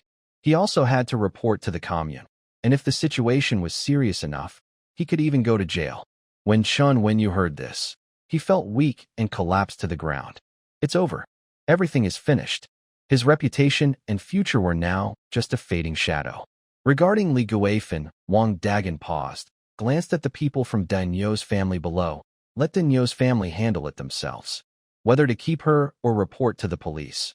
Our team won't interfere. As soon as he finished speaking, Daigneau's mother rushed forward and started hitting Daigneau's wife with fists and kicks. What was supposed to be a serious critique turned into a family quarrel. In the blink of an eye, Fu Xizhou's scheduled exchange with Old Tan, who loves tinkering, arrived. Fu Xizhou had been waiting since morning. Recently, Wang Dagan kept asking him about the tractors. He kept reassuring him that everything was normal and not to worry. So, Fu Xizhou was also a bit anxious. After all, Old Tan's tractors weren't from this era. If they were too advanced, it would raise suspicion. By midday, the system's voice sounded. Host, Old Tan's items are ready. Do you want to proceed with the exchange now? Fu Xizhou was pleased and immediately opened the item exchange group with his mind. He saw Old Tan tagging him in a message. Material brother, do you think this modified tractor is okay? Half new, half old, same model, but with the highest horsepower now, and excellent quality. Fu Xizhou looked at the photo Old Tan sent. It looked just like a tractor from this era. Even if there were slight differences, he could tell the team leader it was due to maintenance and upgrades. He quickly replied, yes. System, exchange. The system's prompt sounded immediately. Congratulations, the exchange was successful. You received 45 energy points. Current energy, 526,820 points. Upgrading to level 8 system requires 400,000 points. Do you want to upgrade? Fu Xizhou didn't hesitate. Yes. Congratulations, the upgrade is successful. You received 10,000 units of Unity supplies, 10,000 gene of refined flour, 1,000 gene of special tobacco leaves, 1,000 gene of aged wine, and 3 packs of insect powder. You also received 2 bottles of special-grade nutritional liquid. Current level, 8. Remaining energy, 126,820 points. Reminder, upgrading to level 9 requires 500,000 points. Fu Xizhou looked at a long list of rewards, feeling a bit overwhelmed, and suddenly realized something was wrong. System, why didn't you give me upgrades for the space and the planting and breeding areas? The system explained, Host, you haven't used them yet. Since you don't need them for now, I didn't give you those rewards. Fu Xizhou. Alright then. He didn't look at the tractor, but focused his mind on the bug powder. Bug powder can be used on people. Sprinkling it on a target attracts all bugs within 10 kilometers to come and bite. Just a small packet can last for 7 days. Use with caution. Seeing the description of the bug powder, Fu Xizhou suddenly had an idea. This good stuff should be tested on Zhao Mei and Li Yan, right? Then he checked the Spaces tractor. Produced by Lao Tan, it's truly a fine product. This tractor has been cleverly modified. Fu Xizhou rode his bike to the village entrance, found a quiet spot, and released all 3 tractors. He also brought out 1,000 gene of diesel and placed it on the tractors. After preparing everything, Fu Xizhou rode his bike back to the village and immediately found Wang Dagan, who was busy working in the fields. From afar, he shouted, Captain, it's done. Wang Dagan scratched his ear, thinking he might have heard wrong. He looked at Fu Xizhou and asked, What? Captain, my distant relatives brought over tractors. Not just 1, but 3. Really? Wang Dagan's eyes lit up instantly. Where did they deliver them? Just outside the village. They brought the tractors and then had urgent business to attend to. So I'll take you there. Wang Dagan quickly nodded and called over a few village officials. This was a big event for their village, and everyone needed to be there. Villagers working nearby saw the captain walking with Fu Jiqing and curiously followed along. A large group arrived at the village entrance. When they saw 3 tractors parked side by side in the open space, everyone was stunned. Oh my goodness, these are real tractors. 3 of them. There are 3. They look so impressive, even better than the ones in Laoshantan. The villagers gasped in amazement, gathering around as if they were looking at a rare treasure. They reached out carefully, touching the cold metal of the tractor. Wang Dagan was so excited he couldn't sit still. He walked around the tractor several times, his face showing both surprise and disbelief. Fu Jiqing, is this really all for our Xiangyang village? He asked, his voice trembling a little. Yes, Fu Xizhou nodded. Hurry, Taiwan. Wang Taiwan. Wang Dagan suddenly remembered something and shouted loudly. Wang Taiwan was the only person in the village who knew how to drive a tractor. He used to work at the collective's machinery station. Captain, I'm here. Wang Taiwan squeezed out of the crowd. Quick, go try it out and see how it runs, Wang Dagan urged. Wang Taiwan was eager too. He quickly climbed into the driver's seat and skillfully started the tractor. Vroom. The tractor roared loudly, black smoke puffing from the chimney. Wang Taiwan drove around the open space twice, then stopped steadily. He jumped down, his face full of excitement. Captain, this machine is really powerful, he said, giving a thumbs up to Wang Dagan. It's much better than that old one from the commune, he added. It has a lot of power and runs smoothly. If we use it for plowing and planting, our work will be so much faster. Hearing this, Wang Dagan's last doubts disappeared. He grabbed Fu Xizhou's hand, so excited he didn't know what to say. Fu Jiqing, you are truly a hero for Xiangyang village. 300 yuan per tractor, no ticket needed, and such good quality. This was like a gift from the sky. With these 3 tractors, the harvest this fall and the spring planting next year would be so much quicker. Captain, don't get too excited yet, Fu Xizhou said with a smile. We got the tractors, but we haven't paid for them yet. Look, pay now. Immediately. Wang Dagan waved his hand. Where's the accountant? Go to the village office and get 900 yuan right away, he ordered. Soon, the accountant returned with the money. Fu Xizhou took the thick stack of money without counting it and put it directly into his pocket. Then, with a thought, the money went into his space. Taiwan. First take these 3 treasures back to the team headquarters one by one. Then pick some people and teach them how to drive tractors, Wang Dagan ordered. Got it. The quiet and reserved Wang Taiwan was now very excited as he drove each tractor back to the village. This noise immediately attracted the attention of everyone in the village. Villagers ran out from the fields, looking at the 3 impressive machines, all shocked and amazed. When they learned that Fu Xizhou had spent 300 yuan on each tractor to bring them to the village, everyone was excited. Fu Jiqing is so capable. Yeah, a tractor costing 300 yuan each. Hard to find even with a lantern. Fu Jiqing is truly a hero of our village. For a moment, Fu Xizhou's status in the villagers' hearts was greatly improved. Wherever he went, he was greeted with warm smiles and sincere praise. Many young women looked at him with shining eyes, full of admiration.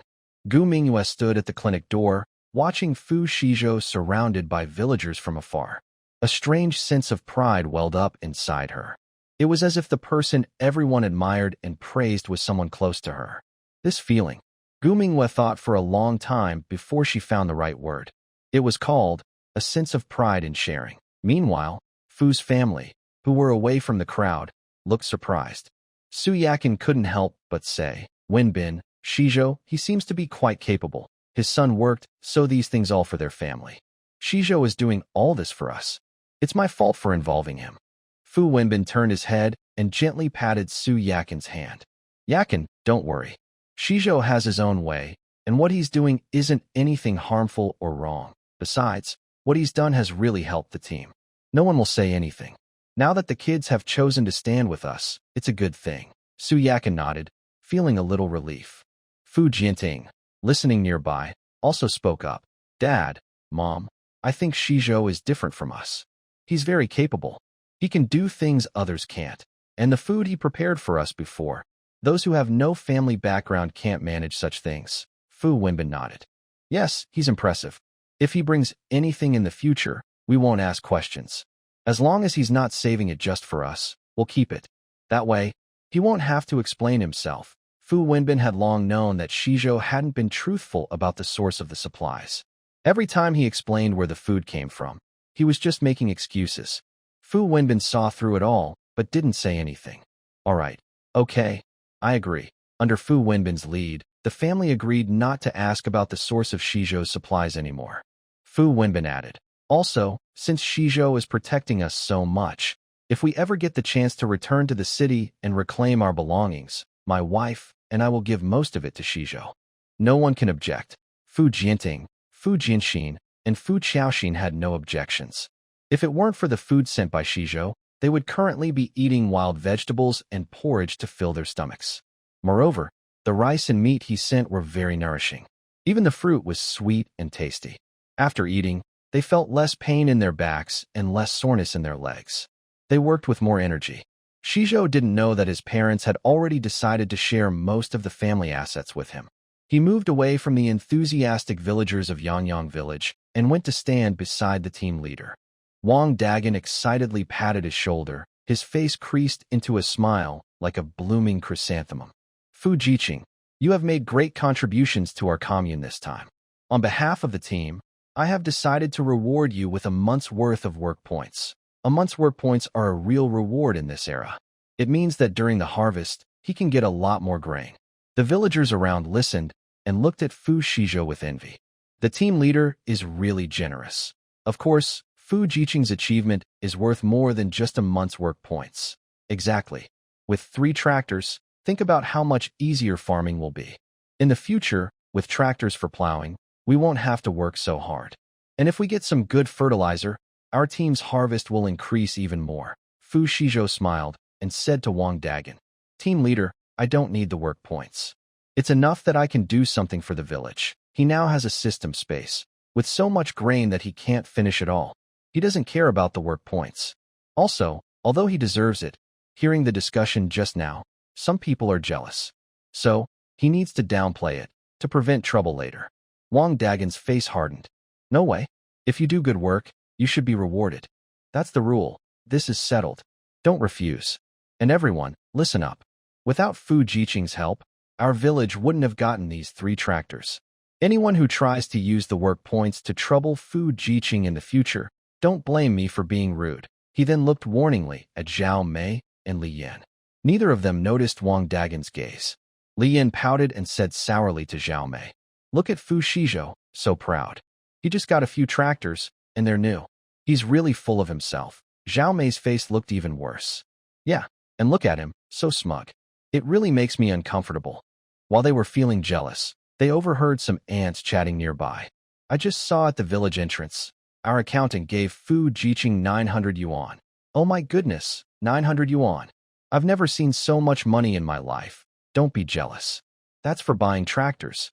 Fu Jiqing will give it to others later. Besides, normally, 900 yuan isn't enough to buy a tractor.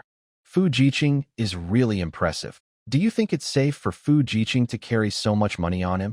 The speaker has no bad intentions, but the listener may interpret it differently. Zhao Mei and Li Yan exchanged glances, both seeing greed in each other's eyes. 900 yuan. If they could get that money, what would they need to work for?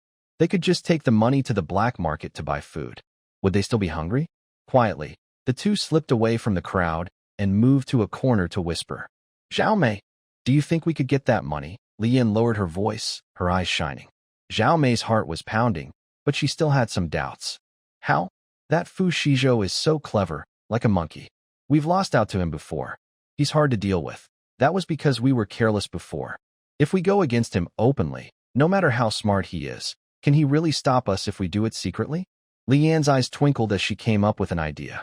She leaned close to Zhao Mei's ear and whispered her plan. After hearing it, Zhao Mei's eyes lit up even more. This plan works. Let's do it that way. The two agreed and quietly rejoined the crowd, waiting to see what Fu Xizhou would do. Fu Xizhou had already noticed those two suspicious looks. He didn't need to think much. He knew Zhao Mei and Li Yan were probably scheming again. He didn't mind giving them a lesson if they came looking for trouble. He wondered how many poisonous insects there were in Xianyang village now that autumn had begun. After the meeting, Fu Shizhou deliberately slowed his steps and headed alone to Old Wang's house. He knew those two would follow. Sure enough, not far along, he heard the faint sound of footsteps behind him. He pretended not to notice and kept walking forward. Li Yin saw this as a good chance. Suddenly, she quickened her pace and bumped into Fu Shizhou. Ouch! Li Yin exaggerated her cry and pretended to fall to the ground. Fu Shizhou reacted quickly, stepping back swiftly. Li Yin had planned to fall into his arms, aiming at the right angle. But when Fu Shizhou jumped back, she missed her target and fell to the ground. Ouch! That hurts so much. Li Yin was genuinely hurt this time, tears almost coming to her eyes. Zhao Mei quickly ran over and started criticizing Fu Shizhou. Fu Shizhou, what's wrong with you? When you saw a woman about to fall, why did you deliberately dodge? Are you still a man? You're so unchivalrous. They had planned to fake a fall, then collapse into Fu Shizhou's arms and falsely accuse him of harassment to extort money. But unexpectedly, Fu Shizhou reacted so quickly, and even more surprisingly, he showed no sympathy at all. Fu Shizhou crossed his arms and coldly watched them pretend. She was about to bump into me herself. What's wrong with dodging? Do I just stand still and let her hit me so she can accuse me? You. Zhao Mei was speechless, choked by his words. Fu Shizhou continued to mock. Ah, you really think I would fall for this? It's like a toad trying to hug a frog, ugly and dreaming big.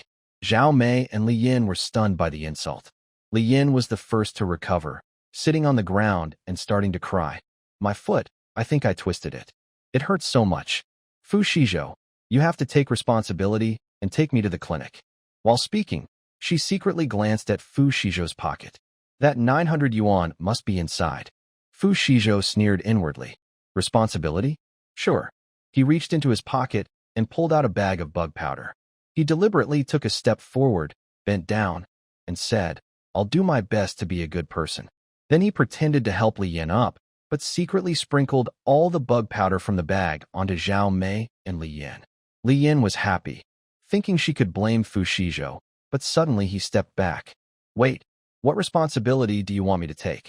It's your own left leg that's disabled and your right leg that's atrophied, causing you to trip. Why should I care? Li Yan's eyes widened. Fu Shizhou took 2 steps back, not knowing when those bugs would respond and attack. He had to stay far away to avoid being harmed. Comradely, you're ugly and your legs don't work well. Why do you still want to hurt others? I suggest you first get your legs treated. Constantly falling on the ground and falsely accusing others isn't right. After being mocked for being ugly and disabled, Li Yin couldn't hold back anymore. She scrambled up and shouted, Fu Shizhou, you are truly not a man at all. I will go tell the captain. But before she could turn around, something strange happened. Li Yin felt an itch on her arm. She slapped it, only to realize she had killed a mosquito.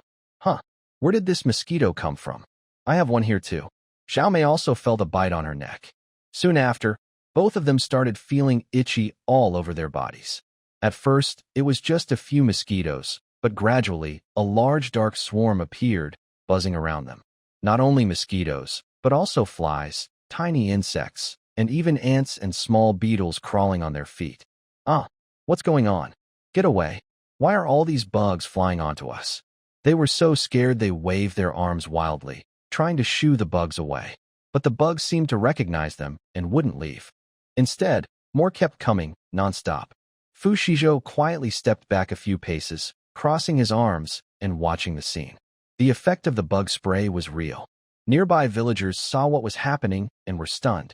Oh my, what's going on? Did they disturb a bug nest? Hurry, get some branches to help shoo the bugs away. Some kind villagers grabbed branches and swung at Zhao Mei and Li Yin, trying to chase the bugs off. Strangely, the bugs only circled around Zhao Mei and Li Yin, not bothering anyone else nearby. After a while, not many bugs were driven away. Zhao Mei and Li Yan's bodies were covered in bites, with swelling on their faces, necks, and arms. Any exposed skin was swollen. Finally, Wang Dagan came over to help. Quick, get some mugwort to smoke them. The villagers quickly took out leftover dried mugwort and burned it near the 2 women. The thick white smoke made everyone tear up. The bugs seemed to be afraid of the smoke and slowly dispersed. When Zhao Mei and Li Yin were taken to the clinic, they looked terrible. Gu Mingwei saw their terrible condition and was shocked. She quickly applied medicine. But after a short while, more bugs appeared out of nowhere, continuing to bite them. Old Manhwa turned pale with fear and quickly stepped back. The two people surrounded by bugs were squealing loudly and asking others for help. The villagers saw this and continued to burn mugwort. When the bugs dispersed again, Zhao Mei and Li Yin each ran back to the youth commune with a piece of mugwort. The bugs behind them, afraid of the smoke, followed at a steady pace. They both ran into the house, crawling and tumbling, and closed the doors and windows tightly. Wang Dagan had people pile mugwort in the yard of the youth commune. After burning it for a while, the bugs were finally driven away. What's going on? Wang Dagan frowned. It's autumn, but there are still so many bugs. And why are they all rushing toward Li Yin and Zhao Mei? Could it be that they did something bad and heaven is punishing them? Wang Dagan quickly shook his head, realizing his superstitious and futile thinking. The old man said not to believe in superstitions. Fu Xizhou stood behind the crowd, watching the disheveled Zhao Mei and Li Yin, feeling quite pleased. Do they dare to plot against him? This is the result. The effect of the bug powder can last for 7 days. These two women have suffered. Either they are killed by the mugwort smoke or bitten by bugs. But Fu Xizhou felt a bit regretful. It's late autumn now, and there are fewer bugs than in summer. He even planned that if Li Yin and Zhao Mei dared to bother him again, he would double the amount of bug powder for them. He also saw that it was sold in the market. Recently, Fu Xizhou discovered something. If the system gives a special reward and it's not available in the market initially, it will be added to the market after the reward is given. Instead of directly punishing these two people and letting them be bitten by bugs every day during their exile, it might be a good idea. Fu Xizhou was too lazy to watch and returned to old Wang's house. As soon as he sat back on the bed, he began to meditate with his legs crossed. Maybe because of the nutrient solution, doing two things at once didn't affect his practice. He used his mind to open the exchange group. He saw old Wang from the pork stall frantically tagging him. Material brother, are you there? Do you still have live pigs? Material brother, I want to exchange a few more live pigs. It's urgent, 10,000. Material brother?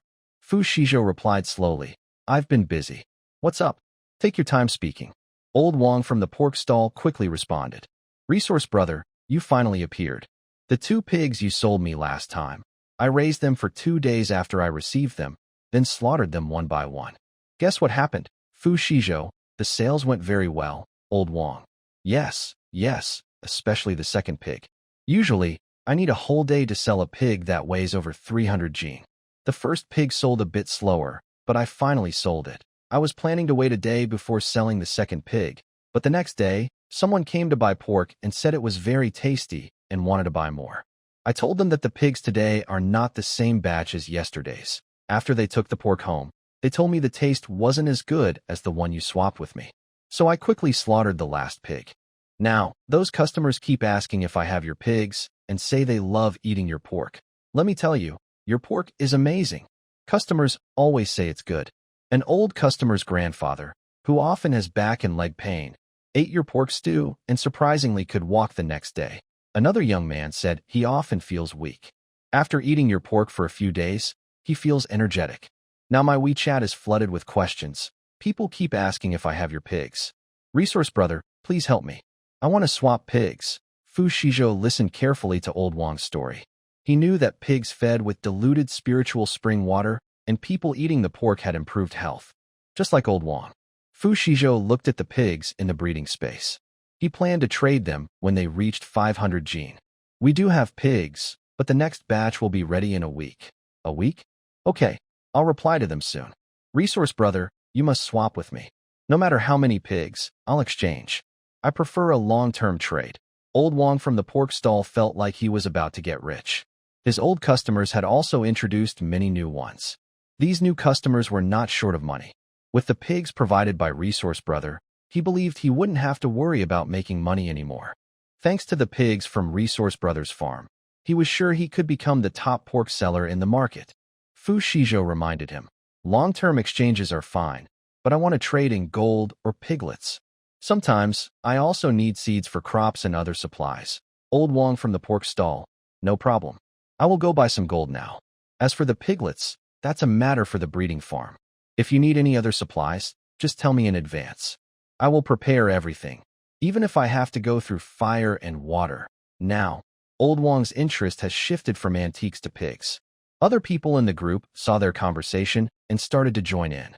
Shoe seller who sells. Brother in supplies. Your pigs are so amazing.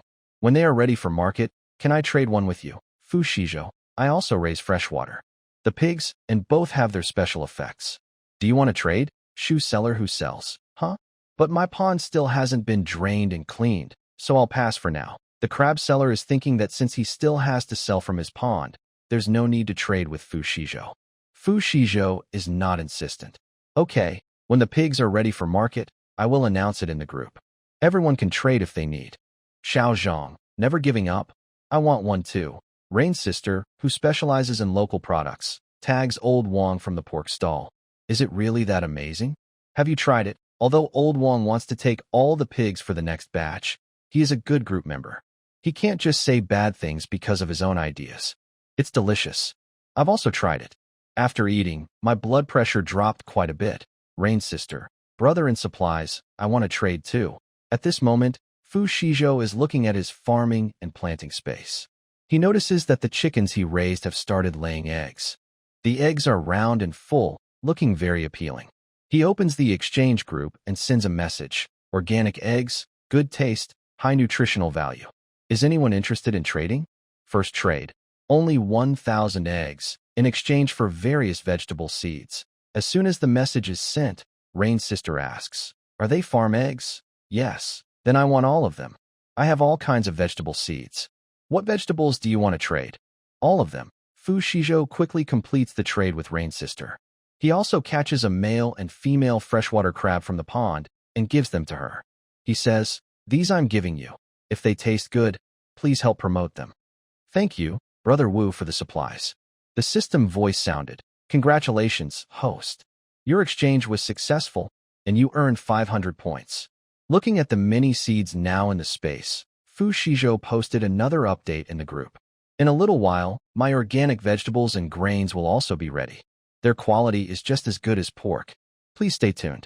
This message caused another big reaction in the group. Wow, organic vegetables and grains too? Brother Wu, how big is your farm? Where is it? Can I visit for farm fun? I want to see it. When will it be ready? I'll set an alarm so I can prepare. Fu Xizhou left the group and moved a bunch of vegetable seeds into the planting and breeding space to start planting. He used his mind to control the planting while asking the system, is there a way to be lazy? There's so much land. Planting just with my mind is tiring. Hard work is honorable. It's a good human trait. The host should experience it firsthand. The system's voice was emotionless. Would you like to have this good trait? Fu Xizhou couldn't help but complain. But using energy points makes the trait even better. The system suddenly changed topic. The mall has a new agricultural robot. Would the host like to learn more? Fu Xizhou's eyes lit up. Is there such a good thing? He immediately opened the mall and saw the description of the agricultural robot. It can plant, water, fertilize, and harvest automatically, with full feeding functions. It's a dream for lazy people. Buy it. Give me two. Fu Xizhou ordered without hesitation. With these robots, his planting and breeding space will be completely hands-free. Congratulations, host. You spent 20,000 energy points to buy the agricultural robots. They have now been sent to the space. Please follow the instructions to use them. Fu Xizhou moved the two robots into the planting and breeding space and set them up according to the manual. After freeing his hands, he withdrew his mind and finished meditating. When he stood up, he felt a surge of energy flowing through his body. He took a few steps and felt light as if he could fly. Fu Xizhou suddenly ran outside, feeling like he was jumping 3 steps at a time, just like a high-level athlete. But he was much lighter and more agile. Old Wong just opened the courtyard gate and saw Fu Xizhou's movement, understanding immediately with a smile. This kid, his talent is really good. Kid, have you cooked yet? Going now. Fu Xizhou happily went into the kitchen to cook. Today, he was eating the roasted chicken rewarded by the system. He also fried 3 fresh eggs he just collected today. He shared one with Old Wong and one with Manhwa. After dinner, he practiced some boxing, then took a bath using well water. Then he left Old Wong's house, put on his invisibility cloak, and headed to the cow shed. Near the cow shed, Fu Xizhou took out white flour, special tobacco leaves, 3 roasted chickens, 2 jars of old wine, and 10 eggs from his space. He carried a lot in his hands, then took off his invisibility cloak and entered the cow shed. Inside, besides Fu's family, there were a few elders, Gu Xiaowu, Huang Guohua, and Han Qiming. The 3 elders were helping Fu Jianxin and Fu Qiaoxin with their studies. Seeing Fu Xizhou come in with his supplies, everyone was a bit surprised. Second uncle, Soft was the first to run over, hugging his leg. Second uncle, you were so impressive today. If his parents hadn't warned him in advance, Soft really wanted to tell everyone how capable her second uncle was. Fu Xizhou smiled, patting her head, and placed the items on the table. Mom, Dad, brother, sister-in-law, and younger siblings, I came to visit and brought some food. Since the 3 elders are here, let's all eat together. He tore open the roasted chicken and handed a drumstick to Soft. Eat quickly, it's still hot. Soft took it and started munching, her mouth full of oil. Everyone was used to Fu Xizhou bringing them food. Today, with their agreement, no one asked questions. They simply took their steamed buns and ate with the roasted chicken. Fu Xizhou also took out some old wine and tobacco leaves. Dad, this is special tobacco leaves. I brought them for you and the elders to smoke. He divided the tobacco leaves into 2 parts, giving one to Fu Wenbin and the rest to the 3 elders. Mom, Dad, bring some bowls. I'll pour wine for you and the elders. Su Yakin took out some bowls in response. Fu Xizhou poured wine for them, saying, this is aged wine. Try some. Fu Wenbin picked up a cigarette leaf, smelled it, and his eyes lit up. Good tobacco. He then took the aged wine handed to him by Fu Xizhou and was even happier. After completing a mission in the army, their favorite thing was to gather and drink together. Fu Wenbin took a sip and praised, this is good wine. Everyone ate and drank while discussing the 3 tractors they received in the village today. They all praised Fu Xizhou. They were in sync and didn't ask where Fu Xizhou got the tractors from. Fu Xizhou had been paying attention to Gu Xiaowu. Although he spoke, he mostly stayed silent. Grandpa Gu, what's wrong? Gu Xiaowu sighed, put down his wine cup, and said, I miss Manhwa. Before, I couldn't see her, so I kept thinking about her. Now I see her every day, but I can't talk to her. It feels uncomfortable inside. Fu Xizhou suddenly understood. Although Manhwa was now in Yangyang village, the grandfather and grandson could only see each other from afar and had no chance to talk. Grandpa Gu, don't worry, he whispered, tomorrow noon. Just say you're going up the mountain to chop firewood and wait for me in the pine forest at the back of the mountain. Then I will bring Manhwa over so you 2 can see each other. Gu Xiaowu's eyes lit up instantly. Really? Won't we be seen by others? No. Everyone is busy with the autumn harvest now and won't go to the pine forest. You can rest assured. Fu Xizhou smiled and said, it's settled then. Rest early. After saying that, he didn't stay long and turned to leave the cattle shed. Watching Fu Xizhou's figure, Gu Xiaowu was so excited he kept rubbing his hands. Huang Guohua, standing nearby, also felt happy. Wenbin, Yakin, your son Fu Xizhou is really a good boy. Fu Wenbin exchanged a look with Su Yakin and smiled happily. The next morning, just before dawn, Fu Xizhou got up. After preparing breakfast, he went to work in the fields with the villagers as usual. By noon, he found Wang Dagan, who was talking with Wang Taiwang on the field ridge. When Fu Xizhou approached, he listened in and seemed to be talking about learning to drive a tractor. Currently, only Wang Taiwang in Xianyang village knows how to drive a tractor. There are 3 tractors in the village, so they need more tractor drivers. Fu Xizhou walked over and said, Captain, I'd like to ask for leave. Dr. Gu said yesterday that the medicine supplies at the health clinic are running low, and I want to go up the mountain to gather some. But there are wild animals on the mountain now, and I don't feel comfortable letting her go alone. This reason was reasonable, so Captain Wang didn't think much and happily agreed. Going up the mountain is also for the safety of the villagers. No need to ask for leave. Just be careful and come back early. Thank you, Captain. Fu Xizhou nodded and turned to walk toward the health clinic. When he got close, he took out a cloth bag from his space while no one was around. Inside the clinic, Gu Mingyue was organizing herbs. She saw Fu Xizhou and looked a bit surprised. Xizhou, why are you here? He walked up to her, nodded at Dr. Li, and then said, aren't we supposed to go up the mountain to pick herbs today? Let's go now, it's a good time. Gu Mingyue was confused. She hadn't said anything about going. But Fu Shizhou wouldn't harm her, so she nodded and agreed. Okay, wait a moment. She told Dr. Li and packed her herb basket before leaving with Fu Shizhou. They walked toward the back mountain. The path to the pine forest was fairly easy, mainly used by villagers when collecting pine cones. Other times, it was overgrown with thorns. Fu Shizhou led the way, occasionally pushing aside branches and reminding Gu Mingyue to watch her step. She asked as they walked, "Xizhou, where are we going?" He replied mysteriously, "You'll see when we get there." Gu Mingyue endured the prickly scratches from the thorns and silently followed. Finally, they reached the pine forest. Fu Shizhou stopped and pointed to Gu Xiaowu waiting ahead. "Grandpa Gu misses you very much. I thought today would be a good chance for you two to get together."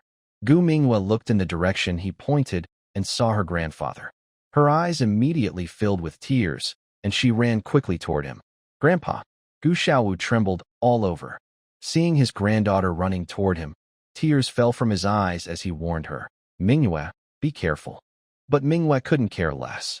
She held her grandfather's hand, tears streaming down her face as she said, "Grandpa, I miss you so much." Lately, when the clinic was empty, she would sneak outside. Since her grandfather was busy clearing land, she couldn't always go near the field, so she would only watch him from afar sometimes. She couldn't get close or talk to him, and her worries only grew. "Grandpa misses you too.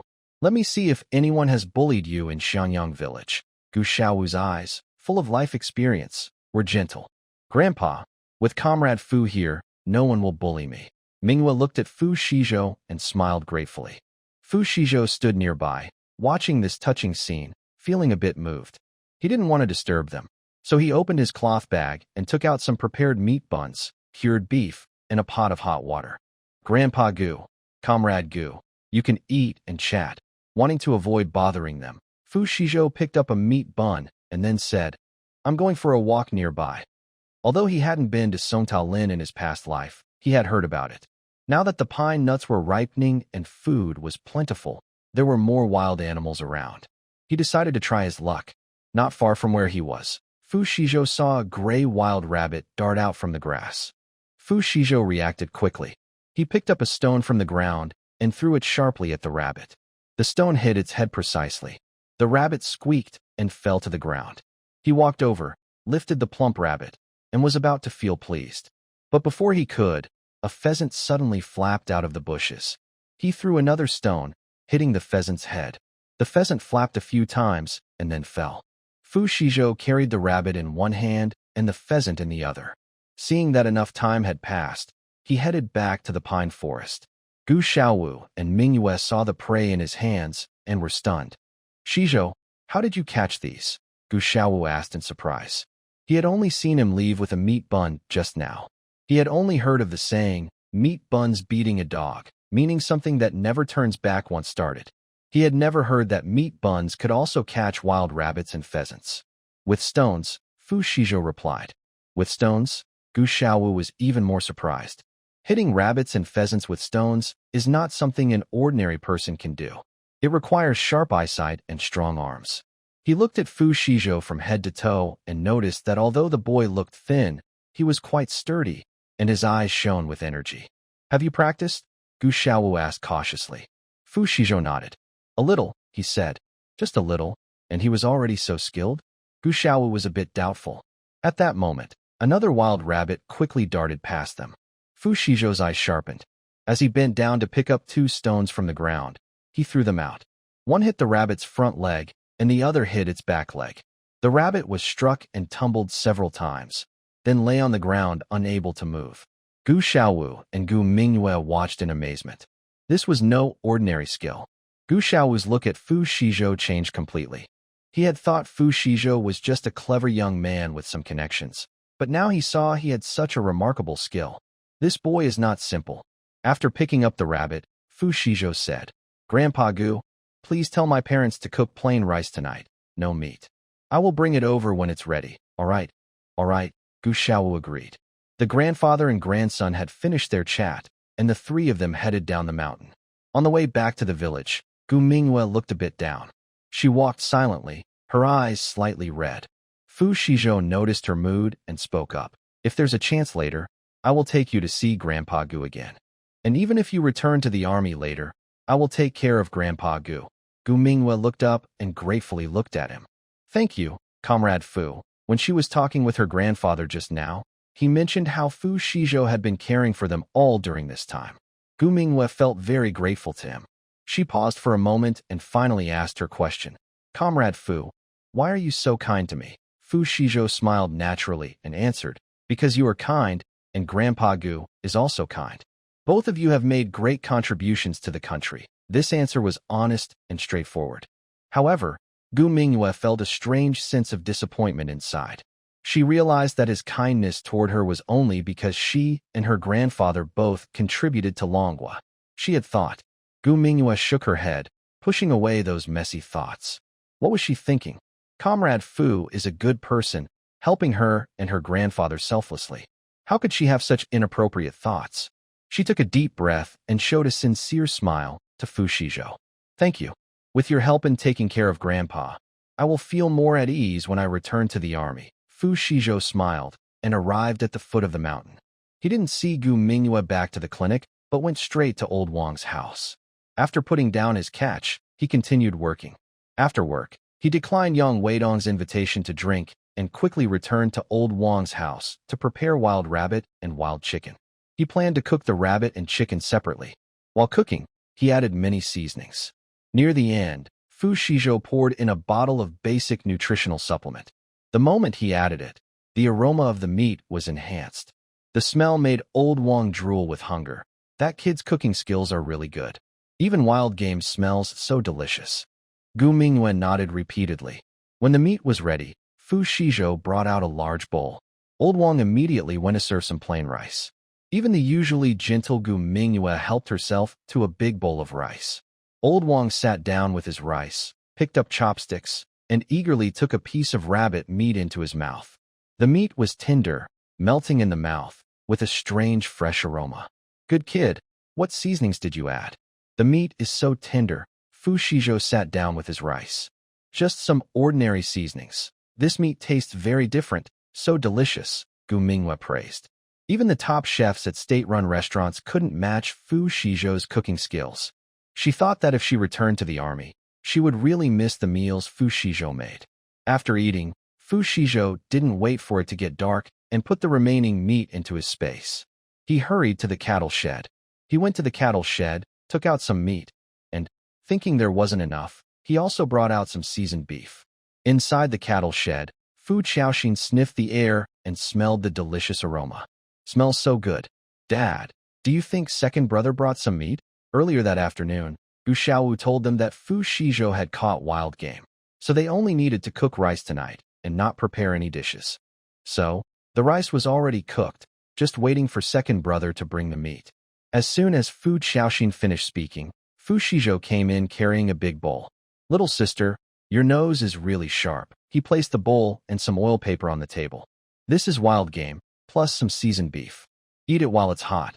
The fragrant wild game made everyone swallow eagerly. Fu Wanwan was especially eager. Second uncle, I want to eat meat. Okay, Wanwan, you can have the biggest chicken leg. Fu Shizhou happily handed her a large chicken leg from a wild chicken. Everyone sat together, eating bites of meat and rice, their faces full of happiness. They finished eating the stewed meat first, then moved on to the seasoned beef.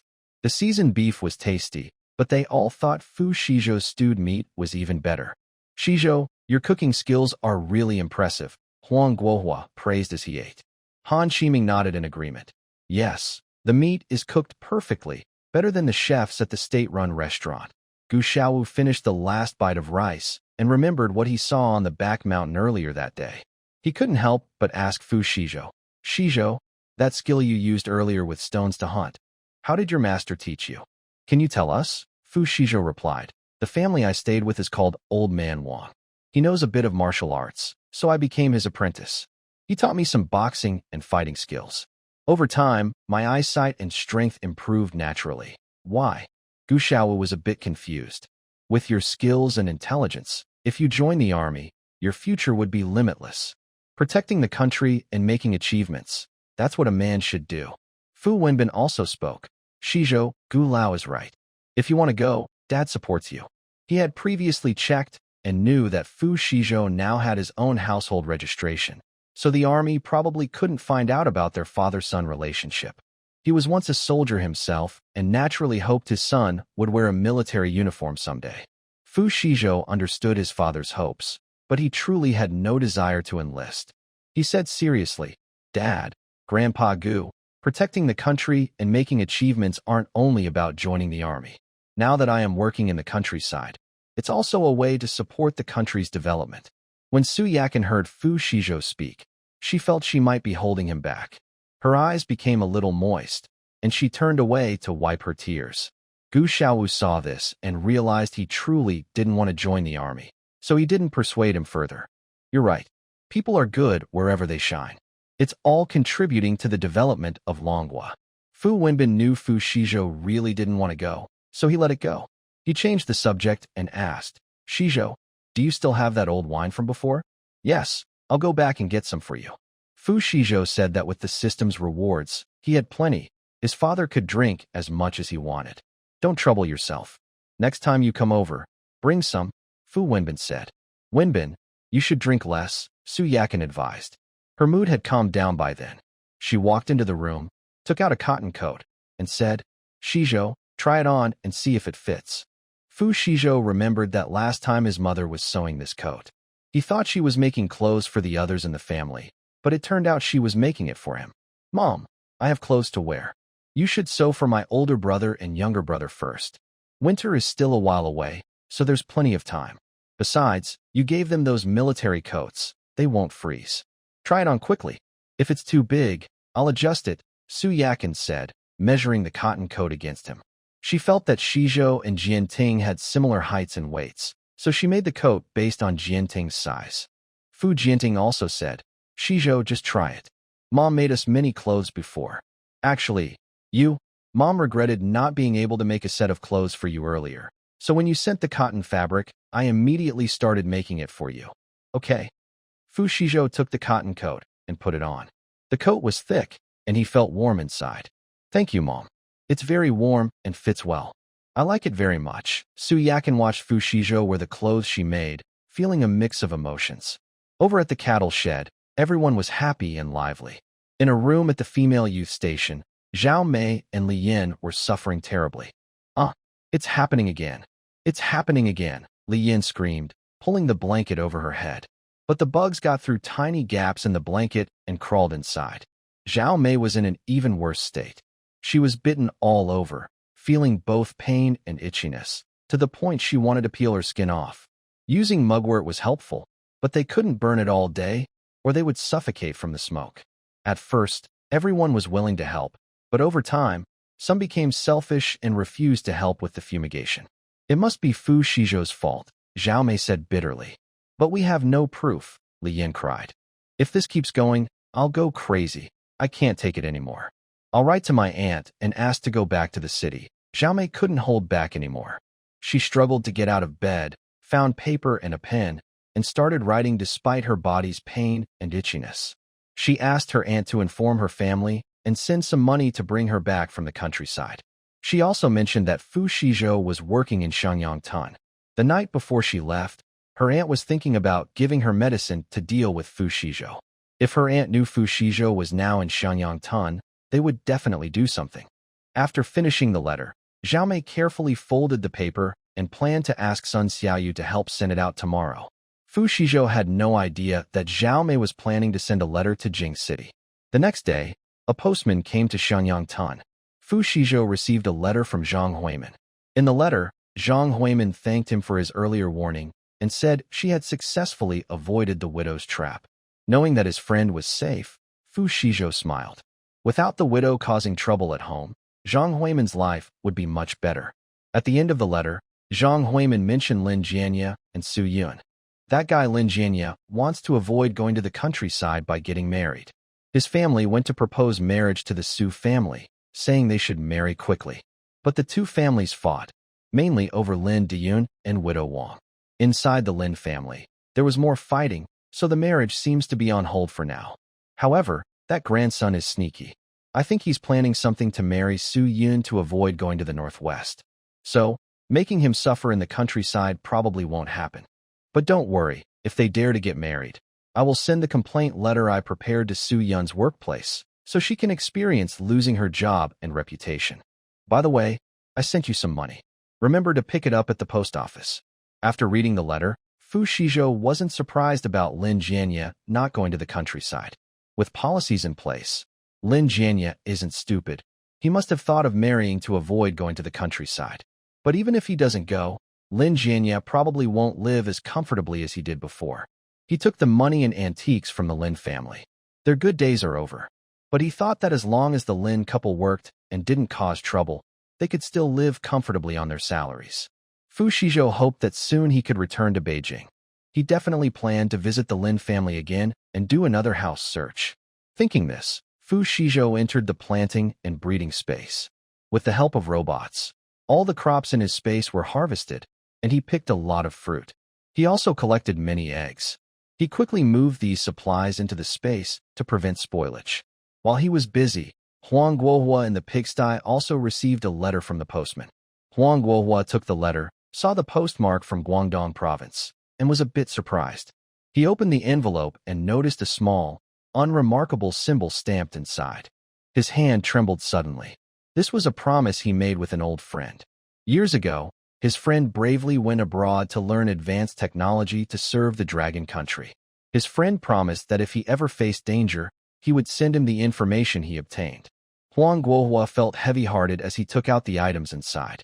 There were several sheets of paper. On the paper, there were seemingly unrelated numbers and symbols. These were special encrypted codes shared only between him and his old friend. Huang Guohua quickly took out a pen and paper and carefully decoded the encrypted information. When he finished, his hands trembled uncontrollably. This was the core research data for a solid fuel missile. At the end of the paper, there were 8 shocking words written in blood. Urgent. The nation's vital interest. Huang Guohua's face turned pale instantly. He understood the importance of this data very well. It was his friend's lifelong effort and a key project for the country. Now, this information had been sent to him in this way. The blood-written message at the end was a final farewell from his friend. Huang Guohua's hands shook as he held the paper. He recalled the time when he was told he would be sent away. He called his friend abroad and told him the address where he would be relocated. Back then, his friend said he was planning to return to the country. He promised to do everything he could to clear Huang Guohua's name. Huang Guohua never expected that would be their last conversation. He could imagine how determined and tragic his friend was when sending this letter. His friend was likely targeted by enemy agents when returning to the country. Knowing he couldn't escape, he sneaked back from Hong Kong to Guangdong province, then did everything possible to send this letter to him. It was not lucky that this letter reached him safely. Huang Guohua took a deep breath, forcing himself to stay calm. His only task now was to deliver this letter to the Lonka Institute in Beijing. Sending it by mail was definitely unsafe. His friend mentioned in the letter that this research data was based on his calculations. Experts in the enemy country were watching closely. The reason this letter could reach him safely was because his friend used their agreed-upon encryption method. Enemy spies in that country couldn't decode it, so the letter ended up in his hands. Now, he was sure many people were watching him. Once the letter was sent, this vital data could fall into enemy hands in the next second. He must deliver it himself. But he cannot leave Xianyang village, and with his old body, without the protection of the Dragon State military, he probably can't even leave the Black Province. Huang Guohua is thinking of a way. Even when Fu Wenbin lifted the barn curtain, he didn't notice anything unusual. Seeing Huang Guohua looking worried, Fu Wenbin called out, "Old Huang." Huang Guohua snapped out of his thoughts, looked at Fu Wenbin, and immediately thought of someone suitable. Fu Wenbin asked curiously, "Old Huang, what's wrong?" "Wenbin, I have an important task for Xizhou to handle, but it's very dangerous. If you think it's not suitable, just forget I mentioned it." Huang Guohua's expression became serious. "Old Huang, tell me." After finishing work, Fu Xizhou and Gu Mingyue headed to Old Huang's house. Halfway there, Gu Mingyue spoke up. "Comrade Fu, my holiday is ending, and I need to prepare to go back to the capital." Fu Xizhou was surprised. Suddenly, Gu Mingyue nodded. "It's not really sudden. My holiday isn't long, but I wanted to persuade my grandfather to let me stay here. So I lied and said my holiday was very long. I thought staying here, I could see him every day. I was worried about my grandfather before, but now that he has your care, I feel relieved.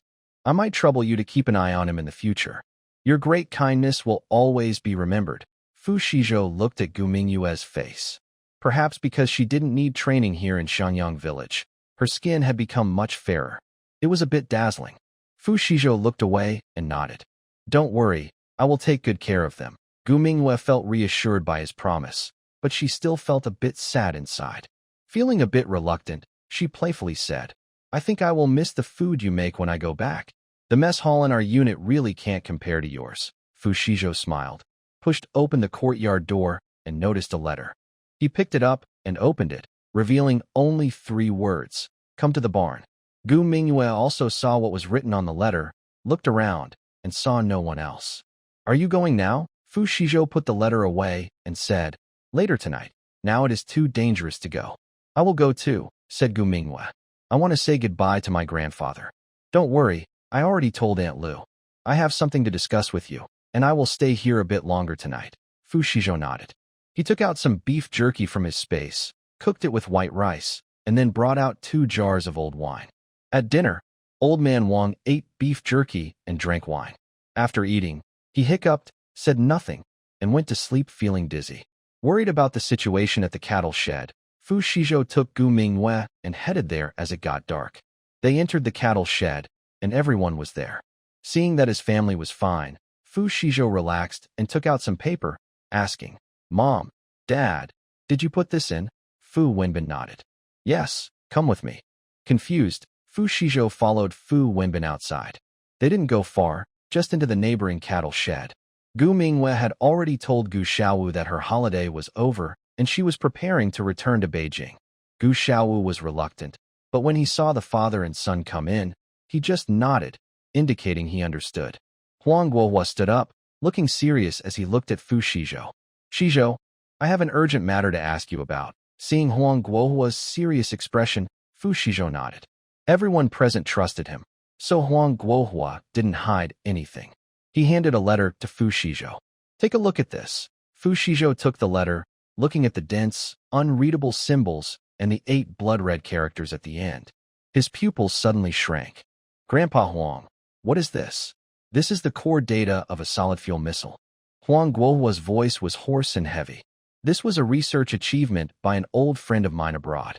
When he tried to bring it back to our country, he was targeted by spies from the enemy country. So he encrypted the data with our special method and sent it to me. He's placing his last hope on me. Xizhou, this data must be delivered immediately to the Lonka Institute in Beijing. This matter concerns the country's vital interests, and we cannot afford any mistake. Fu Xizhou's heart sank. He understood how serious this was. This is not just a piece of information. It is hope earned through the life of a researcher. It also gives the future of our country the confidence to firmly say no to strong foreign powers. Fu Xizhou suddenly understood why his father sent him to the cattle shed. Grandpa Huang, what do you want me to do? Huang Guohua looked at him and said carefully, I want you to personally go to Beijing and deliver this letter to the director of the Dragon Science Institute. Right now, only you, I can trust, and only you have the ability to complete this task. Fu Xizhou had no hesitation. Okay, Grandpa Huang, I'll go. He understood the possible dangers of agreeing to this task, but he was not afraid. He is a reborn person, but first of all, he is a person of our country. Since heaven gave him a second chance and a powerful tool, maybe it was to help him contribute to our country now. And if he succeeds, his family might be able to leave the cattle shed. Huang Guohua patted his shoulder. Xizhou, this is very dangerous. You must be very careful. I understand. Huang Guohua handed him the translated data. Fu Xizhou took it, planning to put the letter into his space after leaving the cattle shed. Maybe he could even fake a letter to fool the enemies. Thinking of this, Fu Xizhou said to Old Huang, Old Huang, I need your help with something. What is it? Based on this data, make a fake letter. If someone tries to rob me on the way to Beijing, I will give them the fake data. Huang Guohua was surprised, then suddenly laughed. You clever kid, you're so sneaky. Wait a moment, I'll do it now. I must make those foreign spies fall for our tricks. Huang Guohua picked up a pen and started writing fake data. Fu Wenjin knew his son would agree. But after he agreed, he started to worry. Fu Wenjin said, "Xizhou, I need you to go out for a while." Fu Xizhou nodded and followed his father out of the cattle shed. After leaving, Fu Wenjin reached into his pocket to get a cigarette. He searched but found no cigarettes.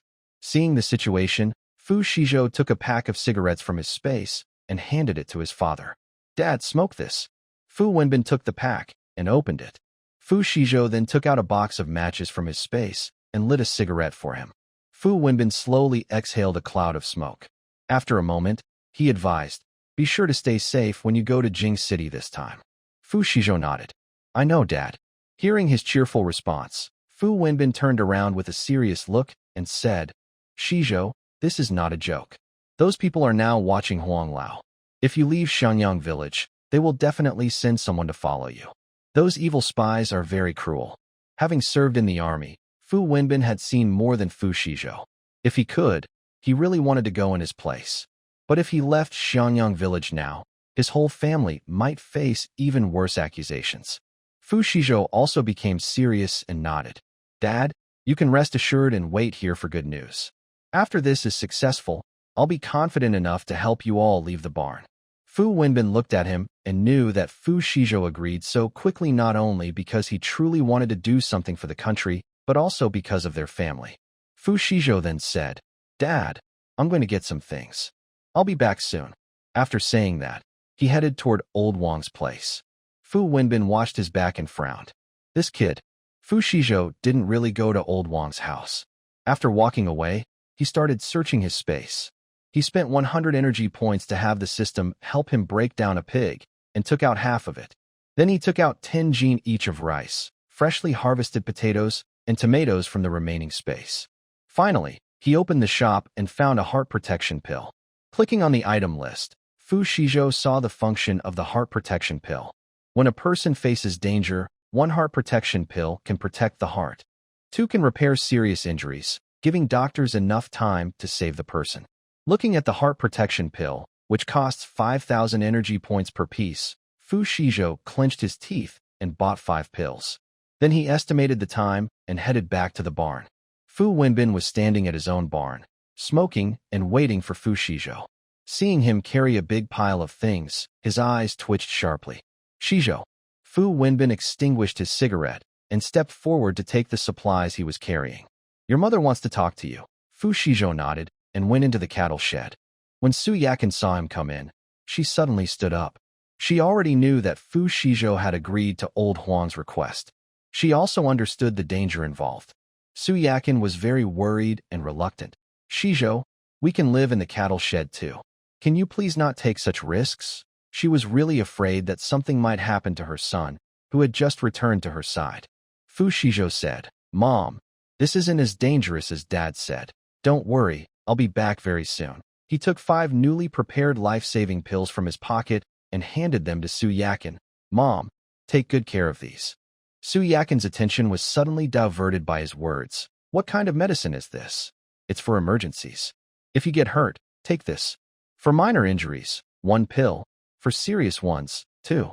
While I'm in Jing City, you all must take good care of yourselves." Su Yakin looked at Fu Xizhou and knew that her words wouldn't change his mind. She wasn't a selfish person. She was willing to send Fu Jianting to join the army, and if Fu Jianxin wanted to enlist in the future, she would agree. But only for Fu Xizhou. She felt she owed this newly reunited son too much, so she selfishly wanted to keep him close, safe and sound. She tiptoed and touched his head. "Are you leaving tomorrow?" "Yes," Fu Xizhou nodded. "Then don't go yet. Mom will make you some dumplings first," Su Yakin said. From the car with dumplings to the one with noodles, she just wanted to give her son more blessings, hoping for his safe and smooth journey. "Okay." Fu Xizhou agreed, and then went to the next door. Huang Guohua's fake documents were already prepared. After receiving them, Fu Xizhou said to Huang Guohua, "Grandpa Huang, I'm worried they might do something to you. If anything happens, be sure to contact my parents. I've already left emergency medicine for them." Huang Guohua nodded. Gu Mingyue came over and said, "Comrade Fu, I'll leave with you tomorrow." She was also heading back to Jing City. Leaving a day earlier or later didn't make much difference. and she also wanted to do something. Fu Shizhou frowned and said, "This is too dangerous. You better not come with me." Gu Mingyue shook her head and said, "I can help you. Although I am a military doctor, I have also been trained in the army." Fu Shizhou didn't see Gu Mingyue as a delicate girl, but this matter. Gu Xiaowu said, "Shizhou, just let Mingyue go with you. She can help." Since the elder also said so, Fu Shizhou had no choice but to nod and agree, saying, "Okay." After eating the dumplings prepared by Su Yakin, Fu Shizhou and Gu Mingyue went back to sleep. Because it was too late, Gu Mingyue couldn't go back to Wang Dagan's place. Fu Shizhou could only give his bed to Gu Mingyue and sleep in the same room with Old Wang. The next day, Fu Shizhou and Old Wang planned to go to Beijing for a few days, leaving enough preserved beef and half a pig for him. Old Wang looked at Fu Shizhou, feeling that there was something important going on. But Fu Shizhou didn't say anything, so he didn't ask. He just nodded and said, "All right, come back safe and sound." Fu Shizhou nodded in agreement, and then went with Gu Mingyue to the captain's house. Gu Mingyue went inside to pack her luggage, while Fu Shizhou found Wang Dagan. "Captain, I want to ask for a few days off," Fu Shizhou said straightforwardly. "I received a letter from home yesterday. It says my foster parents are very ill," he explained. Wang Dagan's eyes widened. "Both of them are critically ill. Is Fu Zixing in such a bad state?" Fu Shizhou remained calm and nodded, showing a hint of fake sadness. "Yes, the doctors say there's no hope. They only have a few days left. The letter says they hope to see me one last time." Wang Dagan patted Fu Shizhou's shoulder, surprised by his strong feelings for his foster parents. He looked at Fu Shizhou with admiration and said, "All right, I'll approve your leave. Wait a moment. I'll go back to the headquarters and get you an introduction letter. Can I get a 1-month leave for now?" Fu Shizhou nodded. "I'll return immediately after dealing with this. I won't delay much." Wang Dagan nodded and went to the main unit to prepare the introduction letter for Fu Shizhou. After giving the introduction letter to Fu Shizhou, Gu Mingyue also handed over the prepared lingzhi mushroom to Wang Dagan. "Captain, the lingzhi is ready for sale at any time." Wang Dagan was very happy and asked Wang Taiwang to take them to the province by train. Fu Shizhou didn't refuse and, together with Gu Mingyue, got on a tractor heading to the provincial city. The roads in the 1970s were not good, and the journey was bumpy. Fu Shizhou closed his eyes and used his mind to open the space, checking the crops he had harvested. The rice and wheat grains were full and healthy, which was very encouraging. Other fruits and vegetables looked good too. After saving some seeds, Fu Shizhou calculated the yield. The harvest was promising, but he had planted less rice and wheat initially, only 60 acres. He couldn't be blamed entirely, as he didn't have enough energy. Now, with robots, he could plant more. He planned to grow rice and wheat on 5,000 acres, and the remaining black soil would be used for other crops. He moved all the stored seeds into the planting and breeding space, letting the robots handle the planting. Then, he spent 200 energy points to have the system process the rice and wheat, ending up with 30 tons of rice and 40 tons of flour. Using his mind, Fu Shizhou opened the barter group. 20 tons of organic rice exchanged for 500 grams of gold, local specialty vendor, Sister Yu. I want it, but I can't take 20 tons. Can I have 10 tons? Fu Shizhou thought for a moment and replied, "Yes, that's fine. Sister Yu. Thank you. My gold is ready. We can exchange now. If the rice feedback is good, I will continue trading with you. Old Zhu, who deals with grains, oils, and flour. Brother Wu, I want the remaining 10 tons. Fu Shizhou. All right, 250 grams of gold. Old Zhu. Okay. I've also prepared the gold. He usually didn't talk much in the group, but when he saw Brother Wu mention trading crops, he quietly prepared the gold. The exchanges between Fu Shizhou and the others happened simultaneously. The system's voice sounded. "Congratulations, the host has successfully completed the exchange and gained 480,000 energy points. Current energy, 537,020 points. The system detects that the host can upgrade with the current energy. It will consume 500,000 points. Would you like to upgrade?" Fu Shizhou remembered that the rewards from his previous upgrades were exactly what he needed now. If he upgraded again, there might be special rewards suitable for his current trip. "Upgrade." Congratulations, the host has received a level 9 upgrade reward. 100 large unity groups, 200 sterilized pigs, 3 special items for fake identities, 10 bottles of basic nutrient solution, and 2 bottles of intermediate nutrient solution. Current system space level, 9.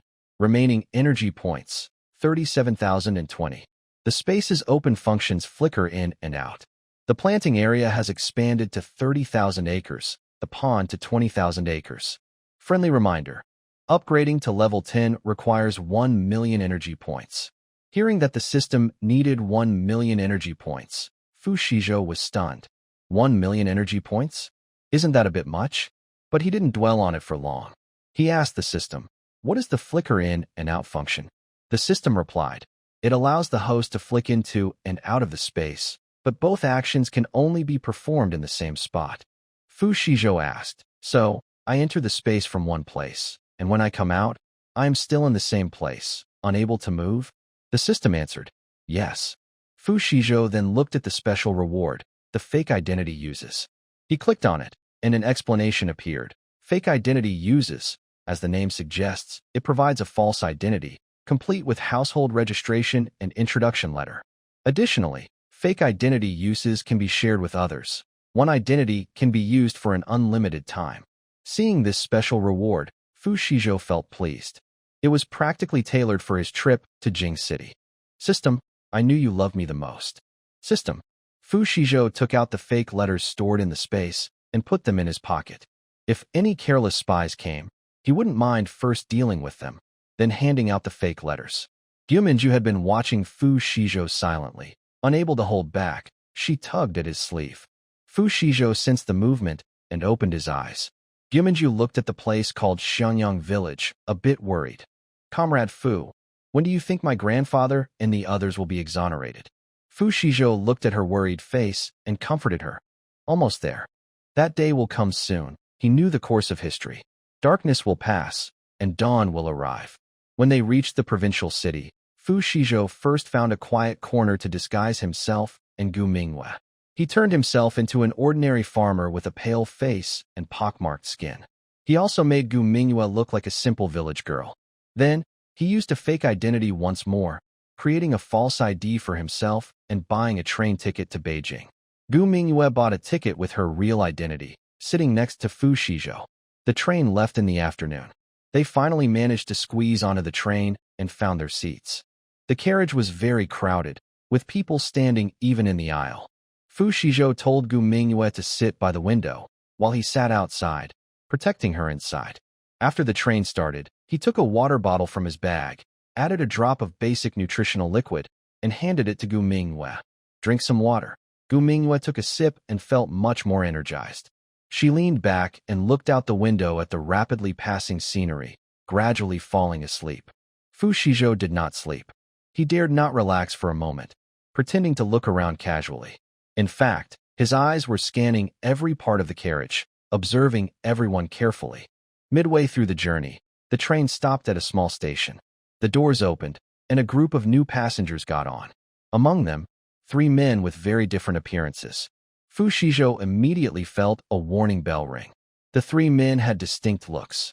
One with a hooked nose, one with a scarred face, and one with triangular eyes. At the moment their eyes met Xizhou's, he knew his instincts were right. Trouble was coming. Xizhou remained calm on the outside, but his eyes stayed fixed on those 3 men. They exchanged a quick glance, then silently moved to surround him. Gu Minghua groggily opened her eyes. "What's wrong? Don't speak. Pretend to be asleep." Xizhou whispered in a voice only they could hear.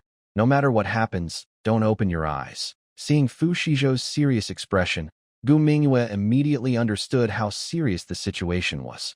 She closed her eyes again, her body tense. Although she had training from the military, she had no real combat experience. Gu Minghua didn't want to hold Xizhou back. The 3 men were getting closer. The man with the hooked nose carried a bulging cloth bag and led the group.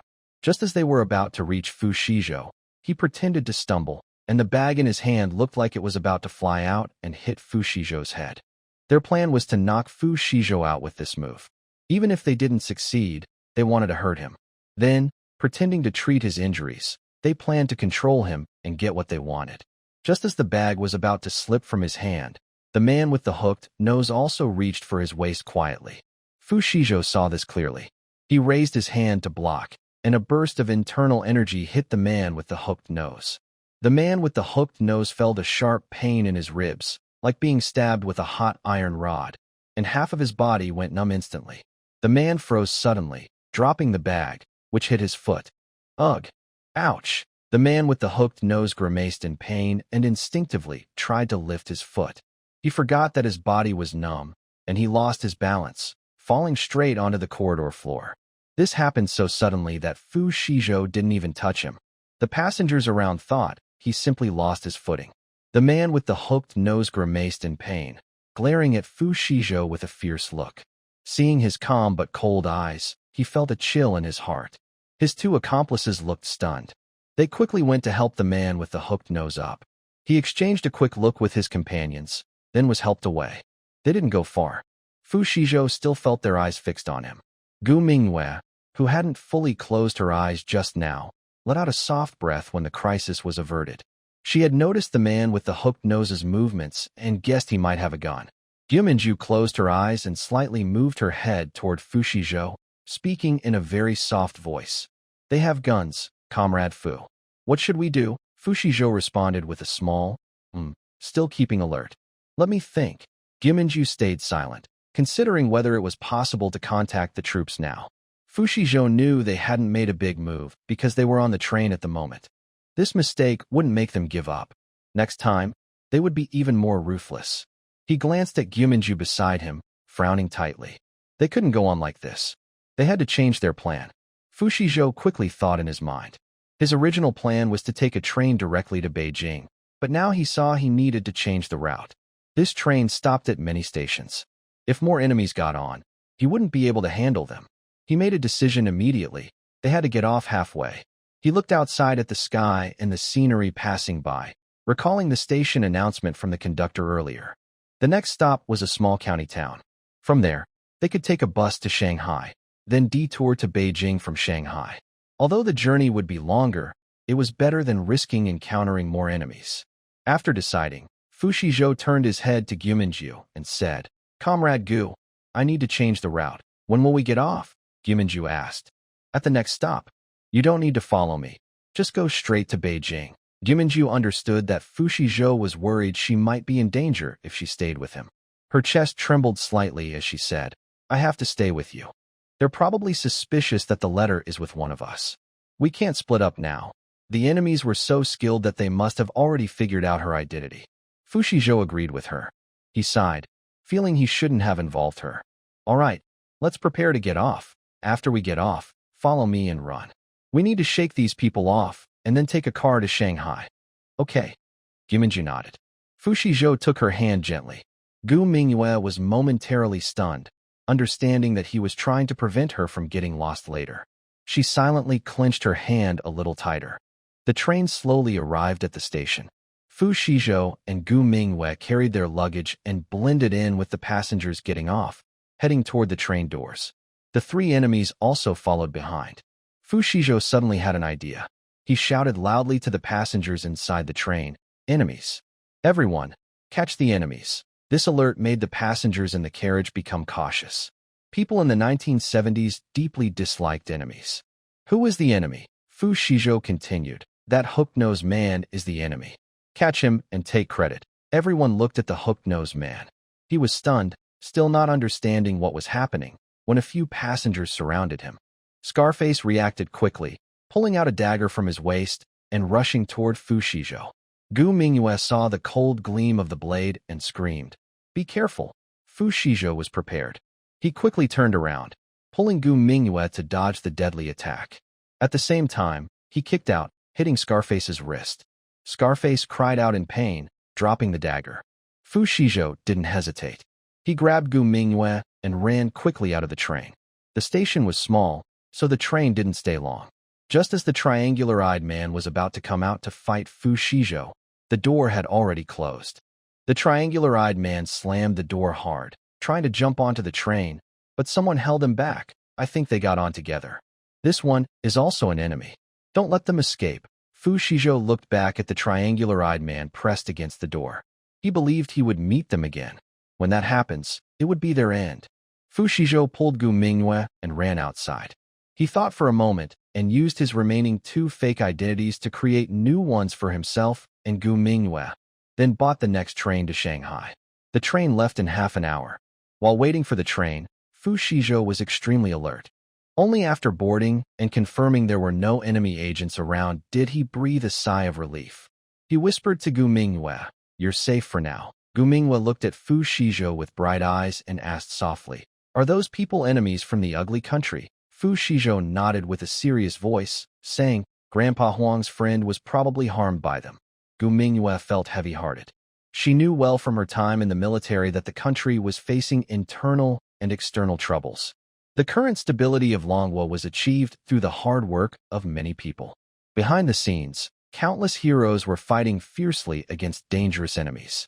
Gu Mingyue sighed sadly, saying, "Our country is not strong enough yet, but our people in Manhwa have never given up." Fu Shizhou looked out the car window at the endless mountains and rivers. "Our weakness now is only temporary. One day, when our elders develop advanced missiles and weapons, no one will dare to bully us like before." In his past life, he had seen the strength and prosperity of his homeland.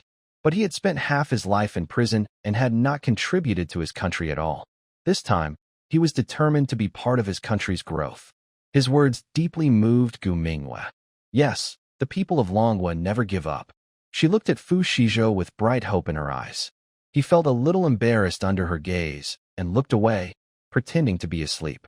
Suddenly, he remembered the books about advanced technology in the system shop, but those books required a lot of energy. There was also a lock icon on them. He asked the system silently, "System, what does it mean when items in the shop are locked?" The system explained, "It means your current system level is too low. Even if you have enough energy, you cannot buy them." Fu Shizhou understood. He secretly decided that after returning from Jing City, he would exchange for more supplies to gain energy and upgrade quickly. Then, he would use those books to contribute to the country. They traveled by train all day and night until they reached Hushi. Fu Shizhou found a guest house and rented 2 rooms with fake identities. Gu Mingyue saw him holding 2 recommendation letters, but said nothing, thinking he was asking the team leader for them. That night, Fu Shizhou lay on the bed and opened the exchange group. He saw Sister Yu, who was busy tagging him with local specialties. "Material brother, the rice you exchanged for me last time was so delicious. My customers have already bought all of it. Do you still have some? Can you exchange more for me?" Fu Shizhou glanced at the remaining rice in the space and replied, "There are only 10 tons left. Do you want it?" "Yes, yes, yes. I want to exchange all of it." "Should I pay with gold?" "Yes." Fu Shizhou traded the remaining 10 tons of rice for gold with Sister Yu. The system's voice sounded, "Congratulations, the host has successfully completed the exchange and received 240,000 points of energy. Principal Wang." "Sister Yu, is the rice grown by Material Brother really that tasty?" "Local specialty, Sister Yu. It's delicious. Every time I get new stock, I taste it first. When I cook it, the rice smells so good. My whole family fights to eat it. After eating, my bad cold actually got better. I even kept 100 gene of rice for myself." Principal Wang. "Wow, I missed out on such good rice. Local specialty, Sister Yu." Principal Wang. "Want some?" Principal Wang. "Thank you, Sister Yu. Local specialty, Sister Yu. You'll have to come pick it up yourself." Principal Wang. "Hey, Material Brother, what else has your farm produced? Send me some of everything. I have plenty of gold." Fu Shizhou looked at the various vegetables and a bunch of freshly picked fruits in the space. They were all to be exchanged in the group. But he wasn't planning to exchange anything now because he wasn't in the mood. He gathered the piglets that the system rewarded yesterday into 1 pig pen. Since it was a system reward, he could only use it immediately. He separated the piglets from the piglets he traded with Old Wang at the meat stall. Fu Shizhou checked that the robot was working properly, then exited the space and started thinking about tomorrow. The next morning, Fu Shizhou and Gu Mingyue checked out of the hotel and headed straight to the train station. With previous experience, they were more careful this time. Fu Shizhou bought 2 train tickets to Jin City using 2 fake identities. He guessed that there might be enemies or spies waiting for him at the Beijing train station, so he planned to transfer to a bus in Jin City to go to Beijing. This way, traveling in segments could greatly reduce the risk of being discovered. The journey was smooth and peaceful. Fu Shizhou's heart was always tense. He dared not relax for a moment. After the train stopped at Jinshu Station, the two quickly got off, blended into the crowd, and headed toward the bus station. They bought 2 tickets to Beijing. After a long journey, they finally arrived in Beijing. Fu Shizhou and Gu Mingwei got off the bus. As soon as they stepped out of the station, he sensed something was wrong. His eyes fell on a small cigarette stand nearby. The vendor was a thin, middle-aged man, busy counting change. Nothing seemed unusual at first glance. But Fu Shizhou sensed a faint feeling of danger from him. This sense of danger was something he had learned to recognize after practicing a secret technique from old Wang. He trusted his instincts now. Fu Shizhou quickly looked around.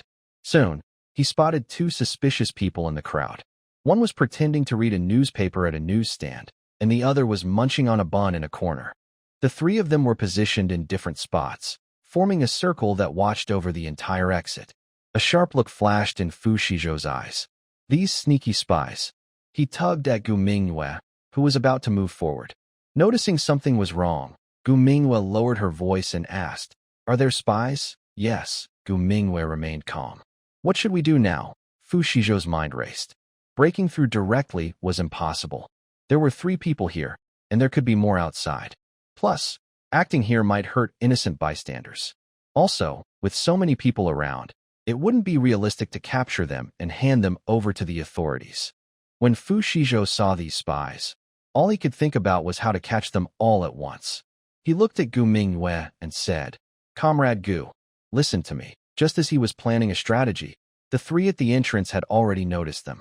Without needing Fu Shizhou to remind her, Gu Mingwei knew who the spies were. She took a deep breath, nodded, and said, "Go ahead." Fu Shizhou quickly said, "Later, you go find the police at the station and tell them your leg is hurt, so they can send you back to the unit. And what about you?" Gu Mingwei was anxious. "I have a way to get rid of these spies," Fu Shizhou said. These spies looked like they had been hiding in the country for many years. He was unwilling to let them go without removing them completely. Knowing that Gu Mingwei disagreed, Fu Shizhou said, "Follow me. I won't be able to do much if you're with me. Don't worry, I have a plan to escape." He didn't reveal his full plan. If she knew, she definitely wouldn't agree. Besides, he had a space, a stealth suit, and good items from the mall. Nothing would hurt him. Gu Mingwei bit her lip. She knew Fu Shizhou was right. Facing armed spies, she was just a burden beside him. She was worried about him, but still said, "Okay, I trust you." She took out a small notebook from her pocket, tore a page, and wrote down an address and phone number. "This is my team's address. After you finish everything, you must come find me and let me know you're safe." Her voice carried a hint of tears. "I promise you," Fu Shizhou said, taking the note and carefully putting it in his pocket.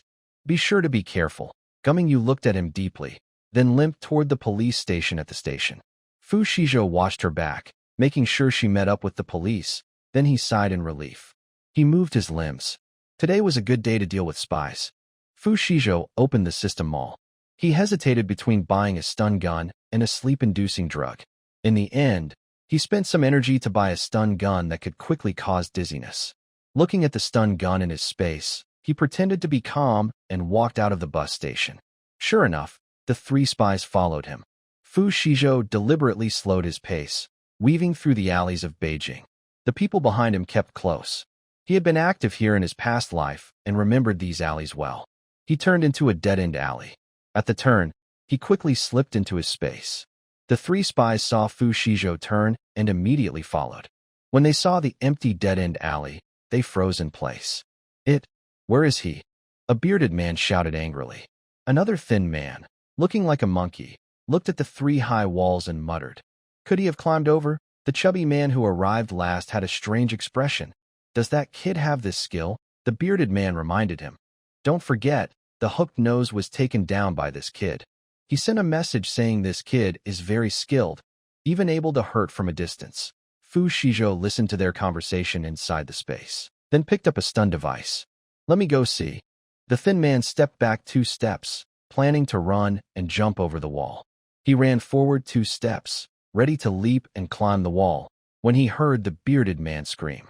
The thin man and the chubby man turned around and saw the person they were looking for appear behind the bearded man.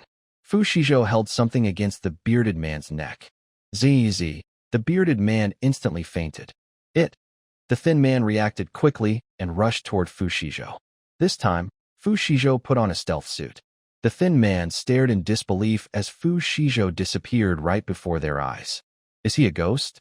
Without waiting for his companion's reply, the thin man saw Fu Xizhou appear behind the chubby man like a ghostly figure. Chubby you. The thin man wanted to warn the chubby man, but Fu Xizhou stunned him with a shock. The thin man felt a tingling sensation on his scalp and instinctively reached for his waist to draw his gun. Fu Xizhou put on his stealth suit again. The thin man dared not shoot recklessly. If he did, his identity would be exposed. His hand holding the gun trembled. Come out. Fu Xizhou didn't come out. His eyes were cold, like a hawk watching its prey. The thin man said again, stop pretending and show yourself. I know you're human. I tell you, I'm not afraid of you. Just come out and hand over what we want. As long as you give it to us, you'll be our country's best friend. We'll give you lots of gold and beautiful women, and you'll enjoy wealth and honor forever. Fu Xizhou's eyes were icy. He suddenly appeared behind the thin man. No need, he said, then pressed the stun device. Zzz. The powerful current from the stun gun knocked the skinny man unconscious. After dealing with the immediate danger, Fu Xizhou took off his invisibility cloak. He knelt down to check on the three people, making sure they weren't dead from the shock, then pulled out a dagger from his space. He is not a kind-hearted person. Having lived again, he would never leave a way out for bad people. Fu Xizhou quickly cut their tendons and ligaments with the dagger. Then he found some cash and a contact list on them. He kept the cash but planned to give the contact list to the police. After all, the captain didn't give him much time. He still had many things to do. Fu Xizhou the three men and carried them to the police station. The three men weighed over 400 pounds, so he found it a bit hard. He decided to ask an old man with a cart to help pull them to the station entrance. The police standing guard at the door were stunned. One police officer reacted quickly and asked, Who are you? What are you doing? Fu Xizhou threw the men from the cart onto the ground. They landed with a thud, making dull sounds. I'm reporting a case. I caught 3 enemy agents, he said. The police officer stared wide-eyed at the 3 men on the ground. They looked injured, with blood on their hands and feet. The person who hurt them was very likely the man in front of them. The police officer on guard didn't dare to be careless. One kept watching Fu Xizhou, while the other quickly ran inside to report. Soon, a man in a police uniform, with a square face and looking to be in his 40s, came out briskly, followed by several officers. Fu Xizhou knew this man was probably the head of this branch. The man approached, looked at Fu Xizhou carefully, and said, Comrade, hello. I am Director Li Weiguo of this branch. I heard you reported catching enemy agents. Yes, Fu Xizhou nodded. Li Weiguo looked at the unconscious men on the ground and asked, You say they are enemy agents. What evidence do you have? This is not a joke. Fu Xizhou kicked his sideburns and handed the contact list to Li Weiguo. Don't just believe me. Search for yourselves. I'm just an ordinary person, no need to frame anyone. This is what we found on them. You can take a look. Li Weiguo took the contact list and signaled to his subordinates. 2 police officers immediately stepped forward and started searching the 3 men on the ground.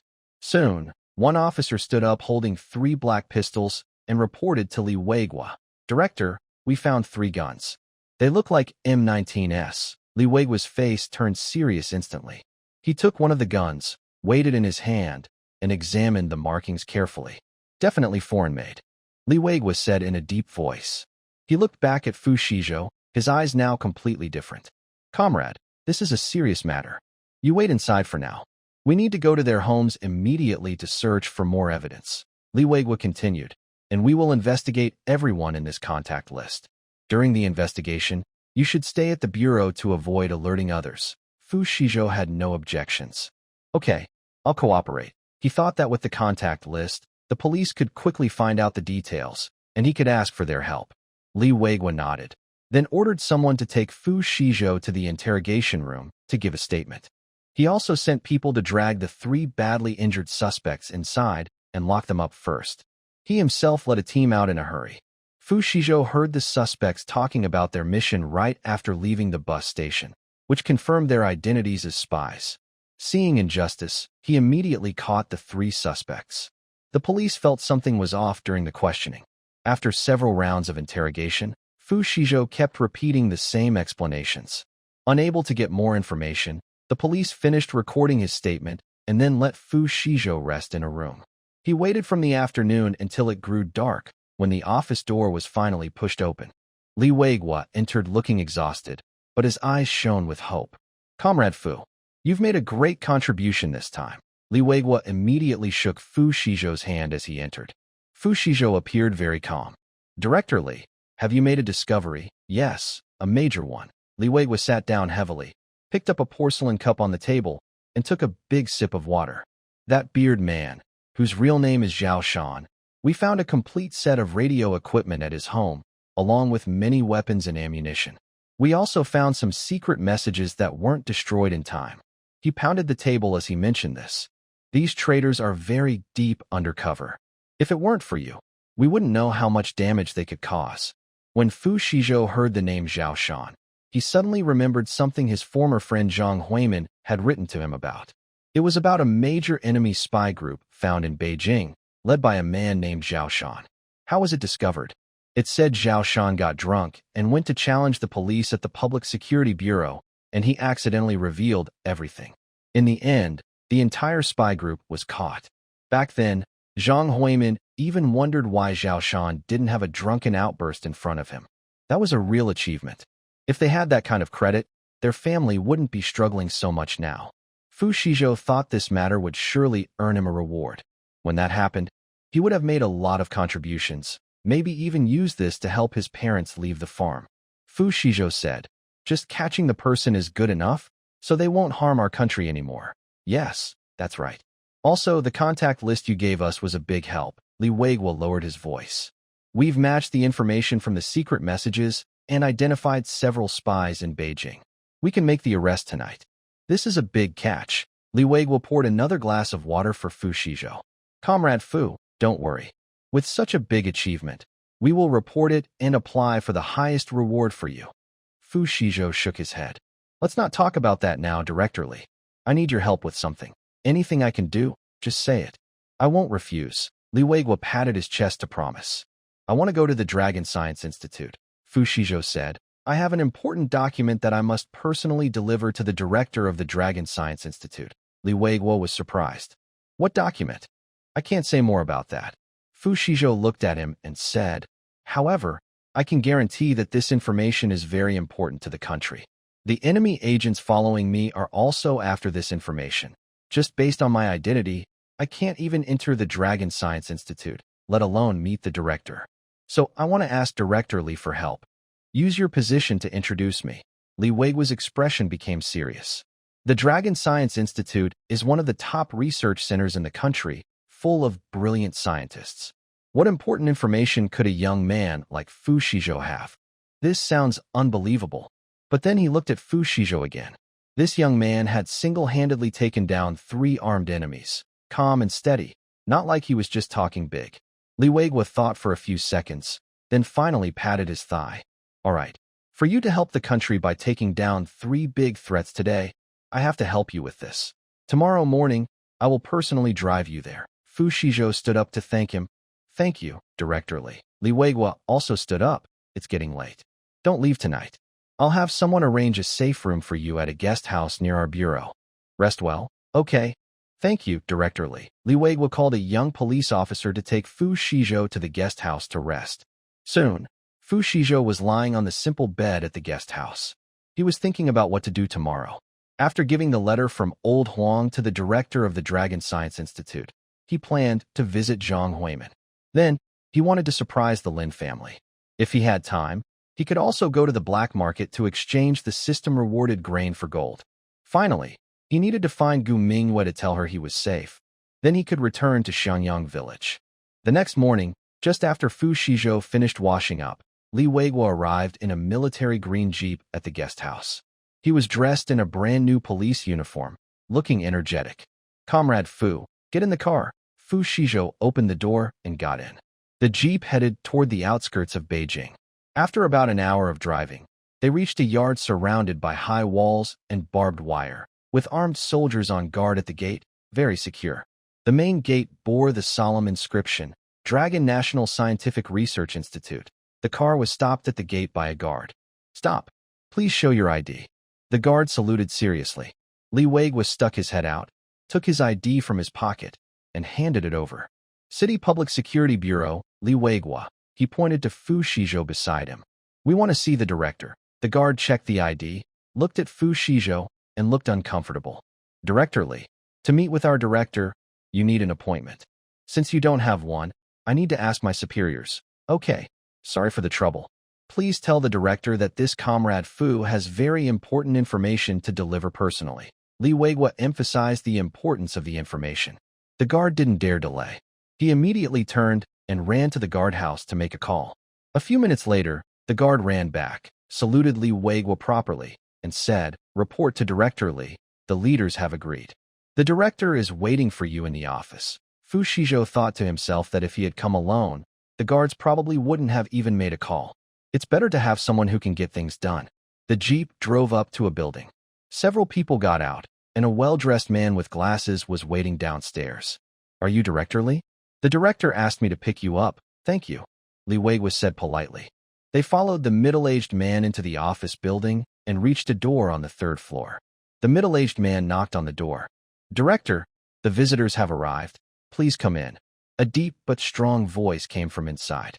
The middle-aged man pushed the door open and gestured for them to enter. Fu Xizhou followed Li Weiguo inside.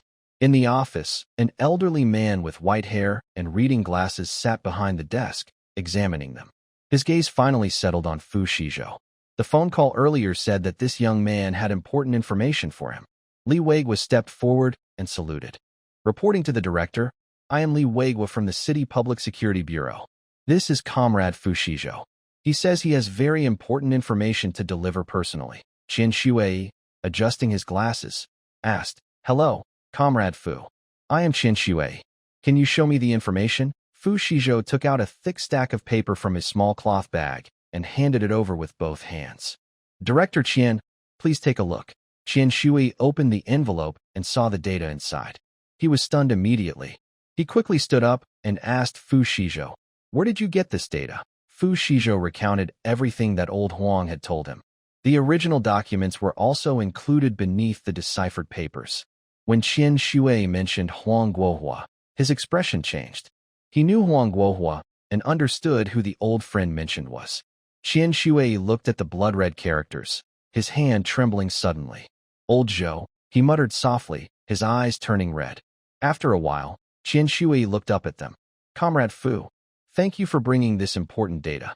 With it, our country's solid-fuel missile technology could be developed at least 2 years earlier." Seeing Qian Shui so excited, Fu Xizhou felt a sense of pride in his heart.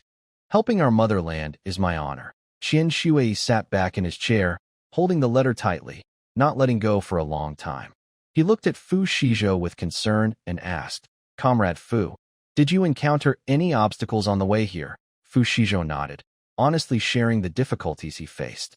He briefly described the enemies he encountered and what he did after getting off the vehicle.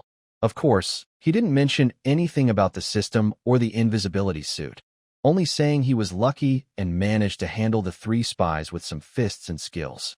After hearing this, Qian Shui broke out in a cold sweat. "That was too close.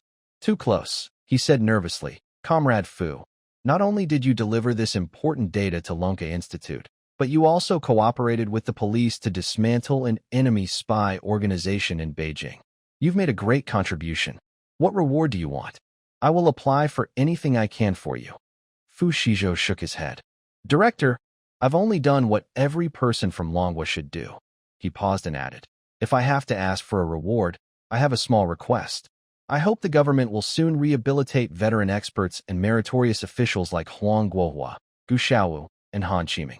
They are valuable assets to the country and should not be hidden away in detention." Fu Xizhou expressed his deepest wish. After hearing this, Qian Shui sighed heavily. "Comrade Fu, I have been working this matter too, but some things are not entirely in my control. Rest assured, I will do my best whenever there is a chance." Fu Xizhou nodded. This was already the best outcome. "Thank you, Director. By the way, is your name Fu Xizhou?" Qian Shui asked. Yes, that's correct. Qian Shui suddenly offered a friendly invitation. Comrade Fu, would you be interested in working at our Lonka Institute? Me? Fu Xizhou was surprised. He was just delivering a document. Why would he get a job? Yes, I mean you. Qian Shui smiled and said, I just heard you mention handling spies. Your skills must be excellent, and you're smart, brave, and careful. Exactly the kind of talent we need in our security department. Fu Xizhou shook his head. Thank you for your kindness, Director Qian, but I am a rural youth sent to the countryside. I still want to return to Shenyang village. Why? Qian Shui was a bit puzzled.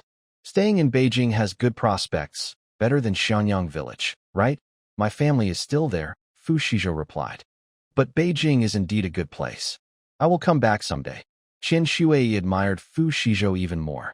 He saw that he was a loyal and caring young person. He didn't insist further. All right, since you've made your decision, I won't force you.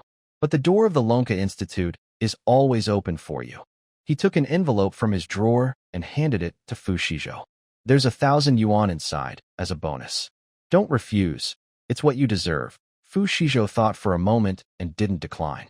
He didn't need the money, but he could give it to old Huang.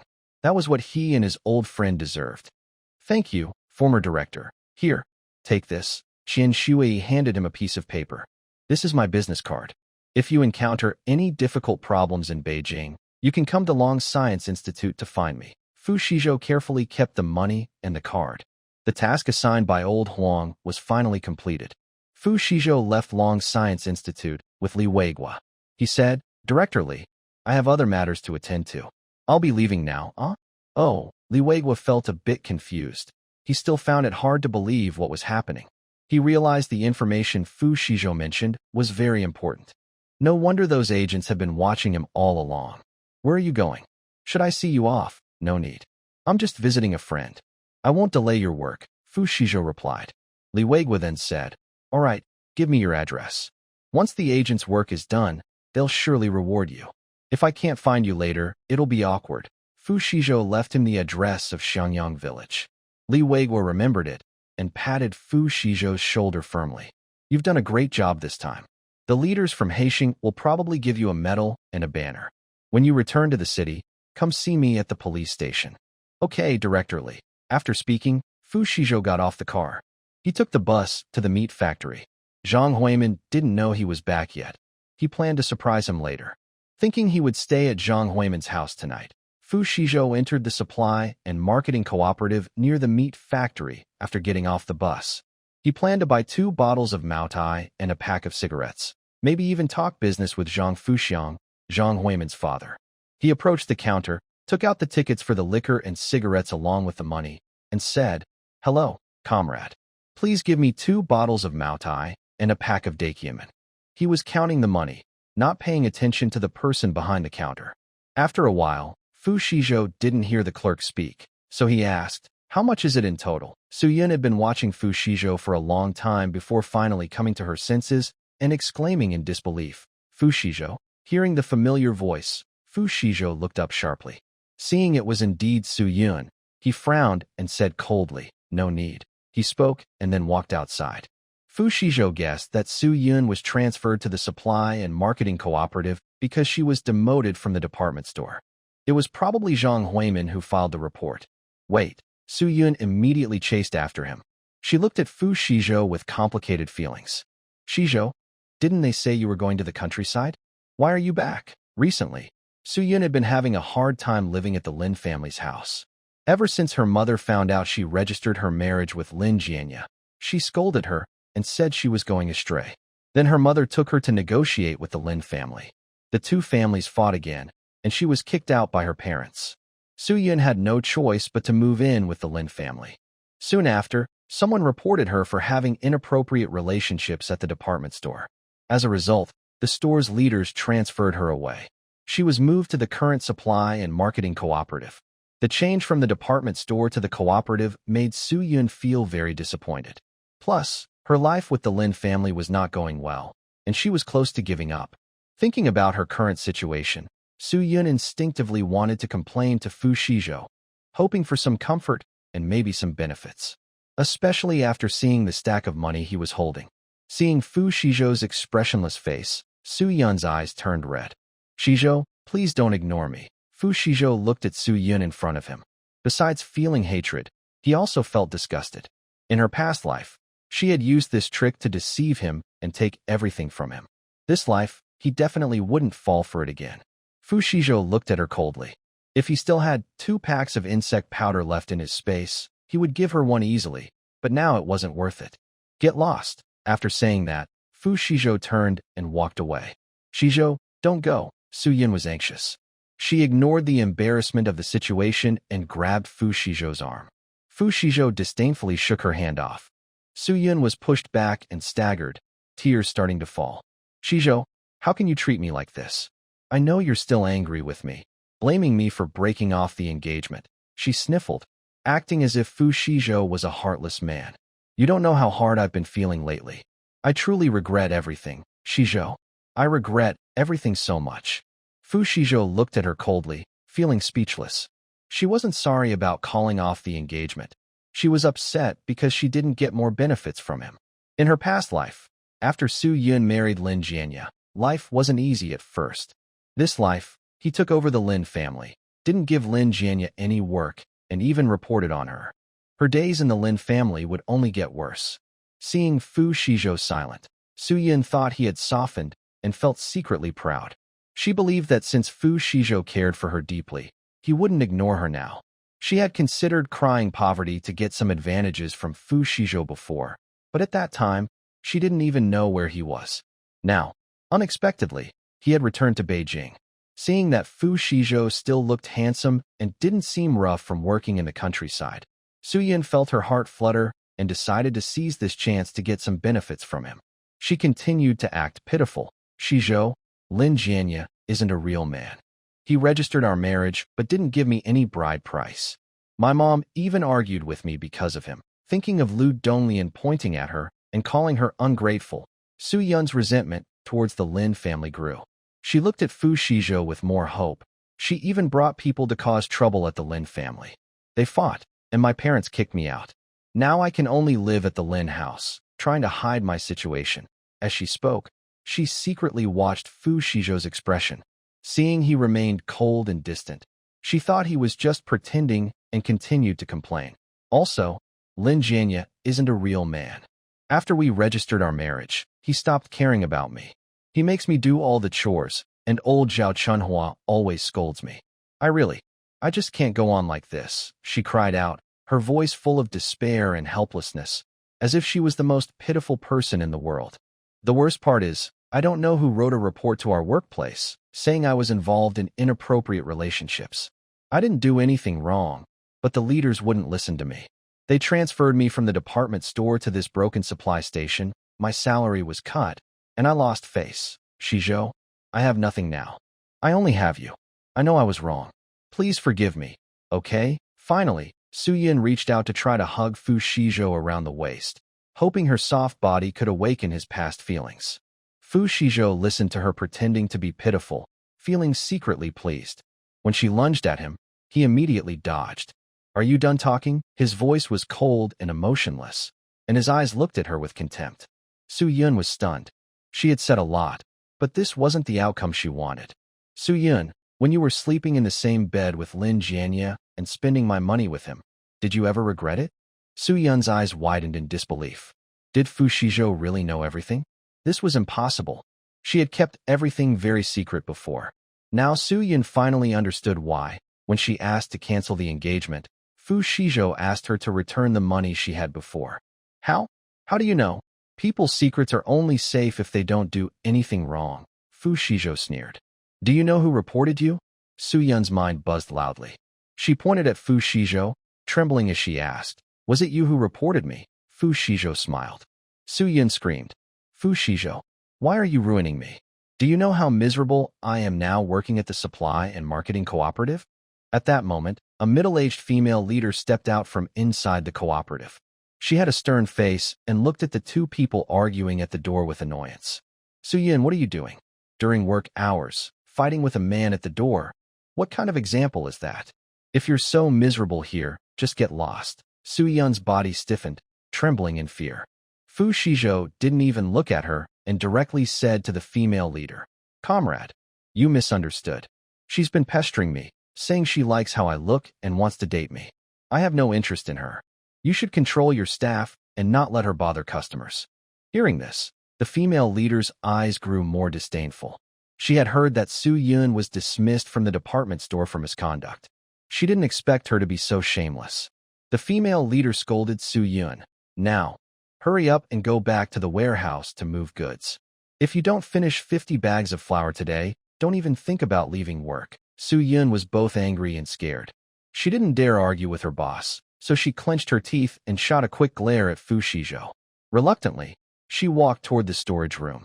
Only then did Fu Xizhou return to the counter and tell another clerk, "Comrade, 2 bottles of Maotai and a pack of Dakiaman, please." After buying the items, Fu Xizhou carried his shopping bag and headed toward the meat factory. Soon, it was time to finish work, and people started leaving the factory one after another.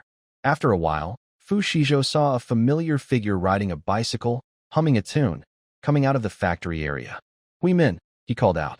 Hui Min heard the voice, suddenly braked hard, almost falling off his bike. He steadied himself and looked over when he saw it was Fu Xizhou calling him. His eyes widened in surprise. "Wow, Xizhou?" Hui Min pushed his bike over quickly and patted Fu Xizhou's shoulder. "How come you're back? You didn't even say a word first." Fu Xizhou also smiled. "I had some urgent business in the city, so I couldn't tell you in advance." "Brother, aren't you surprised?" "More like shocked." Hui Min looked him up and down. "You've changed, huh? Looks healthier than before after staying in the countryside for a while." "Of course. Working in the countryside every day makes people healthier," Fu Xizhou said with a smile. Hui Min's smile faded, and he suddenly asked, "Wait, are you being honest with me? Did you cause trouble over at Yangyang village?" Fu Xizhou chuckled, annoyed. "Do you think I'm that kind of person?" Hui Min grinned. "Brother, I'm just worried about you. Come on, let's go have a drink today. Come to my place. My parents have been asking about you," Hui Min said. His parents had been hoping to thank Fu Xizhou properly after he avoided the widow's matter. "I was just about to come to your house. I've bought everything," Fu Xizhou said, waving his shopping bag. "Still so polite? You're getting distant," Hui Min scolded, but he grinned so broadly that his teeth showed. "All right, I'll give you some credit. Let's go, get in the car." Fu Xizhou sat on the back of the bicycle, and Zhang Huimin suddenly pedaled hard. The bike wobbled as they headed toward home. Fu Xizhou was thinking that when he met Zhang Huimin's father, maybe they could make a business deal. The system reward pig, now grown up, could only be exchanged or sold in this era. In this time, the best way to sell all the pigs at once was to trade with the meat processing factory. Zhang Huimin's father, Zhang Fuqiang, was probably worried about trading pigs right now. Fu Xizhou thought, taking advantage of the people around not paying attention, he slipped 2 more packs of snacks into his bag. When they arrived at the family housing of the meat factory, Zhang Huimin didn't go home, but took Fu Xizhou straight to his parents' house. As soon as they entered, Zhang Huimin shouted loudly, "Dad, Mom, Xizhou is back in Jing City. He's eating with us tonight." Zhang's mother came out of the kitchen warmly greeting. "Oh, Xizhou? Come in quickly. Huimin told me you went to the countryside before. Why did you come back so suddenly?" Fu Xizhou smiled and called out, "Auntie, long time no see. This time I came back for some things. I'll leave in a few days. I was in a hurry, so I just bought a few things. Please don't mind. You're such a kid, just come back, and you bring stuff? That's too polite." Zhang's mother scolded gently but quickly took the things. "Huimin, go pour Xizhou a cup of tea. Xizhou, sit down first. I'll go cook.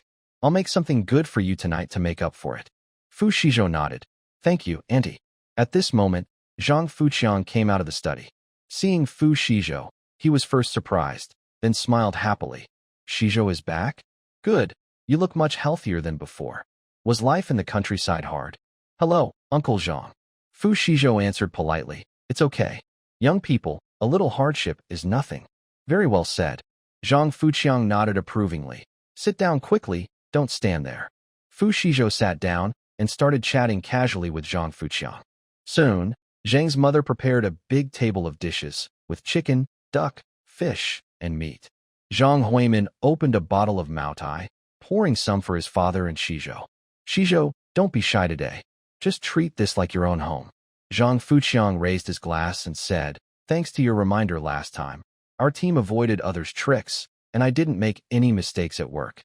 Cheers to you." Zhang was truly grateful to Xizhou, especially because a couple of days ago, he heard that a meat processing plant in another city was short on live pigs due to swine fever. They bought a batch of pigs that looked healthy but actually carried the disease. This caused big losses for the factory. Zhang thought that if it weren't for Xizhou's warning, he would have made the same mistake. That could have cost him his job or even caused the factory to lose money. "Uncle Zhang, you're too kind," Xizhou said, raising his glass and drinking it all. After a few rounds, everyone's mood grew more lively. Xizhou casually asked, "Uncle Zhang, how is the supply of live pigs at the factory now?" Hearing this, Zhang's smile faded a little. He sighed, put down his chopsticks, and said, "There's no supply at all. It started with a small outbreak of swine fever, but no one paid much attention. Now the disease has spread, affecting not just farms, but also the pigs at local households." He took a sip of his drink, frowning. "Now, finding a batch of qualified live pigs to keep the city's pork supply steady is really hard. I've been worried about this so much lately that I've gone gray." Zhang Huimin nodded in agreement. "That's right. My dad has been in meetings every day lately, and the pressure from above is quite heavy." Xizhou put down his glass and said, "Uncle Zhang, I have an idea that might help. I don't know if it will work, though." Zhang's eyes lit up immediately, and he asked eagerly, "What's the idea? Tell me quickly. I work with a team that farms in the countryside, and we're near a few other villages. Many villagers raise pigs, and swine fever hasn't affected those areas. Before I came here, I checked. There are about 200 pigs in total. Over 200. Zhang was excited for a moment, but then calmed down. "Right now, pigs are in short supply everywhere. Your village's pigs are probably already reserved by other buyers, aren't they?" Xizhou shook his head. "Actually, no. Our village is quite remote and lacks good communication. In the past, most villagers would slaughter pigs and sell them in town, with some leftovers for themselves. Our pigs are healthy, fat, and strong, and not a single one has fallen ill. Absolutely healthy." "Really?" Zhang Fuqiang suddenly stood up, so excited that he almost knocked over his glass of wine. "Xizhou, the meat factory can handle 200 pigs. Can you help us by letting the villagers sell those 200 pigs to our factory?" "Uncle Zhang, that's exactly what I want to talk to you about," Xizhou said. This time, the team leader also plans to sell the pigs to the meat factory, but there are some conditions. "What conditions? Tell me," Zhang Fuqiang asked eagerly. "As long as they're reasonable, I can agree," Xizhou replied. "For him now, as long as he can get the pigs and ensure meat supply for the city, any conditions are fine. Plus, if they get through this tough time, he might even get promoted." The team leader said they won't sell the pigs directly. They want to exchange pigs for grain, Xizhou explained. "Can the meat factory accept pigs in exchange for grain at market prices?" he asked. Zhang Fuqiang took a sip of wine and thought for a moment. Right now, meat supply is tight, but grain isn't a problem. With the upcoming grain quota from the countryside, he could use the money from selling live pigs to buy grain and exchange it with villagers, just like that. He immediately patted his thigh and said, "That's fine. No problem at all." His face lit up with excitement. "Xizhou, you've really helped me a lot. You're a great benefactor to our Zhang family." Xizhou smiled. "I was just worried about Uncle Zhang's worries and also wanted to help our villagers get some benefits. But these pigs won't be ready for slaughter for about half a month, and our village has limited conditions and no quarantine certificate. We might need the factory to send someone to do the quarantine later." "No problem. That's completely fine," Zhang Fuqiang assured him. "Half a month is fine. I can wait. Don't worry about the quarantine. There's a dedicated person at the factory. I'll have them go with the pig transport." And so, the matter was easily settled. Xizhou left the phone number for the Yantian village team, and Zhang Fuqiang also gave him the office phone of the meat processing factory, telling him to call directly when the pigs are ready for sale. Xizhou estimated that this exchange could bring in about 38,000 units of energy. It's a bit less than expected, but since these are system-rewarded piglets, they can't be traded on the barter group once grown, so this is the only way. Meanwhile, the Lin family started causing trouble again. It was very late when Suyun finally dragged herself home, exhausted. As she entered, she saw the stove cold and the kitchen empty. She hadn't even asked anything yet when Zhao Chunhua, sitting nearby and cracking sunflower seeds with Lin Jiji, spat out a seed shell and started scolding her. Wow, you're finally back? Look at the time. Are you dead? Don't you know your family is waiting for you to cook dinner? Su Yun felt a surge of anger from the scolding. She was already so tired, just wanting a warm meal when she got home. Not only was there no food, but she was also yelled at. Her temper snapped. Since I didn't come back to cook, can't you do it yourself? Is your hand just for decoration? Zhao Chunhua's eyes widened. How dare you talk back? Who do you think is supposed to cook for the family? Su Yun crossed her arms and retorted. What's so hard about cooking a meal? Are you disabled, lying in bed and unable to do it? Or do you just not know how to cook? Before I married in, what did your family eat and drink? I work hard overtime, and you can't even cook a meal. Life really isn't worth living. Su Yun was fed up with the constant nagging. When Zhao Chunhua heard her dare to talk back, she immediately turned sarcastic. Overtime? You little, who knows if you're working late or meeting with other men? Our family's Janya married such a lazy, good-for-nothing wife. No wonder we're cursed. Hearing her slander about cheating, Su Yun trembled with anger. Just then, Lin Janya strolled back from outside, shouting as he entered, I'm starving. Is dinner ready yet? Zhao Chunhua immediately put on a smile. Janya is back. Sit down quickly. Dinner will be ready soon. She glared at Su Yun. Why are you just standing there? Didn't you hear Janya is hungry? Hurry up and cook. Why should she? Su Yun's feelings of frustration and anger finally exploded. I won't cook. I also came back after a whole day of work. Why should I serve you? You're so ungrateful. Zhao Chunhua slammed the sunflower seeds onto the table and stood up.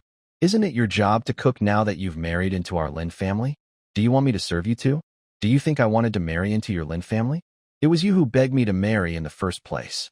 I didn't want to, and Lin Janya even planned against me. Su Yun shouted at her angrily. She had been married to Lin Janya for a while now and had started to see things clearly.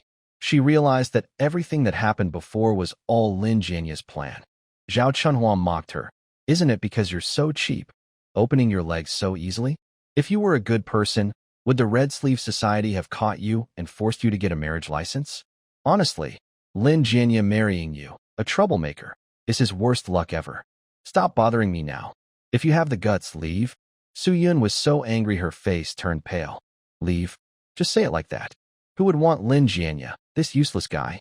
Who are you calling useless? Hearing this, Lin Janya's face turned green with anger. He stormed over and slapped Su Yun. With a loud slap, her face instantly swelled. She was stunned, covering her face, unable to believe what just happened. Did you dare to hit me? What's wrong with hitting you? Stupid woman, I gave you face, didn't I? If it weren't for you holding me back, would I be like this now?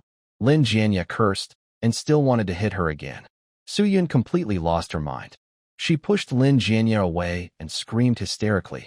What kind of man are you, Lin Janya? Is it my fault that I hold you back? It's clearly your whole family's fault for being so stupid and getting tricked by Fu Xizhou. If you have the guts to hit me, why can't you go and settle accounts with Fu Xizhou? He's back now, dressed well, and always carrying money and bills. Why don't you go find him and get your stuff back? Fu Xizhou is back? The Lin family members were stunned when they heard this. Zhao Chunhua was the first to react. She grabbed Su Yun's arm tightly. What did you say? Fu Xizhou, that little brat, is back? Where is he? Earlier, when their home was robbed, she was sure it was Fu Xizhou's doing. Now that he's back, she must have the police catch him and make him return everything he took from the Lin family. He's probably at Zhang Huiman's house. Su Yun covered her face and sighed. When Fu Xizhou left with Zhang Huiman, she saw them. Before going to the countryside, Fu Xizhou and Zhang Huiman were good friends.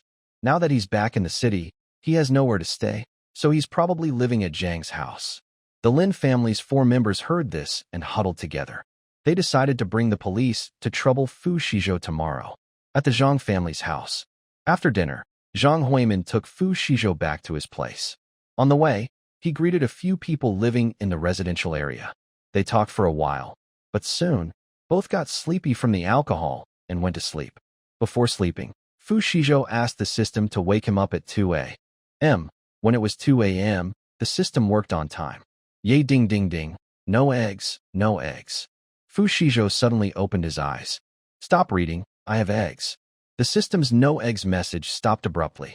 Host, the system can provide egg services. No need for 998, just 88 points of energy. Xizhou. He felt a bit of a headache. This system is really crazy and makes him feel hopeless. Xizhou quietly got up and left Zhang Huiman's house. Since practicing the secret technique given by Old Man Wang, combined with nutritional fluid, he now moves lightly, like a skillful light foot. The wall of the meat factory's family compound is very high, but to him, it's nothing. He easily jumped over the wall, avoiding yawning guards, and quickly reached near the large courtyard where the Lin family lives. He found the small wall he had seen before, easily climbed over it, and arrived at the Lin family's door. He took out the prepared wire and poked at the old lock, which opened easily. Xizhou then put on his invisibility cloak and swaggered inside. This time, his goal was clear, to take everything from the Lin family, leaving nothing behind. He first entered the kitchen and cellar, collecting all the new items the Lin family had added. Next was the living room. After gathering all the furniture, Xizhou pushed open the door to Lin Dajuan and Zhao Chuanhua's room. The snoring was deafening. They were sleeping like dead pigs. With a thought, Xizhou moved their bed into his own space. The bed instantly shrank. Two loud thuds sounded. Lin Dajuan and Zhao Chuanhua fell heavily onto the cold, hard ground. They only groaned twice, turned over, and surprisingly went back to sleep. Xizhou watched coldly, making sure they were still asleep. Then he quickly took everything from the wardrobe, dressing table, and boxes inside the house. The room suddenly became empty. After finishing, he went to Lin Ziji's room. Xizhou was just as ruthless, taking her bed and all the valuable items in the room. Lin Ziji, like her parents, just frowned and kept sleeping after falling to the ground. Xizhou didn't expect the Lin family to sleep so deeply. He was worried they might wake up, so he wore an invisibility cloak and even planned to scare them if needed. But it turned out differently. Finally, Xizhou pushed open the doors to Lin Jianya and Su Yun's room. As soon as he entered, he saw the two sleeping soundly on the bed. Su Yun was wrapped around Lin Jianya like an octopus. Xizhou's eyes flashed with anger at these two troublemakers.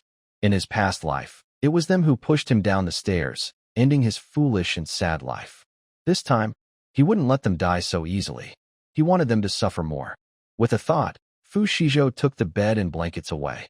Lin Jianya and Su Yun both fell to the ground. Su Yun, feeling cold, instinctively curled up in Lin Jianya's arms and muttered, "Jianya, cold." Xizhou felt annoyed. He didn't bother to look at them anymore. After cleaning out the last of the Lin family's belongings, he quietly left. He even threw away the lock kindly. After all this, he left as if nothing had happened, climbing over the wall and returning to Zhang Huiman's house to sleep. Later in the night, Su Yun felt cold. She half woke up and immediately sensed something was wrong. What was going on? Why was the bed so hard? She reached out and felt the ground. Had she fallen off the bed? Shivering, Su Yun sat up suddenly. The room was dark and she couldn't see anything. She groped around trying to find a kerosene lamp, but couldn't find one. She quickly woke Lin Jianya. "Jianya, wake up quickly." "Where are we right now?" Lin Jianya groggily opened his eyes, disturbed from sleep. He was about to curse when he shivered from the cold. He then realized he was lying on the ground. "Stupid woman, did you push me off the bed?" Su Yun was annoyed and said, "You sleep like a dead pig. How could I push you?" She stood up, pulled back the curtain, and only then saw that the bed, quilt, and wardrobe inside the room were all gone. The whole room was empty. Only she and Lin Jianya looked confused. "What's going on? Where are the bed and wardrobe?" Lin Jianya scrambled to his feet, almost thinking someone moved him while he was sleeping. Their voices woke Zhao Chuanhua in the next room. "Why are you fussing so late at night? Be more careful not to disturb others." Zhao Chuanhua muttered and tried to turn over, but she also sensed something was wrong. Why was she sleeping on the floor? A bad feeling suddenly rose in her heart. Lin Dajuan also woke up and found himself on the ground too. "What's happening?" Lin Jianya found a matchbox in his pocket and struck a match. The flame lit up. He stepped out of the room and stared in shock at the empty scene. Zhao Chuanhua and Lin Dajuan also came out. With the light from the match, they saw the empty living room. It was so bare, it looked poorer than a beggar's nest. The match went out. Zhao Chuanhua pinched Lin Dajuan. "Is this a hallucination?" Lin Jianya struck another match. Confirming it wasn't a hallucination, they realized their home had been robbed again. We've been robbed. Stolen by some thief. Zhao Chunhua's crying and wailing sounded especially sharp in the courtyard. The next morning, early, Fu Xizhou and Zhang Huimin finished breakfast when the police arrived. Zhang Huimin opened the door. The police said to him, "Comrade, hello? We're looking for Fu Xizhou. There's a case that needs his cooperation." Fu Xizhou came out and said, "Comrade police, I am Fu Xizhou. What's the matter? Let's talk outside." The police looked at Zhang Huimin's home and nodded. Fu Xizhou followed the police into the yard. Zhao Chunhua saw Fu Xizhou immediately. She rushed wildly toward Fu Xizhou, extending her nails to scratch his face. "Fu Xizhou, you wicked little brat. You stole from my family once, and now you want to steal again. Return my furniture and my money." The police quickly stepped in, blocking Zhao Chunhua in front of Fu Xizhou. "The case isn't fully investigated yet. Ma'am, please stay calm." Zhang Huimin also stepped forward and said, "You crazy woman. All you do is yell and curse. What else can you do? Get lost." Zhao Chunhua glared fiercely at Zhang Huimin. "You're all in this together." She then looked at the police and yelled, "What's wrong with you police? Didn't you say you're here to protect ordinary people? Why are you defending a thief now? Tell me, are you all in this together?" The police, having not yet finished their investigation, looked angry at Zhao Chunhua's accusations. Lin Jianya realized things were getting serious and pulled Zhao Chunhua back. His mother really was reckless. Offending the police wouldn't bring any good for their family. "Mom, don't talk nonsense. Let the police finish their investigation. I believe they will give us justice." Zhao Chunhua was still upset, but she also knew she might have offended the police, so she didn't say anything. Instead, she felt uneasy and said, "Comrades in the police, before this kid went to the countryside, our family was robbed once already, and it's on record." Zhang Huimin said, "Nonsense. The police investigated that case thoroughly. Your family's theft has nothing to do with Xizhou." He looked at the police. "Comrades, Xizhou was living at the meat factory staff housing that day. My father and the uncles and aunts here can testify. When it was time, I sent him on the train to the countryside. There's no way he stole from the Lin family." Hearing this, the neighbors nodded in agreement. "Yes, that's right. I remember too." "Exactly." Deputy Factory Director Zhang also testified for him. Could it be false? The police checked their records and confirmed it was true. With so many witnesses, Fu Xizhou was cleared of suspicion. Zhao Chunhua's face darkened. "You're all colluding, aren't you? Even if he wasn't involved that time, what about now?" Fu Xizhou, who had been silent all along, coldly said, "Catch the thief and recover the stolen goods." "I stole your stuff. Where is your evidence?" "Where are the stolen items?" Zhao Chunhua replied.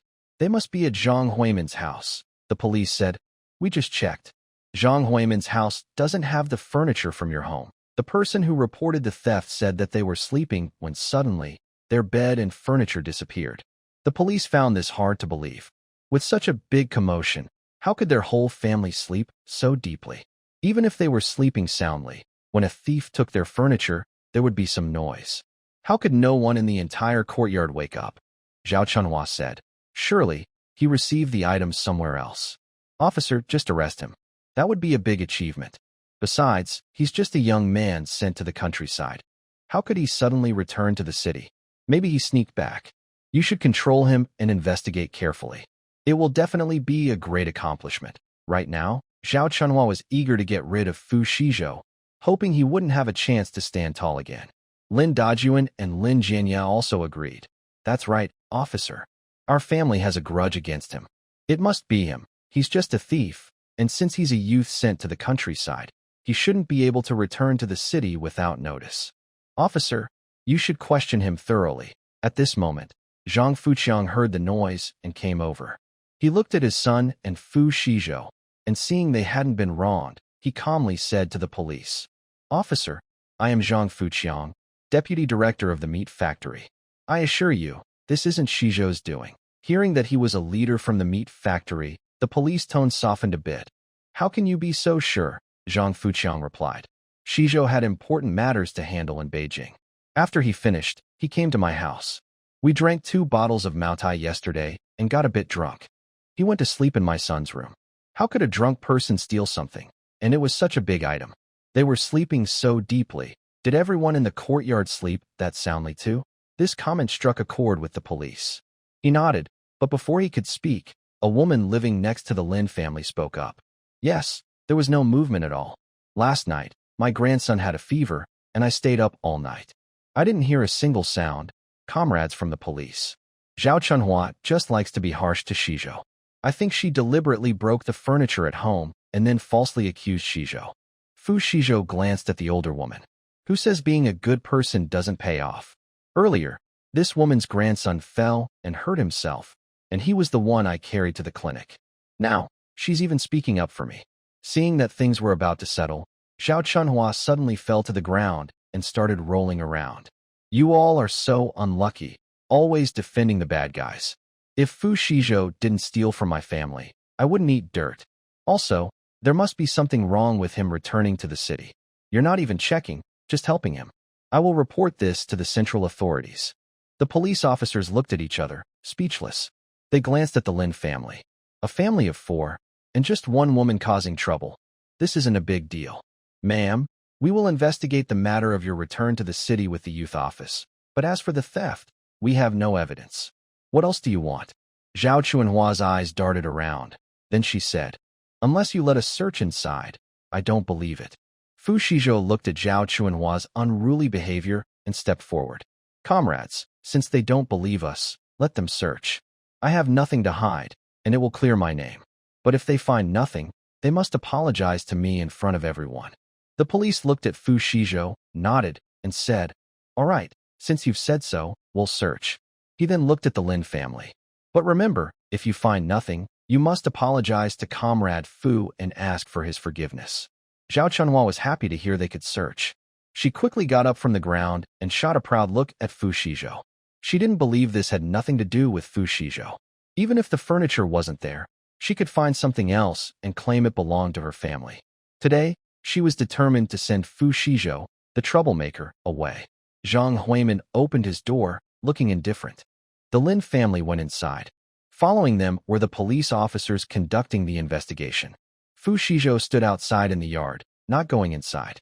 He was using his mind to split and analyze the furniture taken from the Lin family. He didn't need the bed, so he dismantled it to make a pigsty. He kept 2 chairs, enough for use. When he returns to the village and receives his reward, he plans to apply for a building plot with the team leader and build a house. After his family moves out of the cattle shed, they will have a proper place to live. By then, the furniture will be replaced. Fu Xizhou finished dismantling everything he could. At the same time, the Lin family also finished searching. They found nothing. Zhao Chunhua was stunned. Why was there nothing good in that house? She thought she could accuse Fu Xizhou of stealing, but there was no evidence. Comrade police, how can a normal family have nothing good at all? Zhao Chunhua asked. Lin Jianya immediately understood her meaning and said, exactly.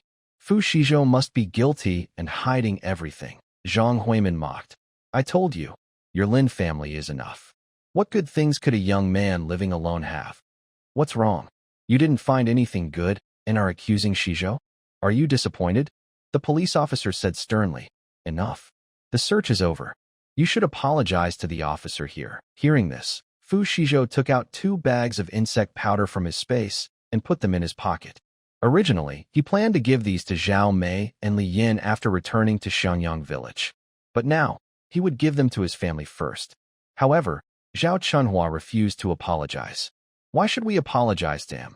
The rest of the Lin family was ready to apologize to Fu Xizhou, but upon hearing Zhao Chunhua's attitude, they all looked confidently at Fu Xizhou. Xizhou, I am at least your adoptive father. Please don't be so extreme. The people around couldn't stand it anymore. Hey, your Lin family is really something. When you slander others, do you think about whether you are his adoptive parents? Now you're acting all high and mighty. Do you have no shame? The Lin family is so shameless. It's unbelievable. Zhao Chunhua spat and, facing these people alone, said, do you even understand anything? He's a problematic person. We wouldn't accuse him if we were kind. Do you think we should apologize? Comrade police, please investigate whether he is a returning city youth. Fu Xizhou said, I only come back to the city for important matters, and I have a letter of introduction from the team.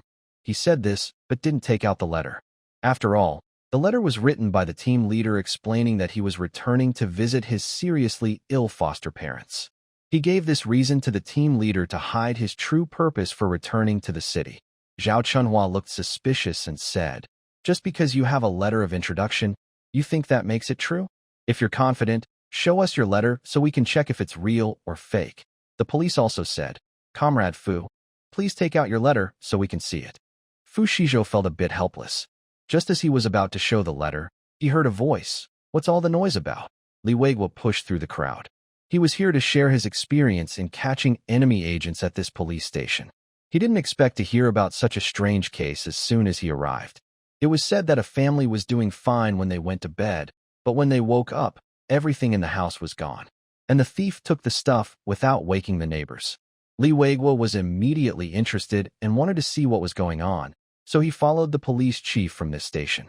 As soon as he squeezed in, he saw Fu Xizhou. He widened his eyes, thinking he must be seeing things, and rubbed his eyes. Then he saw Fu Xizhou looking at him with a helpless expression. He quickly smiled. "Comrade Xizhou, what are you doing here?" Li Weiguo's way of addressing Fu Xizhou had changed from "Comrade Fu" to "Comrade Xizhou." This change was because Fu Xizhou had contributed to their police station this time, and with this achievement, he was sure to get promoted. Fu Xizhou was also surprised to see Li Weiguo. "Director Li, what are you doing here?" "I'm here to share my experience in catching enemy agents at this police station." "I didn't expect to see you. Why are you here? By the way, I heard about a strange case here. Do you know what's going on? Tell me quickly." The police officers working on the case knew Li Weiguo. They also knew he had caught an enemy spy organization, and he was quite famous now. Before Fu Xizhou could speak, the police told Li Weiguo about the case here. Li Weiguo's face darkened when he heard this. He said, "No need to investigate further. Comrade Xizhou is returning to the city with a secret document. I can guarantee his safety. There's no problem with his return." When Fu Xizhou saw Li Weiguo squeeze in, he knew he didn't need to take out his documents anymore. Zhao Chunhua pointed at Li Weiguo's nose and scolded, "Just because you say he's fine, doesn't mean he is. Are you working with him? Did you take our family's belongings?" The police officer sternly warned, "Nonsense. This is the district chief. Recently, we caught a spy organization. If you keep talking nonsense, I'll have you locked up." Zhao Chunhua was stunned. She hadn't expected that the person casually speaking was the district police chief. Lin Jianya pulled Zhao Chunhua back and smiled politely. "Sorry, comrade police officer, my mother didn't mean to cause trouble." He glared at his mother. "Stop talking nonsense. We're all relying on public funds now. Are you satisfied?" Zhao Chunhua pouted. "I didn't do it on purpose. I didn't know he was the chief. All police uniforms look the same." How could she tell? Li Weiguo looked at the persistent Lin family members and decided to help Fu Xizhou. The matter at the Dragon Science Institute can't be detailed, but the enemy spy activities can be discussed. He said, "Your current actions are slandering a hero of the people. Just the day before yesterday, Comrade Fu Xizhou single-handedly captured 3 armed enemy spies and helped us dismantle a spy organization that had been lurking in the city for years. He is a hero of our city. Would such a hero really steal your family's belongings?" The crowd watching was stunned when they heard Li Weiguo's words. The Lin family also looked like they couldn't believe it was true. Among them, Su Yun reacted the most. She muttered, "No way. How could it be like this?" She wondered, how could the man she didn't want become a hero? If she married Fu Xizhou, wouldn't she also be famous? The man who caught spies not only received a reward, but also had a bright future. Su Yun still remembers that a colleague's husband at her department store received a reward for providing clues related to enemies, and as a result, the colleague was also promoted. The more Su Yun thought about it, the more uncomfortable she felt. She really wished everything was fake, or that the person she married wasn't the useless Lin Jianya, but Fu Xizhou. However, the truth was that Li Weiguo, with a cold face, told the Lin family, "Immediately apologize to Comrade Fu Xizhou. Otherwise, I will charge you with false accusations and take you all back to the bureau." The 4 members of the Lin family were stunned. That was quite a serious charge. Lin Dajuan was the first to react. He nudged Zhao Chunhua, who was still in shock. "Hurry, apologize." Zhao Chunhua was very reluctant, but under Li Weiguo's icy stare, her body trembled fiercely. She looked unwillingly at Fu Xizhou and mumbled like a mosquito. Sorry. The Lin father and son also apologized reluctantly. Finally, it was Su Yun. She was dazed but managed to come back to her senses and also apologized unwillingly. Fu Xizhou stepped forward, closing the distance with them, and took the opportunity to secretly sprinkle 2 packets of insect powder from the system in front of their eyes. He had practiced the secret techniques given by Old Man Wang, and his movements were astonishingly fast. Everyone only saw Fu Xizhou raise his hand, but didn't see anything else. Fu Xizhou said, "Don't appear in front of me again, or it won't be as simple as just apologizing next time." The matter was considered settled. The unhappy Lin family members were about to leave when they heard Li Weiguo say to Fu Xizhou, "Comrade Xizhou, the city has decided to hold a commendation meeting in 3 days. You must attend and let everyone see what a hero looks like." The Lin family members felt their hearts sour. However, Fu Xizhou replied, "Director Li, I probably can't make it. I will be leaving tomorrow. As for the commendation meeting, let's stick to the previous plan. Please have the leaders send the reward over later, or notify me to pick it up." Although Li Weiguo felt regretful, he respected his decision. Then, in front of everyone in the residential compound, he vividly recounted how Fu Xizhou bravely outsmarted 3 armed spies. The Lin family didn't want to hear these stories, fearing Fu Xizhou would cause them more trouble, and quickly hurried home. Upon entering, Zhao Chunhua looked at the 4 bare walls and couldn't hold back any longer. She sat down heavily on the ground and burst into loud tears. "My home is gone. How am I supposed to live now?" she cried while hitting the ground, her sobs loud and sharp, attracting neighbors from the courtyard who peeked inside with expressions of amusement. Lin Jianya was already angry, and her crying made him even more annoyed. He directed all his frustration at Su Yun, pointing at her and scolding. "It's all your fault, you bad luck charm. Ever since you came into our house, nothing good has happened. Now even the house is empty. You're a disaster." Su Yun still regretted pushing Fu Xizhou away. Now, being scolded by Lin Jianya, her anger reached its peak. She suddenly looked up with red eyes and bravely retorted, "Bad luck charm? Lin Jianya, do you have no shame? If it weren't for your schemes against me, would I be in this situation? Look at Fu Xizhou. He's a hero now, catching spies. And you?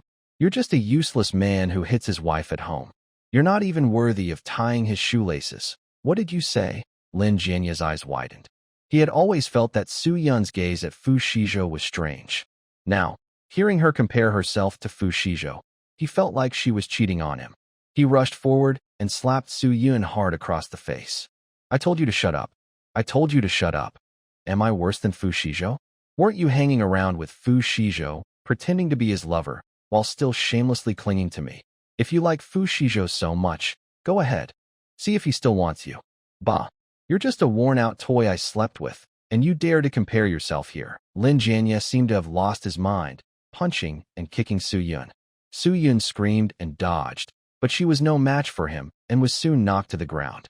Zhao Chunhua and Lin Dajuan not only didn't stop him, but also egged him on. "Hit her. Give her a good beating. This useless woman deserves to be taught a lesson. It's all her fault for bringing back that little troublemaker Fu Xizhou." While the people in the big courtyard watched the show with great interest, suddenly they heard Lin Jianya shout, "Ah, it's so itchy." Lin Jianya suddenly felt a strange itch on his body, as if something had bitten him. He stopped what he was doing and frantically scratched himself. "Why is it suddenly so itchy?" Soon after, Zhao Chunhua and Lin Dajuan also screamed, "Oh my, what is this?" Zhao Chunhua looked down and saw that, at some point, the ground was full of black bugs. These bugs were crawling up their feet and onto their bodies. As they crawled, they also bit. Bugs. So many bugs. Su Yun also noticed something was wrong with herself, screamed, and rolled on the ground. The 4 members of the Lin family instantly turned into bug-covered creatures writhing on the ground. They frantically slapped and scratched, but the bugs seemed to be growing on them. They couldn't get rid of them. Instead, more bugs kept coming. Their skin was soon scratched bloody, but the itching didn't stop at all. They wished they could peel off their skin. The neighbors in the big courtyard gathered at the door, watching this strange and disgusting scene inside, and backed away in fear. "Oh my goodness, what kind of punishment is this? Surely they did something bad. and heaven is punishing them. Serves them right. They're all bad people anyway. The screams of the Lin family continued, killing countless bugs. But many bugs still crawled toward them, including poisonous centipedes. Meanwhile, the culprit, Fu Xizhou, borrowed Zhang Huimin's bicycle and went to the black market. The system had previously rewarded him with 10,000 pounds of white flour. He planned to sell some of it at the black market in Jing City and save the rest to deal with back in Shenyang. Splitting the amount this way could help him avoid many problems. Fu Xizhou found a quiet alley, put away Zhang Huimin's bicycle, and then entered the black market. He hadn't been gone long, and nothing had changed there. Fu Xizhou wasn't in a hurry to deal with the white flour. Instead, he took a walk around to see if there was anything good. During his walk, he used his treasure eyes to spot several silver coins and a porcelain bowl. Fu Xizhou used the system's reward for great unity to gather these treasures. After shopping, he wandered around for a while and got a rough idea of the white flour prices. Right now, the black market price for white flour in Jing City is similar to that in Xianyang Village. Fu Xizhou had a good sense of the situation, so he approached a seemingly honest grain vendor. "Comrade, do you buy white flour?" he asked quietly. The vendor looked up at him, cautious, and asked, "How much do you have?" 5,000 jin. "How much?" The vendor was startled. "Comrade, don't joke with me. I can't handle 5,000 jin of white flour on my small stall." Fu Xizhou knew it would be like this. "You can't handle it, but there are others who can. Help me connect with them. If it works out, I'll give you 10 jin of white flour." The vendor's eyes lit up immediately. "All right, wait here for me." He then hurried off. About 10 minutes later, the vendor returned with a middle-aged man who was quite round. In this era, being able to eat like that showed some real strength. The vendor introduced him to Fu Xizhou. "This is Boss Huang. We usually do large transactions here, and he handles them." Boss Huang looked at Fu Xizhou. "I heard you have 5,000 jin of white flour." "That's right," Fu Xizhou nodded. "Where's the goods? I need to inspect them first." Boss Huang was very cautious. Fu Xizhou showed him the prepared white flour. "All my white flour looks like this. Take a look, if you agree." Boss Huang examined the flour carefully. Fu Xizhou remained calm. The white flour rewarded by the system was definitely not as good as the wheat he grew himself, but it was still better than the flour in this era. Boss Huang's eyes brightened. "Comrade, your white flour is of good quality. How much do you want for it?" "I don't want money or paper money," Fu Xizhou said directly. "I want to exchange the white flour for gold." Boss Huang's eyes lit up. "Oh? How do you want to exchange it?" 5,000 jin of white flour for 1 kilogram of gold. Fu Xizhou stated his price. 1 kilogram? The boss, Mr. Huang, smiled. "Comrade, your appetite is quite big. Currently, the market rate is about 500 grams of gold for 5,000 pounds of flour. That's the market rate." Fu Xizhou remained calm. "My flour is worth that price. Now, there's a shortage of fine grains everywhere, and the pig disease is so severe. Those with resources have lost their pigs and will want good food. Later, they'll buy fine grains with lots of money. Trading 1 kilogram of gold for 5,000 pounds of emergency food. Boss Huang, you can't lose." Mr. Huang was silent. What Fu Xizhou said was true. He thought for a few seconds and finally nodded. "Okay, 1 kilogram for 1 kilogram. When do we trade?" "Now," Fu Xizhou said. "Get your gold ready. My goods are in the small woods to the east. I'll wait for you there." "All right." Mr. Huang was also straightforward. "Wait for me half an hour." After saying that, he hurriedly left. Fu Xizhou gave the vendor a 20 yuan note, flattering him. Seeing it was money, not flour, the vendor was happy and took it gratefully. Fu Xizhou left the black market. To the east of the black market was a small forest. He found a hidden flat spot, took out the 5,000 pounds of flour from his space, and piled it into a small hill. Half an hour later, Mr. Huang returned on time, carrying a heavy leather case. The deal was successfully completed. Fu Xizhou left with the leather case filled with gold. A system notification sounded in his mind. "Congratulations! You have gained 10,000 energy points." After leaving the black market, Fu Xizhou entered his space, checked his supplies, and opened the trading group. The group was still lively, with messages flying fast. He posted photos of fresh herring and grass carp, then asked, "Fresh herring, large and yellow, guaranteed live, plus over 5 pounds of big grass carp, plenty available. Do you need some?" "This time, we have a lot." and exchanges are not supported for small amounts, starting from 500 pounds.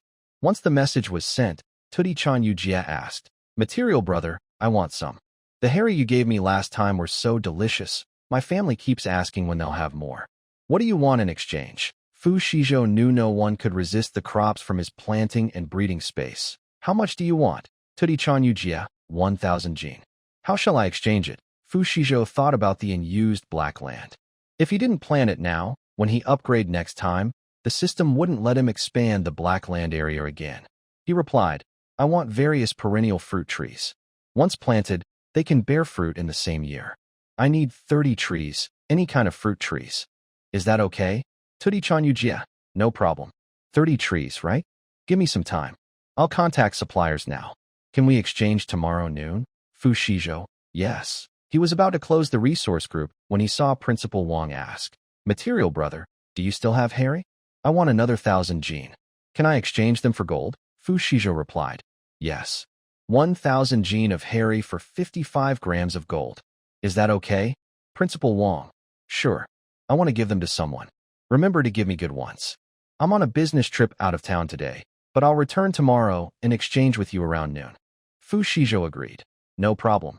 Anyone else want some?" Fish seller, "She sure. Material brother, your grass carp look good, but I don't have gold. How about trading fish fry?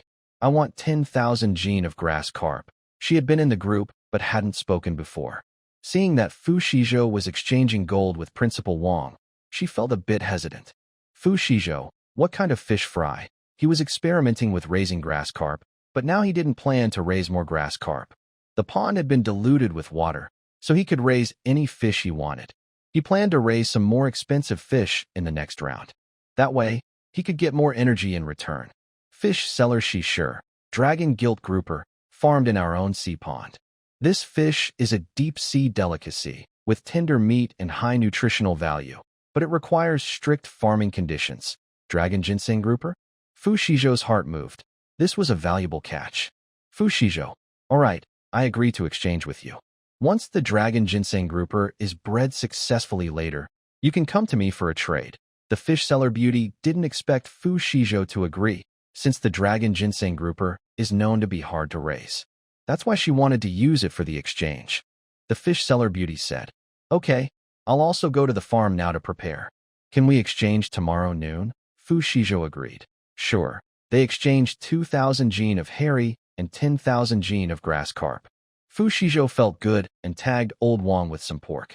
"Old Wang, I have 130 pigs over 500 jin ready for sale, and I plan to exchange them for 1,600 piglets. Is that okay?" Old Wang from the pork stall looked at him with envy, watching him trade with others in the group. He was thinking of asking when those pigs could be sold after they finished their talks. But unexpectedly, the resource guy contacted him first. Yes, I'll contact the farm now. When do you want to exchange?" Fu Xizhou thought for a moment and replied, "Tomorrow noon." Old Wang from the pork stall, "Great. My WeChat has been flooded with messages from people wanting to buy pork these days. I'll wait for your message." After handling these small matters, Fu Xizhou left the trading group. He checked the time, still early. Zhang Huimin was probably still at work, and there was no one to chat with at home. He thought of Gu Minghua. Before parting at the bus station, he promised her he would let her know when he was safe. But things kept delaying, and he hadn't contacted her yet. Thinking that Gu Minghua might be worried about him these days, Fu Xizhou felt a bit guilty. He decided to meet her now. Fu Xizhou decided quickly and left. He took the bus to the military hospital where Gu Minghua was. At the gate, he was stopped by a soldier on duty. "Comrade, who are you looking for?" "I'm here to see Dr. Gu Minghua." The soldier looked him over, then picked up the phone and made a call. Soon after, Fu Xizhou saw Gu Minghua hurriedly come out of the hospital. "You're finally here." Gu Minghua ran up to him, still a bit out of breath. Seeing that Fu Xizhou was safe and sound, she finally relaxed her tense heart, and her eyes turned a little red. "Sorry, I had some things to do earlier, so I could only come now." Gu Minghua was wearing a white coat, looking neat and energetic, but her usually bright features appeared more serious. Fu Xizhou looked at her worried expression and felt a bit embarrassed. "Are you okay? Is everything going smoothly?" Gu Minghua looked him over carefully, trying to see if he was hurt. "I'm fine, everything is good." Fu Xizhou smiled and said, I'm planning to go back to Xianyang village. Do you want to have a meal together today? Gu Mingyue was surprised. The team leader had given him a month off before. She didn't expect him to go back so soon. She felt a little sad but thought about his family still living in the cattle shed, so he must be worried.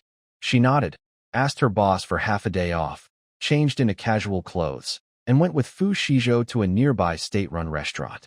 Fu Xizhou used national meat and grain coupons to order braised pork, a crispy chicken, and plain steamed buns as the main food. They ate and talked happily, not noticing Lu Donglian, Yun's mother, coming out from the kitchen. She almost immediately recognized Fu Xizhou. Lu Donglian was annoyed. Wasn't Yun's daughter saying Fu Xizhou had gone to the countryside? Why was he in Beijing now? Looking at the meat and vegetables he bought and the woman sitting beside him, the woman was dressed simply, but her appearance and aura suggested she was someone important. If Yun hadn't been manipulated by the Lin family before, she would definitely be the one sitting with Fu Xizhou now, and maybe her mother-in-law could even benefit from it. Thinking of this, Lu Donglian cursed the Lin family many times in her mind. Yun's stubborn daughter, who abandoned her pearls for fish eyes, and her reputation was ruined by Lin Jianya. Now she couldn't even lift her head in front of neighbors. Moreover, the Lin family, having registered their marriage, refused to give Yun's family a proper bride price.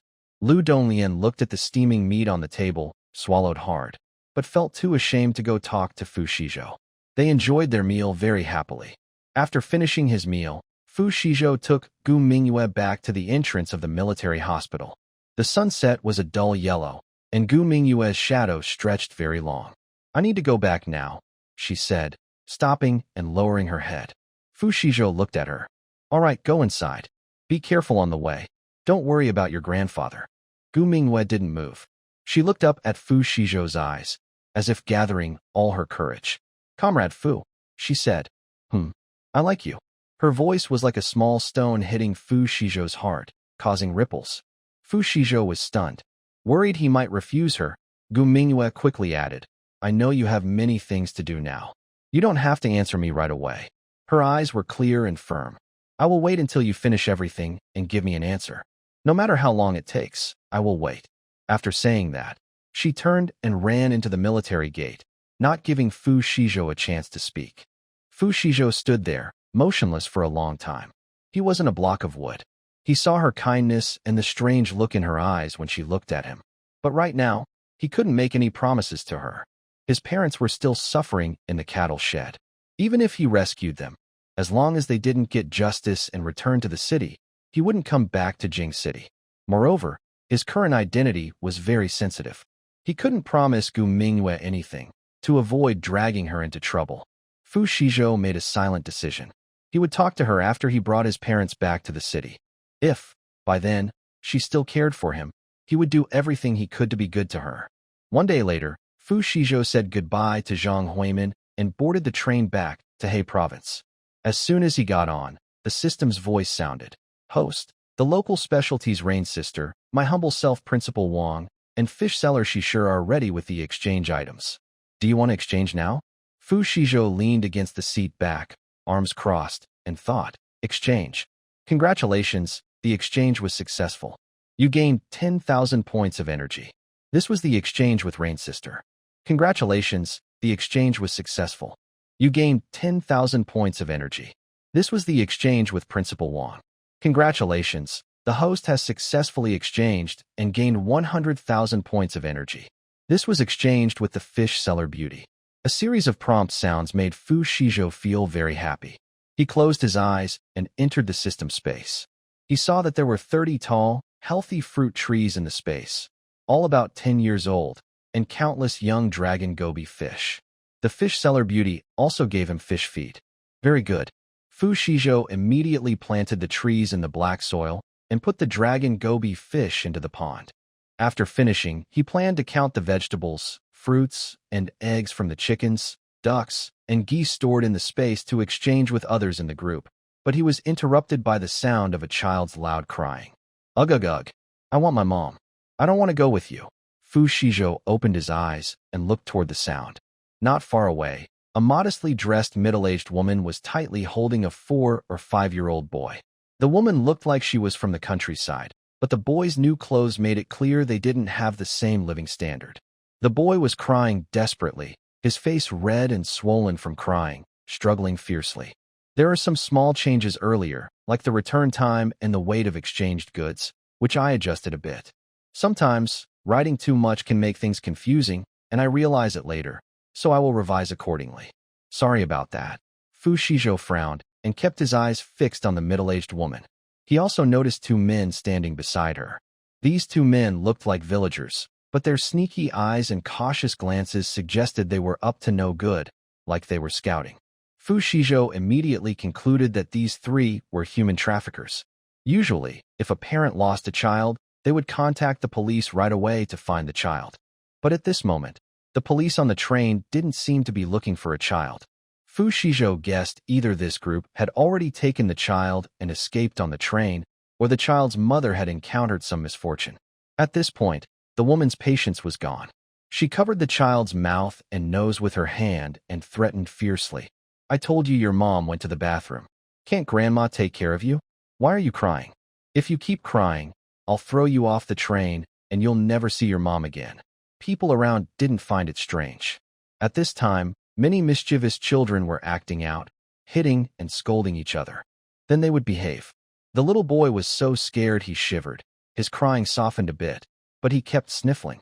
The tall, thin man said to the middle-aged woman, "Ma'am, I just heard your grandson needs to go to the bathroom. Maybe he's just got a stomach ache. Why don't you take him to the toilet?" Another man with a face full of flesh curled his lip at the woman and looked toward another carriage. "This kid is too noisy, giving me a headache." He planned to teach the brat a lesson later and give him some medicine to calm down. "That's true, comrade. Thank you." The woman understood her companion's meaning, hugged the still sniffling boy, and headed toward the bathroom. Fu Xizhou's eyes turned cold. He stood up quickly and followed the two men. As he passed the fleshy-faced man, Fu Xizhou slipped, staggered, and bumped hard into him. "Whoa, watch out it." The fleshy-faced man staggered and almost fell. "Are you blind or what?" He steadied himself, feeling a sharp pain from the bump. Sorry, I slipped." Fu Xizhou kept apologizing. "Just saying slipped isn't enough?" The tall, thin man stepped closer, looking unfriendly. "Are you looking for trouble?" He took a step back. "I'm not trying to cause trouble. What do you want?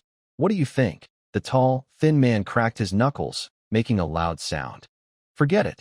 The fleshy-faced man sensed something was wrong. He was tall, but not fat, yet the he received felt like a stone hitting him. He told the tall, thin man, "I'm fine. Let's go." But Fu Xizhou reached into his pocket and blocked their way. "You can't leave." The tall, thin man lowered his fists, planning to let the kid go, but didn't expect the other side to stop them. He squinted and threatened, "If you don't want to die, get out of here now." Fu Xizhou said, "My money is gone.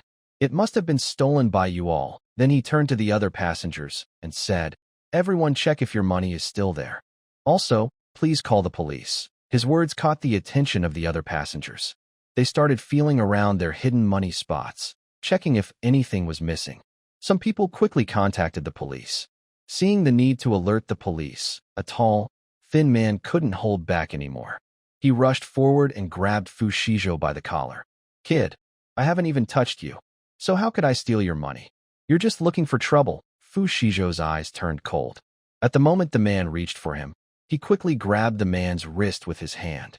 The tall man was caught off guard, and Fu Xizhou twisted his wrist forcefully. A loud cry of pain.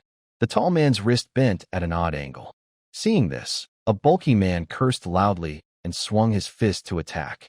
Fu Xizhou dodged sideways and kicked him in the knee.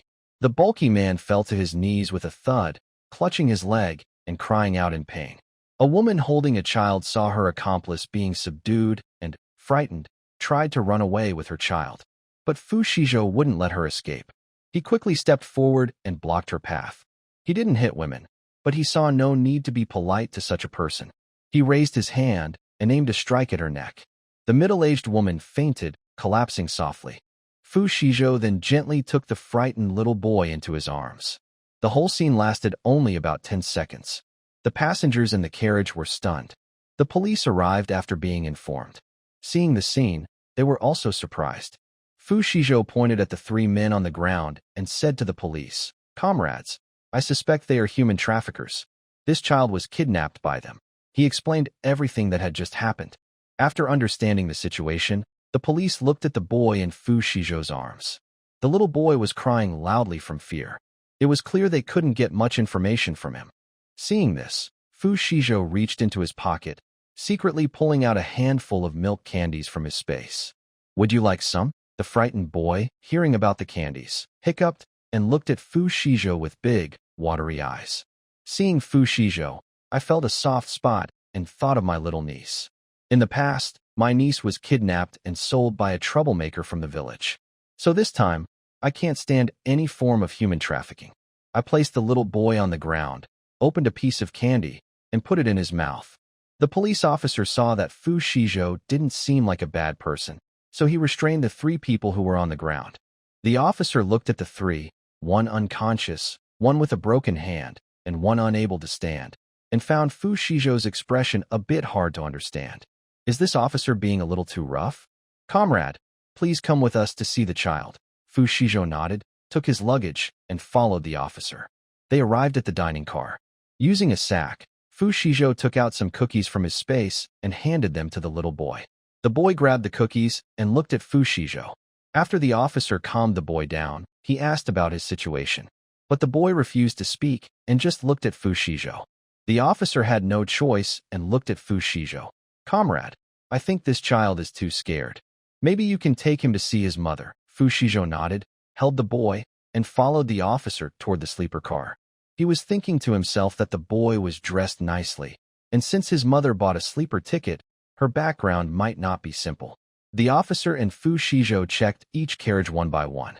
Finally, in a lower berth, they found a woman who was unconscious. The boy saw her and started crying loudly, calling out, "Mom, Mom." But the woman looked pale, and no matter how much the boy cried, she wouldn't wake up. "It seems she was drugged," the officer said with a frown.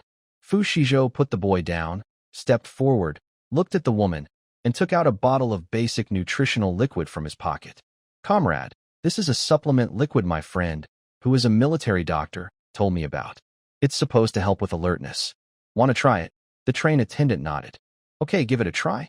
I'll ask if there's a doctor on the train." Fu Xizhou unscrewed the bottle of basic nutritional liquid and fed it to the woman. The bottle was quickly emptied. He put the bottle away to prevent anyone from curious about it later. He wasn't sure if the supplement would work, but it definitely wouldn't harm her. He thought, better to try anything now. He didn't expect that shortly after drinking the supplement, the woman would open her eyes. She was a bit confused, saw her tearful son, and immediately hugged him. The train attendant, seeing her wake up, sighed in relief and explained what had happened. After understanding the situation, the woman looked at Fu Xizhou with gratitude. "Comrade, thank you so much. You are truly my and my son's savior." She was so emotional she spoke rapidly. "What is your name? Which unit are you from? When I get back, I will make sure the child's father thanks you properly." Fu Xizhou shook his head, not revealing his identity. "It was just a small favor, no need to thank me." The woman's background was not simple, but Fu Xizhou had no intention of making friends.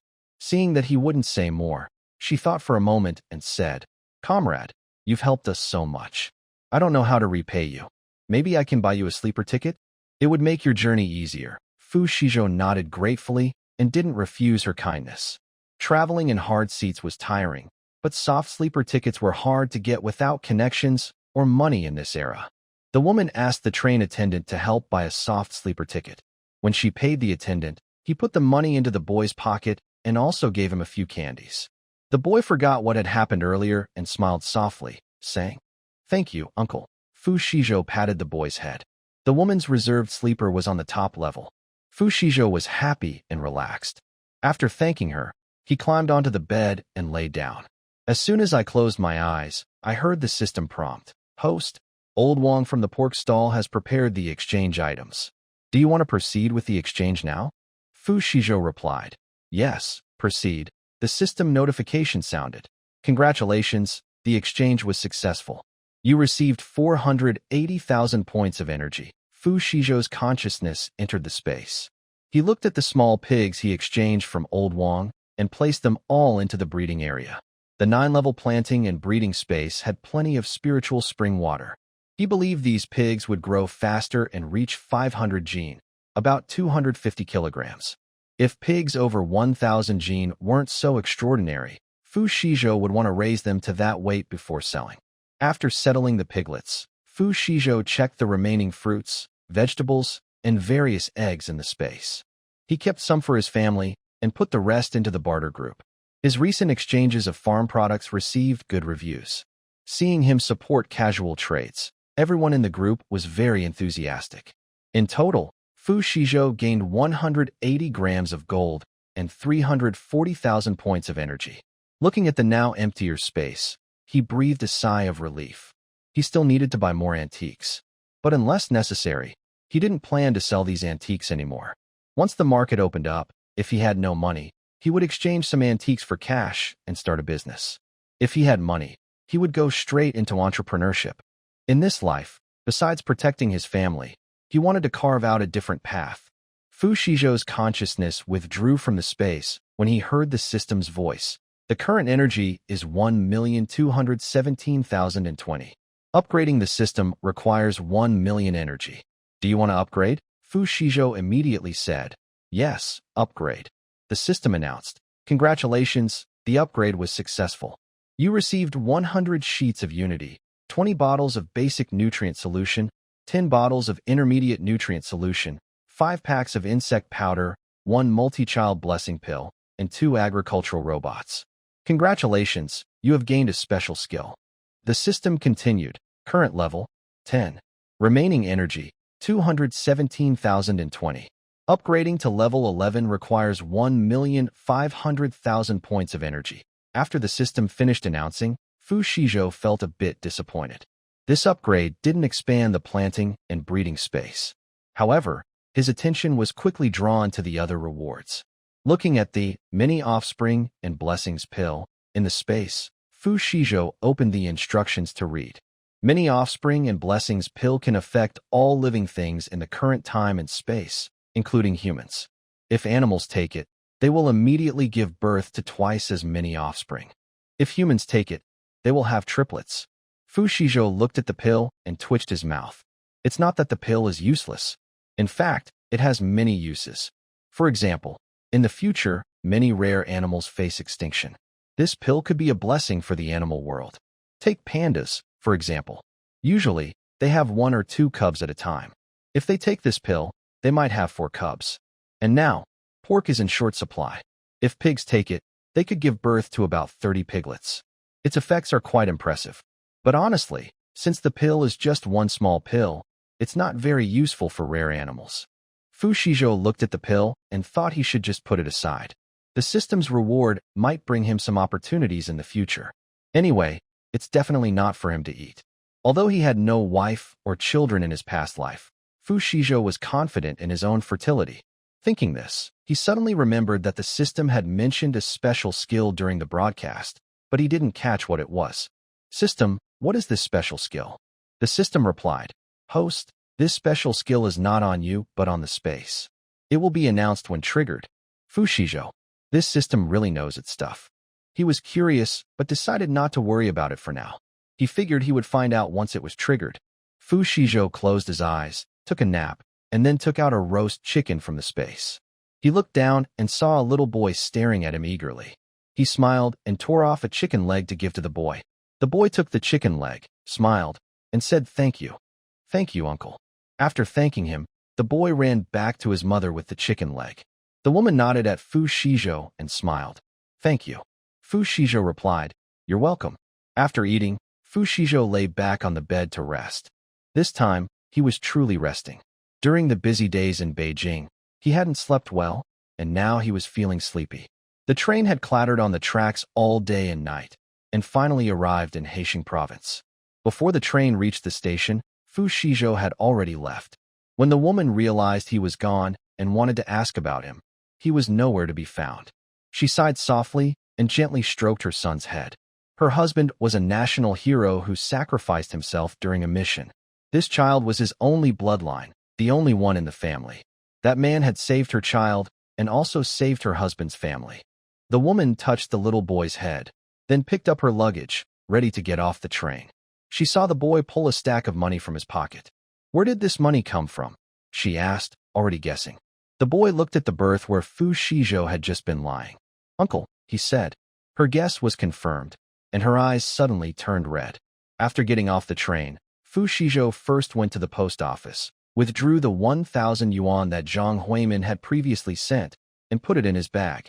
Then he found a quiet place, took out the old bicycle that belonged to Lin Dajuan, and headed towards Xiangyang village. When he arrived, he first went to the village chief's house. Wang Dagan saw Fu Xizhou and looked a bit surprised. Hadn't he been given a month off? Why was he back so soon? Could it be that his adoptive parents had already passed away? Wang Dagan guessed this and asked carefully, Fu Jiqing, have you handled everything with your adoptive parents? Fu Xizhou nodded. Yes, village chief. I can go back to work tomorrow. Wang Dagan hesitated, wanting to tell him to rest for a couple more days, but worried that he might be too lonely alone. Finally, he sighed and said, Fu Jiqing, my condolences. Fu Xizhou understood he had misunderstood, but he didn't explain. The Lin family was probably suffering terribly from the bugs, almost as if they were dead. Leaving the village office, Fu Xizhou ran into Zhao Mei and Li Yan. When they saw him, they looked like mice seeing a cat, avoiding eye contact and instinctively trying to walk around him. Seeing the scars on their faces hadn't healed, Fu Xizhou sneered coldly. The trip took longer than expected, and he didn't have time to refill their insect powder supplies. He remembered the 5 packs of insect powder given as a reward by the system, which would last them a while. It's a pity that the harvest season was already over. There weren't many insects left in Xiangyang village. Unlike in Beijing, where the weather was still warm and insects were more plentiful. Fu Xizhou prepared to visit the educated youth station tonight, then headed to Old Wang's house. Unexpectedly, halfway there, the young female educated youth, Sun Xiaoyu, ran up to him. Fu the educated youth, wait a moment. Sun Xiaoyu's voice was soft, matching her shy personality. Fu Xizhou, who had good hearing, immediately heard her and stopped to turn around and look at her. Sun the educated youth, what's wrong? Sun Xiaoyu approached him nervously and hesitated. Fu Xizhou asked again, is there something? Sun Xiaoyu bit her lip, took a letter from her pocket, and handed it over, her head bowed low. This is a letter Zhao Mei asked me to mail a few days ago. Fu Xizhou frowned. Zhao Mei asked her to help mail a letter. What could it mean for him? He didn't take it. Seeing that he wouldn't accept, Sun Xiaoyu became anxious and explained hurriedly. Well, the letter wasn't sealed properly and fell out. I saw your name on it, so I looked at it. Zhao Mei told her relatives about your work in Xiangyang village. Sun Xiaoyu knew some details about this. Mainly, Zhao Mei and Li Yangku, Fu Xizhou, didn't hide their relationship in public. So Sun Xiaoyu found out that Fu Xizhou was Zhao Mei's distant cousin's son. She also knew they had already fallen out. Therefore, Sun Xiaoyu thought this news was not good for Fu Xizhou, so she secretly hid the letter. She planned to give it to him after he returned. After all, he had helped her before. Hearing this, Fu Xizhou finally took the letter from Sun Xiaoyu. He was a bit surprised that someone as timid as Sun Xiaoyu would do such a thing. He opened the letter and looked inside. It was Zhao Mei crying about the hardships of her rural life, asking her family to find a way to bring her back to the city, and also revealing his whereabouts in Xiangyang village to Zhao Chunhua. Fu Xizhou's expression turned cold. If Zhao Chunhua finds out that he is going to Yangyang village, there will be many more problems in the future. Su Yun's help letter might continue to come endlessly, just like in the past. Fu Xizhou crumpled the letter and thanked Sun Xiaoyu. Thank you, Sun Jiqing. It's nothing. Sun Xiaoyu felt a little shy from his thanks, her cheeks slightly red. Well, I'll go back now. She turned and hurriedly ran away. She betrayed Zhao Mei, but she didn't feel guilty about it. Anyway, losing letters often happens now, and since the letter can't reach Beijing, Zhao Mei wouldn't suspect her. Fu Xizhou watched her back, feeling a bit surprised. He didn't expect that the usually timid Sun Xiaoyu was quite clever and even had a desire for revenge. He wondered if it was because of his rebirth and the butterfly effect that changed Sun Xiaoyu. Or maybe she was always like that. He just didn't realize it in his previous life. Fu Xizhou took out a matchstick and burned the letter. Then he returned to Old Wang's house. As soon as he pushed open the yard gate, he saw Old Wang sitting in the middle of the yard on a small stool, smoking a pipe, as if waiting for him. You're back? Old Wang raised his eyelids. Yes, I'm back, master. Fu Shizhou put down what he was holding. You little rascal, you still know how to come back. Old Wang stood up, hands behind his back, pacing in the yard. Go, make a good meal for me. My mouth is almost numb from eating so much. Got it. Fu Shizhou smiled and agreed. Just as he was about to go into the kitchen, Old Wang called him. Wait. Old Wang carried out a heavy wooden box from inside the house and handed it to Fu Shizhou. Here, this is for you. What is this? Curious, Fu Shizhou took it and opened the box. As soon as he opened it, he was stunned. Inside the box was a porcelain bottle. The porcelain bottle had a small neck, round belly, and a sandy base, with a copper-red cloud dragon soaring among the white glaze. Fu Shizhou used his keen eyes to scan and confirm that the porcelain bottle was a Yongle-era official kiln product, a glazed red celestial glow bottle. If he exchanged it for goods, it might upgrade his system several levels. Fu Shizhou looked at Old Man Wang with a surprised expression. Master, you have such a fun thing? Could it be that you went to dig up someone's ancestor's grave?